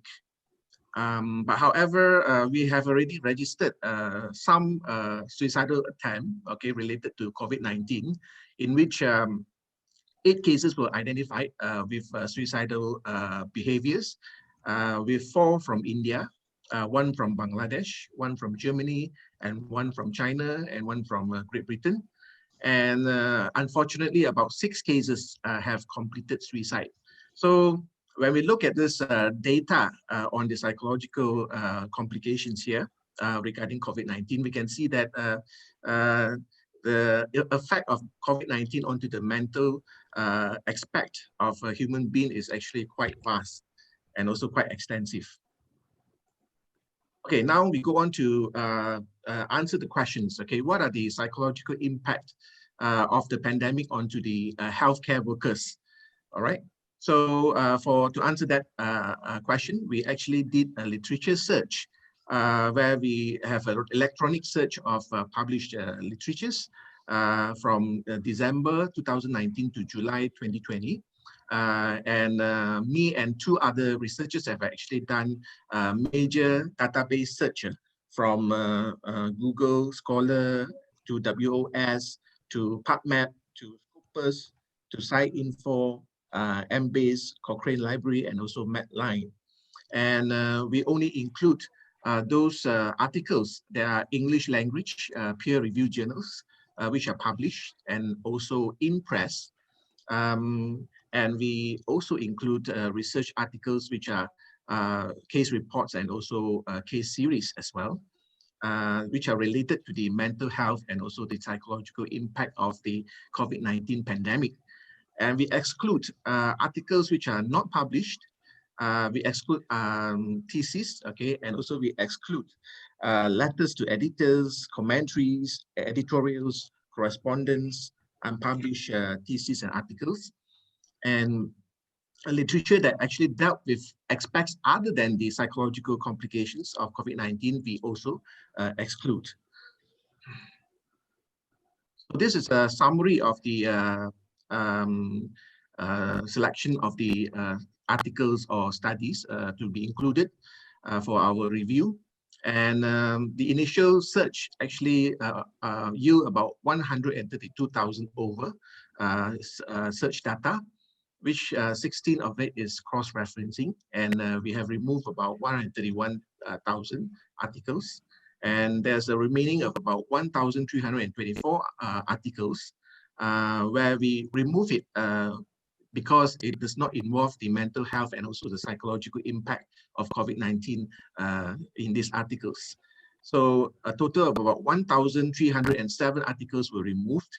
And eventually, we have selected 17 articles for review, which fulfill the eligibility criteria of the articles in the review. And we have also removed all the duplicates.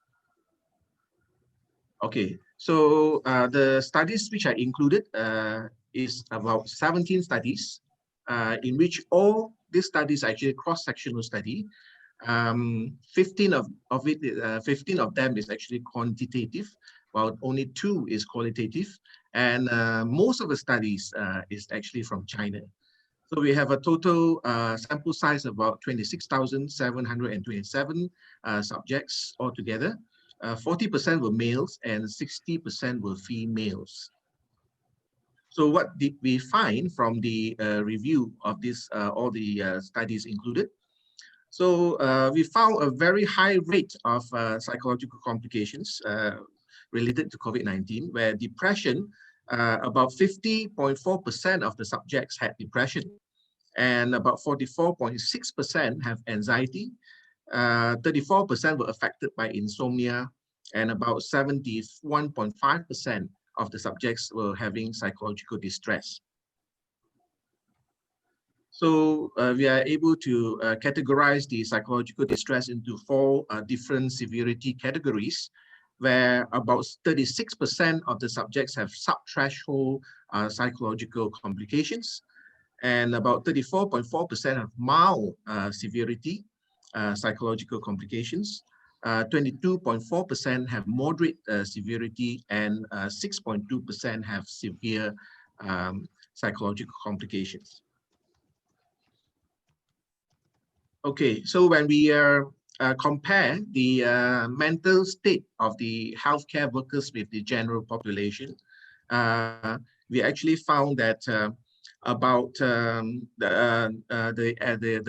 subjects that exhibit fear due to the pandemic, and also fear of getting infected or infecting the family members, okay, for the healthcare workers is much higher compared to the general population, where in healthcare workers, about 70.6% of them are having fear compared to the general population, which registered only about 59.4%. In terms of anxiety, 25.5% of healthcare workers were having anxiety compared to just about 18.7% of the general population. Much lesser have depression, where 12.4% of healthcare workers have depression, compared to about only 8.2% of the general population having depression, and about 38.4% of the healthcare workers were having insomnia, compared to only about 30.5% of the general population having insomnia. Okay, so when we compare the psychological complications between the medical and non-medical healthcare workers, there are also significant difference between both groups. Okay, when we look at depression, the medical healthcare workers had about 12.2% of them having depression, compared to the non-medical healthcare workers, which register about 9.5%. While 13% of the medical healthcare workers have anxiety, compared to only about 8.5% of non-medical healthcare workers. 5.3% of medical healthcare workers have OCD symptoms, compared to the non-medical healthcare workers. When I talk about OCD symptoms, okay, so COVID-19 actually causes only obsessive contamination and also compulsive hand washing among the medical workers and also the non-medical healthcare workers, okay? So there's no other theme in the OCD that is experienced by these subjects, okay? In terms of insomnia, about 38.4% of the medical healthcare workers were having insomnia, and only about 30.5% of the non-medical healthcare workers were having insomnia. While somatization symptoms, okay, which is presented as various clinical symptoms, such as pain, or maybe breathlessness, or chest pain, or the other etc. Symptoms, okay. 1.6% of medical healthcare workers had somatization symptoms, compared to only about 0.4% of non-medical healthcare workers having somatization symptoms. So we can see from here there are significant differences in the psychological complications when we compare medical versus non-medical healthcare workers here. Okay, so the healthcare workers with different severity of psychological complications also exhibit different types of behavior when facing the COVID-19 pandemic, okay? So those that are having sub-threshold psychological complications, they actually are having more altruistic tendency, where they actually try to obtain more skills and also practices of caring for others who are infected with the COVID-19, where they will tend to help others, okay, towards the mental well-being and also the physical well-being of others. But in comparison, those with severe psychological complications, they are actually trying to cater for themselves more, where they actually have this behavior of frequent seeking of help from psychotherapies or actually from other online counseling techniques in order just to help themselves to maintain their mental health well-being. So these are the two different behavior exhibited by people or healthcare workers with different psychological severity of psychological complications. Okay, so when we compare the medical staffs, okay, who are fresh medical staffs and also experienced medical staffs, those medical staffs that have the experience of being exposed to pandemics or epidemics before, such as the SARS pandemic and also the H1N1 influenza pandemic, actually have better mental health functioning, and they have better social support and also higher resilience. Okay, so resilience is actually the ability to adapt well, okay, in the face of adversities, trauma, tragedy, threats, or anything against the significant source of stress. Okay, so people with a high resilience will actually have good optimism and also tenacity and also strength. Here we're talking about the mental strength. Okay, so now there are two qualitative studies involved in this review. And from these qualitative studies, we have some interesting findings where medical staffs, actually they have the social and professional obligations to care for the COVID-19 patients.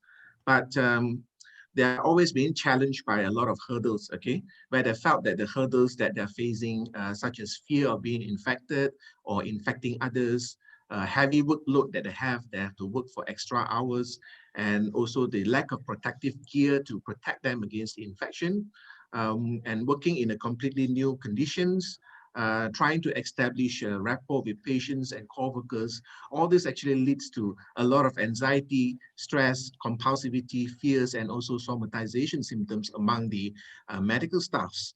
But however, once the psychological barrier among the medical staffs are being solved, where they can adapt to the new working norms, they are able to find meaning and also value of accomplishment in their work, okay, having to take care of the COVID-19 patients.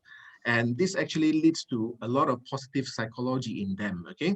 So that's why I was wondering whether these medical staffs, okay, they are exposed to the COVID-19 patients were actually experiencing post-traumatic growth or benefit finding in them, because they are able to make meaning out of their trauma or out of the adversity of the exposure to the COVID-19 patients and the infections.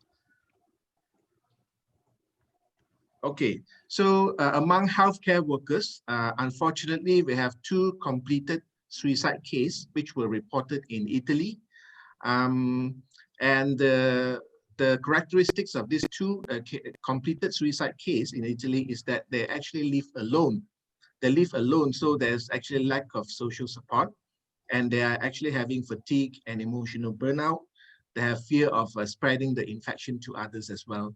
So one patient actually completed suicide by jumping into the lake, and another one actually hanged herself. So we are not really sure that whether these two cases actually have pre-existing depression before the COVID-19 pandemic. Okay, so we group the precipitating factors of psychological complications among healthcare workers into three different categories of factors, where we have the social demographic characteristics, we have the personal factors, and also we have the clinical and psychological factors. Okay, so the factors in the social demographic characteristics that are related to poor psychological outcome in the healthcare workers include the female gender, where female actually have a predisposition for psychological complications in facing the COVID-19 pandemic. And nurses are also more prone for psychological complications. That is also true as well for the frontline healthcare workers. They have to be exposed to the COVID-19 patients every day. And those that are working in the epicenter of the spread of COVID-19, especially those that are working in Wuhan, in China, actually experience more psychological complications as compared to those that are in the not in the epicenter of the spread of infection. Okay, and those working in the isolation ward and as well as the close contact of COVID-19 patients are also having higher psychological complications compared to others. Those who are fresh medical staffs also are more prone for psychological complications. Those lives in, even those that are living in rural areas are actually more prone for psychological complications. And those that work for longer hours per week during the pandemic also have a higher risk of getting psychological complications. Those who are the only child in the family will also face with a higher risk of psychological complications.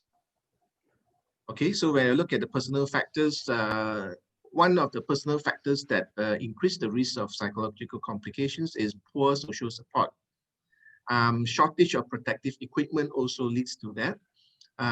Having perception that the epidemic will never be controlled, feeling lonely, being isolated from a loved ones, having to work for long hours, and those that are unsatisfied with the results of their work performance are also prone for psychological complications.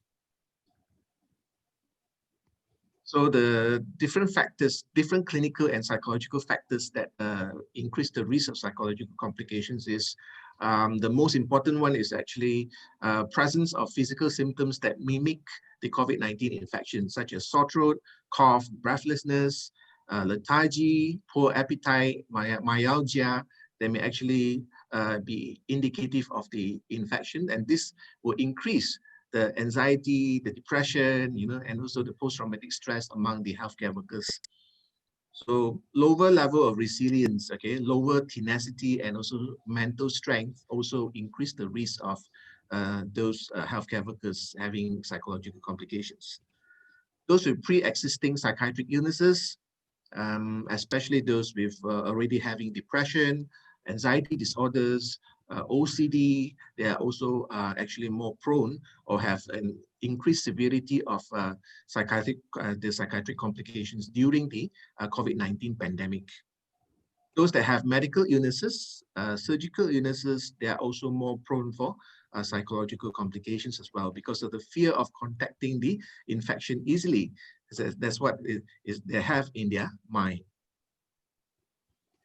Okay, so protective factors against the psychological complications among the healthcare workers are actually quite opposite of the precipitating factors. So better social support, better quality of sleep, those that are working outside the epicenter of the spread of the COVID-19 infection, those that have more accessibility to self-management coping skills, when facing the epidemic and the pandemic, and also the availability of specialized equipments for them to manage COVID-19 and strict infection control guidelines. So this all actually reduces the risk of COVID-19 associated psychological complications. While reduction in the case reported of positive COVID-19 cases also reduces the risk of psychological complications. And recognition of healthcare workers' effort by the government, by the hospital management, okay, in their battle against COVID-19, that also actually increases their mental well-being and reduces the chance of psychological complications. Okay, so what can we learn actually from this review of all these studies regarding the psychological impact of COVID-19 onto the medical personals and also the healthcare workers. So we are able to identify that depression, anxiety, psychological depression, anxiety, post-traumatic stress disorder, insomnia or sleep disturbances, OCD symptoms and stress, okay, these are significantly higher compared to the general population. and also significantly higher compared to the rates during the non-pandemic situations. So this actually is a worrying trend because the healthcare workers are actually one of our main source of support during the COVID-19 pandemic. And knowing that the psychological complications are quite prevalent in this group actually makes us worry more, okay? And medical staffs, okay, compared to non-medical staffs, the medical staffs are actually having higher risk of getting psychological complications compared to the non-medical staffs. So one thing that we are not sure is that we do not know how the psychological complications changes across time, okay, because all the 17 studies that we include in the review are all studies.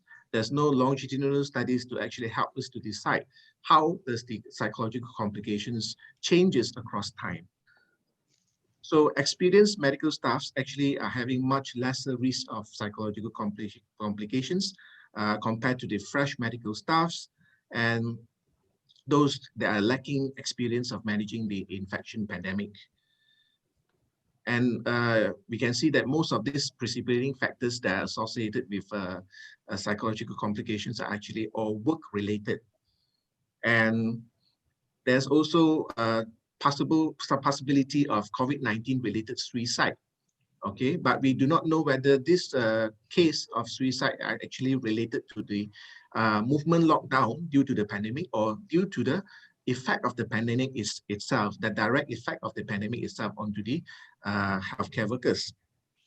So from this review, we suggested that future studies should focus more on longitudinal studies to look at the changes of the psychological complications rate across time, because from the studies of the past infection pandemics like SARS and also MERS, okay, we actually found that the psychological complications can be quite prevalent and quite prolonged and persistent, okay, even after the pandemic is over, okay.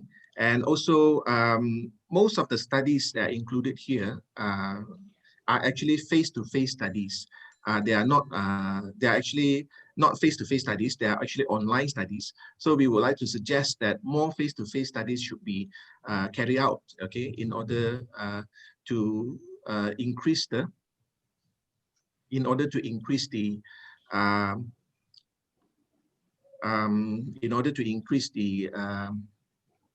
what I call the generalizability of the studies. And we should also control for the gender, the age, the ethnicity, and the pre-existing psychiatric illnesses in order to reduce the number of confounding factors that may affect the findings of the studies. And of course, since most of the studies are from China, we will encourage that more studies should be conducted to gain data from other countries. So with that, I end my talk. Thank you very much. Thank you very much, Dr. Muhammad Faris, who gave a very excellent talk, very interesting talk, something that we don't really pay attention to, right, Dr. Muhammad Faris? And we probably would have, in the midst of our busyness in carrying out daily routine activities, sometimes we don't pay much attention to the impact of COVID-19 on the psychological, onto our own psychological thing. So what Dr. Faris has actually done is that he has provided a comprehensive review on the impact of COVID-19 on the psychological state of medical workers, whereby he compared the effect between, he has compared between two groups of population. First, he compared between the medical workers and the general population.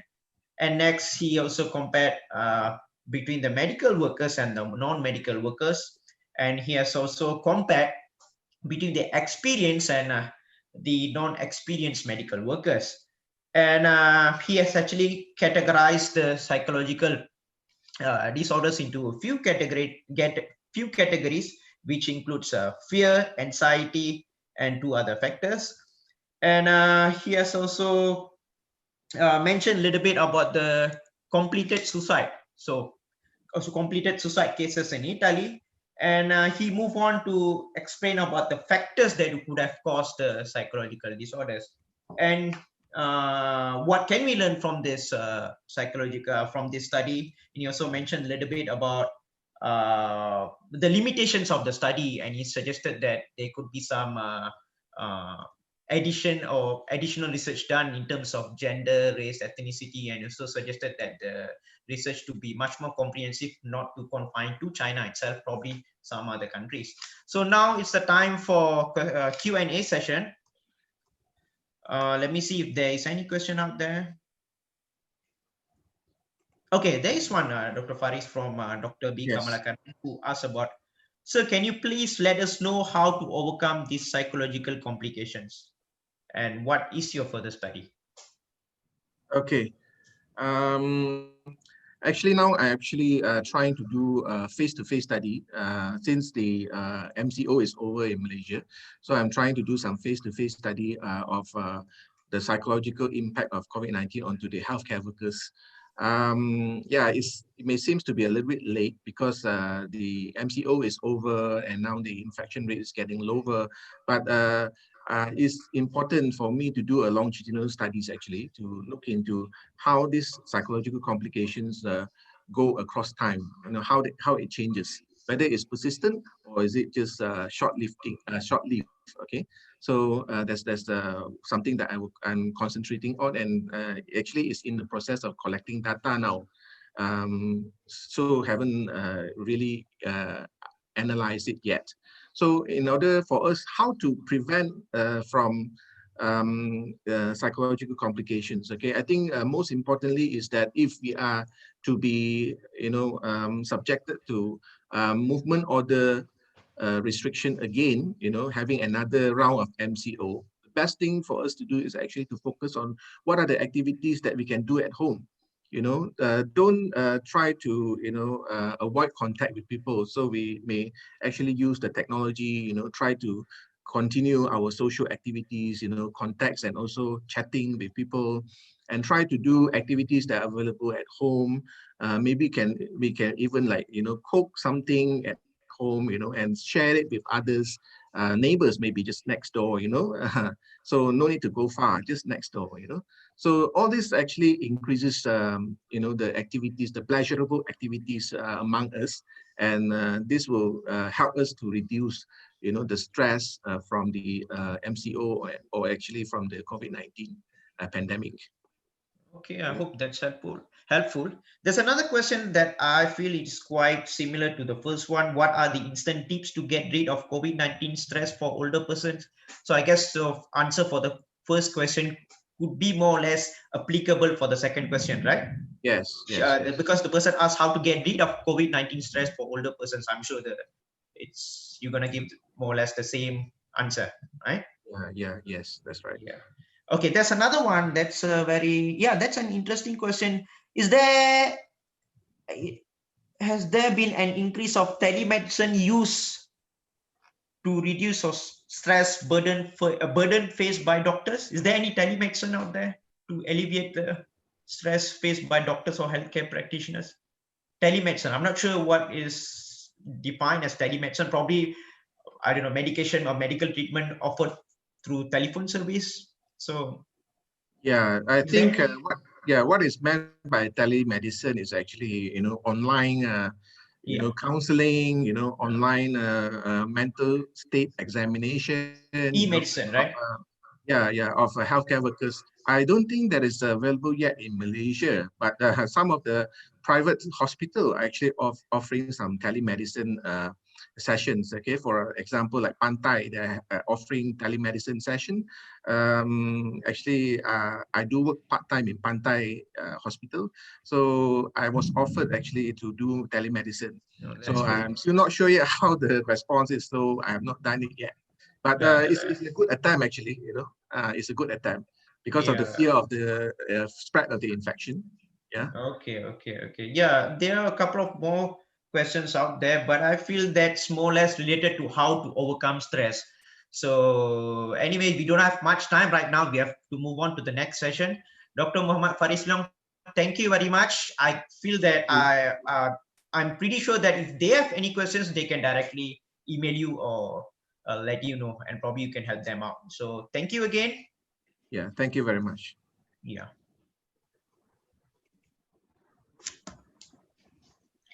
Thank you, Dr. Suresh and Dr. Chitarthan. And thank you to the keynote and plenary speakers. Your insights are appreciated. Coming up next is our first e-poster session. The chairperson for the e-poster session is Dr. Annie Jaya Christie, and co-chairperson will be Dr. Hira Rajandas. They will also be serving as the evaluators. Over to you, Dr. Annie and Dr. Hira.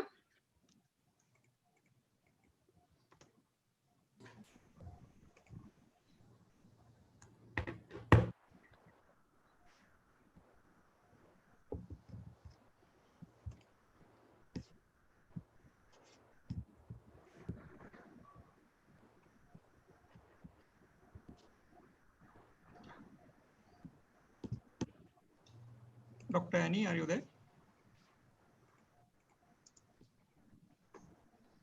Dr. Annie, are you there? I think Dr. Subhash is here, but you need to unmute.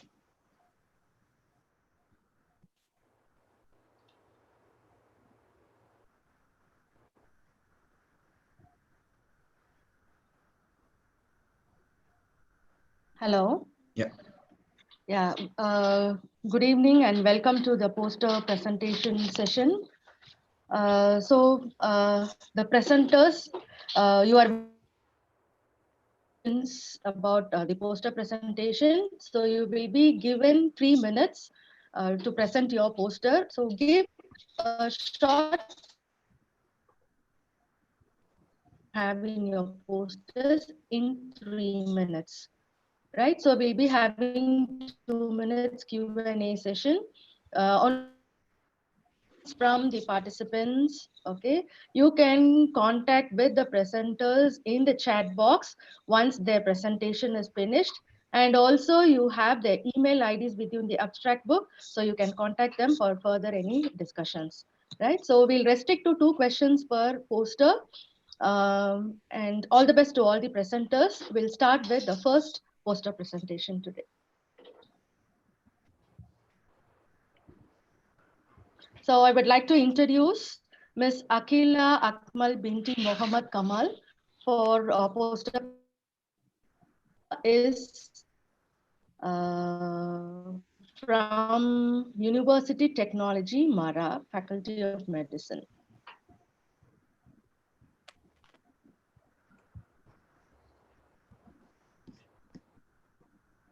Yes, Ms. Akila, may start. Okay, thank you, Dr. Annie. A very good Assalamualaikum and a very good afternoon to the chairperson, respective panels and fellow participants. I am Akila Akmal from University Technology Mara, Malaysia. And today I would like to present my study with the title, The Effect of Bisphenol A Exposure Below the No Observed Adverse Effect Level, NOEL, on the uterus of adult female Bapsi mice. Endocrine disrupting chemical, or in short EDC, has the ability to interrupt the homeostasis of the endocrine system, which leads to the adverse effect to the reproductive tissue. The wide use of bisphenol A in the manufacture of dairy product, making it one of the most studied EDC. Exposure of bisphenol A below the NOEL level is considered safe in human studies. However, emerging reports regarding the detrimental effects of doses below NOEL in reproductive health raise concerns. Therefore, this studies aims to observe the effect of bisphenol A exposure below the no observed adverse effect level on the uterus of sexually matured female Bapsi mice. Total of 18 adult Bapsi aged between 8 to 12 weeks old were randomly allocated into 3 groups. Group 1 is the control group, Group 2 is 1 mg per kg BPA, and Group 3 is 3 mg per kg BPA treated group. Each group were administered with respective treatment via oral gavage for 7 days treatment period. Body weight of the mouse were recorded before and after the treatment. Once the treatment period is completed, The mouse will be euthanized for organ collection. Uteri will be weighed and subjected for H&E staining, in which the lumen, myometrium, and endometrium height were analyzed for histological analysis. From the result, there is no significant difference in the body and relative uteri weight observed between the three groups. Although there is not significant, a decrease in the lumen and endometrium height were observed in group 2 compared to the control group. A less pronounced decrease was also observed in the lumen height of group 3 compared to the control group. On the other hand, a significant increase in the ovarian follicle was observed in group 3. Estrogen is essential in the development of reproductive tissue epithelial. Bisphenol A is reported to cause interruption to the estrogen receptors, which leads to estrogen dysregulation. So in conclusion, bisphenol A exposure below the no observed adverse effect level may causes interruption in normal development of the uterine development. With that, I thank you.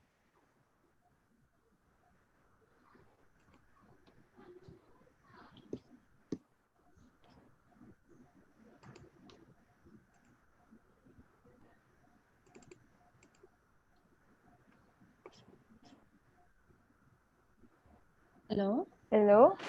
Yeah. Ms. Akila.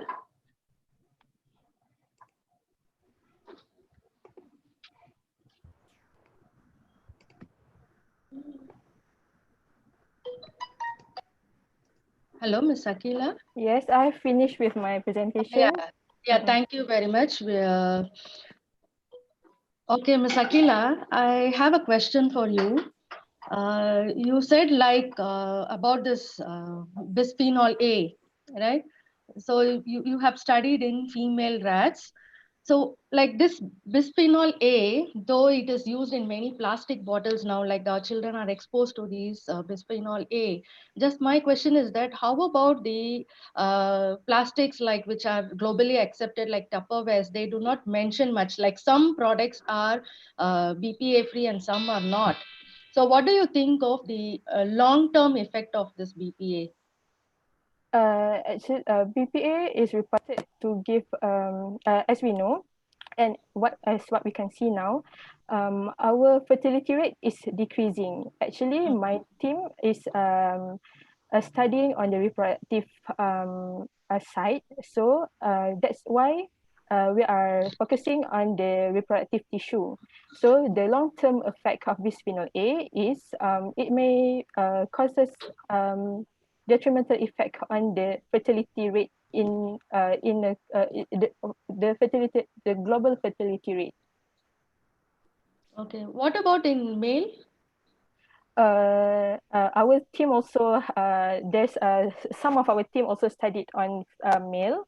It also shows adverse effect on the sperm quality of the female. So yes, BPA actually give adverse effect on fertility rate.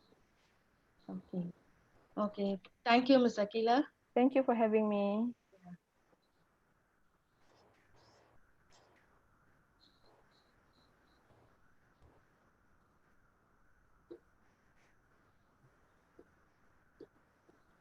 Okay, so we'll move on to the next presenter. I would like to invite Mr. Rocky Wester Anak Richmond for the next presentation. Mr. Rocky is from the Department of Veterinary Preclinical Sciences, Faculty of Veterinary Medicine, UPM. So over to you, Mr. Rocky.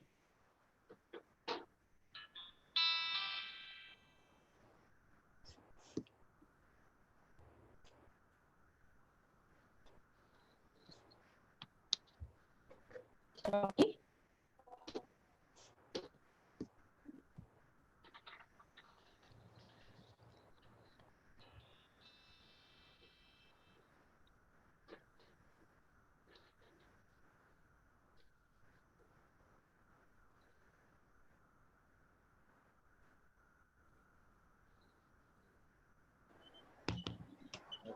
Hello, hi. Yeah. So hi there. So I am Rocky Besana Richmond, and for this evening, I would like to present my poster, which entitled "The Characterizations of Atorvastatin Leukate Crystalline Nanoparticle as Drug Delivery Vehicle in Hep G2 cells."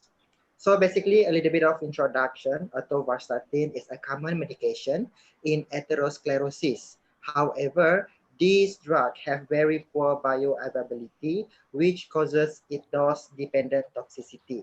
So for this research, we are trying to incorporate nanotechnology, especially the liquid crystalline nanoparticle as a drug delivery system, and to evaluate the therapeutic efficacies of the drugs which have been delivered by this specific nanoparticle. To accomplish this, a mixture of a lipid, which we are using soy phosphatidylcholine, and a stabilizer, which is a citrin, is subjected to a high energy input with a ratio of 1:1.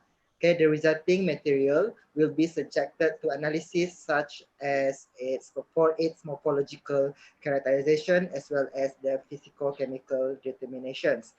MTT assay also will be conducted as we want to evaluate the interactions of the avorstatin loaded nanoparticles inside with the cell viability.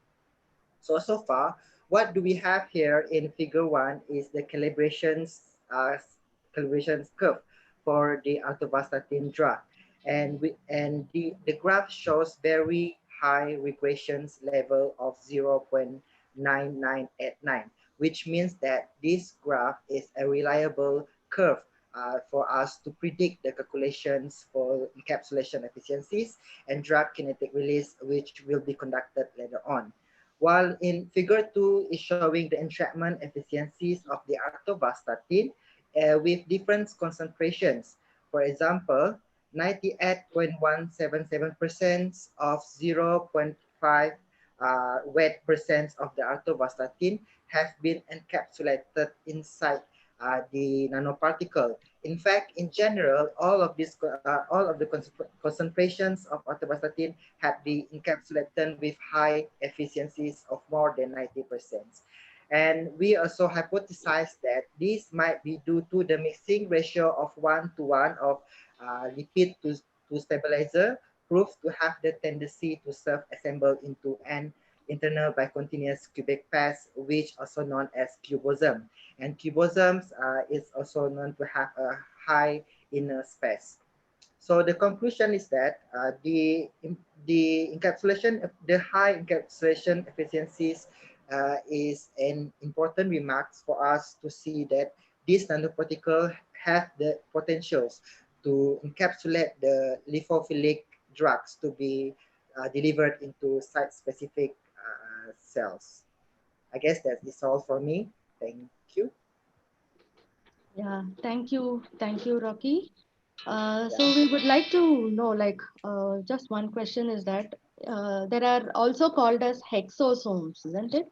Yes. Yeah. So what is the difference and why atorvastatin you have studied as a cubosome formulated? Any importance in that? Okay. So one of the reasons why we are choosing liquid crystalline is that its ability to self-assemble into these pieces of somes, which we have cubosome and hexosomes. And this mixture, actually, the 1:1 ratio, have been proved to show a cubosome, but it might be changes itself into hexosome. However, the properties will be slightly the same because liquid crystalline generally have three advantages, which is it have high drug payload, of course, simple preparation, and many drugs modalities, which mean we can insert hydrophilic and hydrophobic drugs inside these specific nanoparticles. Means that the shape is not that much that much factors. So we are choosing cubosomes because it's apparently 1:1 shows cubosomes nanostructures. Yeah. Is that Okay. answering your questions? Yeah. Thank you. Thank you, Rocky. It was an excellent presentation and you answered well for the poster. Okay, so we'll move on to the next presenter. So next presenter, Ms. Lalita Devi. Ms. Lalita Devi from Department of Biosciences, UTM. Hi, doctor. Can you hear me? Hi, we can hear you. Okay, Over thank you. Good afternoon, good evening, everyone. So I'm Lalita Devi from UTM. Today I'll be presenting on my research on anti-cancer effect of combined retinoic acid and ginger extract on HeLa cervical cancer cells. So cervical cancer is the second most commonly diagnosed cancer in worldwide, and its existence is due to the drug-resistant cancer stem cells within the tumor, which are presenting even after the treatment. So in this study, we have aimed to identify the anti-cancer effect of the ginger and also retinoic acid as a solo and also as a combined drugs treatment. For the method, we use cell titer glow and caspase 37 assay as well as isobologram effect, combination index analysis also were conducted. This has been done to examine the anti-cancer ability of the retinoic acid and also ginger extract on the HeLa cells. For the results, we have seen a very good result, a very good result in this study where the HeLa cells treated with RA, which is a retinoic acid from 5 to 50 micromolar, and ginger 25 to 200 micromolar, and with a combination of RA and GE at it's IC25, which is 55 micromolar, and IC50 is 100 micromolar.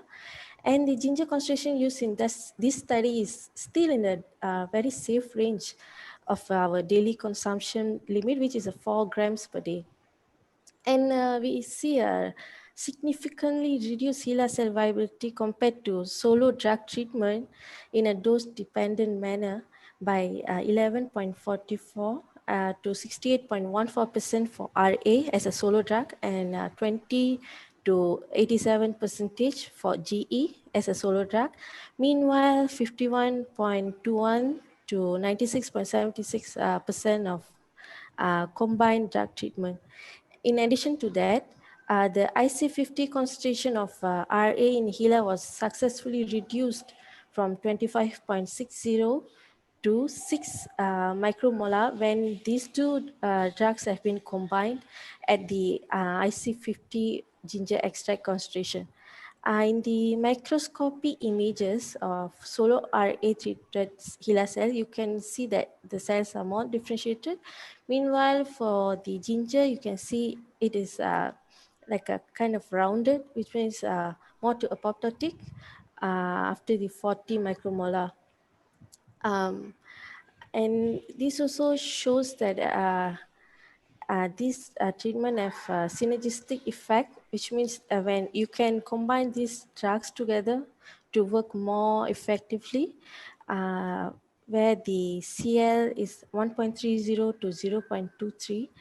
So from this study, we have, and all these findings, we suggest that the RA ginger extract therapeutic strategy may be a potent anti-cancer agent for the targeted therapy for cervical cancer cells. And also, we can try this in other studies as well, which have cancer stem cells. And that's all for my part. Thank you. Okay, thank you, Ms. Lalita. That was a good presentation. Just that I have a question like retinoic, you have stated that retinoic acid has been found to induce cell differentiation. So is that like, it is your conclusion from the study or it is from any available literatures that you have presented here? There have been studies done before, and from our research also we have found that it is making the cell differentiated. In this study, we also have did further studies where the RA, the drug we use RA first and then followed by ginger, it shows more prominent effect because the RA have some mechanism where it makes the cell susceptible for the ginger to act on it even better compared to you add in the ginger first and then RA later. Yeah. Okay. So the procedure done for the cell difference to identify cell differentiation is like, was it cell viability assay that you have mentioned here? Yeah, we did cell viability assay, and from the differentiation wise, we can see from the images where the cells will be more elongated. You know, Okay. yeah. If it's more like rounded, it's more to apoptotic. It's gonna die. Yeah. Yeah, yeah. Okay, so you haven't presented the results here, isn't it? The imaging studies? The image I've only put for like GE 5500 and RA6 and 25. Okay, okay, good, Yeah. good. Okay, And then another question is that why have you chosen cervical cancer cell lines? because this is one of my studies, cervical cancer, because we want to do a women prone cancers, which is cervical, and one more study is on breast cancer. So we want to see the relationship between them.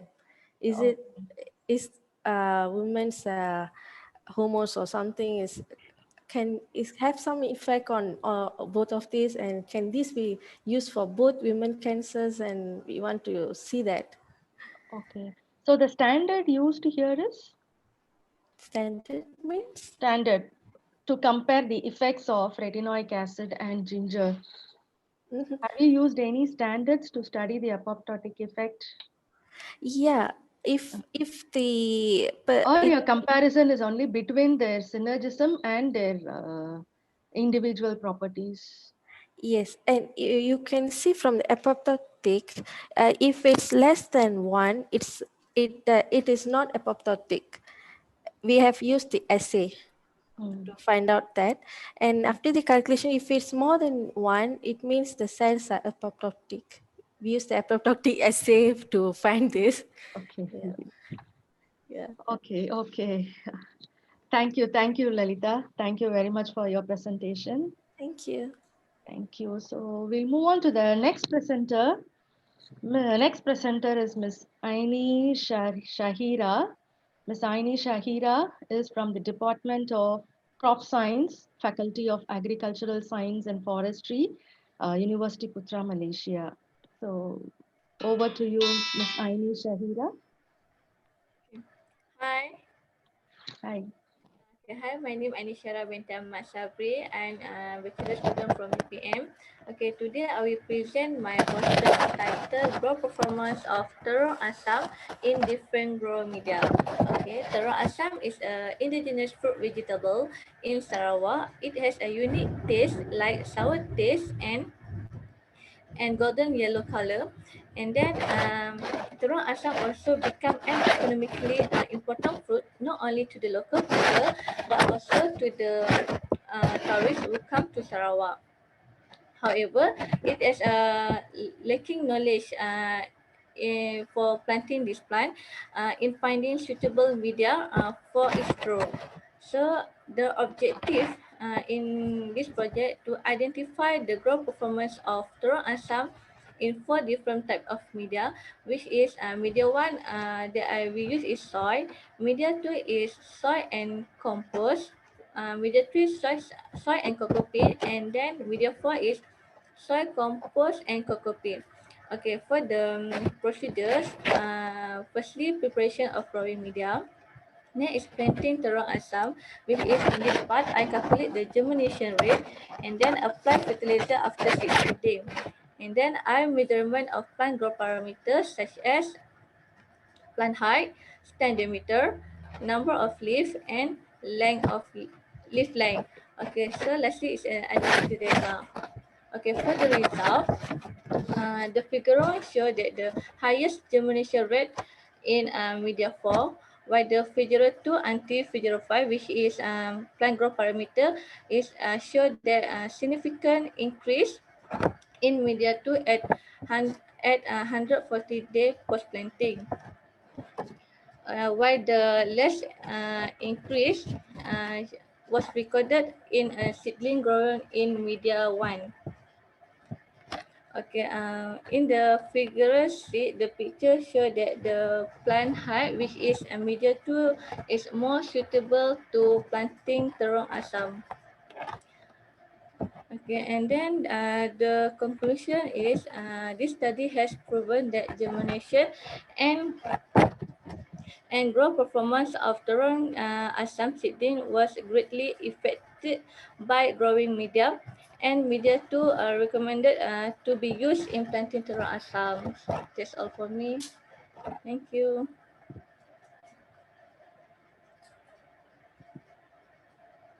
Right, thank you, Miss Aini. Right, don't see any questions from the audience, but I have one. So you have actually compared different soil, different medium for the growth of this plant. And you see that soil and compost works best. What do you think is contributing to its growth? Do you think it's some composition of the compost itself, or do you think some microbes which are present in the compost which is helping with the growth of the plant? Yeah, I think compost is the best media because they have a high high what's it called, a nutrient, high nutrient to increase for the plant grow, can help the plant grow. Right, because I think I've seen some recent studies that has actually done sequencing of microbes which are present in the compost, and basically metagenome sequencing, and they've actually noticed presence of some microbes which produce plant growth development, hormones and enzymes which help with the growth of plants. So perhaps you could, if you're going into, if you're trying to eventually look into this, you could consider metagenome sequencing of your compost and see if you find these kind of beneficial microbes in your compost, right? I think I see some questions. And let me just have a look. Right, some of them, yeah, someone actually also said perhaps a lot of nitrogen fixing bacteria. This is what I was suggesting. You could actually do a sequencing to see this. Right, so that's all. I think that's all. Thank you, Miss Aini. Welcome. Thank you, Ms. Aini. Now we would like to invite the next presenter, Mr. Chia Hong Leong from Advanced Medical and Over to you, Mr. Chia. Hi, good afternoon, everyone. Can you hear me? Yes. Yeah, okay. Today I'm going to present my poster entitled Small RNA Profiling in Mycobacterium tuberculosis. So for introduction, Mycobacterium tuberculosis still infect 1/3 of the world population and causing more than 1.5 million deaths annually. And tuberculosis, the bacilli can survive in a hostile environmental due to its fine-tuned transcriptional regulation, which still remain to be elucidated today. So here we are. In this study, we aim to identify a novel transcription site and small RNA in Mycobacterium tuberculosis through the high throughput sequencing, or HTS. In brief, RNA extracted from the MTP culture was subjected to cDNA library construction and RNA sequencing, and the resulting read were analyzed computationally to identify various features such as TSS, small RNA, operon, as well as differentially expressed gene. And for the result, and here we identify over 8,000 TSS and over 2,000 small RNA candidate. The TSS and operon identified in this study also enable the identification of 5' UTR and promoter, as well as facilitate the classification of small RNA candidate into promoter-associated, UTR-derived, operon-derived, intergenic UTR antisense, intercistronic antisense, as well as ORF antisense candidate. And beside differentially expressed gene identified here were enriched, also enriched for various geoterms mostly associated with cell membrane and as well as the synthesis, assembly, or organization of a cell wall. And with regard to the small RNA candidate, here are some examples found in this study. For instance, we identified an antisense transcript that target the mRNA of FOP, which is the two-component transcriptional regulator that modulate response to oxidative stress and metal uptake. And another example is an antisense small RNA that target a protein that is part of the ESX3 specialized secretion system, which is required for responses to iron starvation, as well as homeostasis, or the uptake of iron and zinc. In short, the abundance of DSS and small RNA candidate found here has underscored the regulatory complexity of these bacilli, but their potential function still require further investigation. And this study may facilitate the development of new therapeutic strategies against TB. That's all for me. Thank you. Right. Thank you, Mr. Chia. So I don't see any questions yet. Just hold on. Let me check. Right. Okay, Dr. Tan said it's nice stuff. She has worked on it before. Okay, so far no questions. I have just a few questions. So what platform did you use for your sequencing? My sequencing is Illumina HiSeq 2000. All right. Was it a directional sequencing that you performed? Yeah, this is directional sequencing. Okay. And then the other thing I was curious was whether you also looked for termination sites. Since you looked at start sites, did you also screen for termination sites in your sequences? Through sequences, no, we didn't look for the termination, but we use from the genome sequence, we use computational method using the consensus motif of termination site to predict from the genome sequence itself, rather than from the RNA sequencing. So you did do termination site prediction? Yeah, but not through the sequencing. Okay. Yeah. Right. And this, I think no questions, but one last question. Did you also validate any of these novel small RNAs that you managed to identify? We are still ongoing in validating this some of these small candidates. We have selected some of the candidate to validate through Northern blot hybridization, as well as race. Okay. And one last thing, the fold change, like the differential expression, is it very upregulated or really downregulated? Are the fold changes high? Yeah, the fold changes is very high, and the p according to the p-value is quite significant. All right.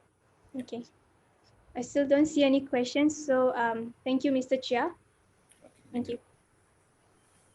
Thank you, Mr. Chia. We'll move on to the next presenter, Ms. Tay Hue from University Science Malaysia. Okay, a very good thank you, Dr. Annie and Dr. Hira. So a very good afternoon to all. So I'm Hui-Wen from IPBT USM. So my title of my poster is SMP analysis of Malaysian multi-drug resistant tuberculosis, MDR-TB. So a brief introduction. Tuberculosis, an ancient contagious disease which is caused by Mycobacterium tuberculosis (MTB), that is airbound, which is generally affects the lungs.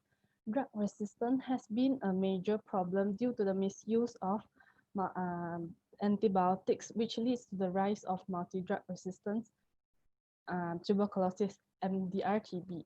MDR-TB, which is defined based on WHO, the World Health Organization, is resistant to at least both isoniazid and rifampicin.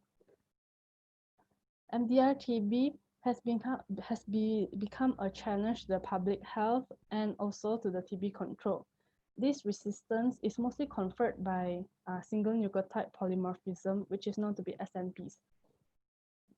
Nowadays, the rapid advancement of biotech, biocomputational tools and the next generation sequencing (NGS) will be used in this project to aid the identification of the SNPs in these mycobacterium genomes. So our aim of this study is to predict and validate the novel mutation and the functional effects by using computational tools. So data has been collected, data of clinical samples has been collected all over Malaysia. We have successfully collected around 24 samples. Among the 24 samples, there are 13 are multi-drug resistant strain, and the remaining 11 are sensitive strains. DNA of the 24 sample sequence are extracted and then submitted to NGS whole genome sequencing. After that, raw data of the 24 sequence were obtained and the low quality sequence were removed. Then a genome assembly was done to all 24 by using MegaHit software. So the aligning and mapping of the genome to the reference, which we use H37RV, is done by using Minimap2. Lastly, SMP or variant calling is done by using SAM2s. Okay, in the results, we have successfully identified 12 novel SMPs in the gene associated with the drug resistance. Based on our analysis in the sample R21, PNCA gene, which encodes the activation of paradigmamase of the prodrug paradigmamide. So interestingly, that we found that in this sample R21, the mutation occurs at the reverse strand of the gene at the position 2289241. So whereby it changes the base T to A, which changes the amino acid histidine to asparagine. We predict that this alteration might affect the start codon and may cause the gene to be inactive. So thus being resistant to paradigmamide. So future work should be done and is still ongoing to get a better understanding on this mutation. So in conclusion, SMPs identified provide insights into the relationship and the correlation between SMPs and antibiotic resistance. Further verification of these novel SMPs are still in this project are still ongoing. So that's all from me. Thank you. Right. Thank you, Miss Day. Okay, I don't see any questions yet. Wait, just hold on. Right. Someone asked, Dr. Tan asked, I was wondering, why did you mention that it is interesting that the mutation occurs at the reverse strand? Oh, okay. Why is it we feel interesting is because that in the 24 among all the 24 samples, we got only we got this sample R21 is there has a mutation on the reverse strand on the start codon. So we feel it we felt that it's interesting is because it might be a factor that causes the bacillus to become resistant to this antibiotic. So, but further verification is still ongoing to confirm the mutation. Thank you. Right. Okay. Right. I have a question. So you've done whole genome sequencing of these 24 strains, right? Were they complete genomes? Did you get complete genomes of all 24? They are complete genomes. Complete genomes. All right. The other question I have, you mentioned that you identified 12 novel SNPs. Yes. Were they, present across in all your resistant strains, or only selective resistant strains? Only selective resistant strains.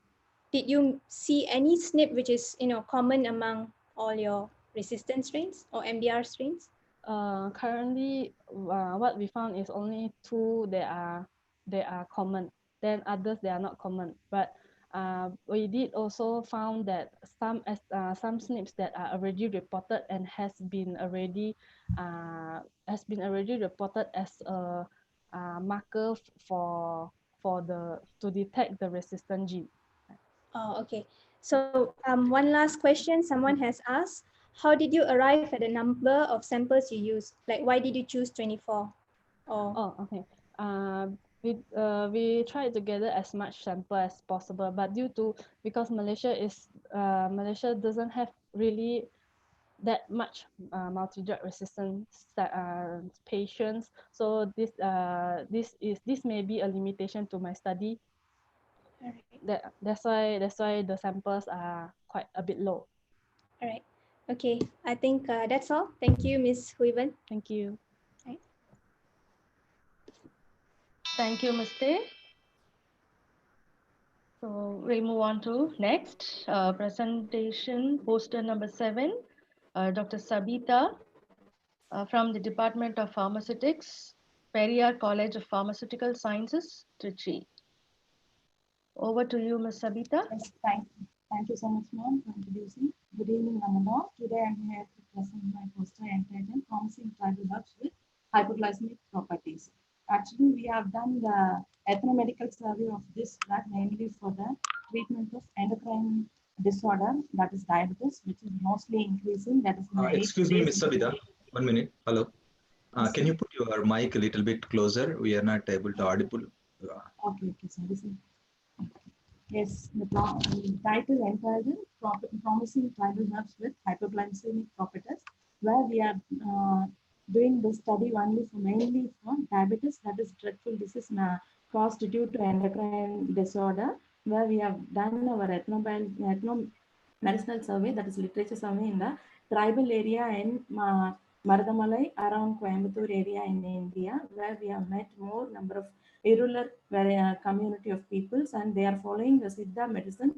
That is mainly they are following more number of Siddha medications for management of various diseases. In that, we have selected a proper, popular, time-tested and reputed medication that is not standardized, or still now that is not explored in the community. So we have taken and we have find out the safety, evaluation and efficacy of this proper polyherbal formulation, which contains 7 various Siddha herbal drugs. And also we have done the various parameters for this polyherbal drugs. In this, we have in this poster I have mentioned about the polyherbal formulation of pharmacological activity of antidiabetic drug on albino visitor rats, where the main aim of the study is to find the estimation of blood glucose level and glycosylated hemoglobin, body weight and pancreas, and the amount of increase in the insulin level of polyherbal drugs induced animals.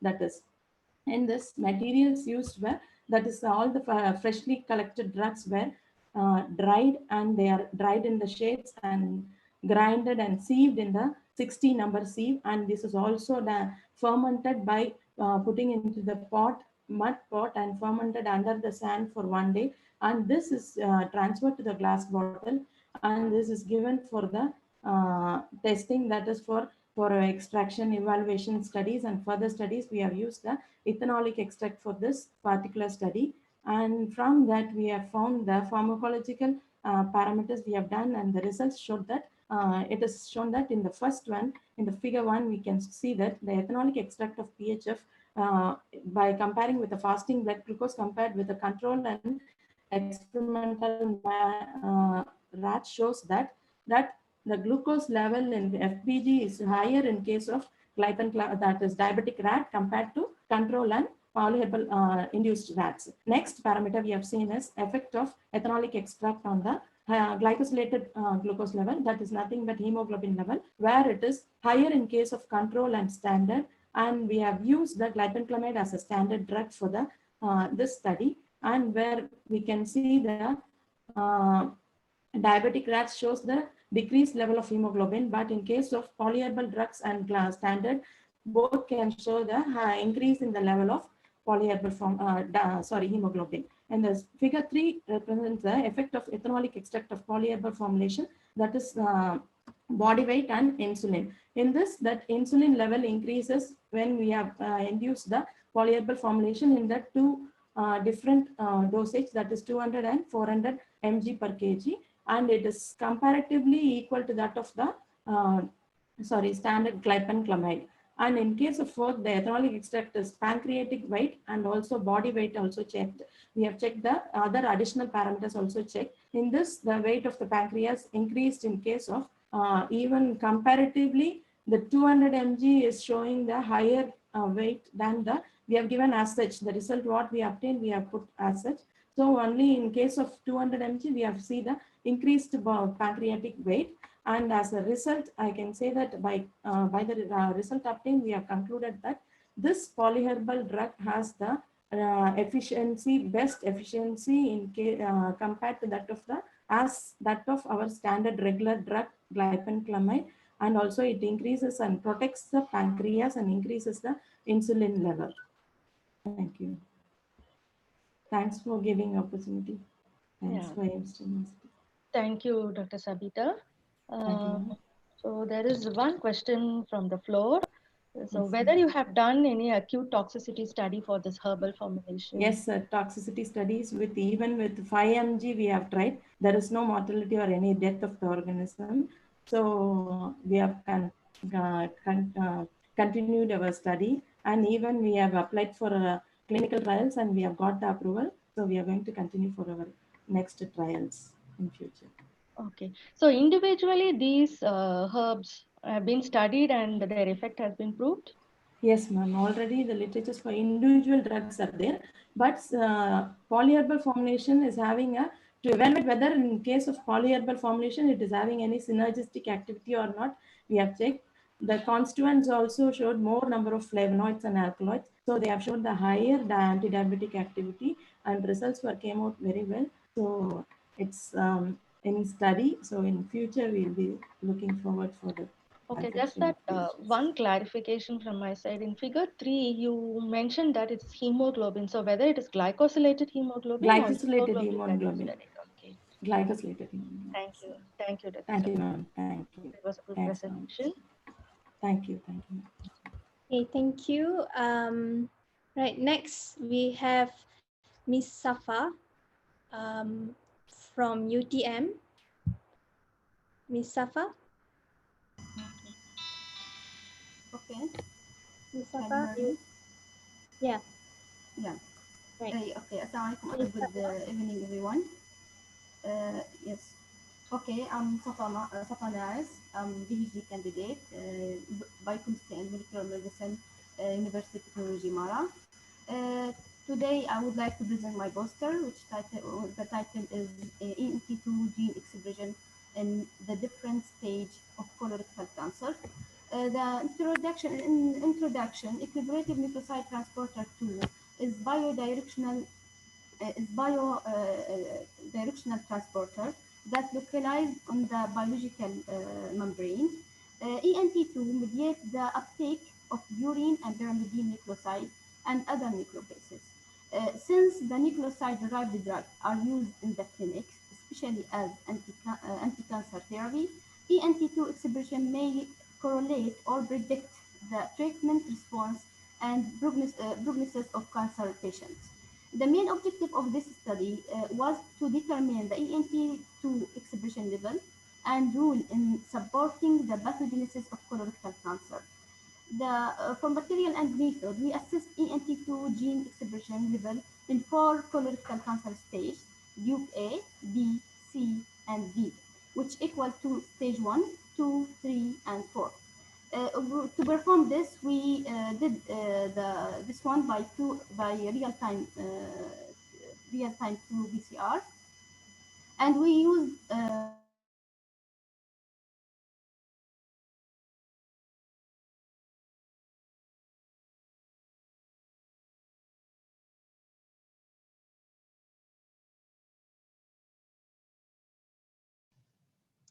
Safa, please unmute yourself. Miss Safa, please unmute. Yeah. Okay. Okay. Uh, so our data shows that ENT2 expression was significantly higher in all colorectal cancer cell lines compared to the normal cell line. And however, the HCT15 cell lines was the highest one. Among the colorectal cancer stages, ENT2 expression was the highest in Duke C, which equal to stage 3. And interestingly, Duke D, which equal to stage 4, shows the lowest expression of ENT2 gene. In conclusion, our real-time qPCR data revealed that upregulation of ENT2 gene expression in all colorectal cancer stage. However, Duke D, which is considered as metastatic colorectal cancer, was the lowest.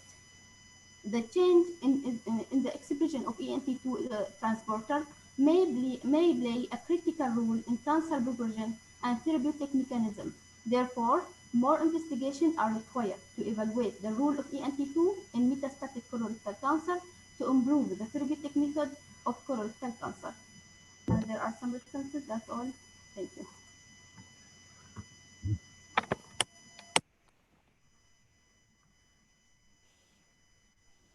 So thank you, Ms. Safa. It was a good presentation.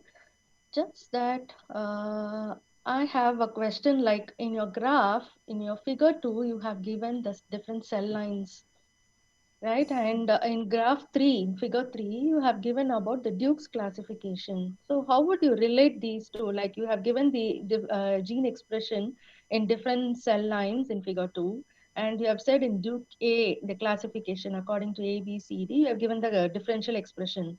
So how would you relate these two figures, like figure 2 and figure 3? Because I'm not able to get what is the significance of these two Yes, figures here. actually, I use different cell lines to represent the stage of colorectal cancer. This is according to APCC, the company that we purchased the cell lines from here. So from it, so we use different cell lines to represent the stage of colorectal cancer. Okay, so you mean different cell lines are related to the different stages? Yeah, of course. Okay, so Yes. that is what you have given in the two graphs here. Yes. Okay, okay. So I think no more questions from the floor. Right. Thank you. Thank you, Ms. Shafa. The next presenter is Mr. Shifat. Mr. Shifat from Islamic University, Bangladesh.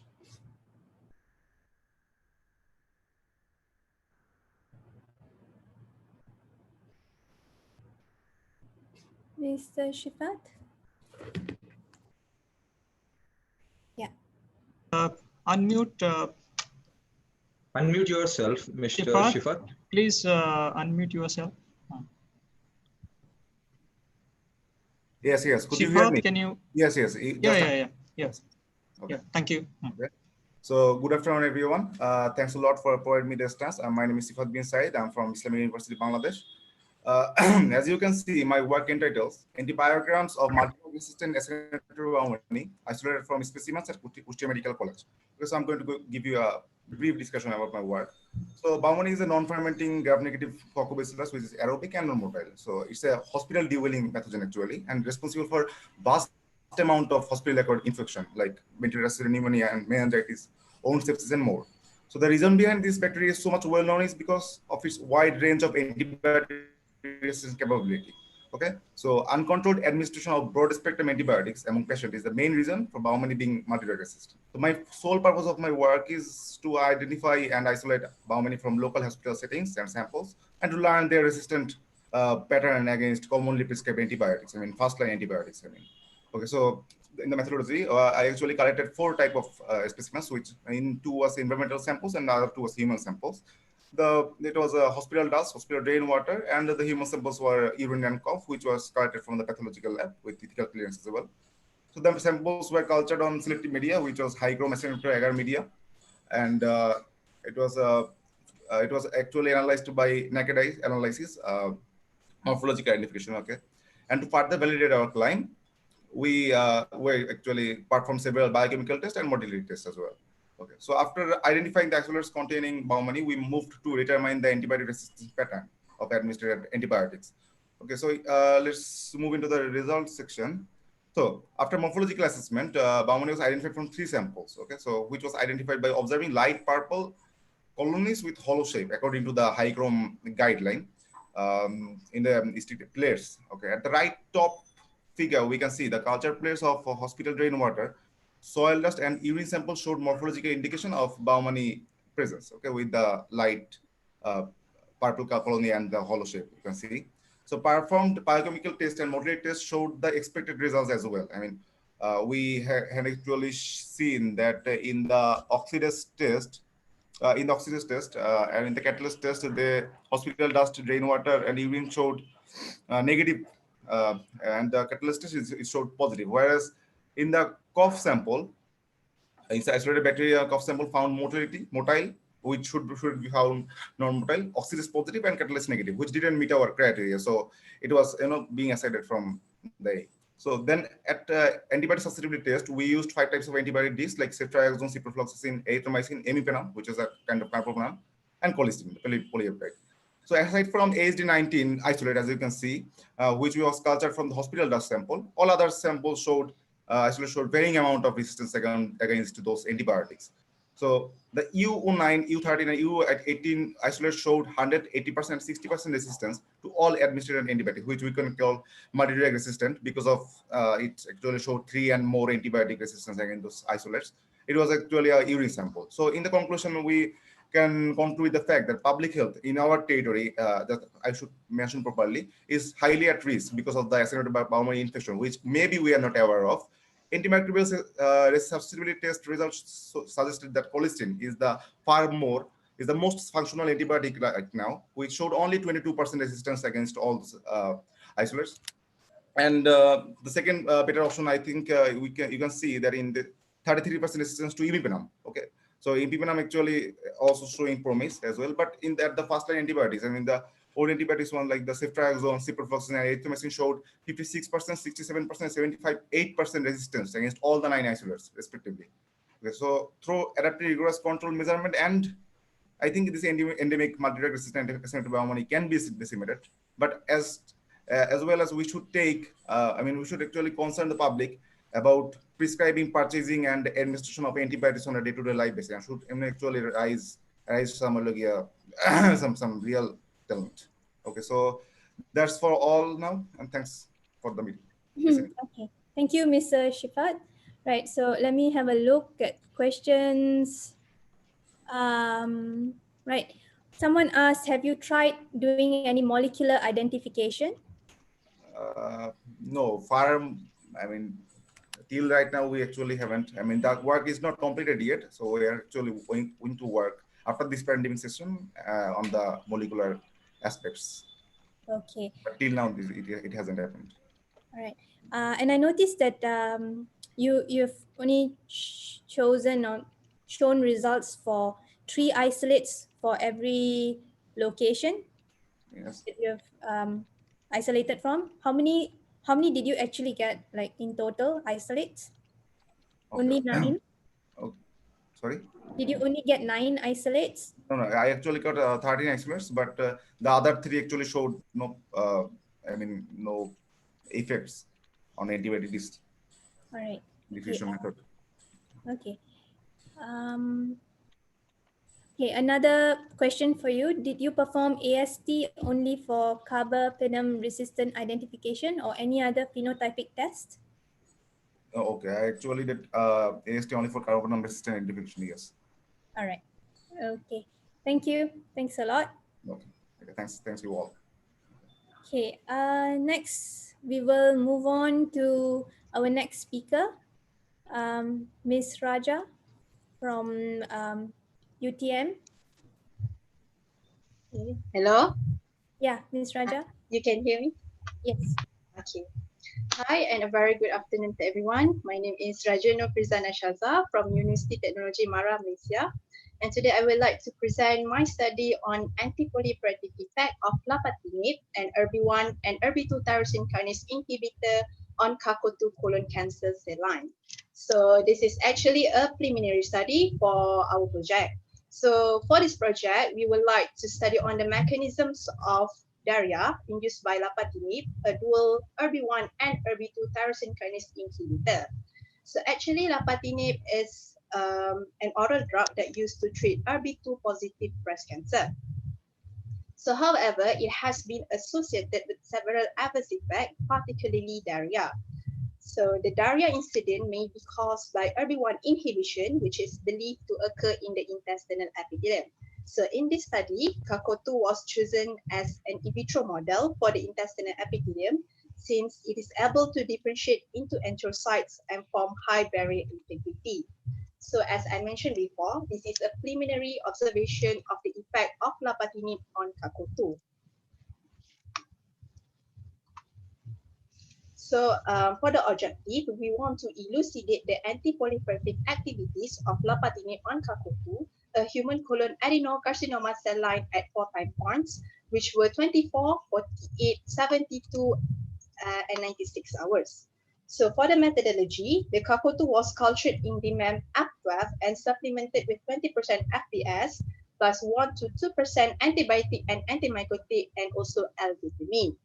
And then the cells were treated with lapatinib at concentration 0 to 100 micromolar and incubated at 4 time points, which were 24, 48, 72, and also 96 hours. Also, an equivalent serial dilution of DMSO was used as a control treatment. Then the MTSAC was conducted at 490 nm to check on its antiproliferative effect. And the dose response curve was plotted for each time point to obtain the half maximal inhibitory effect or ICTP. And the data were presented as mean plus minus the standard deviation.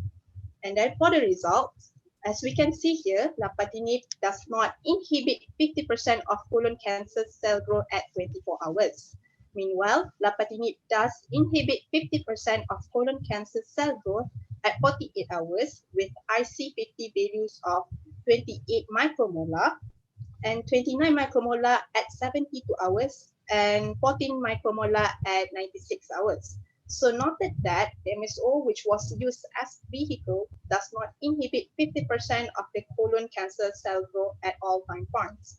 So as for the conclusion, lapatinib showed an antiproliferative effect on CACO2 at 48, 72, and also 96 hours. So we use different time points since we want to mimic the diarrhea development that occur in the patients taking the lapatinib, which is occur as early as day 7. So since this is a preliminary result for lapatinib and CACO2, further investigation are currently underway to determine the underlying mechanisms of lapatinib-induced diarrhea using an in vitro model. So that's all. Thank you.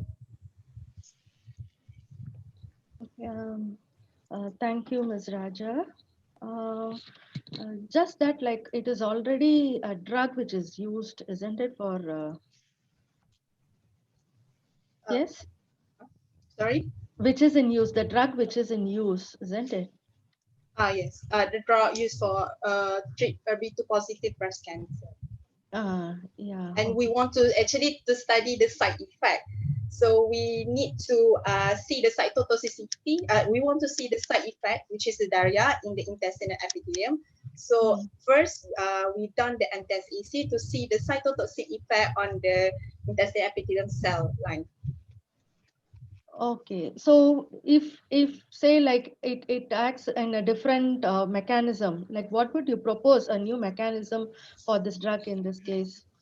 So for the mechanism, we actually propose actually the lapatinib may alter the tight junction in the intestinal epithelium does lead to the increased permeability and also lead to inflammation in the intestinal epithelium due to the ERB1 alteration actually.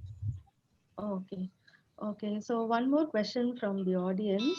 How much percentage DMSO was used? 100%. And then we diluted it according to the concentration used for the lapatinib. We dilute it in with the medium. Okay. Okay. So thank you. Thank you, Ms. Raja. Thank you. Right. So next is Miss Lim Georgia. Right. So yeah, we can hear you. You can start now. Good evening, everyone. Today, my name is Georgia. Today, I would like to present on my final year project about stability study on cold chain free oral cholera vaccine formulation at different storage conditions. Cholera is an acute diarrhea disease caused by the Vibrio cholera serogroup O1 and O139. A prototype thermostable live attenuated oral cholera vaccine formulations was developed with patented attenuated Vibrio cholera with USN14P strain protective against toxigenic O139 serogroup. So it is stable at the room temperature for 140 days. Thus, this study is focused on the stability of vaccine formulation at different storage conditions. For the material and method, first of all, I will inoculum with USN14P for overnight shaking and is then put into vaccine formulation and kept into accelerated storage stability testing in stability chambers. Once in a month, we will carry out the viability checking through CFU counting. Next is phenotypic and genotypic assessment. So phenotypic assessment including gram staining, TCBS, agar, and biochemical tests with identification kits. And for the genotypic assessment, we have carried out the PCR with different sets of primer. For result, for the morphology of the Vibrio cholera bacteria, it should be log shape under microscope, and it should be stained in pink color due to its gram-negative property. And for the TCBS agar, there are flat yellow colonies with opaque centers agons on the agar. And for the biochemical test, it's already proved that it is with USN14P and WT0139 by comparing the colors of the kits to the respective table. And for the PCR result, we finally get the expected band on the gel. And for the stability study of, right a bit. Yeah, for the stability study of vaccine formulation F23 has shown a very stable viability at temperature of 25 degrees Celsius to 30 degrees Celsius with 60% to 65% relative humidity after 220 days of storage with approximately 10 to the power of 7 CFU per ml recovery number of cells. And we found out the new liquid vaccine formulations which are P1 and C1 show the similar stability. So in conclusion,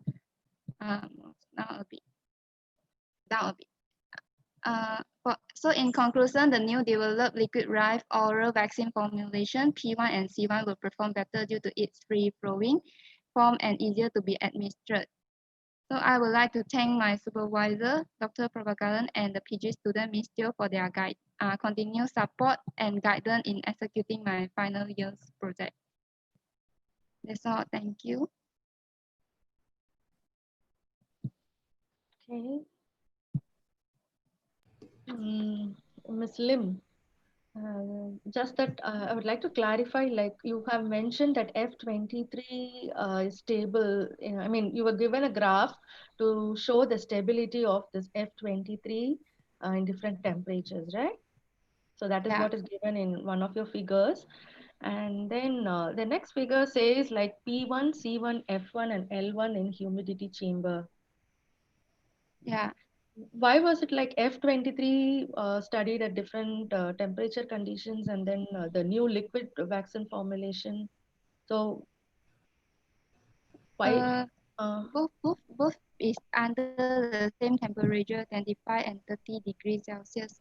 I mean, like for the vaccine formulation of F23 is stable at 25 and 25 to 30 degrees Celsius, but P1 and C1 also, P1, C1, F1 and L1 are same under the same conditions, but only P1 and C1 show the same result to F23 that we previously proved that is stable. And the P1 and C1, F1 and L1 are the new liquid vaccine formulation, but only P1 and C1 show the similar stability to F23. It's under same, yeah, it's under same conditions, 25, 30, and 40 degree. Okay. Okay, thank you. Another question from the audience. How was the vaccine formulated? So is there any difference between the liquid formulations that you have given here? Each is different in their properties? Sorry, this is their confidential and I yeah, don't okay. know at all. Yeah. Thank you. Thank you. One more question, Lim Georgia. Yes, sir. When you did this one, have you repeated to get the same data, or one time only it was there? For the stability study is we carry out the zero dilution and then we do the colony forming counting, and I have done for duplicated weight like that. Mm-hmm. Okay. Yes. Thank you, sir. Right, thank you, Ms. Lim. We'll move on to our next presenter. The 12th presenter is not present, so we'll move on to the 13th. Ms. Richa. Ms. Richa from Dayananda Sagar University, Bangalore. Richa, can you hear us? It's off. Hello, am I audible? Yeah, you may start now, Richa. Okay, so good evening everyone. Myself Richa Prakash from CSIR SRTP DSU India. So our research work is concerned with the immediate global threat, that is antibiotic resistance, and we are aiming for the critically important pathogen in the WHO priority list, that is Klebsiella pneumoniae. And what did we want to see is to reveal the hidden weapons against the antibiotics possessed by these bioterrorists, and to see whether the resistant genes are present in the plasmid or in the chromosome, and if in plasmid, so whether they are present in single plasmid or in multiple plasmids. Why did we choose to do this? What is the significance? So we wanted to uncover the location, as we know that the horizontal gene transfer is again a major concern, giving rise to antibiotic resistance problem, and the hidden power of these bacteria remain unnoticed in clinics. So how did we do this? So we adapted the whole genome sequence available on the NCBI, and for a cluster of 20 strains from different isolation source, and we followed the standard bioinformatic pipeline adapted from Bulchandi et al. Nature Review Genetics 2019. So we wanted to see if is there any preferred mode or any preferred enzyme used by these bacteria. So the complete annotation of the whole genome available on the NCBI reveals some interesting results. The rhizomes Ms. clearly Richa, can you speak closer to the speaker? You're getting softer. Oh, sorry. Yeah. Okay. So the rhizome clearly showed the location of the resistant genomes predominantly on the plasmid, and we have Richa, we are not able to hear you. Please, can you take your, mic closer to you? Yeah, thank you. No. Richa, I No. think inaudible. Probably your cable got disconnected. Richa, can't hear you at all. Your mic cable with the device or mobile. We are not able to hear, Richa.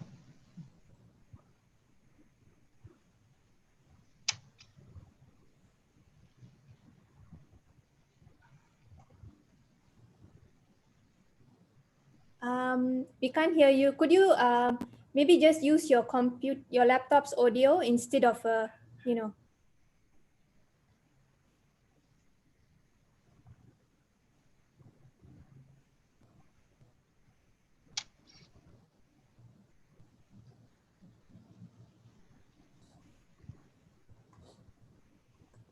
Richa, if you are using laptop, just use the laptop's mic and speaker. No need to use your headphone and I mean this mobile. I mean this headphone and speaker. Hello. Yeah. Yes. Can Yeah. hear me? Now we can hear. Yeah. Okay. Okay. Thank Sorry you. for the Go ahead. disturbance. We have projected a snapshot showing the resistance profile and the segregation of the genes in both plasmid and the chromosome. And as a whole, if you see the junction highlighted in yellow, so we can see the distribution of resistant genes is more in plasmid as compared to the chromosome. And we can also see the resistance power of the bacteria against the different antibiotic classes. So on resolving further, we saw a series of resistant genes against beta-lactam, uh, aminoglycosides, and quinolones.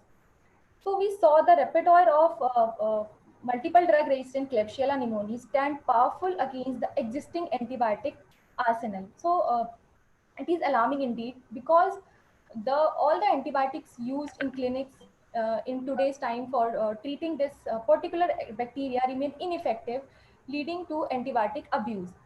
So what do we conclude is the antibiotic resistant gene distribution showed the presence of 12 to 32 resistant genes in single strain, and these were predominantly present in plasmid. So alarming again, because this presents the dissemination threat and disturbing our good bacteria also.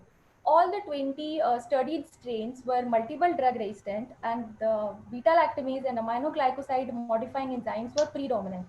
The co-occurrence of several antibiotic resistant genes is again a major challenge in treatment of hospital-acquired infections. So what can we do for the future prospect? So we can crucially adapt whole genome sequence in clinical diagnostics in severe cases before loading with wrong or inadequate antibiotics, and we can essentially use adjuvants to potentiate existing antibiotic as a combination therapy. We can also use inhibitors for the predominant enzymes used by these bacteria for resistance, and we can also inhibit the conjugation potential of the bacteria to curtail dissemination of the plasmid. And alternatively, we can also use bacteriophage therapy. So with this, this was all about the study. So the references used was PLOS One 2020, the scientific report 2020, and the Nature Review Genetics 2019. I would like to pay my sincere gratitude to SDS, DSU Bangalore, Director CSR NEAST and CSR SRTP, and AIMS University Malaysia for giving us the opportunity. All authors declare no conflict of interest. And before ending my presentation, I would like to say that I knew that the antibiotic resistance exists. But after seeing the outcomes of my study, I'm shaken, and I would like to pose a question to the scientific fraternity, that is the public health safe with the current antibiotic treatment being used? Thank you. So, thank you, Ms. Richa. Just well, let me check for the questions. There are no questions, but I would like to ask you, like you say that it is alarming, right? So antibiotic resistance is alarming, but you, in your future perspective, you have said that the whole genome sequencing in clinical diagnostic. So how would you look at that? Like, what will be the perspectives, the challenges that you might face when it is being introduced in clinical diagnostics? So, ma'am, currently we are going from phenotypic testing to genotypic testing and then to whole genome sequence. So, if we can adapt directly whole genome sequence, so it would be better to understand on genetic level, because that will ultimately lead to the phenotypic trait. Okay. No, the thing is like there would be many challenges, isn't it? Like the cost effective, the affordable, it should be an affordable kit for the public. Okay, so if it is introduced, so how would you look into that? It would be feasible. I'm inadequate in this knowledge, so I'll see into it for sure. Okay, okay. Thank you, Ms. Richa. It was a very good presentation. Thank you so much. I think there's one we have one more presenter left. Thank you, Ms. Richa. Thank you, ma'am. Right. The next presenter is Mr. Karthik. Mr. Karthik from the same university, Dayananda Sagar University, Bangalore, India. Karthik, can you hear us? Hello. Karthik? Yeah. Yeah, please go ahead. All right, may start.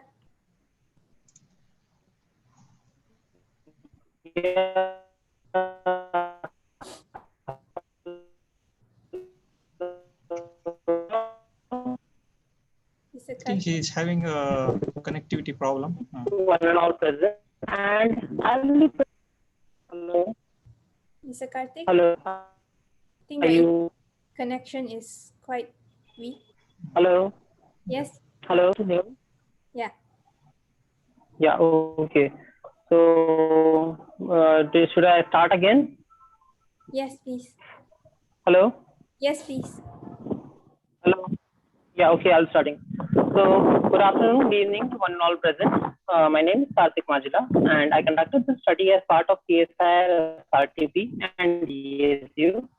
And I'll be presenting one agenda to targeting a cluster rate under the broad umbrella of multi-drug resistance in escape pathogen. Broadly speaking, we all know that tools, including the aminoglycosides, beta-lactams, phosphomycins, quinolones, etc. The gravity of the situation can be highlighted by the fact that this pathogenic bacterium, Klebsiella pneumoniae, which also falls under the category of critical category by WHO, is resistant to most of the antibiotics belonging to these classes. One may ask, does this category also include aminoglycosides? Well, yes. And are there any leading ARBs present in global KP isolates? Well, KPC, although is predominant, however, other carbophenamases can also be prevalent in some regions. And do we know the complete repertoire of ARBs, antibiotic resistance genes, in global KP isolates? Sadly, no. So what can we do to stop being fooled by this smart MDR bacterium? Whole genome sequencing may allow us to identify arms that is the antibiotic resistance genes in this case, that is bacteria is harboring, so that we may tailor the treatment as the need be instead of just bombarding the patient with antibiotics that are ineffective. This is wrong. PCR, although does not provide the complete adequate information in this case. So whole genome sequencing is the need of the hour in clinical practice for surveillance and pathogenesis. In this study, we analyzed the whole genome sequence of 100 KP strains obtained from literature search from 2005 to 2020. The whole genome sequences were downloaded from the NCBI database, and using the standard bioinformatic pipeline and phylogenetic analysis, we were able to identify the antibiotic resistance genes and their distribution and segregation in the KP strains that were included. The global isolates from the regions marked in the map were included in the study. The graphs below show the ARBs present detected in the KP strains for aminoglycosides, beta-lactams, and quinolones. As can be seen, aminoglycoside resistance, beta-lactam, and quinolone resistance genes were found to maximally. From these, we can conclude that OXA, CTXM are the prevalent carbophenamases. Among the aminoglycoside resistance genes, the aminoglycoside modifying enzymes are including the AAC6'1b, APH3'1b, APH3'1a are predominantly present. Also, the quinolone resistance genes OQXA, OQXB were interesting as they were present in all the 100 strains that we included in the study. Also, we found 3 predominant clonal strains of KP, ST258, ST11, and ST147. Although a total of 39 clonal strains of KP were found, the others were not present in very significant numbers. As for the future perspective, whole genome sequencing would be useful in clinical diagnostics bacteria. Transcriptomics bacteria on antibiotic exposure would be crucial to identify the novel prevention strategies. Also, the use of bacteriophage therapy. For the references, I included Nature Review Genetics 2019, Frontiers in Public Health 2019, Frontiers in Cellular and Infectious Microbiology 2020, Journal of Clinical Microbiology 2020. At last, I would like to acknowledge SBA's CSU, Director CSIR News and CSIR SRTP, and to AIMS University for providing me this opportunity. Thank you. Thank you, Mr. Karthik. Right, I don't see any questions. I just have one. So you've actually got your whole genome sequences from different countries, I see, like all around the world.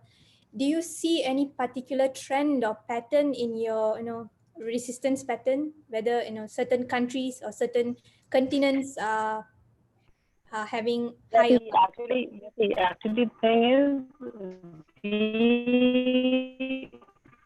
Mr. Karthik? Hello. Mr. Karthik, Hello? your connection, yeah, can you? Hello. Yeah, could you try again? Yeah, am I audible? Yeah, now you are. Yeah, okay. So, as I was saying, as per the literature search, we included several strains that we found in the literature that were isolated from several clinical samples. And based on the strains that we could identify in total 100, we downloaded the whole genome sequences from the NCBI database, as I already mentioned. Trend that I would mention here is that most of the strains that we observed were having resistance to aminoglycosides and beta-lactam, which are among the most commonly and given antibiotics for the treatment of disease caused by these pathogens. I think, Mr. Karthik, probably you could answer that section because not so audible. I think someone else also had asked the same question. You could just chat and we will get the answer from you, right? Sorry. Thank you, everyone. I think it was a really wonderful session, very informative session with projects from all different kinds of fields. So this is the end of our poster session today. And all these posters are actually available in the Facebook page. So those of you, the participants who have registered, you could go and view these posters in the page, right? So thank you very much, everyone. And I will pass the stage on to Ms. Sarah, the MC. Ms. Sarah? Yes, doctor. Thank you so much. Thank you, Dr. Hira, and thank you, Dr. Rani. And thank you all to the presenters. It is time for our final session of the day, oral presentation session B. I would like to introduce you to the chairperson, Senior Associate Prof. Dr. Neeraj Kumar, and the co-chair will be Prof. Dr. K. Marimuthu, and they will also be the evaluators for the oral presentation. Over to you, Dr. Neeraj.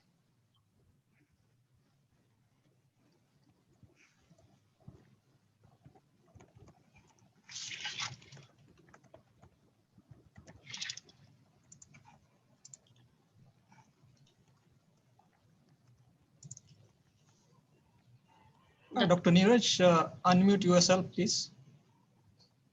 So much. Thank you, Ms. Sarah. So a very good evening, good afternoon, good morning, and good day to all the oral presenters and participants. So we hereby welcome to the last technical session of today. That's the first day of IECBBB 2020.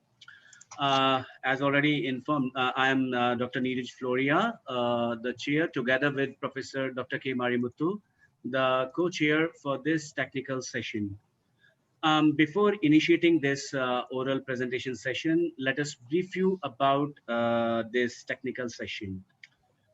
In this technical session, there will be 12 oral presentations, each for 10 minutes. And the questions and answer session will be taken up once all presentations will be over. So we hereby initiate our oral presentation session from our first speaker. That's 07, Miss Please Chidam. unmute, sir. Yeah, now it's okay. Yeah. So, so we hereby invite Miss Chidambra Priya Darshani to talk about her. She's from Department of Biotechnology, Manomaniyam Sundar Nar University, Tamil Nadu, India. Title of the talk today is Agricultural Biotechnology. So welcome, Ms. Chidambara. Please, it's over to you now. Thank you, sir. Shall I share my screen? Yeah, please.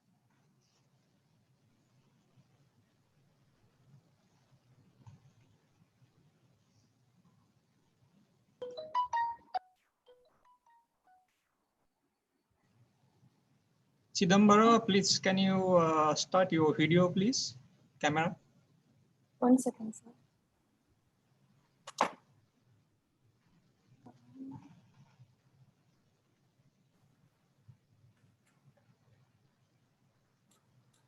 Thank you.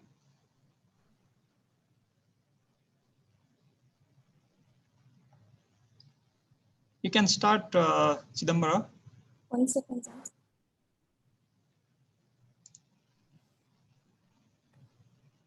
Yeah. Clean and green greetings to all.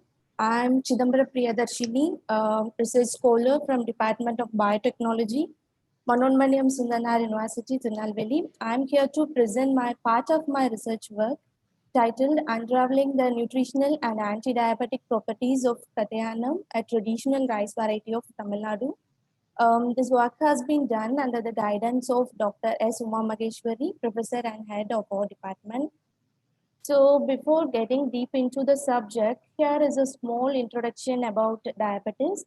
I'm pretty sure that you may all familiar with the term diabetes. It is actually a metabolic disease which is characterized by chronic hyperglycemia, which may be resulted as a defects in either in the action or secretion of the pancreatic hormone called insulin.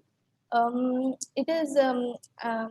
it is not a disease, but it is a metabolic disorder and is a leading global health problem and is alarming at an epidemic rise in the past years. And here is a picture about the complications of diabetes. It may lead to diabetic retinopathy, diabetic cardiomyopathy, diabetic nephropathy, and diabetic neuropathy.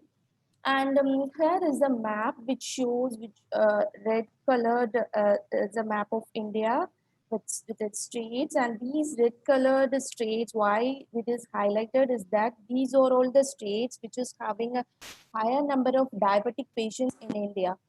When we overview this map, you may get a clue that the one thing that connects all these states or all these states or in these states, the rice is a stable regimen for them. That is particularly the white rice or the polished white rice. And here, that rice is the most stable food here in these states. Why I'm insisting this point is that this is the point where I get some loop to get into my research studies. And what the process is that we are getting the white rice as from after a number of process called grind refining processes that are hulling and milling, and after that the outer bran of that grind gets removed, and we are ingesting a food that is highly rich in starch and devoid of essential micro and macronutrients. Moreover, the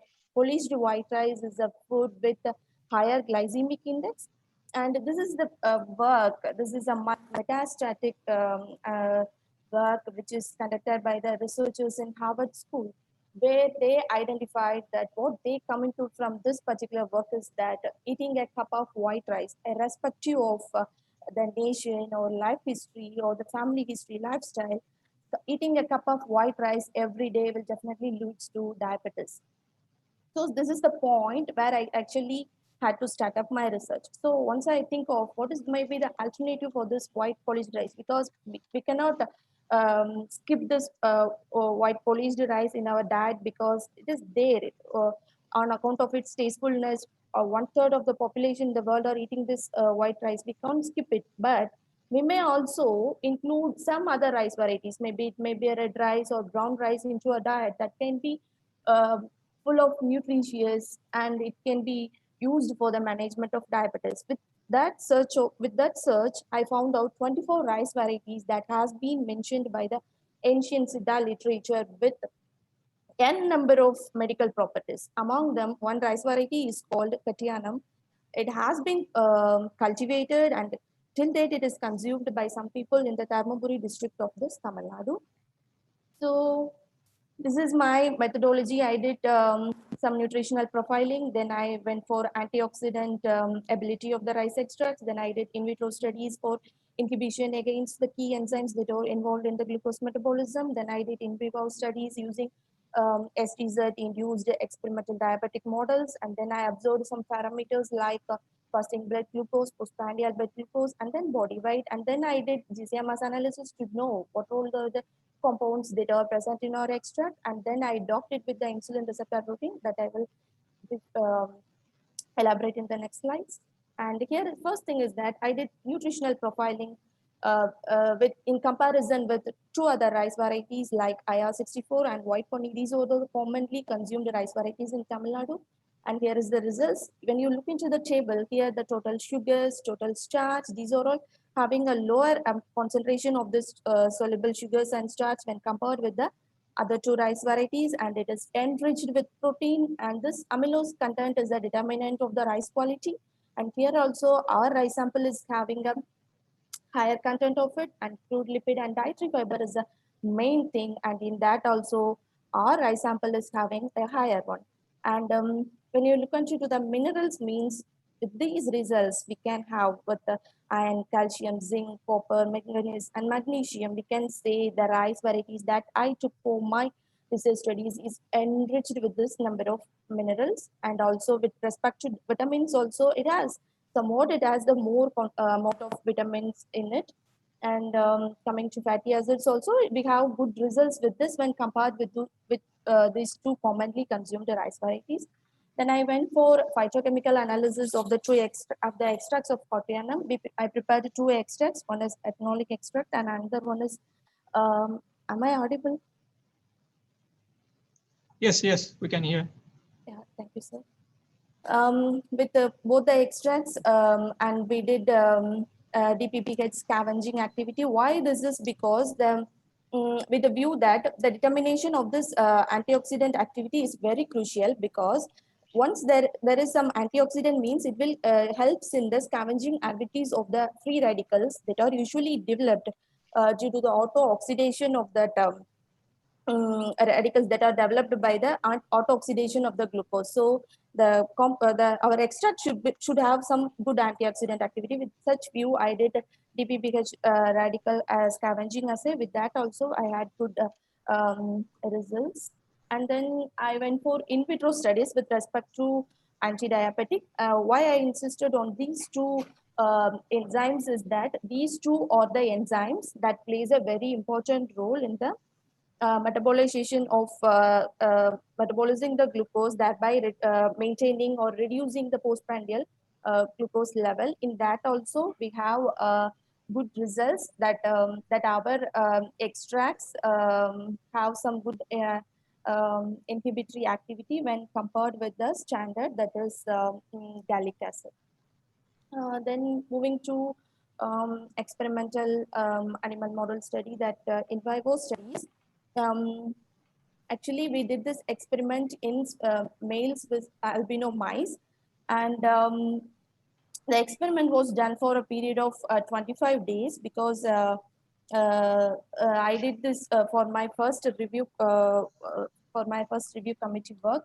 So I did it for only for 25 days, and we grouped the streptozotocin is used for the induction of diabetes in the experimental animals, and I grouped the experimental animals into 5 groups. The first group is that it is a positive control. The second group is a negative control, that it is diabetic induced, but it is left untreated.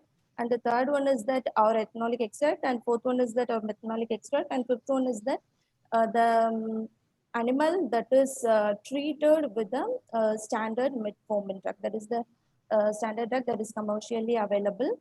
And every day 3 parameters are checked. One is fasting blood glucose, and second one is postprandial blood glucose, and the third one is body weight. And in the fasting blood glucose, we have seen a reduction in the blood glucose levels from the day of 10 to 25. It is decreasing than the diabetic control.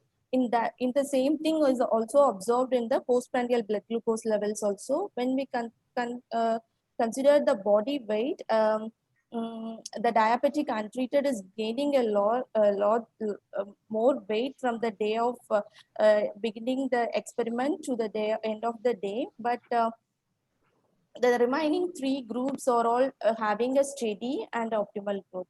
Then after the completion of these work for 25 days, the animals were sacrificed, and the liver was dissected from the animal.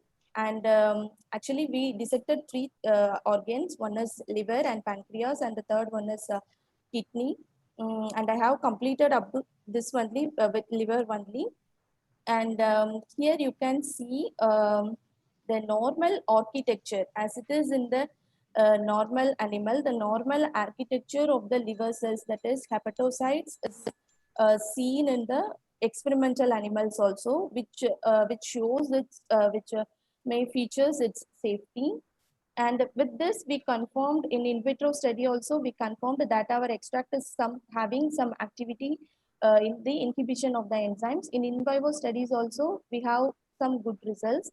Then with the view that what is the compound that is present in the extract that may aid in the management of diabetes, we did a GCMS analysis with the two extracts, and we had a good number of phytocompounds in it. Based on Lipkin's square rule, we selected 16 compounds for our docking studies. Here, the target for our study is insulin receptor protein. Why I selected this protein is that actually this insulin receptor protein is a tyrosine kinase protein, and this is the receptor where the insulin will bind, and this receptor protein has two subunits. One is the alpha subunit, which is found in its extracellular space, and then a transmembrane subunit called beta subunit. Usually, the insulin gets bind up with the alpha subunit, and it brought some conformational changes in the beta subunit. And again, there occurs a sequence of events like phosphorylation, autophosphorylation. So many sequences occurs there, and that plays a very important role in the insulin signaling pathway. So when there occurs any problem in this binding, that is the binding of this insulin with this receptor protein, the entire cycle will get disturbed. So with the view of finding a substance or a compound that may bind up with this insulin receptor protein and augments its following work, that will be helpful in the stimulating the further processes. With that view, we did docking analysis. In that also, we have good results that these two compounds, that is hexadecanoic acid. Chidambara, you have 1 minute. Yeah, okay. So you can wrap up. Thank you. Yeah, okay, sir. Hexadecanoic acid and palmaric acid, these two compounds are found to be effective in binding with this insulin receptor protein. So this is my conclusion. The nutritional studies proves that the rice variety is very nutritious. In vitro study and in vivo study also reveals its anti-diabetic properties. Further histological studies reveals its safetiness, and this in silico approach is it's not getting ended. We have so many studies next to that too. And this is a famous Tamil saying that is Unave Marandu, food is medicine and medicine is food. With such view, this particular rice variety, we can't remove the white rice from our diet, but it is possible to add some more rice varieties into it and have a better tomorrow. So these are all my references. I would like to thank the organizers for giving me an opportunity to showcase my studies. Thank you so much. Thank you, Ms. Chidambara. It was a very nice presentation. You have highlighted the traditional food application in the modern society right now. And a very good thing you have done is you have done the standardization of this. Almost you have done a standardization of the same. So I think we have a lot of questions for this, but we'll be taking up in the last when all the presentations will be over. So thank you, Ms. Chidambara. Thank you with this. So now we'll move over to the next presentation. Thank you, Ms. Chidambara. So next presentation is oral presentation 8 by Dr. Senthil Kumar Rajgopala. He's from Department of Biochemistry, Rayalaseema University, India. The title of his talk is GPCR Signaling in Inflammation. So welcome, Dr. Senthil. It's over to you now. So he is not in virtual room. Okay. I think it's Dr. Senthil Kumar. maybe it's present as Ananya. I guess something he's replying. So can you see Can we call the Ananya? Yeah, can you call Ananya?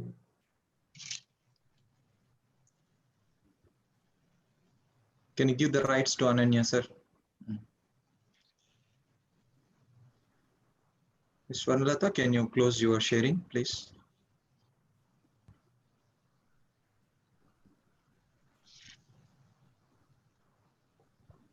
Thank you. Are you hearing me? Yeah, yeah. Sir? Yeah, yeah, Ananya. Yes, yes. Sir, are you hearing me? Yes, please. Yes, sir. Yeah, yes, sir. Audible. Okay. Sorry for the small uncomfortable. So my name is Dr. Senthil Kumar Rajagopal. I am Ramaling Swami re-entry fellow from Department of Biotechnology, Ministry of Science and Technology. So today, I'm going to talk about the anti-inflammatory effect of non-essential amino acids, glycine. But here my short title is G protein coupled receptor signaling in inflammation. Actually, this G protein, everybody knows it's hanging in the plasma membrane, under the plasma membrane. Whenever the signaling comes, so it can activated and it can join with the G alpha protein subunit, and it can send the signal to the second messenger, such as DAG, calcium and inositol triphosphate, and it can go to the gene regulation, especially in the nuclear factor, regulating factor gamma B. So this NRFK can involve in the signaling inflammation. So that can induces the production of pro-inflammatory cytokines such as TNF alpha, interleukin, and so many pro-inflammatory cytokines. So how we can inhibit this inflammatory cytokine formation by using the glycine as a non-essential amino acids. Even this glycine is a very simplest amino acids everybody knows, and chemically is a very simple. So as for this introduction, I will go for the next slide. So what is inflammation? As everybody knows, so whenever that foreign outsiders, invaders such as bacteria, viruses, and etc., even some of the chemical irritant and enter into our body, so our body, inflammation, immune system can activate it, and it can release that B cells, T cells, and other mechanism. It can even activate the macrophages. So then only the process is called as inflammation. And so it's a localized physical condition in which part of the body becomes redundant, swollen, hot, and often painful, especially as a reaction to injury or infection. So it consists of vascular, metabolic, and cellular changes, and it triggered by the entering the pathogens. Whenever the pathogen entering the agent, say for example, bacteria, say now the COVID-19 is a very, very pandemic period. So we should know how that COVID-19, the spike can be inhibited, enter into the lung cells. So that's why people are using that nowadays on the G protein coupled receptor pathway also, say especially still ACH2. So that enter into the healthy disease of the body. So it can be occurrence, the inflammatory reaction takes place at the micro circulation levels or lymphatic system, and even very small vessels, and it is composed by the following changes. Say for example, tissue damage and vascular and cellular responses, and metabolic changes and tissue repair. So I don't want to go more depth on these 4 factors. So tissue damage, everybody knows. So whenever that inflammation occurs, you can see the redundant at that particular place, the rounded place. and that means the TNF alpha is secreted from the liver macrophages, enter into the blood circulation, and it can be circulated on the wherever the wound happen. So that's why the tissue damage and the cellular response and metabolic changes. Here I am showing you only the one example for the metabolic changes. You can see this inflammation can modify the a lot of things. Say for example, protein metabolism, glucose metabolism, lipid metabolism, as well as mineral metabolism. In the protein metabolism, the inflammation can increase the cell destruction, metabolic product, lead to increased osmotic pressure in the interstitial spaces, which attracts water and contributes to the edema. The glucose metabolism, anaerobic utilization of glucose is increased because of the hypoxia, deficient of oxygen, with increased formation of lactic acid to pyruvic acid. So this lactic acid can be accumulated in your muscle vessel. This is leading to lactic acidosis. That is also very, very problem to our body, especially in the muscle. So then move on to lipid metabolism. Then you can see this increase the formation of ketone bodies. So that's what it will lead to the ketosis and fatty acids. So and then mineral metabolism also, even you can see increase the extracellular potassium and calcium concentration. So that means that there is a calcium and the potassium cell can activated by this inflammation. So there is an imbalance between the intra and the extracellular mineral concentration.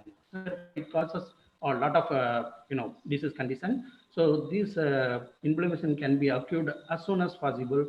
So so then when we move on to the next slide. So you can see the symptoms and sign of the inflammation.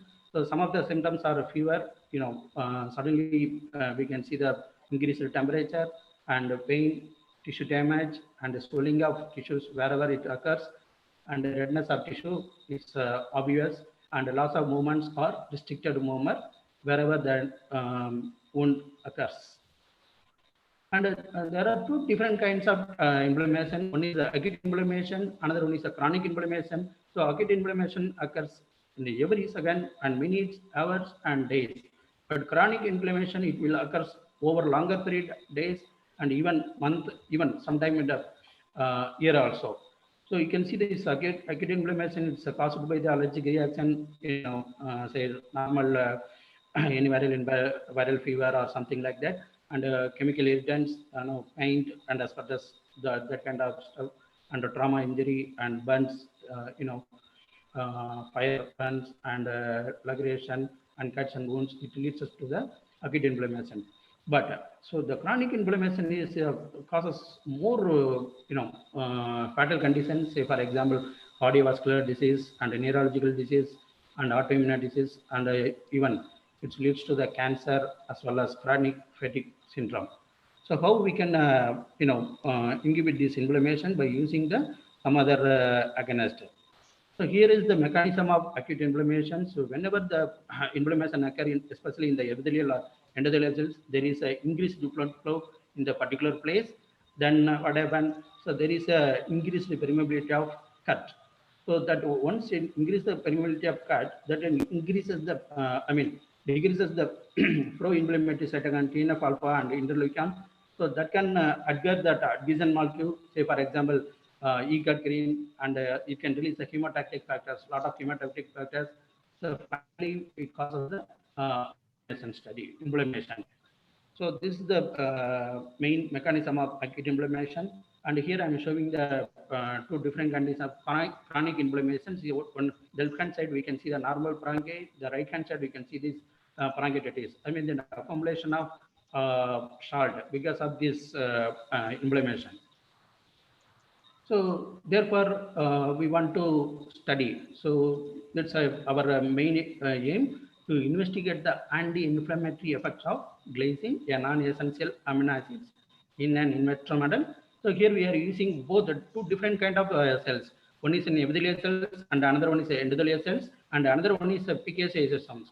So everybody knows that PKC systems are excellent. I mean, it can phosphorylate a lot of protein either in the membrane, plasma membrane, not only in the plasma membrane, it can be phosphorylated in the nuclear membrane, in Golgi apparatus, ribosomes, and so many things. So we can see PKC is responsible.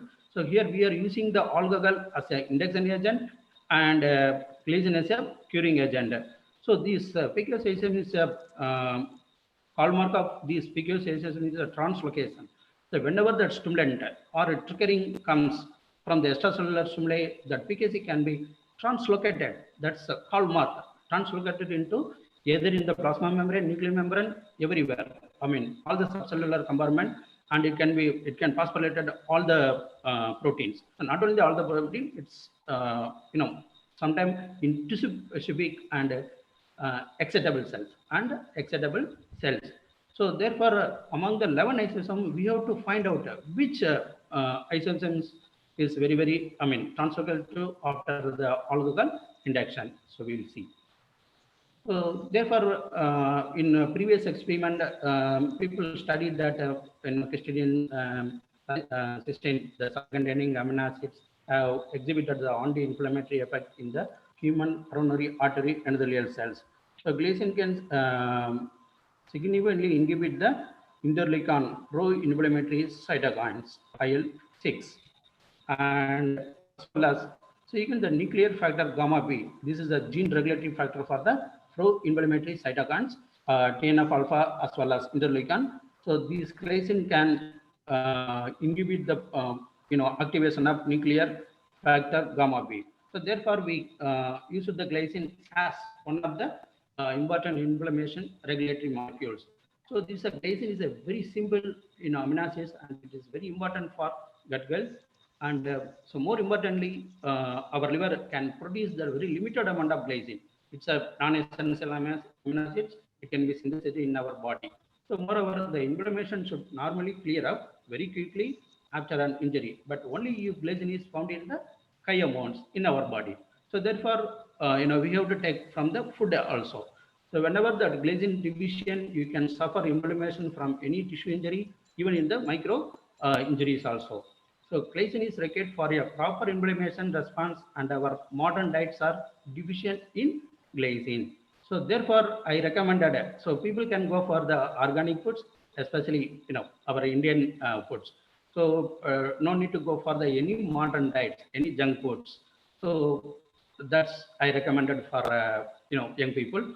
That protective effect of glycine are unclear because it's likely to be multifactorial involving effects on the target cell, especially in the direct effect on the cells, direct effect on the any kind of cells, even epithelial cells or endothelial cells, or sometimes in the smooth muscle cells.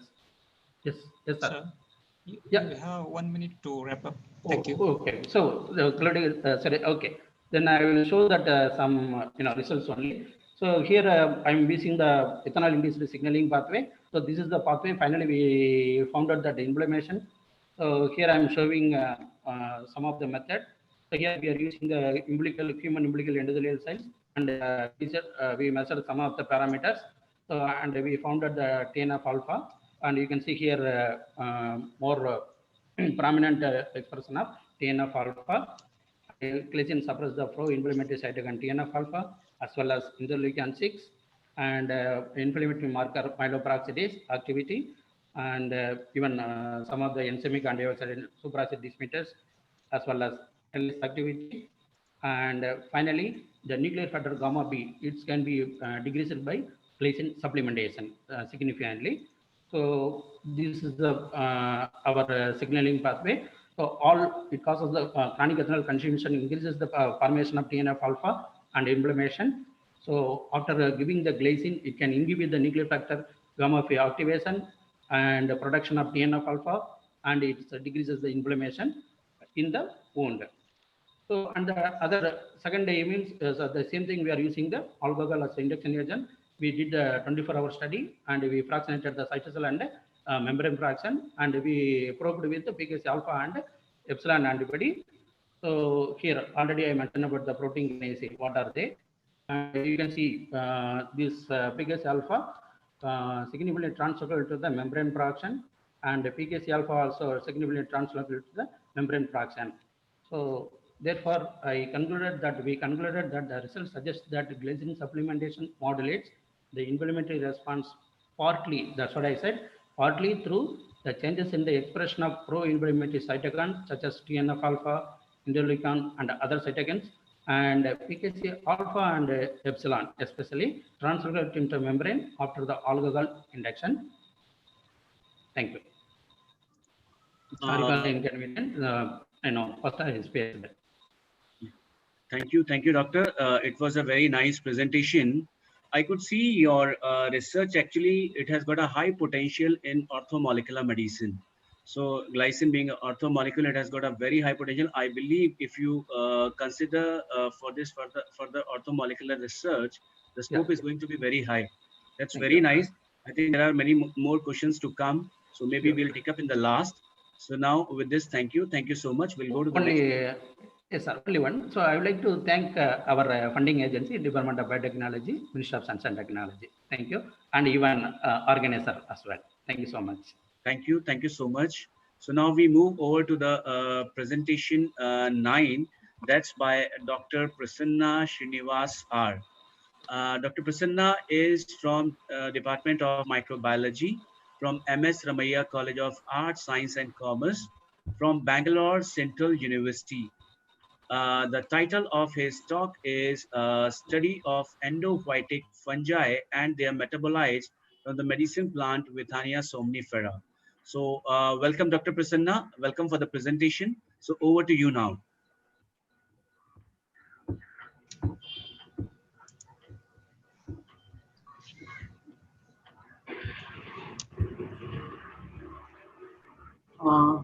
A very good evening, sir. Yeah, good evening. I would thank the AIMS University and the organizers for giving me an opportunity initially. The topic for the talk will be study of endophytic fungi and their metabolites from the medicinal plant Vaccinia somnifera. I thank my guide, Dr. Amrita Nigam and Dr. Aruna Jampani during this time. The main objectives of the work was to isolate the endophytic fungi from the roots of medicinal plant Vaccinia somnifera, which is commonly known as ashwagandha, to study the diversity of the endophytic fungi in the roots of this plant, to study the antibacterial property of the fungal metabolites which are isolated. Coming to materials and methods, my sample was mainly collected from Dhanvantri Vana, which is near Bangalore University. It is a huge garden with full of medicinal plants. So that was my place of collecting the sample. So to tell you a little more about Vaccinia somnifera, it is as I told you, it's ashwagandha, an evergreen shrub flowering in November to February. It is also called as winter cherry. It belongs to Solanaceae family, found in North Africa, West and South Asia, Southern Europe, and Mediterranean region. The leaves and roots are very useful for infections like carbuncles, mainly caused by Staphylococcus aureus, ulcers, cough, and nerve disorders. So with this background, my study was related to antibacterial property. The sample collection was done from Dhanvantri Vana, as I told you. The bits of the roots were collected from the plant. Then we should see that the plant had no much of visible symptoms of diseases. Healthy plants were selected. The samples were collected in sterile containers and processed within few hours of the sampling. The roots of the medicinal plants were collected and cut into 1 centimeter pieces and disinfected with 75% alcohol to remove the surface flora for 1 minute, followed by sodium hypochlorite 5% for 5 minutes, and then processed in 75% alcohol for 30 seconds. So by this process, the outer microflora will be removed. The root bits are then rinsed in sterile distilled water, blot dried in sterile blotting paper, and then placed on potato dextrose agar supplemented with streptomycin. The plates were sealed with parafilm and incubated at 28 degrees centigrade for 4 to 6 weeks for the growth. The morphological features were studied after the fungal colonies were grown. The endophytic fungi were stained by methylene blue and observed for the morphological characteristics. And for confirmations, the fungal cultures were also sent to the National Fungal Culture Center, Agarkar Research Institute, Pune, for confirmations. The next step was to study the antibacterial property. The bacteria mainly selected for the study was Staphylococcus aureus, Escherichia coli, and Klebsiella pneumoniae, cultured in open bath for 48 hours. the equal volume of the sterile nutrient broth and the extract. So when I'm talking about extract here, it means the fungi was, the selected fungi was inoculated into the potato dextrose broth. And after 21 days, after 3 to 4 weeks, the extract, that means the broth was used for the study. So equal ratio of nutrient broth and the extract along with 10 microliters of the 48-hour culture was taken in sterile tube and incubated at 37 degrees centigrade for 48 hours. The tubes are observed for the bacterial growth for turbidity. If there was no turbidity, that means there is no bacterial growth, indicating that the broth contains some antibacterial property. Another methodology was agar diffusion technique, where I'll just go with the spread plate technique here. The nutrient agar medium was taken, and the bacterial culture was, let's say E. coli or any specific test culture, was spreaded on the plate on the agar media. The selected fungal broth extract, which was with ethyl acetate, was taken and placed in the center of the agar medium. So as you see a picture, I've taken 4, 5 in each plate at certain times. Okay, so here the agar diffusion technique is the main principle. So 5 microliters of the sample is loaded in the well and plates are incubated at 37 degrees centigrade for 48 hours and observed for the zone of inhibition. Here, one thing we should observe is ciprofloxacin was used as one of the standards for the study. And all of them were in the concentration of 1 milligram per ml. So what is this table indicating? So comes from materials and methods. The broth was also analyzed for certain compounds. So I'll not go into the full table here. I'll just tell you the brief idea of the table. It's an organic analysis table where we can screen for aliphatic compounds, aromatic compounds. Okay, and you can also see for certain things like you can see acids and phenols. I'll just read out 1 or 2 here just to understand. Let us say, for example, see the last 3 rows where you can see for the presence of acid. I'll go with salicylic acid and benzoic acid. Let's say we take the broth and add butyl ferric chloride. If there's a violet color development, it becomes means we can screen that it is having salicylic acid. If there's no violet color developed, that means it is indicating it's a benzoic acid. To add on few more in the table, I'll be telling you about aldehyde. See, all are familiar with the tolerance reagent test. Okay, I just wanted to use the laboratory procedures first to go with primary screening. So 2 drops of the liquid, that's the fungal broth, 2 ml of tolerance reagent is added, and the mixture is gently shaken and heated. Then you get a bright silver mirror formation in the test tube. So anyone at the laboratory scale can easily screen for certain compounds like aldehydes and esters. That was the main idea behind this. Coming to the results and discussion part. So here you can see that the various fungal isolates were like this: Gliocladium deliquescens, then Mycelia sterlia, Fusarium xylarioides, Pharma glomerata, and Pharma humicola. So M means monsoon, W means winter. So the study was done for rhizosphere, external flora, that is in the soil, and endophyte, which is present inside the roots of the plants. Okay. So here when we see Gliocladium was very common in all the seasons. In monsoon and winter, it was seen as a rhizosphere as well as an endophyte. Okay, so I can call it a dominant fungus. And similarly, we do observe that the other fungi like Pharma was also present. This table tells us about the antibacterial property and the compounds screened. So to just tell you, Gliocladium, for example, has inhibited Staphylococcus aureus, which is a gram-positive bacteria, and also produces aliphatic compounds, aldehydes, esters, and ketones. And similarly, if you go for Mycelia sterlia, unfortunately, it did not inhibit any of the bacteria and did not also show any of the compounds. It was just a bacteria, it was just a fungus present. Fusarium xylarioides, when you consider, it was inhibiting gram-negative bacteria. So I just read it there, Pharma glomerata and Pharma humicola. All these 3 were inhibiting only gram-negative bacteria, where E. coli was very common. Klebsiella pneumonia, which is also a gram-negative, was inhibited by Pharma. So when you compare the table again this side, we can see that the Pharma could produce aldehyde, esters, and ketones. So aldehyde is something which is very commonly produced. That's what I would come to conclusion, when you see this table. This is the picture of the fungal isolates and a few of the fungal pictures like Pharma glomerata, its fruiting body in the second one, and Fusarium xylarioides and Gliocladium deliquescens. When we did the agar diffusion,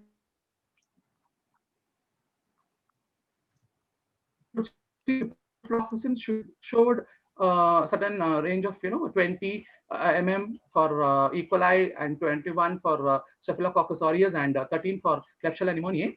Glyphadium could show 4.5 mm and Pharma could show 5 mm for the gram negative. I'm talking about gram positive and gram negative comparison here. Glyphadium could control gram positive bacteria like Staphylococcus aureus. Pharma could control gram negative bacteria, which is E. coli and Klebsiella. Okay, this was just a measurement of the zone of inhibition. It was measured in mm, and the concentration taken for the study was 5 microliters. So to bring a highlight again here, Vaccinia somnifera is a very good immunomodulator, very good for a microbial infection. At this period of time where we have COVID-19, a very pandemic infection all through the world, we see that many of the Ayurvedic medicines, like they say that we're taking ashwagandha tablets are very good for health, and and it's a very good immunomodulator. At the right time, we can understand that Vaccinia somnifera is definitely going to be a very important plant, useful for us for the today's control of microbial infections. Conclusion part, when I'm talking about the medicinal plant Vaccinia somnifera, is not only antibacterial activities as a plant, even the endophytic fungi present in the roots of this plant can show a similar antibacterial activity, and we can really go for a alternative, like if we can screen these compounds which are very effective in the broth, that can be definitely become a medicinal importance. These are my references. I thank you, thank all the organizers for giving me an opportunity for presenting my small work on Vaccinia somnifera and the endophytic fungi. Thank you, sir. Thank you, Dr. Prasanna. Thank you so much for highlighting the medicinal benefit it could be with the endophyte fungi from Vaccinia somnifera. So probably many of the researchers will have some probable questions for it, maybe for the antioxidant activity and all, like oxidative stress, but that will be taking at last. So thank you so much. So with this, now we move over to the next presenter. That's Dr. G.V. Swarnlata. She's from Department of Biochemistry, Rayalaseema University, India. Her title of the talk is today is Microalgal Biofuel Production. That's a very interesting topic. So welcome, Dr. Swarnlata. Welcome. So over to you now.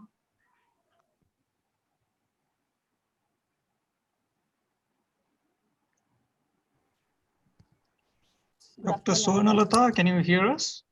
Yeah. Yes, sir. Yeah, please go ahead. Yeah, please go ahead. Yes. You can share your PowerPoint presentation. I shared, sir, already. You have to open the file. It's not visible. I shared, sir. Already I shared and kept.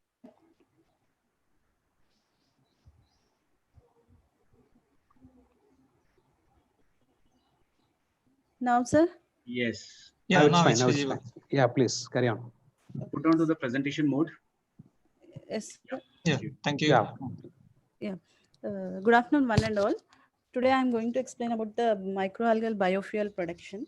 So here we can see first, let's have a brief introduction of what is microalgae. So these are the heterogeneous groups. They contain both prokaryotic as well as the eukaryotic organisms. And the nutrition is also ranges from autotrophy. That means food, as we are saying, they are photosynthetic organisms. So they are photoautotrophy to mixotrophy, and they ranges to heterotrophy also. So this has the ability to fix the CO2 via photosynthesis. Means whatever the environmental CO2 is there, that they can have the ability to fix it, and it converts that into used products. That means we can say more valuable products.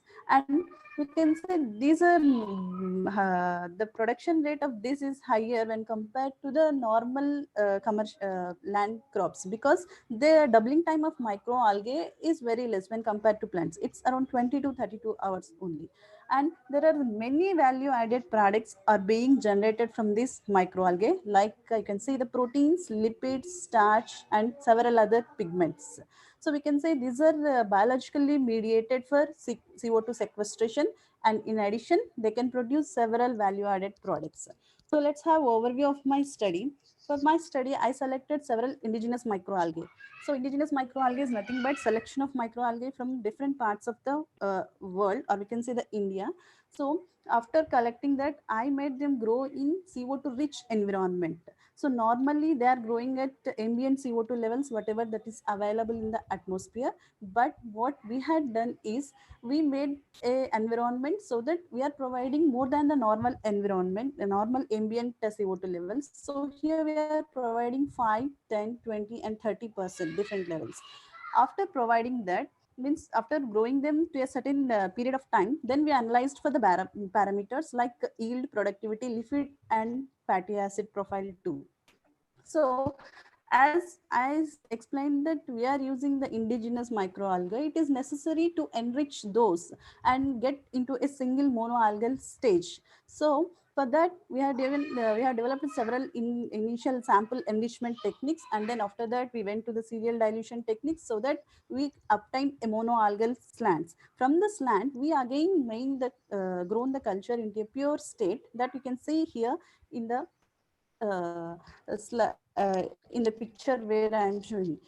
So for this sample enrichment and further growth, we have used two different media compositions like BBM for the enrichment and then BG11 for further growth of the microalgae. So these are the dimensions, cell dimensions and geographical area from where we have isolated. Actually for our study, we took 5 different isolates from different parts, and here I am giving just the morphological description and their dimensions and their location from where we had. So we collected from Mysore as well as all over the India, I can say. So these are the just dimensions.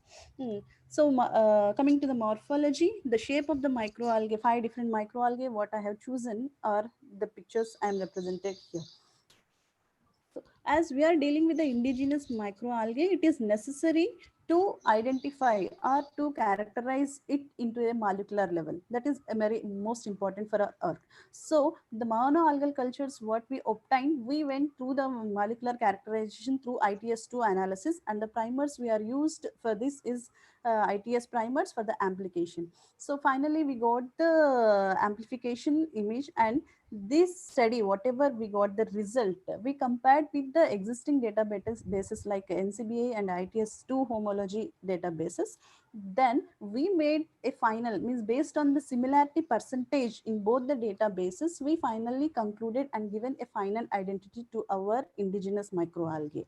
And we finally identified them as Senadesmus, Desmodesmus, Kirchnerella and Acutodesmus. So first we had given the normal isolation code from which place we have selected. Then after identification, we had given the correct name, means based on the similarity we had given, and that data we had already submitted to the NCBI2, and these are the accession numbers we are provided from the NCBI for our indigenous microalgal cultures.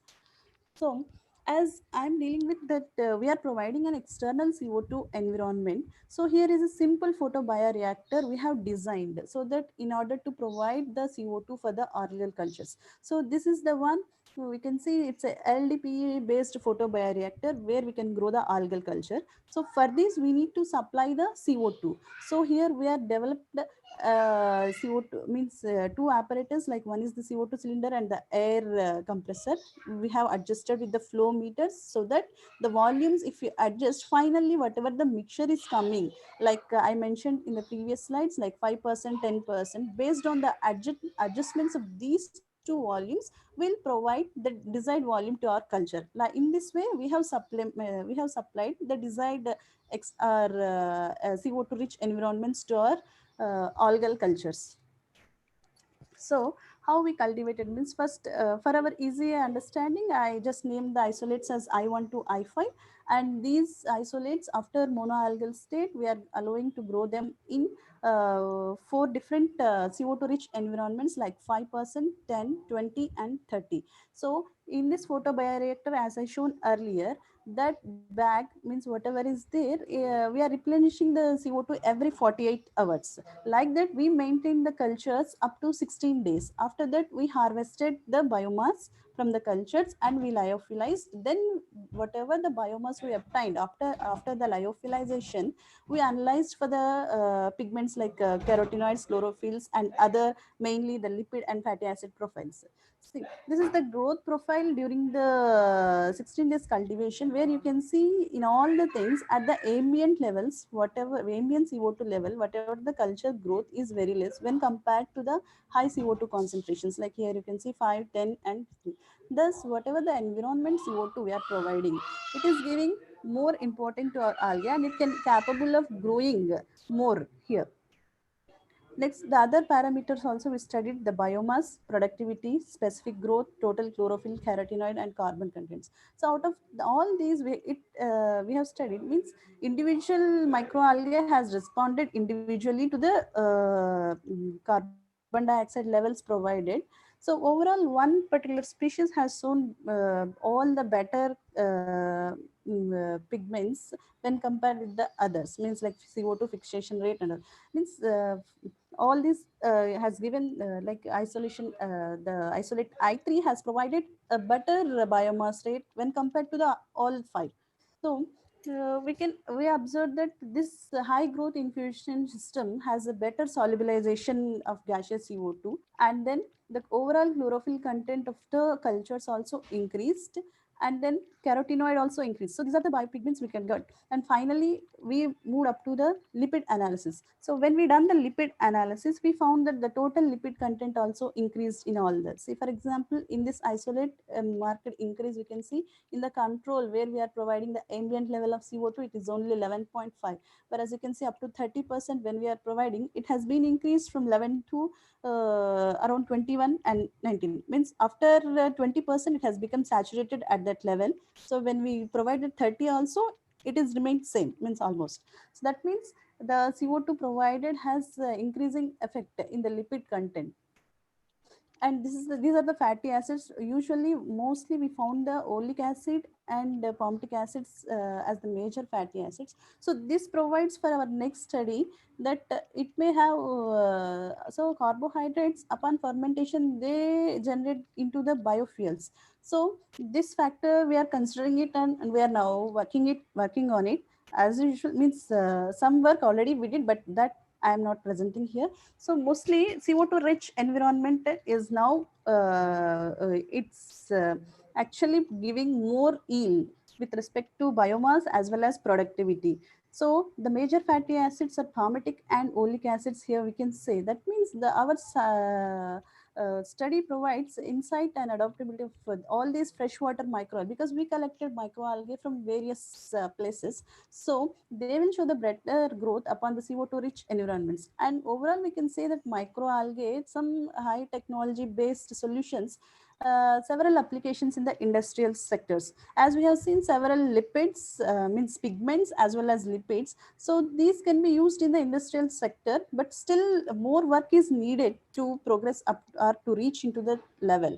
So that means overall this microalgae minimizes the environmental factors and maximizes the productivity, as it is taking the CO2 from the environment and it is giving us the required products like all I had explained, like pigments and biofuel, etc.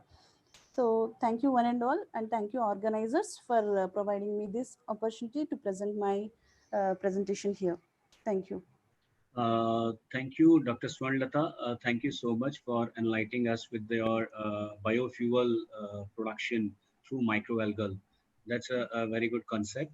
And I believe we have many queries over it, definitely, because it's a high demand topic today. So, but we'll be taking up all those questions at the end of this all the presentations.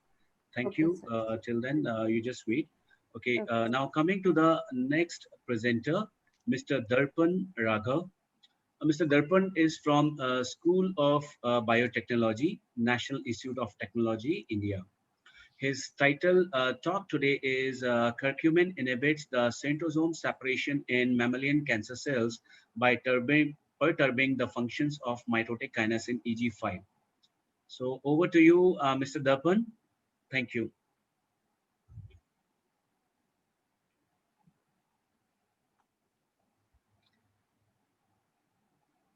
Mr. Darpan, can you my hear presentation us? is visible? Yes, yes. Yeah. My presentation is visible. Yes. Please carry on. Yeah. Visible, sir. Yeah. So very good evening. Yeah, very good evening to all in one. My name is Darpan Raghav, and I'm PhD student in School of Biotechnology, National Institute of Technology, Calicut, Kerala. The title of my talk is "Curcumin inhibits the centrosome separation in mammalian cancer cells by perturbing the functions of mitotic kinesin EG5."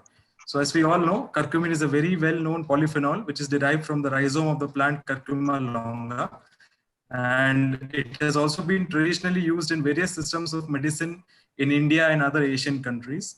Curcumin has been proven to be very effective against different types of cancers, including head and neck, ovary, breast, colon, pancreas, and so on. And the efficacy of curcumin has also been proven in different clinical trials where it has been shown very effective against different types of cancers. Recently, there has been a paradigm shift when we talk about curcumin in terms of clinical trials, because in earlier clinical trials, curcumin was used alone as an anti-cancer agent, but these days, curcumin has found its place as in combination as an adjuvant. The current clinical trials are evaluating the anti-cancer efficacy of curcumin in presence of standard anti-cancer drugs like Avastin, 5-fluorouracil, paclitaxel, docetaxel, and so on. As we all know, curcumin is reported to target a variety of cellular proteins, and it is known to modulate a lot of different cellular pathways, cell signaling mechanisms. However, the exact anti-cancer mechanism of curcumin and the specific cellular target of curcumin still remains elusive. So one of the very prominent mechanisms behind the cytotoxic effect of curcumin is induction of G2M phase cell cycle arrest.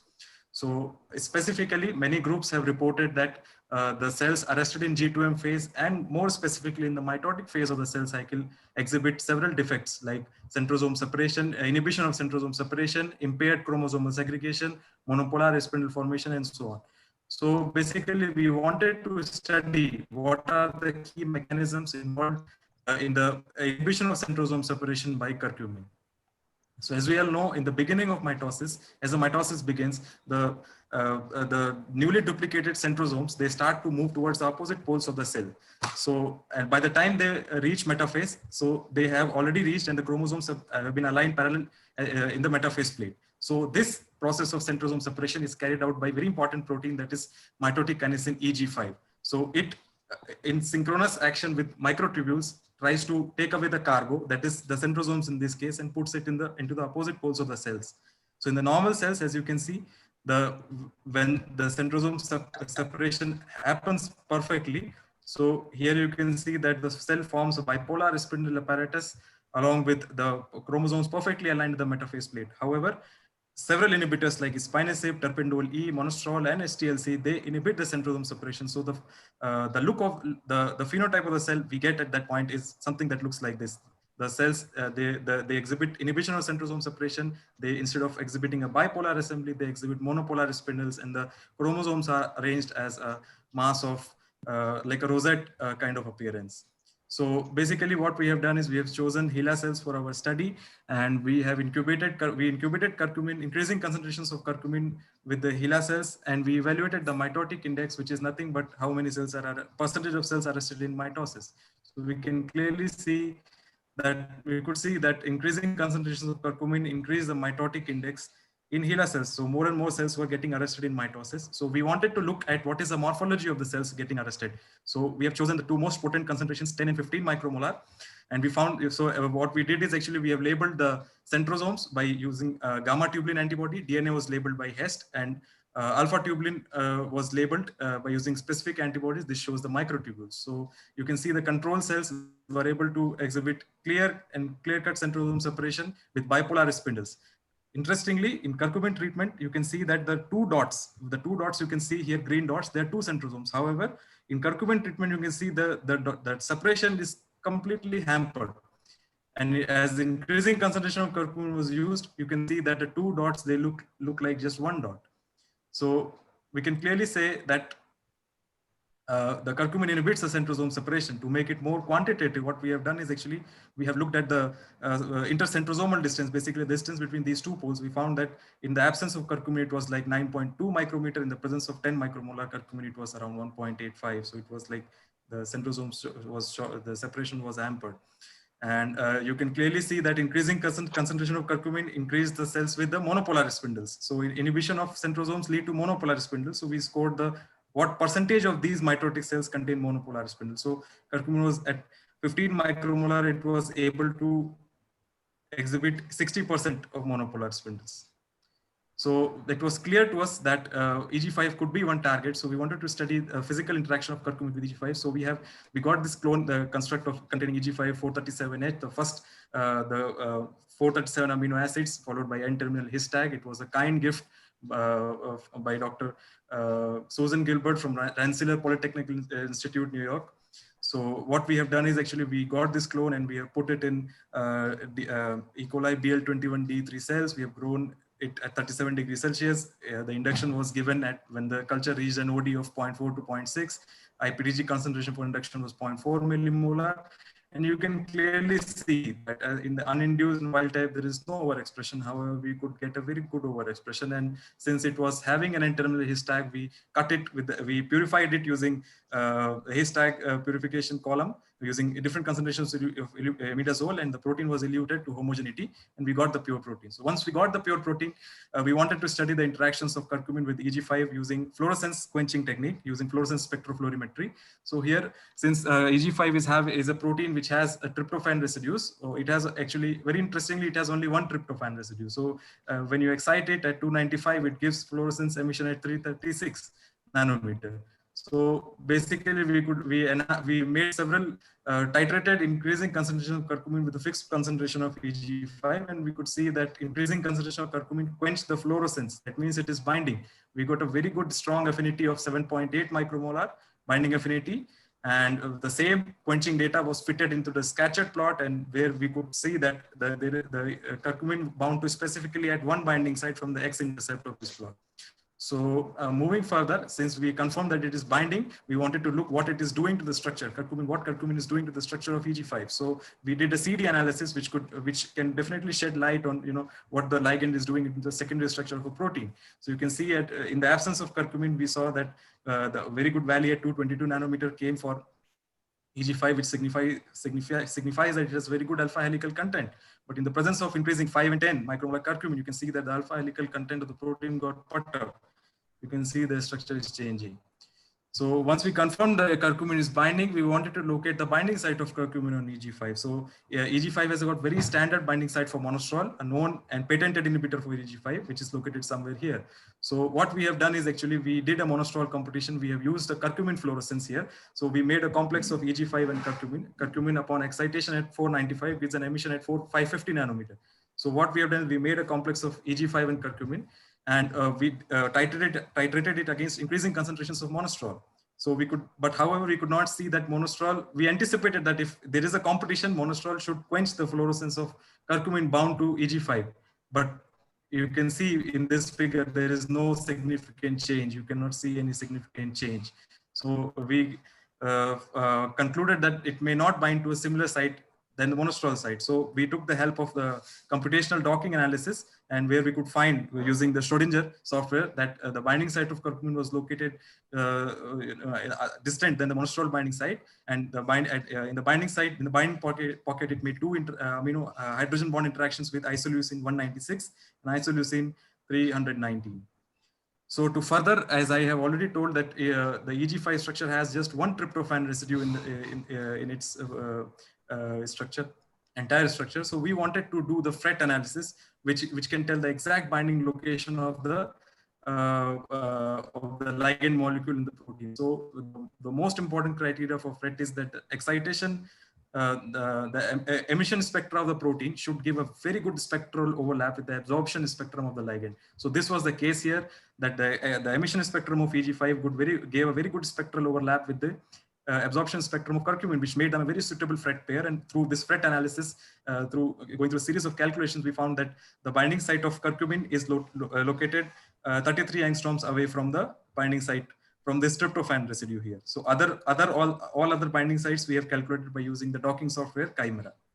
So once we found that it is binding to EG5, we wanted to look what it does to the EG5. So EG5 is a ATPase, it moves into the microtubules, it carries the cargo with the expense of ATP. So we could find that curcumin inhibited the ATPase of EG5 in a time as well as concentration dependent manner. So in the control, we could see it was the hydrolysis rate was around 3.2 mole per minute. However, in the presence of curcumin, it was reduced to 2.62. When we look at the terminal, I mean at the saturation per time point. So here we could find that curcumin 5, 10, and 20 inhibited the ATPase by 6, 12, and 6, 12.5 and 19.5% respectively. So this showed that curcumin also inhibits the ATPase activity. Lastly, as in my one of the first slides, I told that EG5 tags along or moves in synchrony with the microtubules to carry the cargo. So here the big question was like, can curcumin binding to EG5 disturb the interaction of EG5 with the microtubules? So here we performed a co-sedimentation assay. We purified the microtubules from the goat brain, and then we mixed this EG5 bound to in the absence of curcumin and in the presence of curcumin. We mixed these two proteins. We allowed for the EG5 to walk onto the microtubules. And after like 30 Mr. minutes of Durban, incubation, yes, sir. You have 1 minute to wrap up. Yes, sir. Yeah. So in the increasing concentrations of curcumin, you can see that more and more. So we anticipated that actually, if the interaction is getting disturbed, so more and more EG5 should come into the supernatant.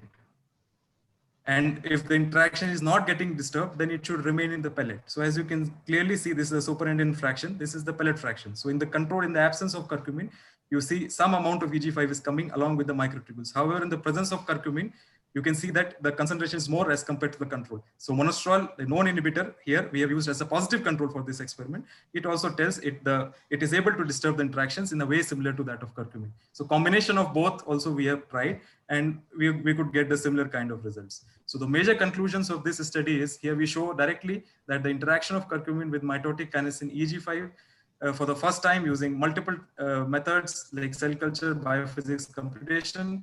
Curcumin bind to the purified EG5 at a single site with high affinity. We located the binding site that was around 33 angstroms away from the lone tryptophan residue, and curcumin inhibited the basal ATPase as well as perturbed the dynamic interactions between the microtubules and the EG5. So we concluded that the effects of the curcumin on EG5 could be due to the perturbation of the secondary structure, which was shown by the CD spectra. So based on this, the major conclusion from this study comes that we can use curcumin in combination with the potent EG5 inhibitors such as spinosad, which has just come out of the clinical trials, and it was proven to be successful to some extent. So we can combine these two molecules and we can get a therapeutic advantage for the treatment of cancer. So I would like to acknowledge my supervisor, Dr. Ratnaswamy K, who is Associate Professor in NIT Calicut. I would like to also acknowledge DSTS Sir, because this work was carried out from the grant. And I would like to acknowledge Dr. Susan P. Gilbert. Actually, she has very kindly gifted the construct coding EG5437H for performing this study. I would like to I also acknowledge NIT Calicut for the facilities and Ministry of Education, Government of India for the fellowship. I would lastly, but not the least, I would like to express my thanks to AIMS University and the organizers for giving me a platform to speak and to share my project. Thank you. Thank you so much. Thank you, Mr. Darpan. It was a wonderful presentation wherein you have briefed about the inhibition of this mitotic, this thing by kinesin EG5. I think this is the first time study I have seen with the curcumin in combination with it. Earlier, people have tried with the other statins and the other natural alkaloids they have tried, but this is the first one. So wonderful. Let's see what the questions we get later. So nice. Thank you. Thank you so much. Now, thank you. Later, the question will be asked at the end of this oral presentation session. Now, I hand over to Dr. Marimuthu. Sir, maybe you can take up nextly now for next candidate. So Yes, sir. I'll take a 1 minute break. Yeah. Good evening, all the participants, and good evening, Dr. Neeraj.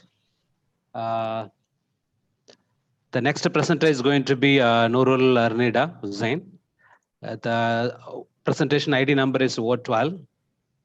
And transcriptome analysis of young, mature, and ripening stages of local durian, D24, durian zebethinus fruit pulp tissues.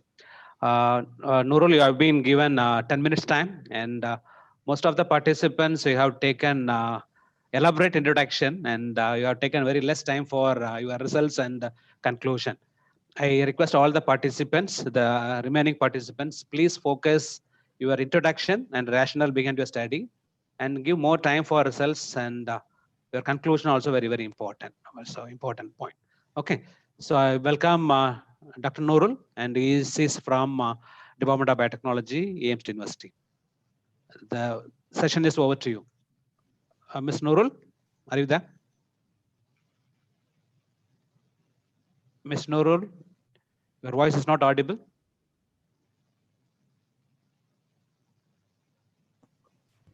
Okay, thank you very much, Professor Dr. Marimutu. So welcome everyone to my presentation. So today I would like to talk about my PhD thesis work entitled Transcriptome Analysis of the Young, Mature and Ripening Stages of Local Durian D24 Fruit Pulp Tissue. So just a brief look. So what is the consequences of the COVID outbreak in the durian industry in Malaysia? So this presents or the coronavirus has triggered logistic problem and caused a slowdown to the market shipments to the China and Singapore. And this logistic problem has caused the surplus of durian that caused price to fall. So while COVID outbreak is some of the big countries still persist, so Malaysian durian industry has undergone some alternative approach such as online shoppings, and despite this pandemic, so Malaysia demand for Malaysia durian is growing stronger, and also given a solid export in the post-COVID era. So we move on to my thesis work. So what is the fruit ripening? So it is a highly coordinated and genetic program, and it's an irreversible phenomenon, and is involved with physiological and biochemical changes. And it also part of development of a soft and edible ripe fruit. So when we are talking about the physiology and biochemical events of the fruit, so we might be wondering what is the molecular mechanism that regulate this ripening process. So the whole process of the ripening is actually under control of the hormonal and the environmental signal, which is the ethylene, play a major role. So here we can see that it's 3 parts that is responsible for the fruit ripening. So it is ethylene biosynthesis, which is involved with 2 main genes here, SES and SEO, and also from the ethylene, it will go to the signal transition pathway that we can see that many components involved in the signal transition pathway. And then all these components will goes to the ethylene response that eventually will communicate with the ripening related genes that control ripening related gene. So this is a project overview of my PhD work. So here we can see that the plant sampling, and this is a wet lab project. This is a wet lab experiment, and this is also the bioinformatic data analysis. So for the plant sampling, we have 3 conditions here. So so condition 1 is sampling from the 90 days post anthesis. For condition 2 is 120 days post anthesis, and the condition 3 is 137 day post anthesis. So this is actually from the young stage, mature stage, and the ripening stage. So once plant sampling is ready, so it will taken to the lab to go to process for the RNA isolations.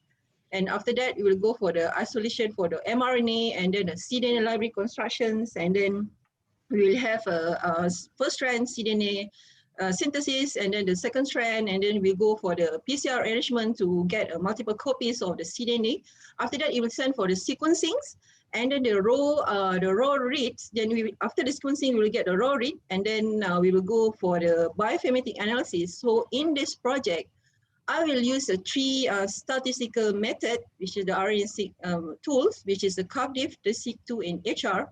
So here, after that, we will go for the data pre-processing, which is apply the chemometic and the FASTQ reads and FASTQ tools. And then we'll go for the quality control of the sample, which is using a HEMAPS and the PCA analysis. Then we will go for the differential expression analysis, and then lastly for the part of function annotation and also the pathway a go function and also the pathway annotation. So from this, we can see that each of the tool will give it a different output, and then we will analyze which one is the suitable to go for the function annotation. So this is the output of the raw data. So the total raw rate is 193 millions. And then after we go for the data pre-processing, we'll get eventually the 110 million reads. Then this raw rate was sent to the GEO, Gene Expression Omnibus, under the NCBI is already approved under this number. So this slide shows the differential expression analysis results from the three tools, which is the CARDIF, GC2, and HR. So here we can see that the CARDIF show the 12,000 DEG. This is part of the total number of the upregulated and downregulated, and also the HR is significantly give a higher number that compared to other tools. So in order to study all the gene expressions, so all these upregulated were subjected to clustering, so analyze the significant gene cluster in each of its differential group. So here in the heat map, we can see that some of the patterns of the gene expression. So this is the transition from a young to mature stage, and then this is all the upregulated DG from transition from a young to ripening stage, and then and then this is the mature to ripening stage. So each gene cluster that is put a mark rate here is a targeted gene cluster. So we can see here the different function for all these genes. So the blue band here that shows the expression level, we show the high expression level, while the orange band here we show the lower expression level. So as the fruit mature for ripening, so gene which are not required for the growth and developments in the differential group will be down-regulated. Okay, so comparing to this pattern of the group, so we can see that there's a function of the genes which is represent for each of the heat map here. So we can see that most of the genes respond to the stress, and then critical formations, receptor and protein kinase, and then some of the sugar transported, and also cell wall degradation. So this is the heat map that shows for this transition for the very early and very late stage. So we can see that it's same again for the response to stress, and also here we got a sulfate transporter, which is very important to give an aroma for the durian. So here also the last in mature and ripening stage, also we can see the lot of gene that is mostly significant enriched in this for cell wall degradation to prepare for the fruit ripening. So here, okay. So here, genes that involve in the ethylene synthesis and the signal transaction pathway are very important in durian fruit ripening. So here we can see that the list of the genes that involve in this regulation process. So here we can see that the ACC and the SEO. So in addition of that, there is a large number of the genes that involve in the ethylene signaling pathway and the ethylene response, which is we can see here a lot of genes that enrich for the ERF, ethylene response factors gene families that will communicate with the ethylene ripening, ethylene dependent ripening gene that will give a different traits for the fruit ripening. So here is the list, is the significant enriched gene for the softening that involve as a result for the cell wall hydrolysis. So cell wall hydrolysis play an important role in the fruit ripening. So most of the gene in the cell wall hydrolysis are the members of multi-gene families that have a specialized functions in the cell wall metabolism. So here we can see that to conclude this one, there is a greatest increase in the 7 gene families that are responsible for the softening genes in the durian fruit, which is the glycolucan, polygalactorinase, glycoside, hydrolase, expansin, pectin, cellulose, and the U-box domain. So, and also part of the softening gene, the aroma biosynthesis pathway also is very important in the durian fruit ripening. So here we can see that this is the gene and enzyme that involved in the aroma biosynthesis. So to conclude this one, so there is increase in the gene expression for flavor compound that associated with the acyltransferase gene families, and also 3 members from the ADS gene, that shows up to 4 folds upregulated in the transitions from the mature to ripening stage, and also the 4 members for the lipoxygenase that it shows up to 3-fold upregulated in the mature to ripening stage. So this slide shows the MGL isoform, which is what is so interesting about this gene. Actually, this gene is this MGL gene is responsible for the productions of the volatile sulfur compound, which is the VSC. So VSC is actually a chemical which release the sulfur aroma in durian. Nurul, you have 1 minute time to wrap up the results. Okay, so here we can see that one of the MGL genes here that is detected in the young stage of the growth. So this is also, we found the gene aberrancy between the sulfur ripening and flavor. So we found that at every stage of the durian growth, they have a different sets of the that represent for each of the different trait of expression. So here we can see the analysis of Gotham for the DEG. So we can see that most of the map to the metabolic process, cellular, and respond to stimulus. So this is the result for the arrangement of the KG pathway. So we can see here, this is very expected that carbohydrate metabolism group or pathway were very high regulated in the early stage of ripening. So, and then the metabolism of cofactor and vitamin, which shows the thymine metabolism pathway that explain why durian have a hyperthermal effect. So as a summary, we already sequenced the transcriptome or the 3 stages of durian fruit, and also we identify what is the genes that are involved in the softening and production of aroma and sulfur volatile. So ethylene and also the study highlights 7 gene families in the softening, and many genes also involved in the aroma formation. And also we identify 280 novel transcripts to extend the current durian genome. So our next focus will be for the transgenic approach. We're hoping that we can do to delay the durian fruit ripening and also to reduce the offensive aroma of durian. So with this, I thank you for AIM University for the grant, Monash University for research facilities, and the UM Agriculture Park for the sampling. With this, thank you for listening. I end my presentation.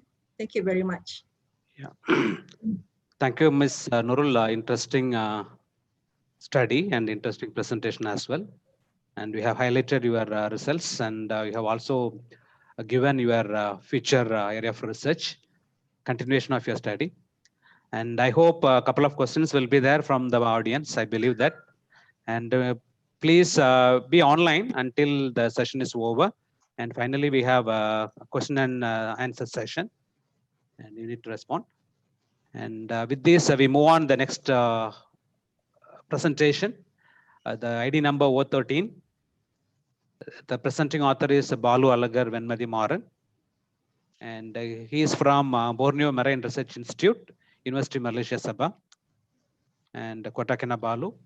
The title of his presentation is about antiparasitic potential of medicinal plant against Xyllinodella argumensis and its chemical profiling. And Dr. Venmadi Maran, the session is over to you. Dr. Venmadi Maran, could you please put your slides on presentation mode? Yeah, thank you. Thank you, Professor Marimuthu. Can you hear me now? Can hear you, sir, but could you please put your slides on presentation mode, slideshow? Thank you. Yeah. Thank you. Yeah, now I mean, in Malaysia now time is 7 o'clock, so it becomes so dark now. And I'm seeing a lot of presentations. People are talking about complete biotechnology, but I'm working on aquaculture. You know, we are moving from biotechnology to aquaculture and combining with some biotech work. And my title is the antiparasitic potential of, I couldn't see it clearly. It is going down. Okay. Antiparasitic potential of medicinal plant against Xyllinodella argumensis. This is belonging to the subclass Herudinia and its chemical profiling. And I hope you know that Malaysia means people will be thinking only about the Kuala Lumpur. I mean, right now the conference is going on in Kedah. This is a place, but we are living here in Sabah. This is East Malaysia. So from West Malaysia to East Malaysia, it will take a 3 hours journey. It's very hard here. But the beautiful place, the coastline is a wonderful place. It covers at least 2,607 kilometers coastline, this area, East Malaysia. So peninsular Malaysia, it covers 2,068 kilometers. And I'm going to talk about aquaculture, the marine aquaculture. It is booming everywhere in the world because economically it is very important. The export revenue and food production is very important. And this economically important aquaculture, which is having a lot of threat due to the parasitic infestation and some diseases, which is giving a lot of impediment in the development of the aquaculture. I'm going to talk on the parasites. The ectoparasites such as leech, monogeneans, and caligates. These 3 ectoparasites are giving a lot of trouble in aquaculture everywhere in Southeast Asian countries, including even in India also. Everywhere, even in Asia, these ectoparasites are giving a lot of trouble in the culture of any fish. So here in Southeast Asian countries, people are culturing groupers, snappers, and sea bass. This is a popular fish. And you can see a lot of groupers. It is, a very expensive one. You can see here. So they constitute the top menu in the restaurants, hotels, and resorts. So the current market price is $38 per kilogram. It's such a delicious one. So people are doing a lot of hybrid variety, that is hybrid groupers. It is very popular here. So you can see the culture area, the hybrid groupers, they are cultured here, even including groupers, main groupers, and also hybrid groupers, and also sea bass. These groupers are highly infected with the parasites that is we identified as a leech. You can see here. This is the fin region, the body region, the eye region. You can see everywhere they are highly infected with this Zelanicobella arugamensis. So this was first reported by the Sri Lankan professor, from Sri Lanka, and later it is moved to all over Southeast Asian countries. So this Zelanicobella arugamensis is belonging to the phylum Annelida. And this family is the Piscicolidae. This elongated and cylindrical body you can see here, narrowing both ends, and oral and caudal suckers. These both suckers are very important for the firm attachment on groupers, on any host. And this leech infestation, which is causing the fish, decreasing the food intake in the aquaculture. And it also reduces the growth of the fish during its development. And sometimes this leech infestation can act as a vector. So this research is going on everywhere in Southeast Asian countries. And you can see here, it is reported from the Philippines, Japan, Malaysia, Indonesia, and even in Brunei, all like aquacultured fish, and which is giving a lot of problem nowadays. So it is affecting the wide range of marine and brackish water species. And a lot of chemicals are used here. That is a problem to control these parasites. So that is a problematic one. So many chemicals are used, especially formalin, sulfonamides, tetracyclines, nitroflurons, etc. This formalin usage is becoming as a very common one, but it is a carcinogenic agent. So we have to control in using these chemicals. So that's why now we are opting for the biocontrol mechanism to control these leech parasites. So biocontrol means we can take the compound plant source from the terrestrial area and also in marine area.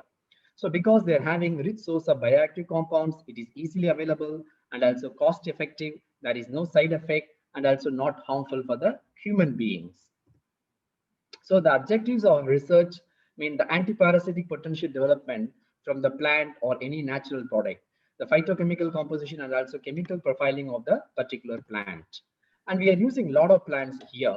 So this is our big project is going on here. We are using a lot of plants to study the its chemical profiling and also composition of the phytochemistry, which is very important to kill the leeches. But right now I'm going to talk only about the one plant, that is Dalinia safraticosa, which is a common plant in this area, that is Kota Kinabalu. And this is also used for the human beings. They are using this Dalinia safraticosa. And the simple methodology I'm showing here, this is a biocontrol agent. We are collecting it and we are using the solvent and aqueous extraction. And here we are using the methanol extraction. And also we are checking the antiparasitic activity. In between, we'll study about the GCMS and LCMS analysis. And when we get the fractions, that is also we are studying about the antiparasitic activity. So you can see this is the collection of the plant. We are cleaning it and making it to dry for 1 week or 10 days. And then we are grinding it and collecting the extraction, and it is freeze dried. And this sample, this extract sample, will be used for the antiparasitic bioassay. So we are using different concentrations because we have to set the dose level. That is the main thing to use in aquaculture. So different concentrations we are using, all these things will come one by one now. So you can see here, this is a leech we collect and keep in just a container. It can live without feed for 10 days. Without feed, these leeches can survive for 10 days. And you can see the small one, these are all egg. So egg. So this egg will be hatched out. And even this egg you cannot remove out from the aquaculture area. It is not easy to remove. It will be firmly attached because it is a kind of cocoon. So inside the cocoon, the leech will be there. And even if you remove everything, if you keep out dry, it will not die. At least like 1 month, it will be surviving inside. It is a kind of hibernation. And after 1 month, again, if you put the net into the aquaculture area, it can hatch out. So it needs a particular temperature, pH, and the water DO level. So in our experiment, we use the negative control here, the seawater, and positive control, the formalin. So in the positive control, it died in 4 minutes. The leech was died. And this plant extract, 2.5%, 5%, and 10% we used for the antiparasitic activity. And 10% showed 15 minutes, 14.39 minutes, the leech attained complete mortality. We used 6 leeches per well. And same way for all 5% and 2.5%. So this is the like a low dosage, and it showed like more time, 41.77, but it's okay. We have to control without giving any side effect for the fish and also for the human beings. So the high dose, it takes less minute, and low dose it takes more minutes, maybe more than 40 minutes. And also we are checking the water quality parameter when we are using this plant, and everything is in the normal stage, like salinity, pH, temperature, DO. And also when we are doing this GCMS analysis for the phytochemical composition, we are collecting a lot of bioactive compounds, phenol, benzyl alcohol, hexadecanoic acid, hexadecanoic acid, all these things. So all these compounds, they are having a lot of activity, antiparasitic, antiseptic, antibacterial, anti-inflammatory activity. So all these compounds are found in this plant, which is the most important thing here. And also we are doing the chemical profiling using LC-QT analysis, and we found 17 metabolites which are very important for the antiparasitic activity. So they are the metabolites are terpenoids, flavonoids, steroids, phenolic compounds. So these compounds are playing a major role in Dr. controlling. Maran, Yes. You have 2 minutes to wrap up. Thank you. Okay. So these are the compounds which are important for the parasites. So the study is clearly showing the antiparasitic compounds which is having antiparasitic potential. We need further work on identification, purification, and isolation of the bioactive compounds. So that is a big impact for the society, which will definitely, this study will improve the fish and also the human beings' health, and also very important for the food security and production. And it provides cost-effective, cheap, and natural source for the treatment of the infested fish. The conclusion is it's a good source of bioactive compounds, and this plant is showing a very good antiparasitic activity with 100% mortality, and we need to do further study on this area. And we have published 2 papers, and one is on aquaculture research, another one is in fishery science in this year. Both are like a highly appreciated one, completely working on antiparasitic activity. I have to thank everyone, and you can see one video, it's just 1 minute video you can see here. You can see the leeches attached on groupers. So whatever the hanging structures or leeches. So everywhere in Malaysia, if you have any grouper culture area, definitely you can see this leech. So what we study here is very important for the Malaysian aquaculture and really in Southeast Asia. So we are trying to use for the fish also, and in future we'll go to the mass activity of the antiparasitic effect for the fish.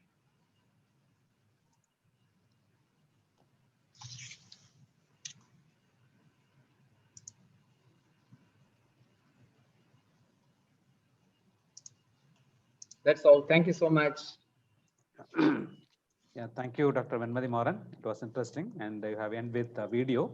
And I hope a couple of questions will be there, and I am also have one or two questions. It is interesting, and you also listed two of your research paper to support your the research presentation.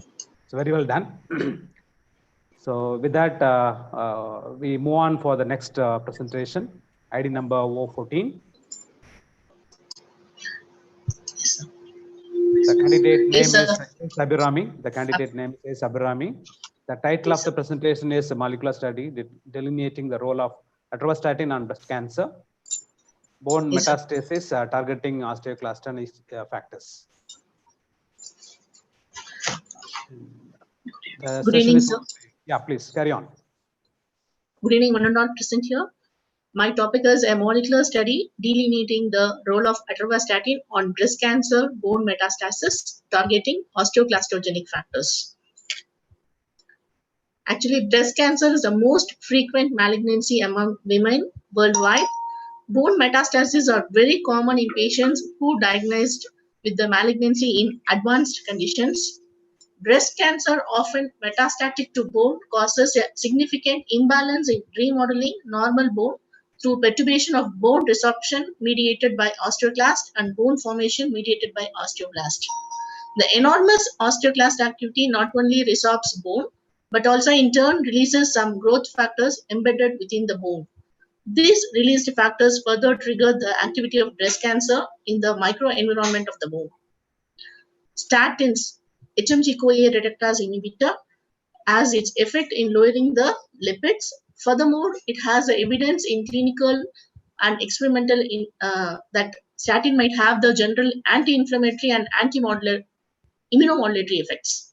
Molecular mechanisms of statin-mediated inhibition of osteolytic lesions of breast cancer is not fully studied. I have taken statin family, that is atorvastatin, a member of statin family, prevented breast cancer-induced osteolytic metastasis.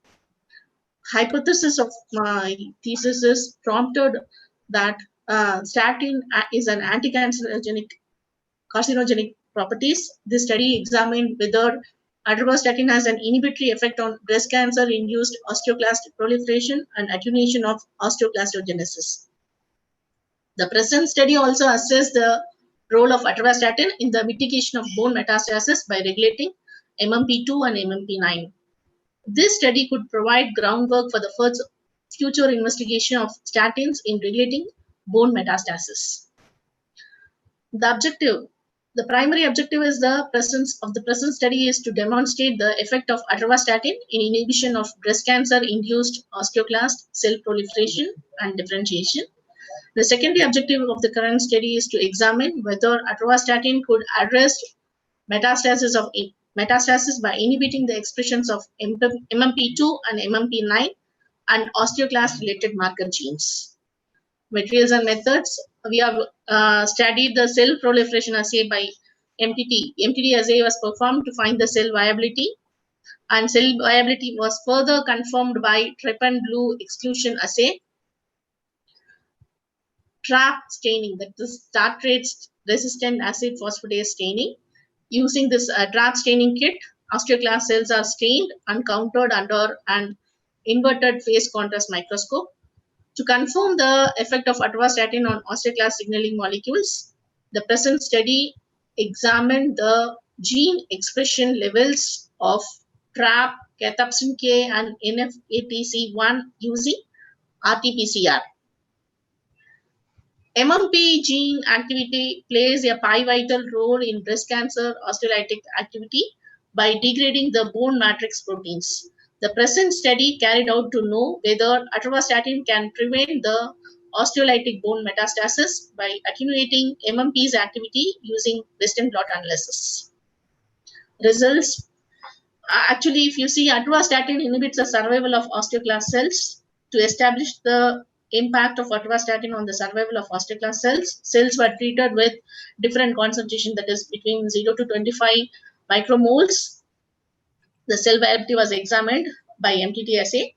The picture shows that cell viability was reduced after treating with 10 micromole atorvastatin compared to the control. After 48 hours, the atorvastatin showed a greater inhibition of cell population with IC50 value of 10 micromoles. You can see the picture in this cell viability is decreasing with increase in the concentration, and then my IC50 value is 10 micromole. And atorvastatin inhibits the proliferation of osteoclast cells. Cell viability was further confirmed by trypan blue exclusion assay. I show the picture 2. In the picture 2, atorvastatin markedly decreased the viability of osteoclast cells in dose-dependent manner. It clearly exhibited that 50% reduction in cell viability at IC50 value of 10 micromole. And then atorvastatin inhibited MCF7 cells in the condition medium induced trap multinucleated cells. Trap assay data revealed that MCF7 medium induced osteoclast in raw cells. Trap activity was highly diminished by the treatment of atorvastatin in a dose-dependent manner, and you can see actually atorvastatin 10 micromole, the first picture, there is a change in the control in the atorvastatin 10 micromole. There is a reduction in the osteoclast cells. Next is atorvastatin treatment showed a significant inhibition of MCF7 medium induced osteoclastic genes such as TRAP and cathepsin K when compared with the control. And then it was also observed in RT-PCR analysis that MCF7 cells increase the transcript level of transcription factor NF-ATC1, a master regulator of osteoclastogenesis. But on treatment with atorvastatin, there was a significant decrease in the higher concentration. So this is the picture of the TRAP, cathepsin K, and NF-ATC1 densiometry analysis. And you can see that there is a different concentration of atorvastatin, and shows that increased concentration of atorvastatin shows a decrease in mRNA expressions that of TRAP, cathepsin K, and NF-ATC1. And then atorvastatin inhibited MCF7 condition medium induced matrix metalloproteinase protein level and its activity in raw cells. Western blot analysis revealed that treatment of atorvastatin in MCF7 condition medium induced osteoclast cells decrease MMP2 and MMP9 protein expression level significantly in a dose-dependent manner, and you can see the MMP2 and MMP9 activity of different concentration. And this is a densiometry analysis of MMP9 and MMP2 protein expression. And here also it shows the decrease in the MMP protein level by increase in the atorvastatin concentration. And my conclusion is this findings unravel a molecular mechanism involved in atorvastatin mediated inhibition of breast cancer induced osteoclast activity liable for osteolytic lesions.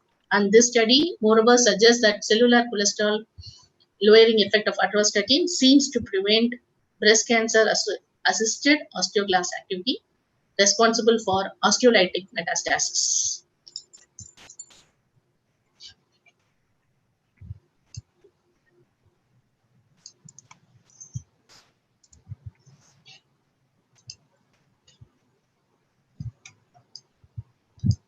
Dr. Abhirami, have you done? Yeah. Yes, sir. Thank you. It was an interesting topic, and I have highlighted your results. Please be on online and have a question. And remaining, we have 4 more presentation, and the remaining presentation will be moderated by Dr. Neeraj. Dr. Neeraj, over to you. Thank you, sir. Thank you so much. So it is the next presenter, oral presentation 15, Dr. Purabi Majumdar from Center for Research in Biotechnology for Agriculture from University of Malaya, Malaysia. Her title is LED Farming of Pennywort to Keep the Food Supply Chain Thriving During the COVID-19 Pandemic. So welcome, Dr. Purabi. You please start. Thank you. Sorry. Hello everyone. Very good evening. I am Purabi from Seba, University Malaya. Today I am presenting on LED farming of Pennywort to keep the food supply chain thriving during the COVID-19 pandemic. So actually COVID-19 has made us to rethink about the food supply.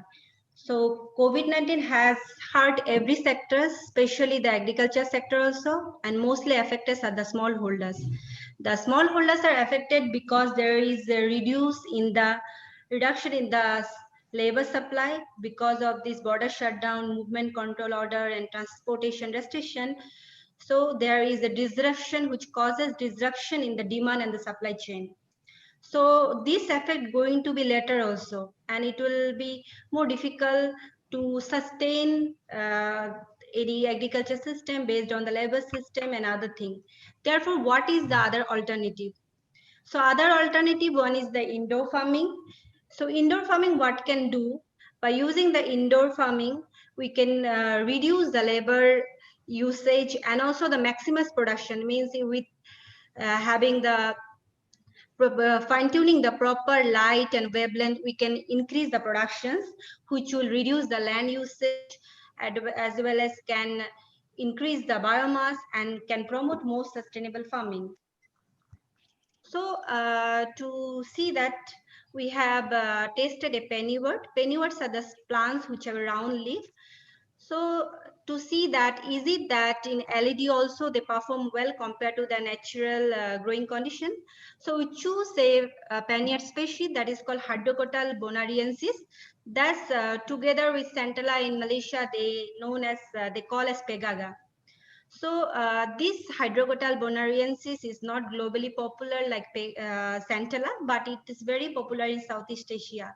This is actually used in Thailand and also Malaysia, Indonesia. It used as an ulam, that is called salad, and also in juice and also in tea. So other than these, that also used in traditional medicine like diuretic, emetic, ophthalmic, laxative. And along with that, this species also generally this exploded from the natural habitat, and this is listed among the red list species, that is the endangered species of the African red list plant group. So in addition to the growing the plants, it also LED will help in the conservation of this species. To see that how it respond to the LED light, we have taken the plants, your left side corner, if you see then we have taken, this is called ramet with the stolon with the root. So this plant is mainly vegetatively propagated. So we taken the stolon and use the stolon as a starting materials.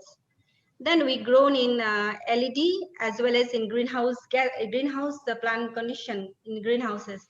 So in LED, we have actually taken 4 different condition of the LED. First is red and blue. We taken the red and blue because it is photosynthetically active regions, and most of the pigments and chlorophylls, they absorb energy and they do all the phenotypic changes. So in addition to the red and blue that we kept the base, we had added extra blue. And then another is we added the green and UVA. And this is the natural light, which is in plant facility in the greenhouses, which is the sunlight. So we have in each condition, we have grown 20 plants, and experiment was repeated 3 times. So each light condition, there are 60 plants. This is about the spectral output of the LED system. If you see, I told the red and blue we kept constant, and this is less because more blue added. And other than that, we try to keep the photosynthetic photon flux density similar for the LED systems. So this is the phenotype. If you see, we have taken data at 20 days interval, 30 days interval, 40 days interval, and 50 days interval. You can see there is a very difference in the phenotype. If you see the LED with the higher blue irradiance found to be much higher in 50 days if you see the other phenotype. Then we measure to see how much the difference. You can see the plant height. This red is for red and blue. This is higher blue. Green is when we added the green, and the UVA, and this is the natural sunlight in the greenhouses. So you can see there is an increase in the plant height and number of the leaf, as well as the leaf area in that red and blue irradiance compared to the natural lights. And even higher blue irradiance is the most higher compared to the phenotype compared to the others. But if you see in UVA, that found to be leaf area, that's found to be lesser. So it look like that UVA is not suitable for the plant for this Peniard species, and this green has a neutral effect. Then to see in the biomass, which is our main focuses, we can see that in higher blue irradiance, so biomass, we measure the fresh weight and dry weight. You can see there is more than twofold increase in the biomass by just changing the light. So other than that, also these all the LED perform better than that, and this green is neutral compared to that. So we added the green because we found that green is increased canopy in popular other species, but as plants are very particular to wavelength of light, so it's very important we know that which plant respond how, so that it can be fine-tuned for digital automation in the future. After that, to see the photosynthetic pigment is the first health marker for the plant.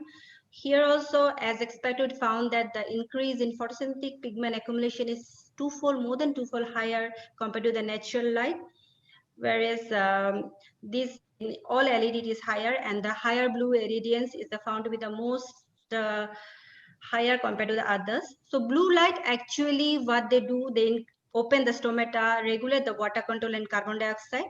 And why you use two different ratios of red and blue? Because when higher red ratio found to be better for strawberries and the lettuce, whereas like basil and other, the blue, higher blue is found to be more fruitful for the plants. Therefore, to know that which is good for the pannier species, we use two different ratios of red and blue. So in addition, the maximizations of the biomass, now researchers are more focused on the fine-tuning the phytochemicals. So it's very interesting that by changing the wavelength of light, we can actually fine-tune the phytochemical contents. So if you see that total antioxidant contents and the total phenolic and flavonoid content, you can see that just changing the wavelength of light, we can actually increase the phytochemical contents is like around 20 in that. You can see around 28. So it's like we can increase and fine tune all the phytochemicals, and we can get not only the higher production, but also we can get the antioxidant rich plants. So antioxidant rich species, they can scavenge the ROS, which causes cancer and heart disease, many problems.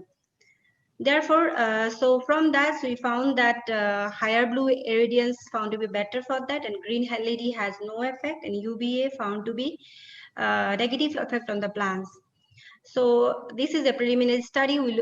Future, we want to look at how these plants, photoreceptors accept this plant and fine tune. It will be very interesting to see. And I want to acknowledge the research grant and our LED research team, Prof. Jenny, Dr. Pooja, Indiran, and Narendran for this research. And thank you for listening to me. Thank you. Thank you, Dr. Purabi. It was a really very nice presentation, I would say. Very simple concept and very much applicable. So I believe the same concept can be applied to our different medicinal plants also, wherein we can increase their potency. So that's a very good concept. So let's see, for this you will be having many questions, I believe. So you please wait until the session ends. So at the last, we'll be having the question and answer session. So with this, thank you. So we move over to the next presentation, presentation 16. That's by Miss Vinisha APS Raghu. She's from Advanced Medical and Dental Institute, University Sains, Malaysia.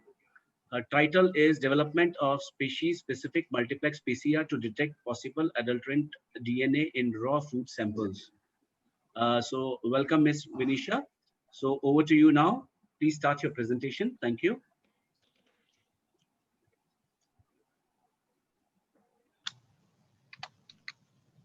Miss Vinisha, you can put your presentation in your PPT in presentation mode. Yeah. Yeah.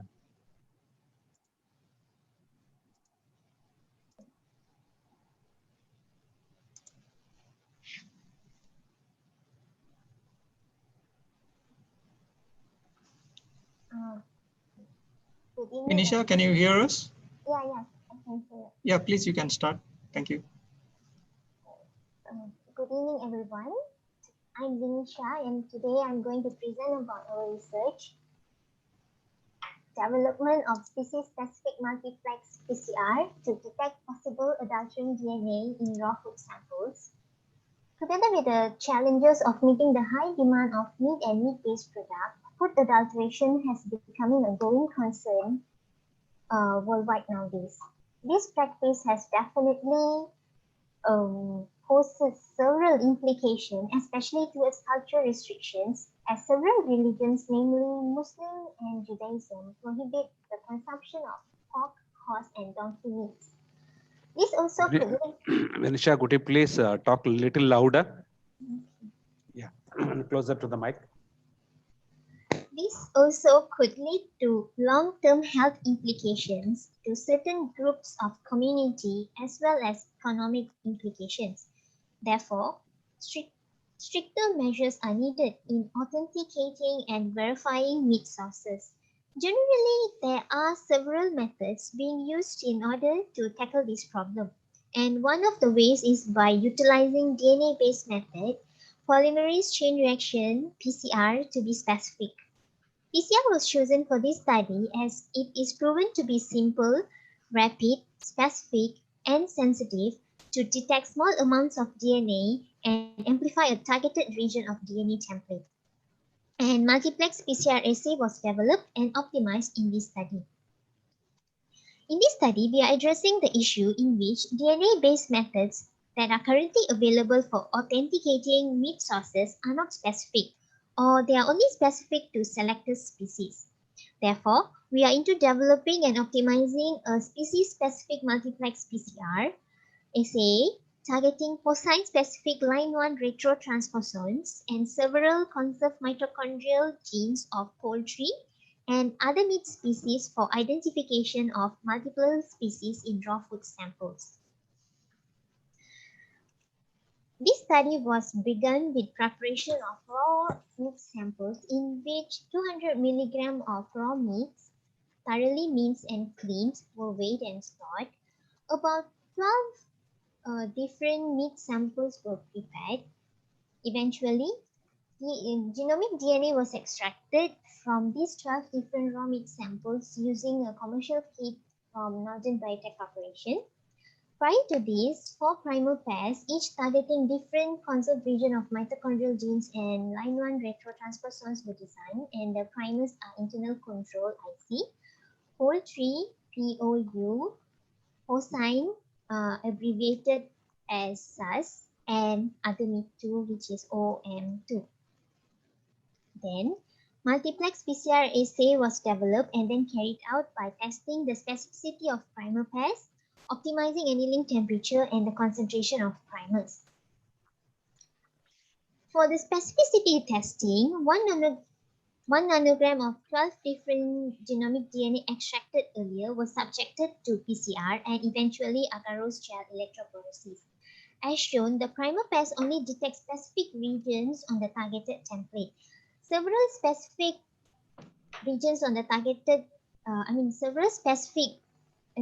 several species have more than one target region, thus more than one band occur in a single lane, as shown in the figure here. Negative control showed no amplification, meaning that there's no cross-contamination occurred, and the specificity of all primer pairs has been proven here. The targeting of more than one region on a DNA sample is to make the identification of possible adulterine meat easier. However, the amplification was not balanced at this stage and the primer dimerization has also occurred. Therefore, gradient PCR was used to optimize the annealing temperature of the multiplex PCR, and this figure shows the gradient PCR to determine the optimum annealing temperature, which was 56 degrees Celsius as highlighted in lane 1, 2, and 3. The only 3 genomic DNA samples were chosen to show all the bands from 4 different primers, which was pork, chicken, and beef. And eventually, the concentration of primers that were used for this after the optimization protocol was for internal control 0.125 micromolar, poultry and other meat 0.25 micromolar, SAS is 0.5 micromolar, in a 20 microliter reaction. From this, it was determined that 56 degrees Celsius was the optimum annealing temperature as shown here, as highlighted here. There is no primer dimerization and the bands have balanced amplification at this annealing temperature and primer concentrations. To sum up, this multiplex PCR assay is able to detect various possible adulterant meat in raw food samples. It can be an alternative in tackling food adulteration problem as it is rapid, convenient, effective, and cost efficient. And before ending my presentation, I would like to thank my supervisor, Dr. Tang and Dr. Ang, Ms. Siti, and the senior lecturers and postgrads of RNA Bio Group. With that, thank you.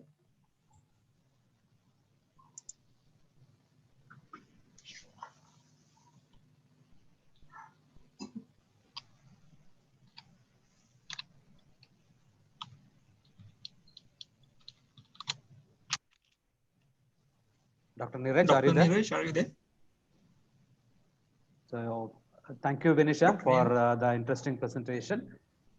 Shall we call the next oral presentation? The ID number is 017. Not 017. I think we have 42, right? ID number, abstract number 42. Sorry, 1 minute. Yeah, right, sir. Right, sir. Yeah.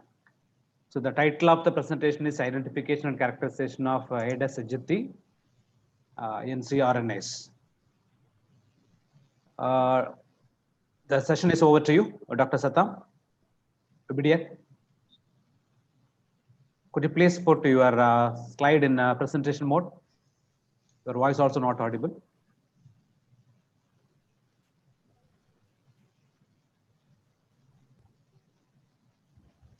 So we cannot hear you. Dr. Satam, could you please put your maybe you can use computer system. Your audio is not visible. It's not connected.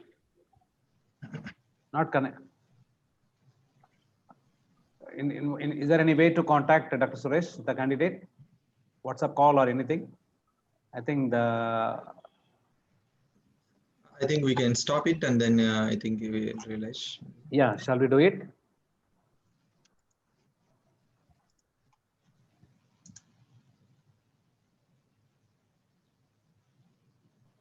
Satam, can you hear me? You can unmute yourself.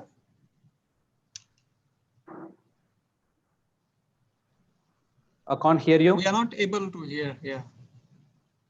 Okay, shall we call that another candidate, and then the final one we can have it this. Dr. Suresh. This is the final, sir. No, we have one more, sir. The abstract number 2. O2. Yes. The morning the candidate did not. Oh, morning session. Yeah. Okay. Yeah, sir. morning session 1. I think he has a network problem, sir. It's still connecting. Dr. Suresh, could you please stop this? Then we call the next presenter. Next presenter.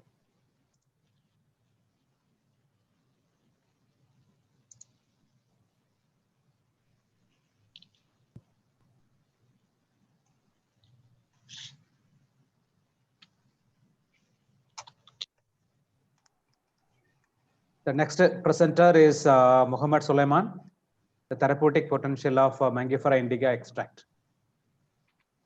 The abstract number is O2. Mr. Muhammad Sulaiman, are you there? Muhammad Sulaiman, are you there? In the virtual room, I don't see him, sir. Mr. Muhammad, are you O2. there? Yeah, Yes, can you? Yeah, he's there. Yeah, we can hear you. Please proceed. Okay. Good afternoon, everyone. Assalamu alaikum. Yeah, please put your slides in the presentation mode. Presentation mode. Yeah, your slides not slideshow. Make it slideshow. Can you see it now? Now it's fine. Yeah. All right. So my name is Muhammad Sulaiman Rahama. I'm going to present on the therapeutic potentials of Mangifera indica extracts. I'm from Umar Musa Radio University, Katsina, Nigeria. Now, the outline of the presentation is: 1, introduction, the aim, the methodology, the results, discussion, conclusion, recommendation, and then acknowledgement and finally references. Now, for the introduction part, Mangifera indica is locally known as mango, which belongs to the family of Anacardiaceae and genus Mangifera, in which its extracts have been reported to possess antibacterial activity, antiviral, antidiabetic, antioxidant, cardiotonic, hypotensive, analgesic, immunomodulatory, and inflammatory activities as a result of the presence of phytochemical constituents in it. The aim of this particular research work is to ascertain the therapeutic potentials of Mangifera indica bark extract. These are the methods adopted for the research work. There is sample collection, in which the bark of the Mangifera indica was collected from home garden and finally identified by a botanist in the biology in the Department of Biology of Umar Musa Radio University. And then the preparation of the plant material. Mohammed, can you unmute yourself? You unmute yourself, Mohammed. Unmute Hello, yourself, can you hear please. me? Yeah. Please go ahead. Thank you. All right. So now the three extracts were prepared. That is the chloroform extract, ethanolic extract, and aqueous extracts, in which all these 50 grams of the extract of the powder, that is the bark of the Mangifera indica, was percolated or dissolved in 250 centimeter cube for 7 days with constant agitation. And finally, it was condensed or rotary evaporator at 30 degrees Celsius. Then there was phytochemical screening conducted for 8 phytoconstituents, which include alkaloid, flavonoid, saponin, steroid, tannins, glycoside, terpenoids, and phenols. Now, we conducted the antibacterial or antimicrobial susceptibility test, which included the antibacterial test, in which 4 strains of bacteria were used: the Salmonella typhi, Pseudomonas aeruginosa, Staphylococcus aureus, and Escherichia coli.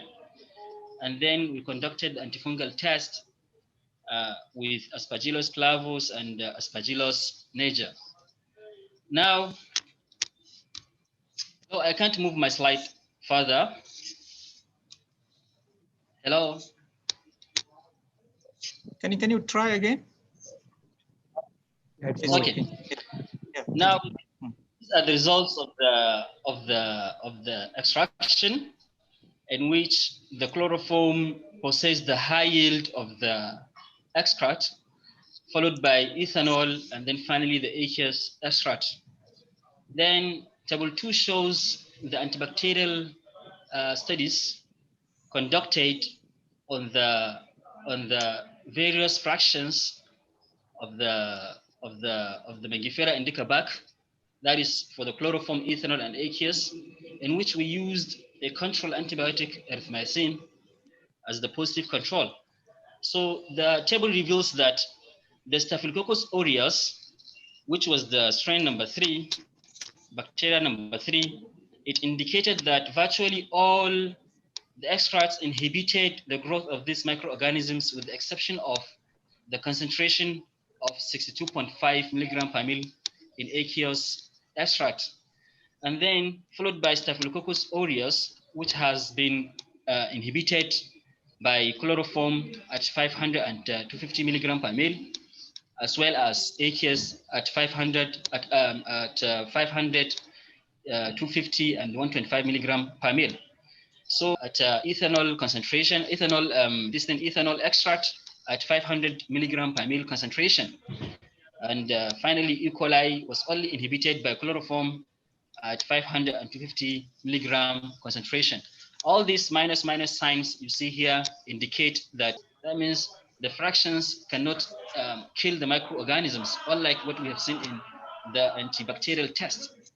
Now, the phytochemical screen, which was displayed in table 4, it shows that alkaloids and flavonoids occur in all the extracts, that is chloroform, ethanol, and aqueous extracts.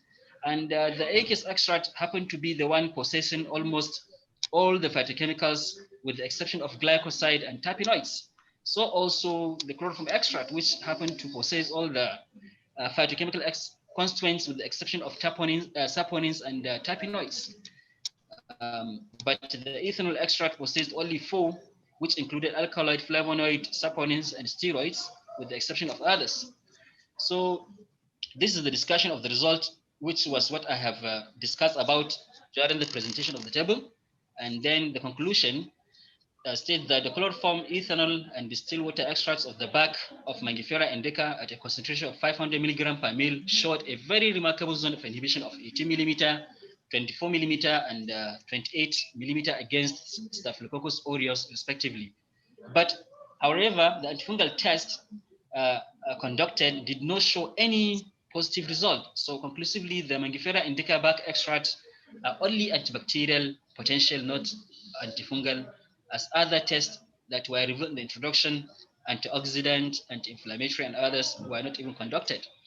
So the recommendation here is that further research on the chemical characterization, pharmacological, and toxicological investigations need to be carried out. So finally, I thank the organizers of this conference, and as well as my Department of Pure and Industrial Chemistry for giving me this opportunity to present. Thank you very much, and God bless. Thank you, Mr. Muhammad. It was a good presentation. So please wait. After this, one more presentation is there. After that, we'll have the question answer session. Thank you. Thank you so much. So we move over to the final presentation. That's oral presentation number 42 by Mr. Sattam Obedet from School of Biological Science, University Sains, Malaysia. His title is Resistome of Clinical Klebsiella pneumoniae Isolate shows the predominance of CTXM, OXA, SHY gene variants encoding beta-lactamase and AAC6LB encoding bifunctional aminoglycoside modifying enzymes. So, Mr. Sattam, it's over to you now. Please continue your presentation.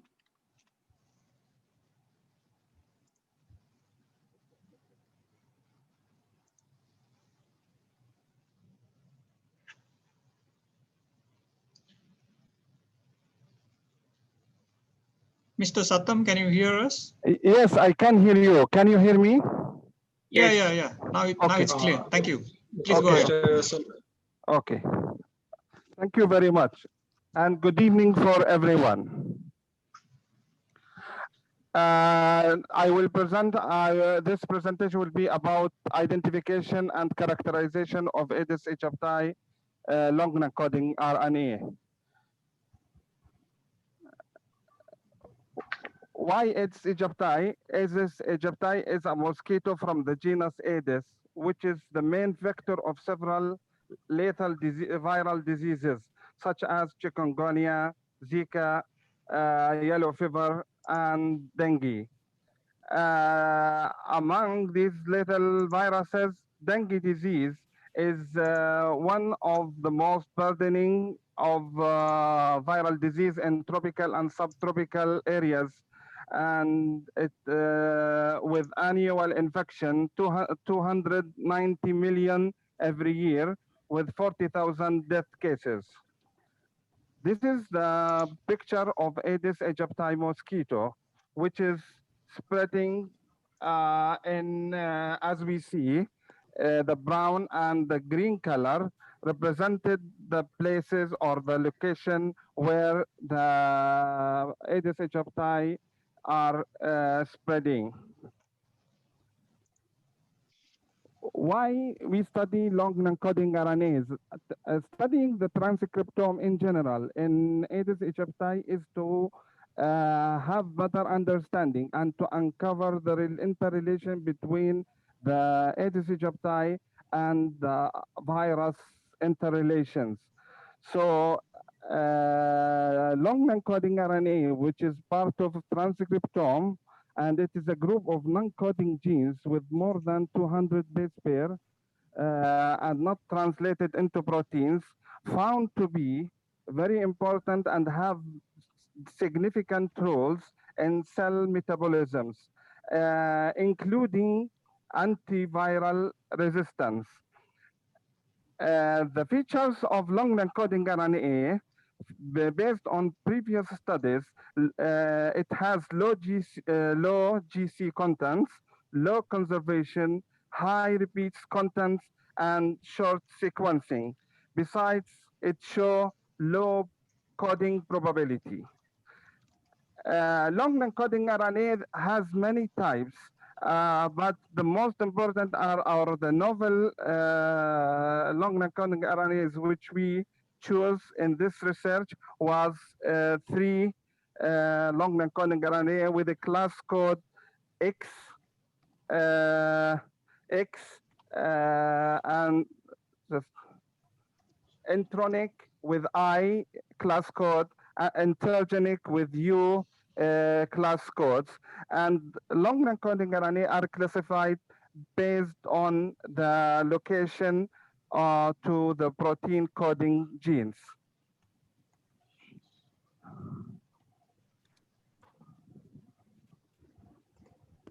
The objective of this study to systematically identify and characterize long non-coding RNAs in Aedes aegypti. Methodology, we have two parts in this presentation: identification of long non-coding RNAs and characterization of long non-coding RNAs. Identification needs, we used importing public data from NCBI, imported into Galaxy server. Then we checking the quality control. After this, we did the bioinformatics analysis. Characterization of long non-coding RNAs based on previous studies, we found that GC contents are low conserved, high repeats, and low probability coding probabilities. This we use R and some program to plot the curves and the figures. In our results, as we see, this summarize the results and the method. So we start from number one. Here we can see that we got the public we got public RNA sequencing libraries from David. We got 117 FASTQ files imported to Galaxy. Then quality control was checked using FastQC, and the reads with Fred score more than 20 was chosen for the next analysis step. Then we do mapping against the genome reference, and we use the latest genome reference of Aedes aegypti, AAEGL 5.1. And we got around 80 to 95% mapping rate. The output of 117 BAM file was resulted from HiSAT analysis. Then we do transcript assembly against annotation reference file, and the transcript assembly was minimum of 200 base pair. Then we got around 117 file in GTF format. After that, we emerge the 117 in one file, one unified file, and the input transcripts of one fragment per kilobase per million and one transcript per million were included in this unified files. After this, we did GFF compare to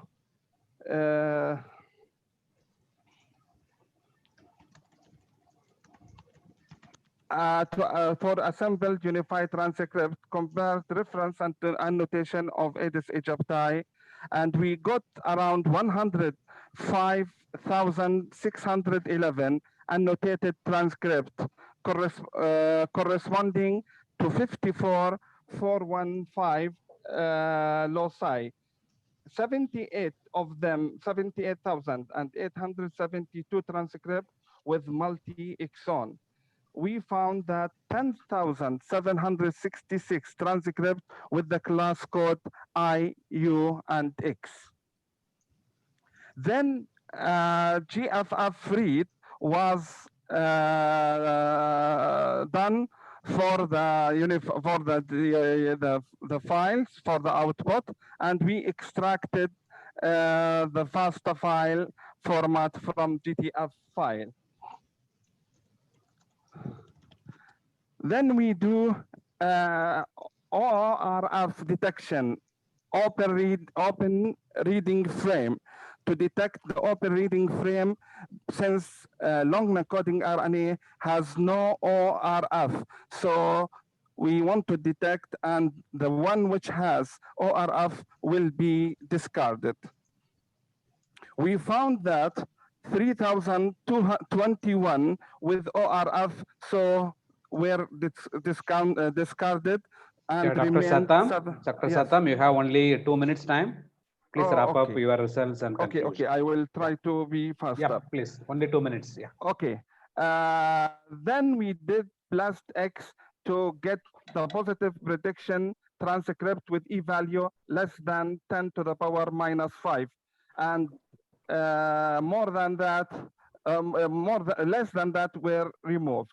After plus X, we got 4,689 with strand information, positive and negative long non-coding RNA, which is the novel long non-coding RNA, and added to another previous predicted long non-coding RNA with the number of 4155 to make the total 8,844.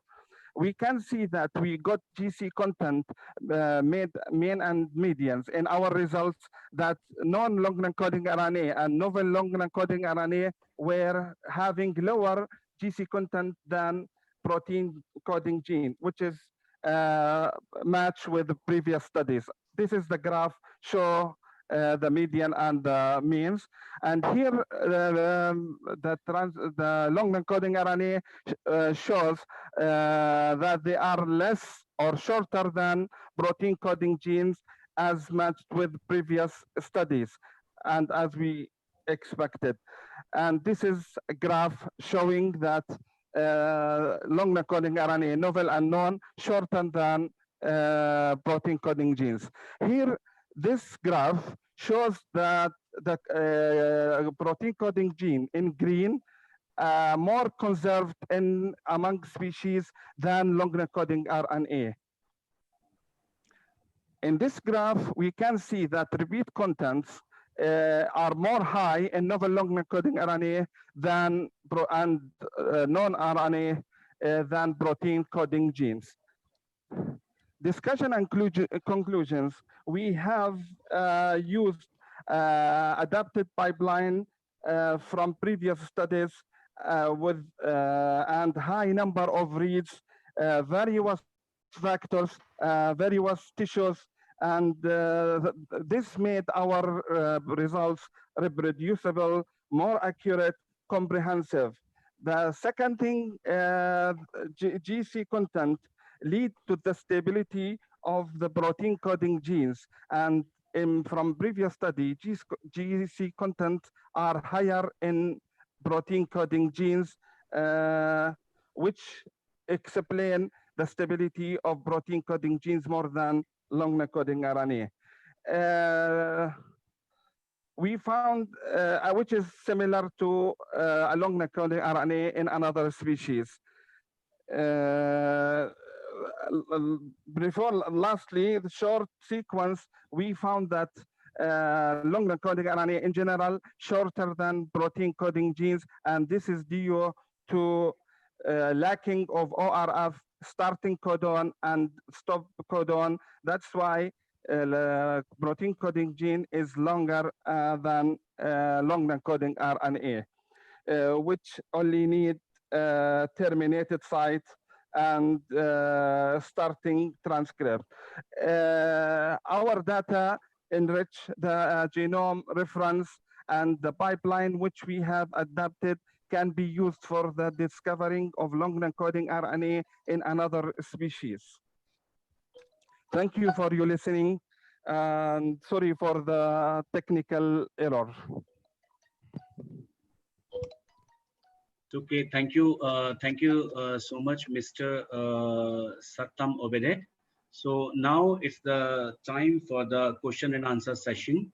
So I think we should, Prof. Marimutu definitely will agree with me. Maybe we'll go one by one. What are the questions we have received? One by one candidate will go. Yes, sir. Yes, sir. We can go easy for more. Yeah. So I think we'll start with presentation 7. That was by Ms. Chidambara Priya. So one question is for her, like why you have chosen gallic acid as standard in amylase inhibitor? So over to Dr. Chidambara, why you have chosen gallic acid as standard as amylase inhibitor? Yes, sir. Audio is allowed to talk. Is it there? Chidambara Priya? Is he there?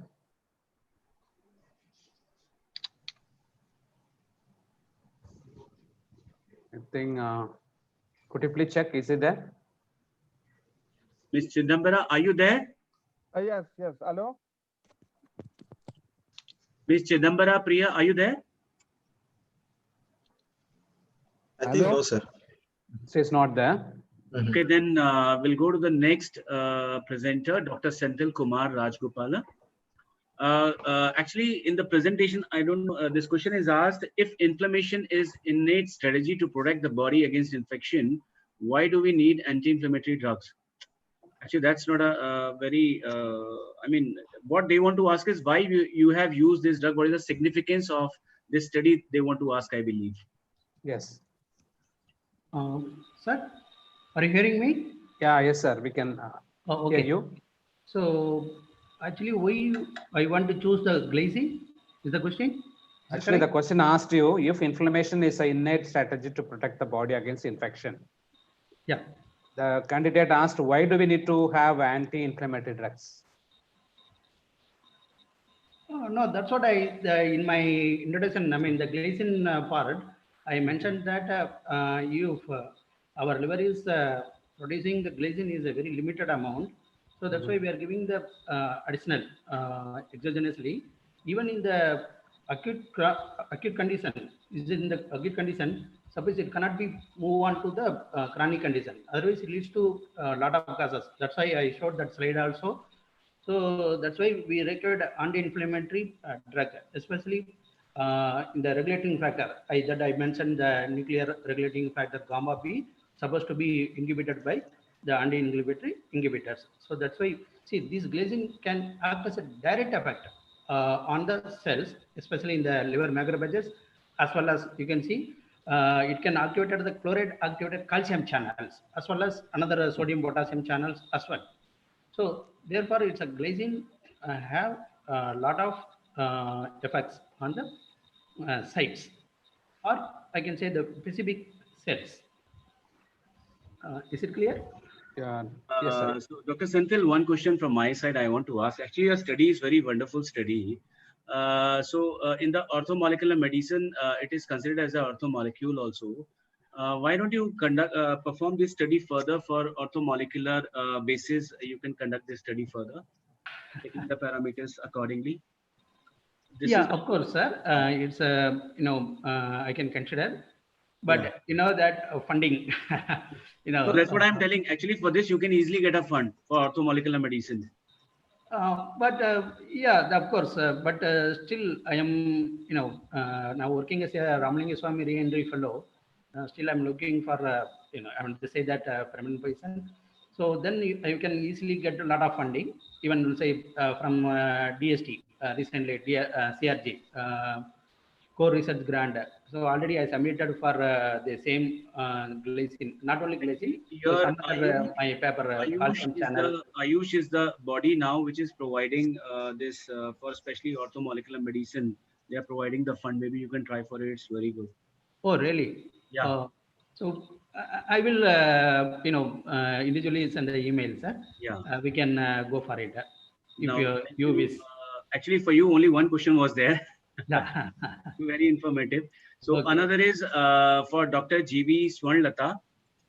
The question is, which isolate exhibited maximum fuel production?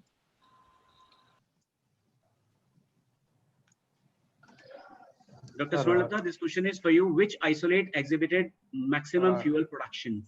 Dr. Neeraj, we over 9 also we need to ask. There are a couple of questions for over 9. Prasanna?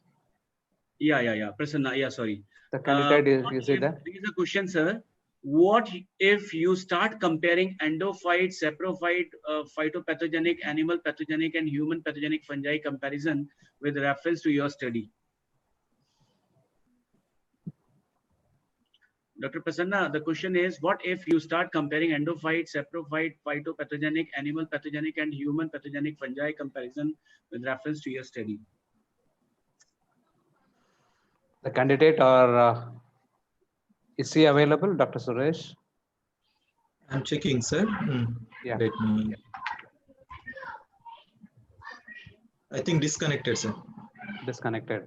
Dr. Okay. Prasanna disconnected. Yeah.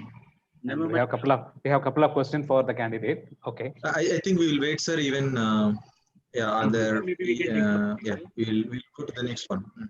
We'll next, go to the next one. Okay. Next, Dr. G.V. Swarnlata, the question is for you. Which isolate exhibited maximum fuel production? Yes, sir. Doctor. Sir, it's green alga Hello, sir. Can you able to hear me? Hello. Yeah. Hello. Yeah, we can. Yeah, we can. Hello. Hear you. Yeah, we can hear you. Hello. Dr. Swarnlata. Sir, can you able to hear me? Hello. Yeah, we can hear you. Yeah, Yes. audible. It's green alga, sir. Chlorophyllin member. Chlorophyllin. Yes, sir. Yes, sir. Okay, Yeah. time. Okay, sir. Yeah, Dr. It's a green alga, sir. Chlorophyllin member, and in my study, I found with the Desmodesmus species 2, sir. Okay. Hello. Dr. Neeraj, I have a question for Dr. Swarnlata. Yeah, one more question, sir. Yeah, please. Microalgal biofuel production focused on factors for isolate only. Why? Yes, sir. Is microalgal biofuel production focused on growth factors for isolated only? Kindly let us know which strain of microalgae exhibited higher fuel production. Yeah, it's the Desmodesmus species, sir. Still, we are working on that. So, whatever isolates I selected, it's related to Senadesmus species that has shown maximum fuel production, sir. We got total lipid, and then we transesterified into the esters. Then Desmodesmus species, we got more in that one. Hello. Yeah. Can I ask one more question, Dr. Neeraj? Yes, sir. Okay, so Dr. Swarnlata, your study and presentation is very interesting and novel. Yes, sir. And you have your studies about microalgae using for biodiesel production. And you have also studied the carotenoids. Yeah. Carotenoids, Yes, you have sir. quantified. Yes, sir. Is there any relationship? Is Yes, there any sir. necessity? Carotenoids Yes, on sir. biofuel production? Is there any relationship on carotenoids, elevating levels of carotenoids? No, Do you sir. think, Actually, when we are supplying the higher CO2 concentration. Hello. Yeah, can hear you.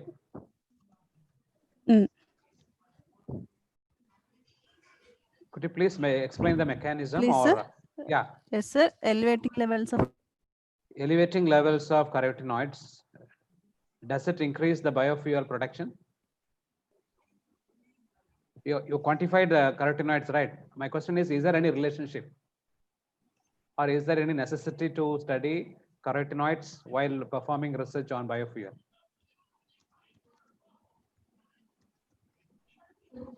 Dr. Swarnalata, are you there?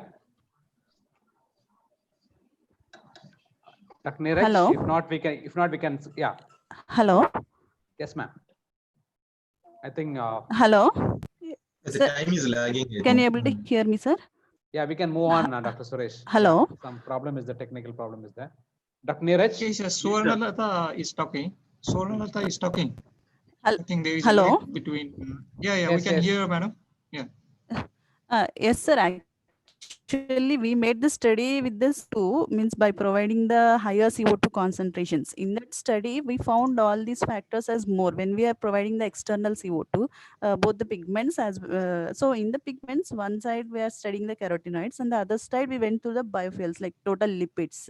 So I didn't went to the individual carotenoid production. Total carotenoid I studied and total lipid. Then lipids we further transformed to esters, and then in that way we that is in another project we did that work, sir. So I presented as whole in the CO2 rich environment. Okay, fine. What are the factors that CO2 is bringing?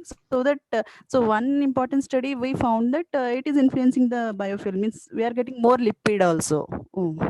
So as such, there is no relation with the carotenoid and biofuel here. When Yeah, that's what, CO2 we are okay. providing, it is enhancing both the contents. Okay, okay. Agree. Yeah, Dr. Neeraj. So that's all, sir. Only these two questions are there. Yeah, shall we move on? Yes, abstract sir. number 11. Yeah, it's by for Dr. Darpan Raghav. The question is, only one question has been raised. That's, is there any laboratory or clinical research that confirm the use of curcumin? Any Yeah, clinical data is am I available? audible, sir? Yeah, Yes. Dr. Yeah, Darpan. actually, a lot of studies are there, a lot of clinical trials are there. A lot of clinical trials have been conducted, and I want to tell you that it is like around $104 million US dollar market is there for curcumin by 2025. I saw some review articles, and lot of, like, not only in cancer, with respect to cancer, actually we can see that lot of products have come up for curcumin, like a detox tea. Many band-aids are coming. For example, Indian company Vico Turmeric is using the same thing. And curcumin is like very, very widely available as nutraceutical supplements. So a lot of capsule in encapsulated forms it is available. And people are looking at it with an angle of like a chemopreventive agent, more like an anti-cancer agent. So they are like, they want to take it before they go into the risk zone. So there is a lot of market, and like it is still a worthy product. Yeah, Dr. Raghav, Only one I have a question. Yeah. Yes, sir. Then for Ms. Nurul, sir, there's no question. Okay, sir. Okay. Nobody asked the question for her. Okay. Then next is for Dr. Wenmadi Maran Balu Algar. 3 questions are there. So the question is over to Dr. Wenmadi. To put it to practical use, do you just get the extract of the plant and administer into the pond? Any methanol effect on parasite, or what are the harmful effects of leaching on fishes? If there is any, does it transfer to humans? Okay, no, actually we collected the extract and applied only to leech. Okay. Okay, so first, I mean, we just taken the leeches from the fish, and separately we have done the experiment, and it was working well. The all leeches, they were found the mortality. We were found the mortality result, and research on for the host is not yet found out. We are checking it now. So that is a separate experiment we are doing. Okay. And yeah, when we start the work, and this will mean the plant extract is not giving any harmful effect to the fish, but still a lot of research is going on in that aspect. Yeah, Dr. Maran, Dr. Yes. Wenmadi Maran. Yes, I have another. Yeah. One of your table shows that 2.5% of the plant extract. Yes. Shown 50% mortality of leech. With that, can we recommend the plant as a very good anti-parasitic drug? Yeah, it's not a very good anti-parasitic plant. Like it's a kind of alternative only. We are talking about the alternative, right? Okay, okay. So people, they are trying to apply the chemical.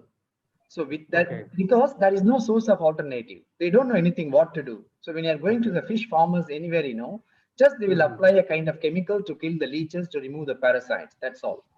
So right now we are doing the experiment as an alternative one. We are looking for the, right time or a good dosage, everything we are checking. So we are checking many plants. So right now, as per the question, we cannot say that it's a very good one, but that is a good one. It's Can be used it's a as good alternative. positive Yeah. result. Okay. Thank you, sir. Thank you. Yeah. Thank you. So, sir, next is the oral presenter 14, Miss S. Abirami. The question is, please tell what is the name of control you have used.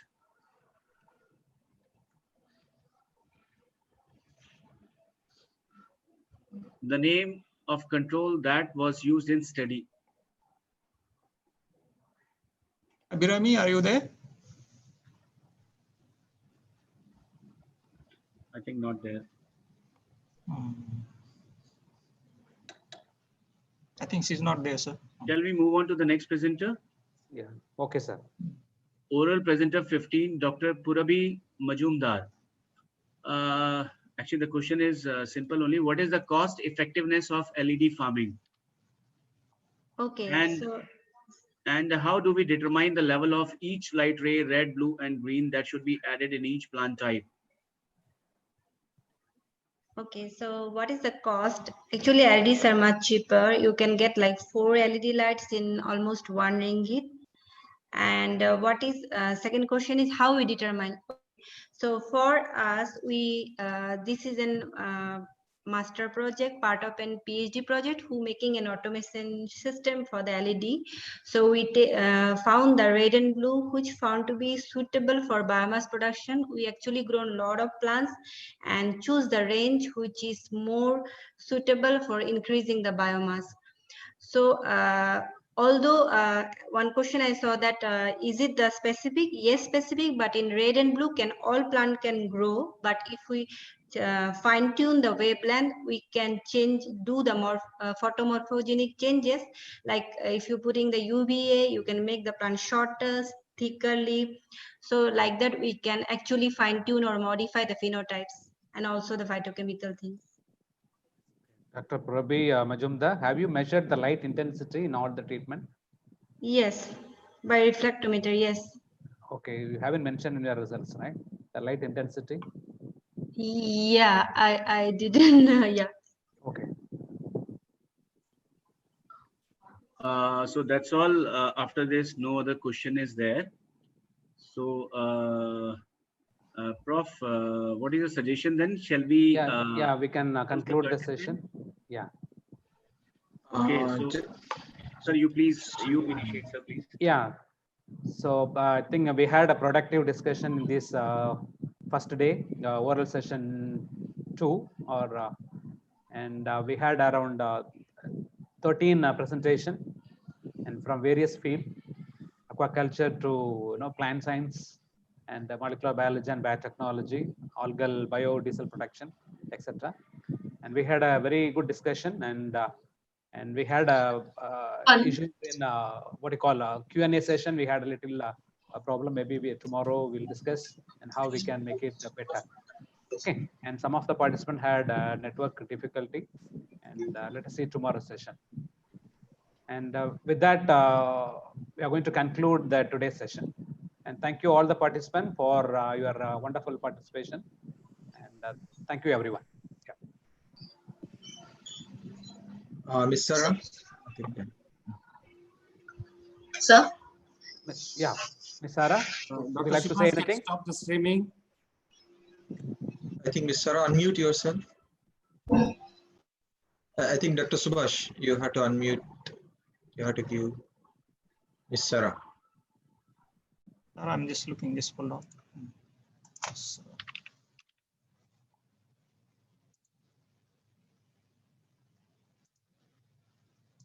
Sarah, you can unmute your mic.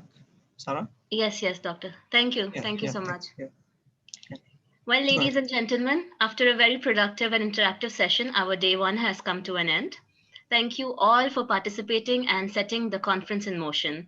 We shall again meet you tomorrow. The timings have already been conveyed to you. It's 9:30 a.m. Malaysian time. And thank you all for presenting and attending. That's all from my side.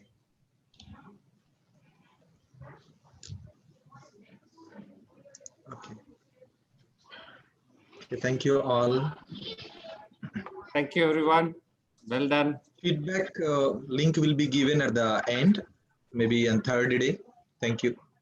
Yeah. Okay. So shall I end the meeting? Yes. Okay, so thank you everybody for wonderful participation. I'm going to stop the streaming on, YouTube. Yeah, So, please join tomorrow. So please join tomorrow at 9:30 Malaysian time, GMT, +8. So thank you very much and see you tomorrow. Thank you. Stop the streaming.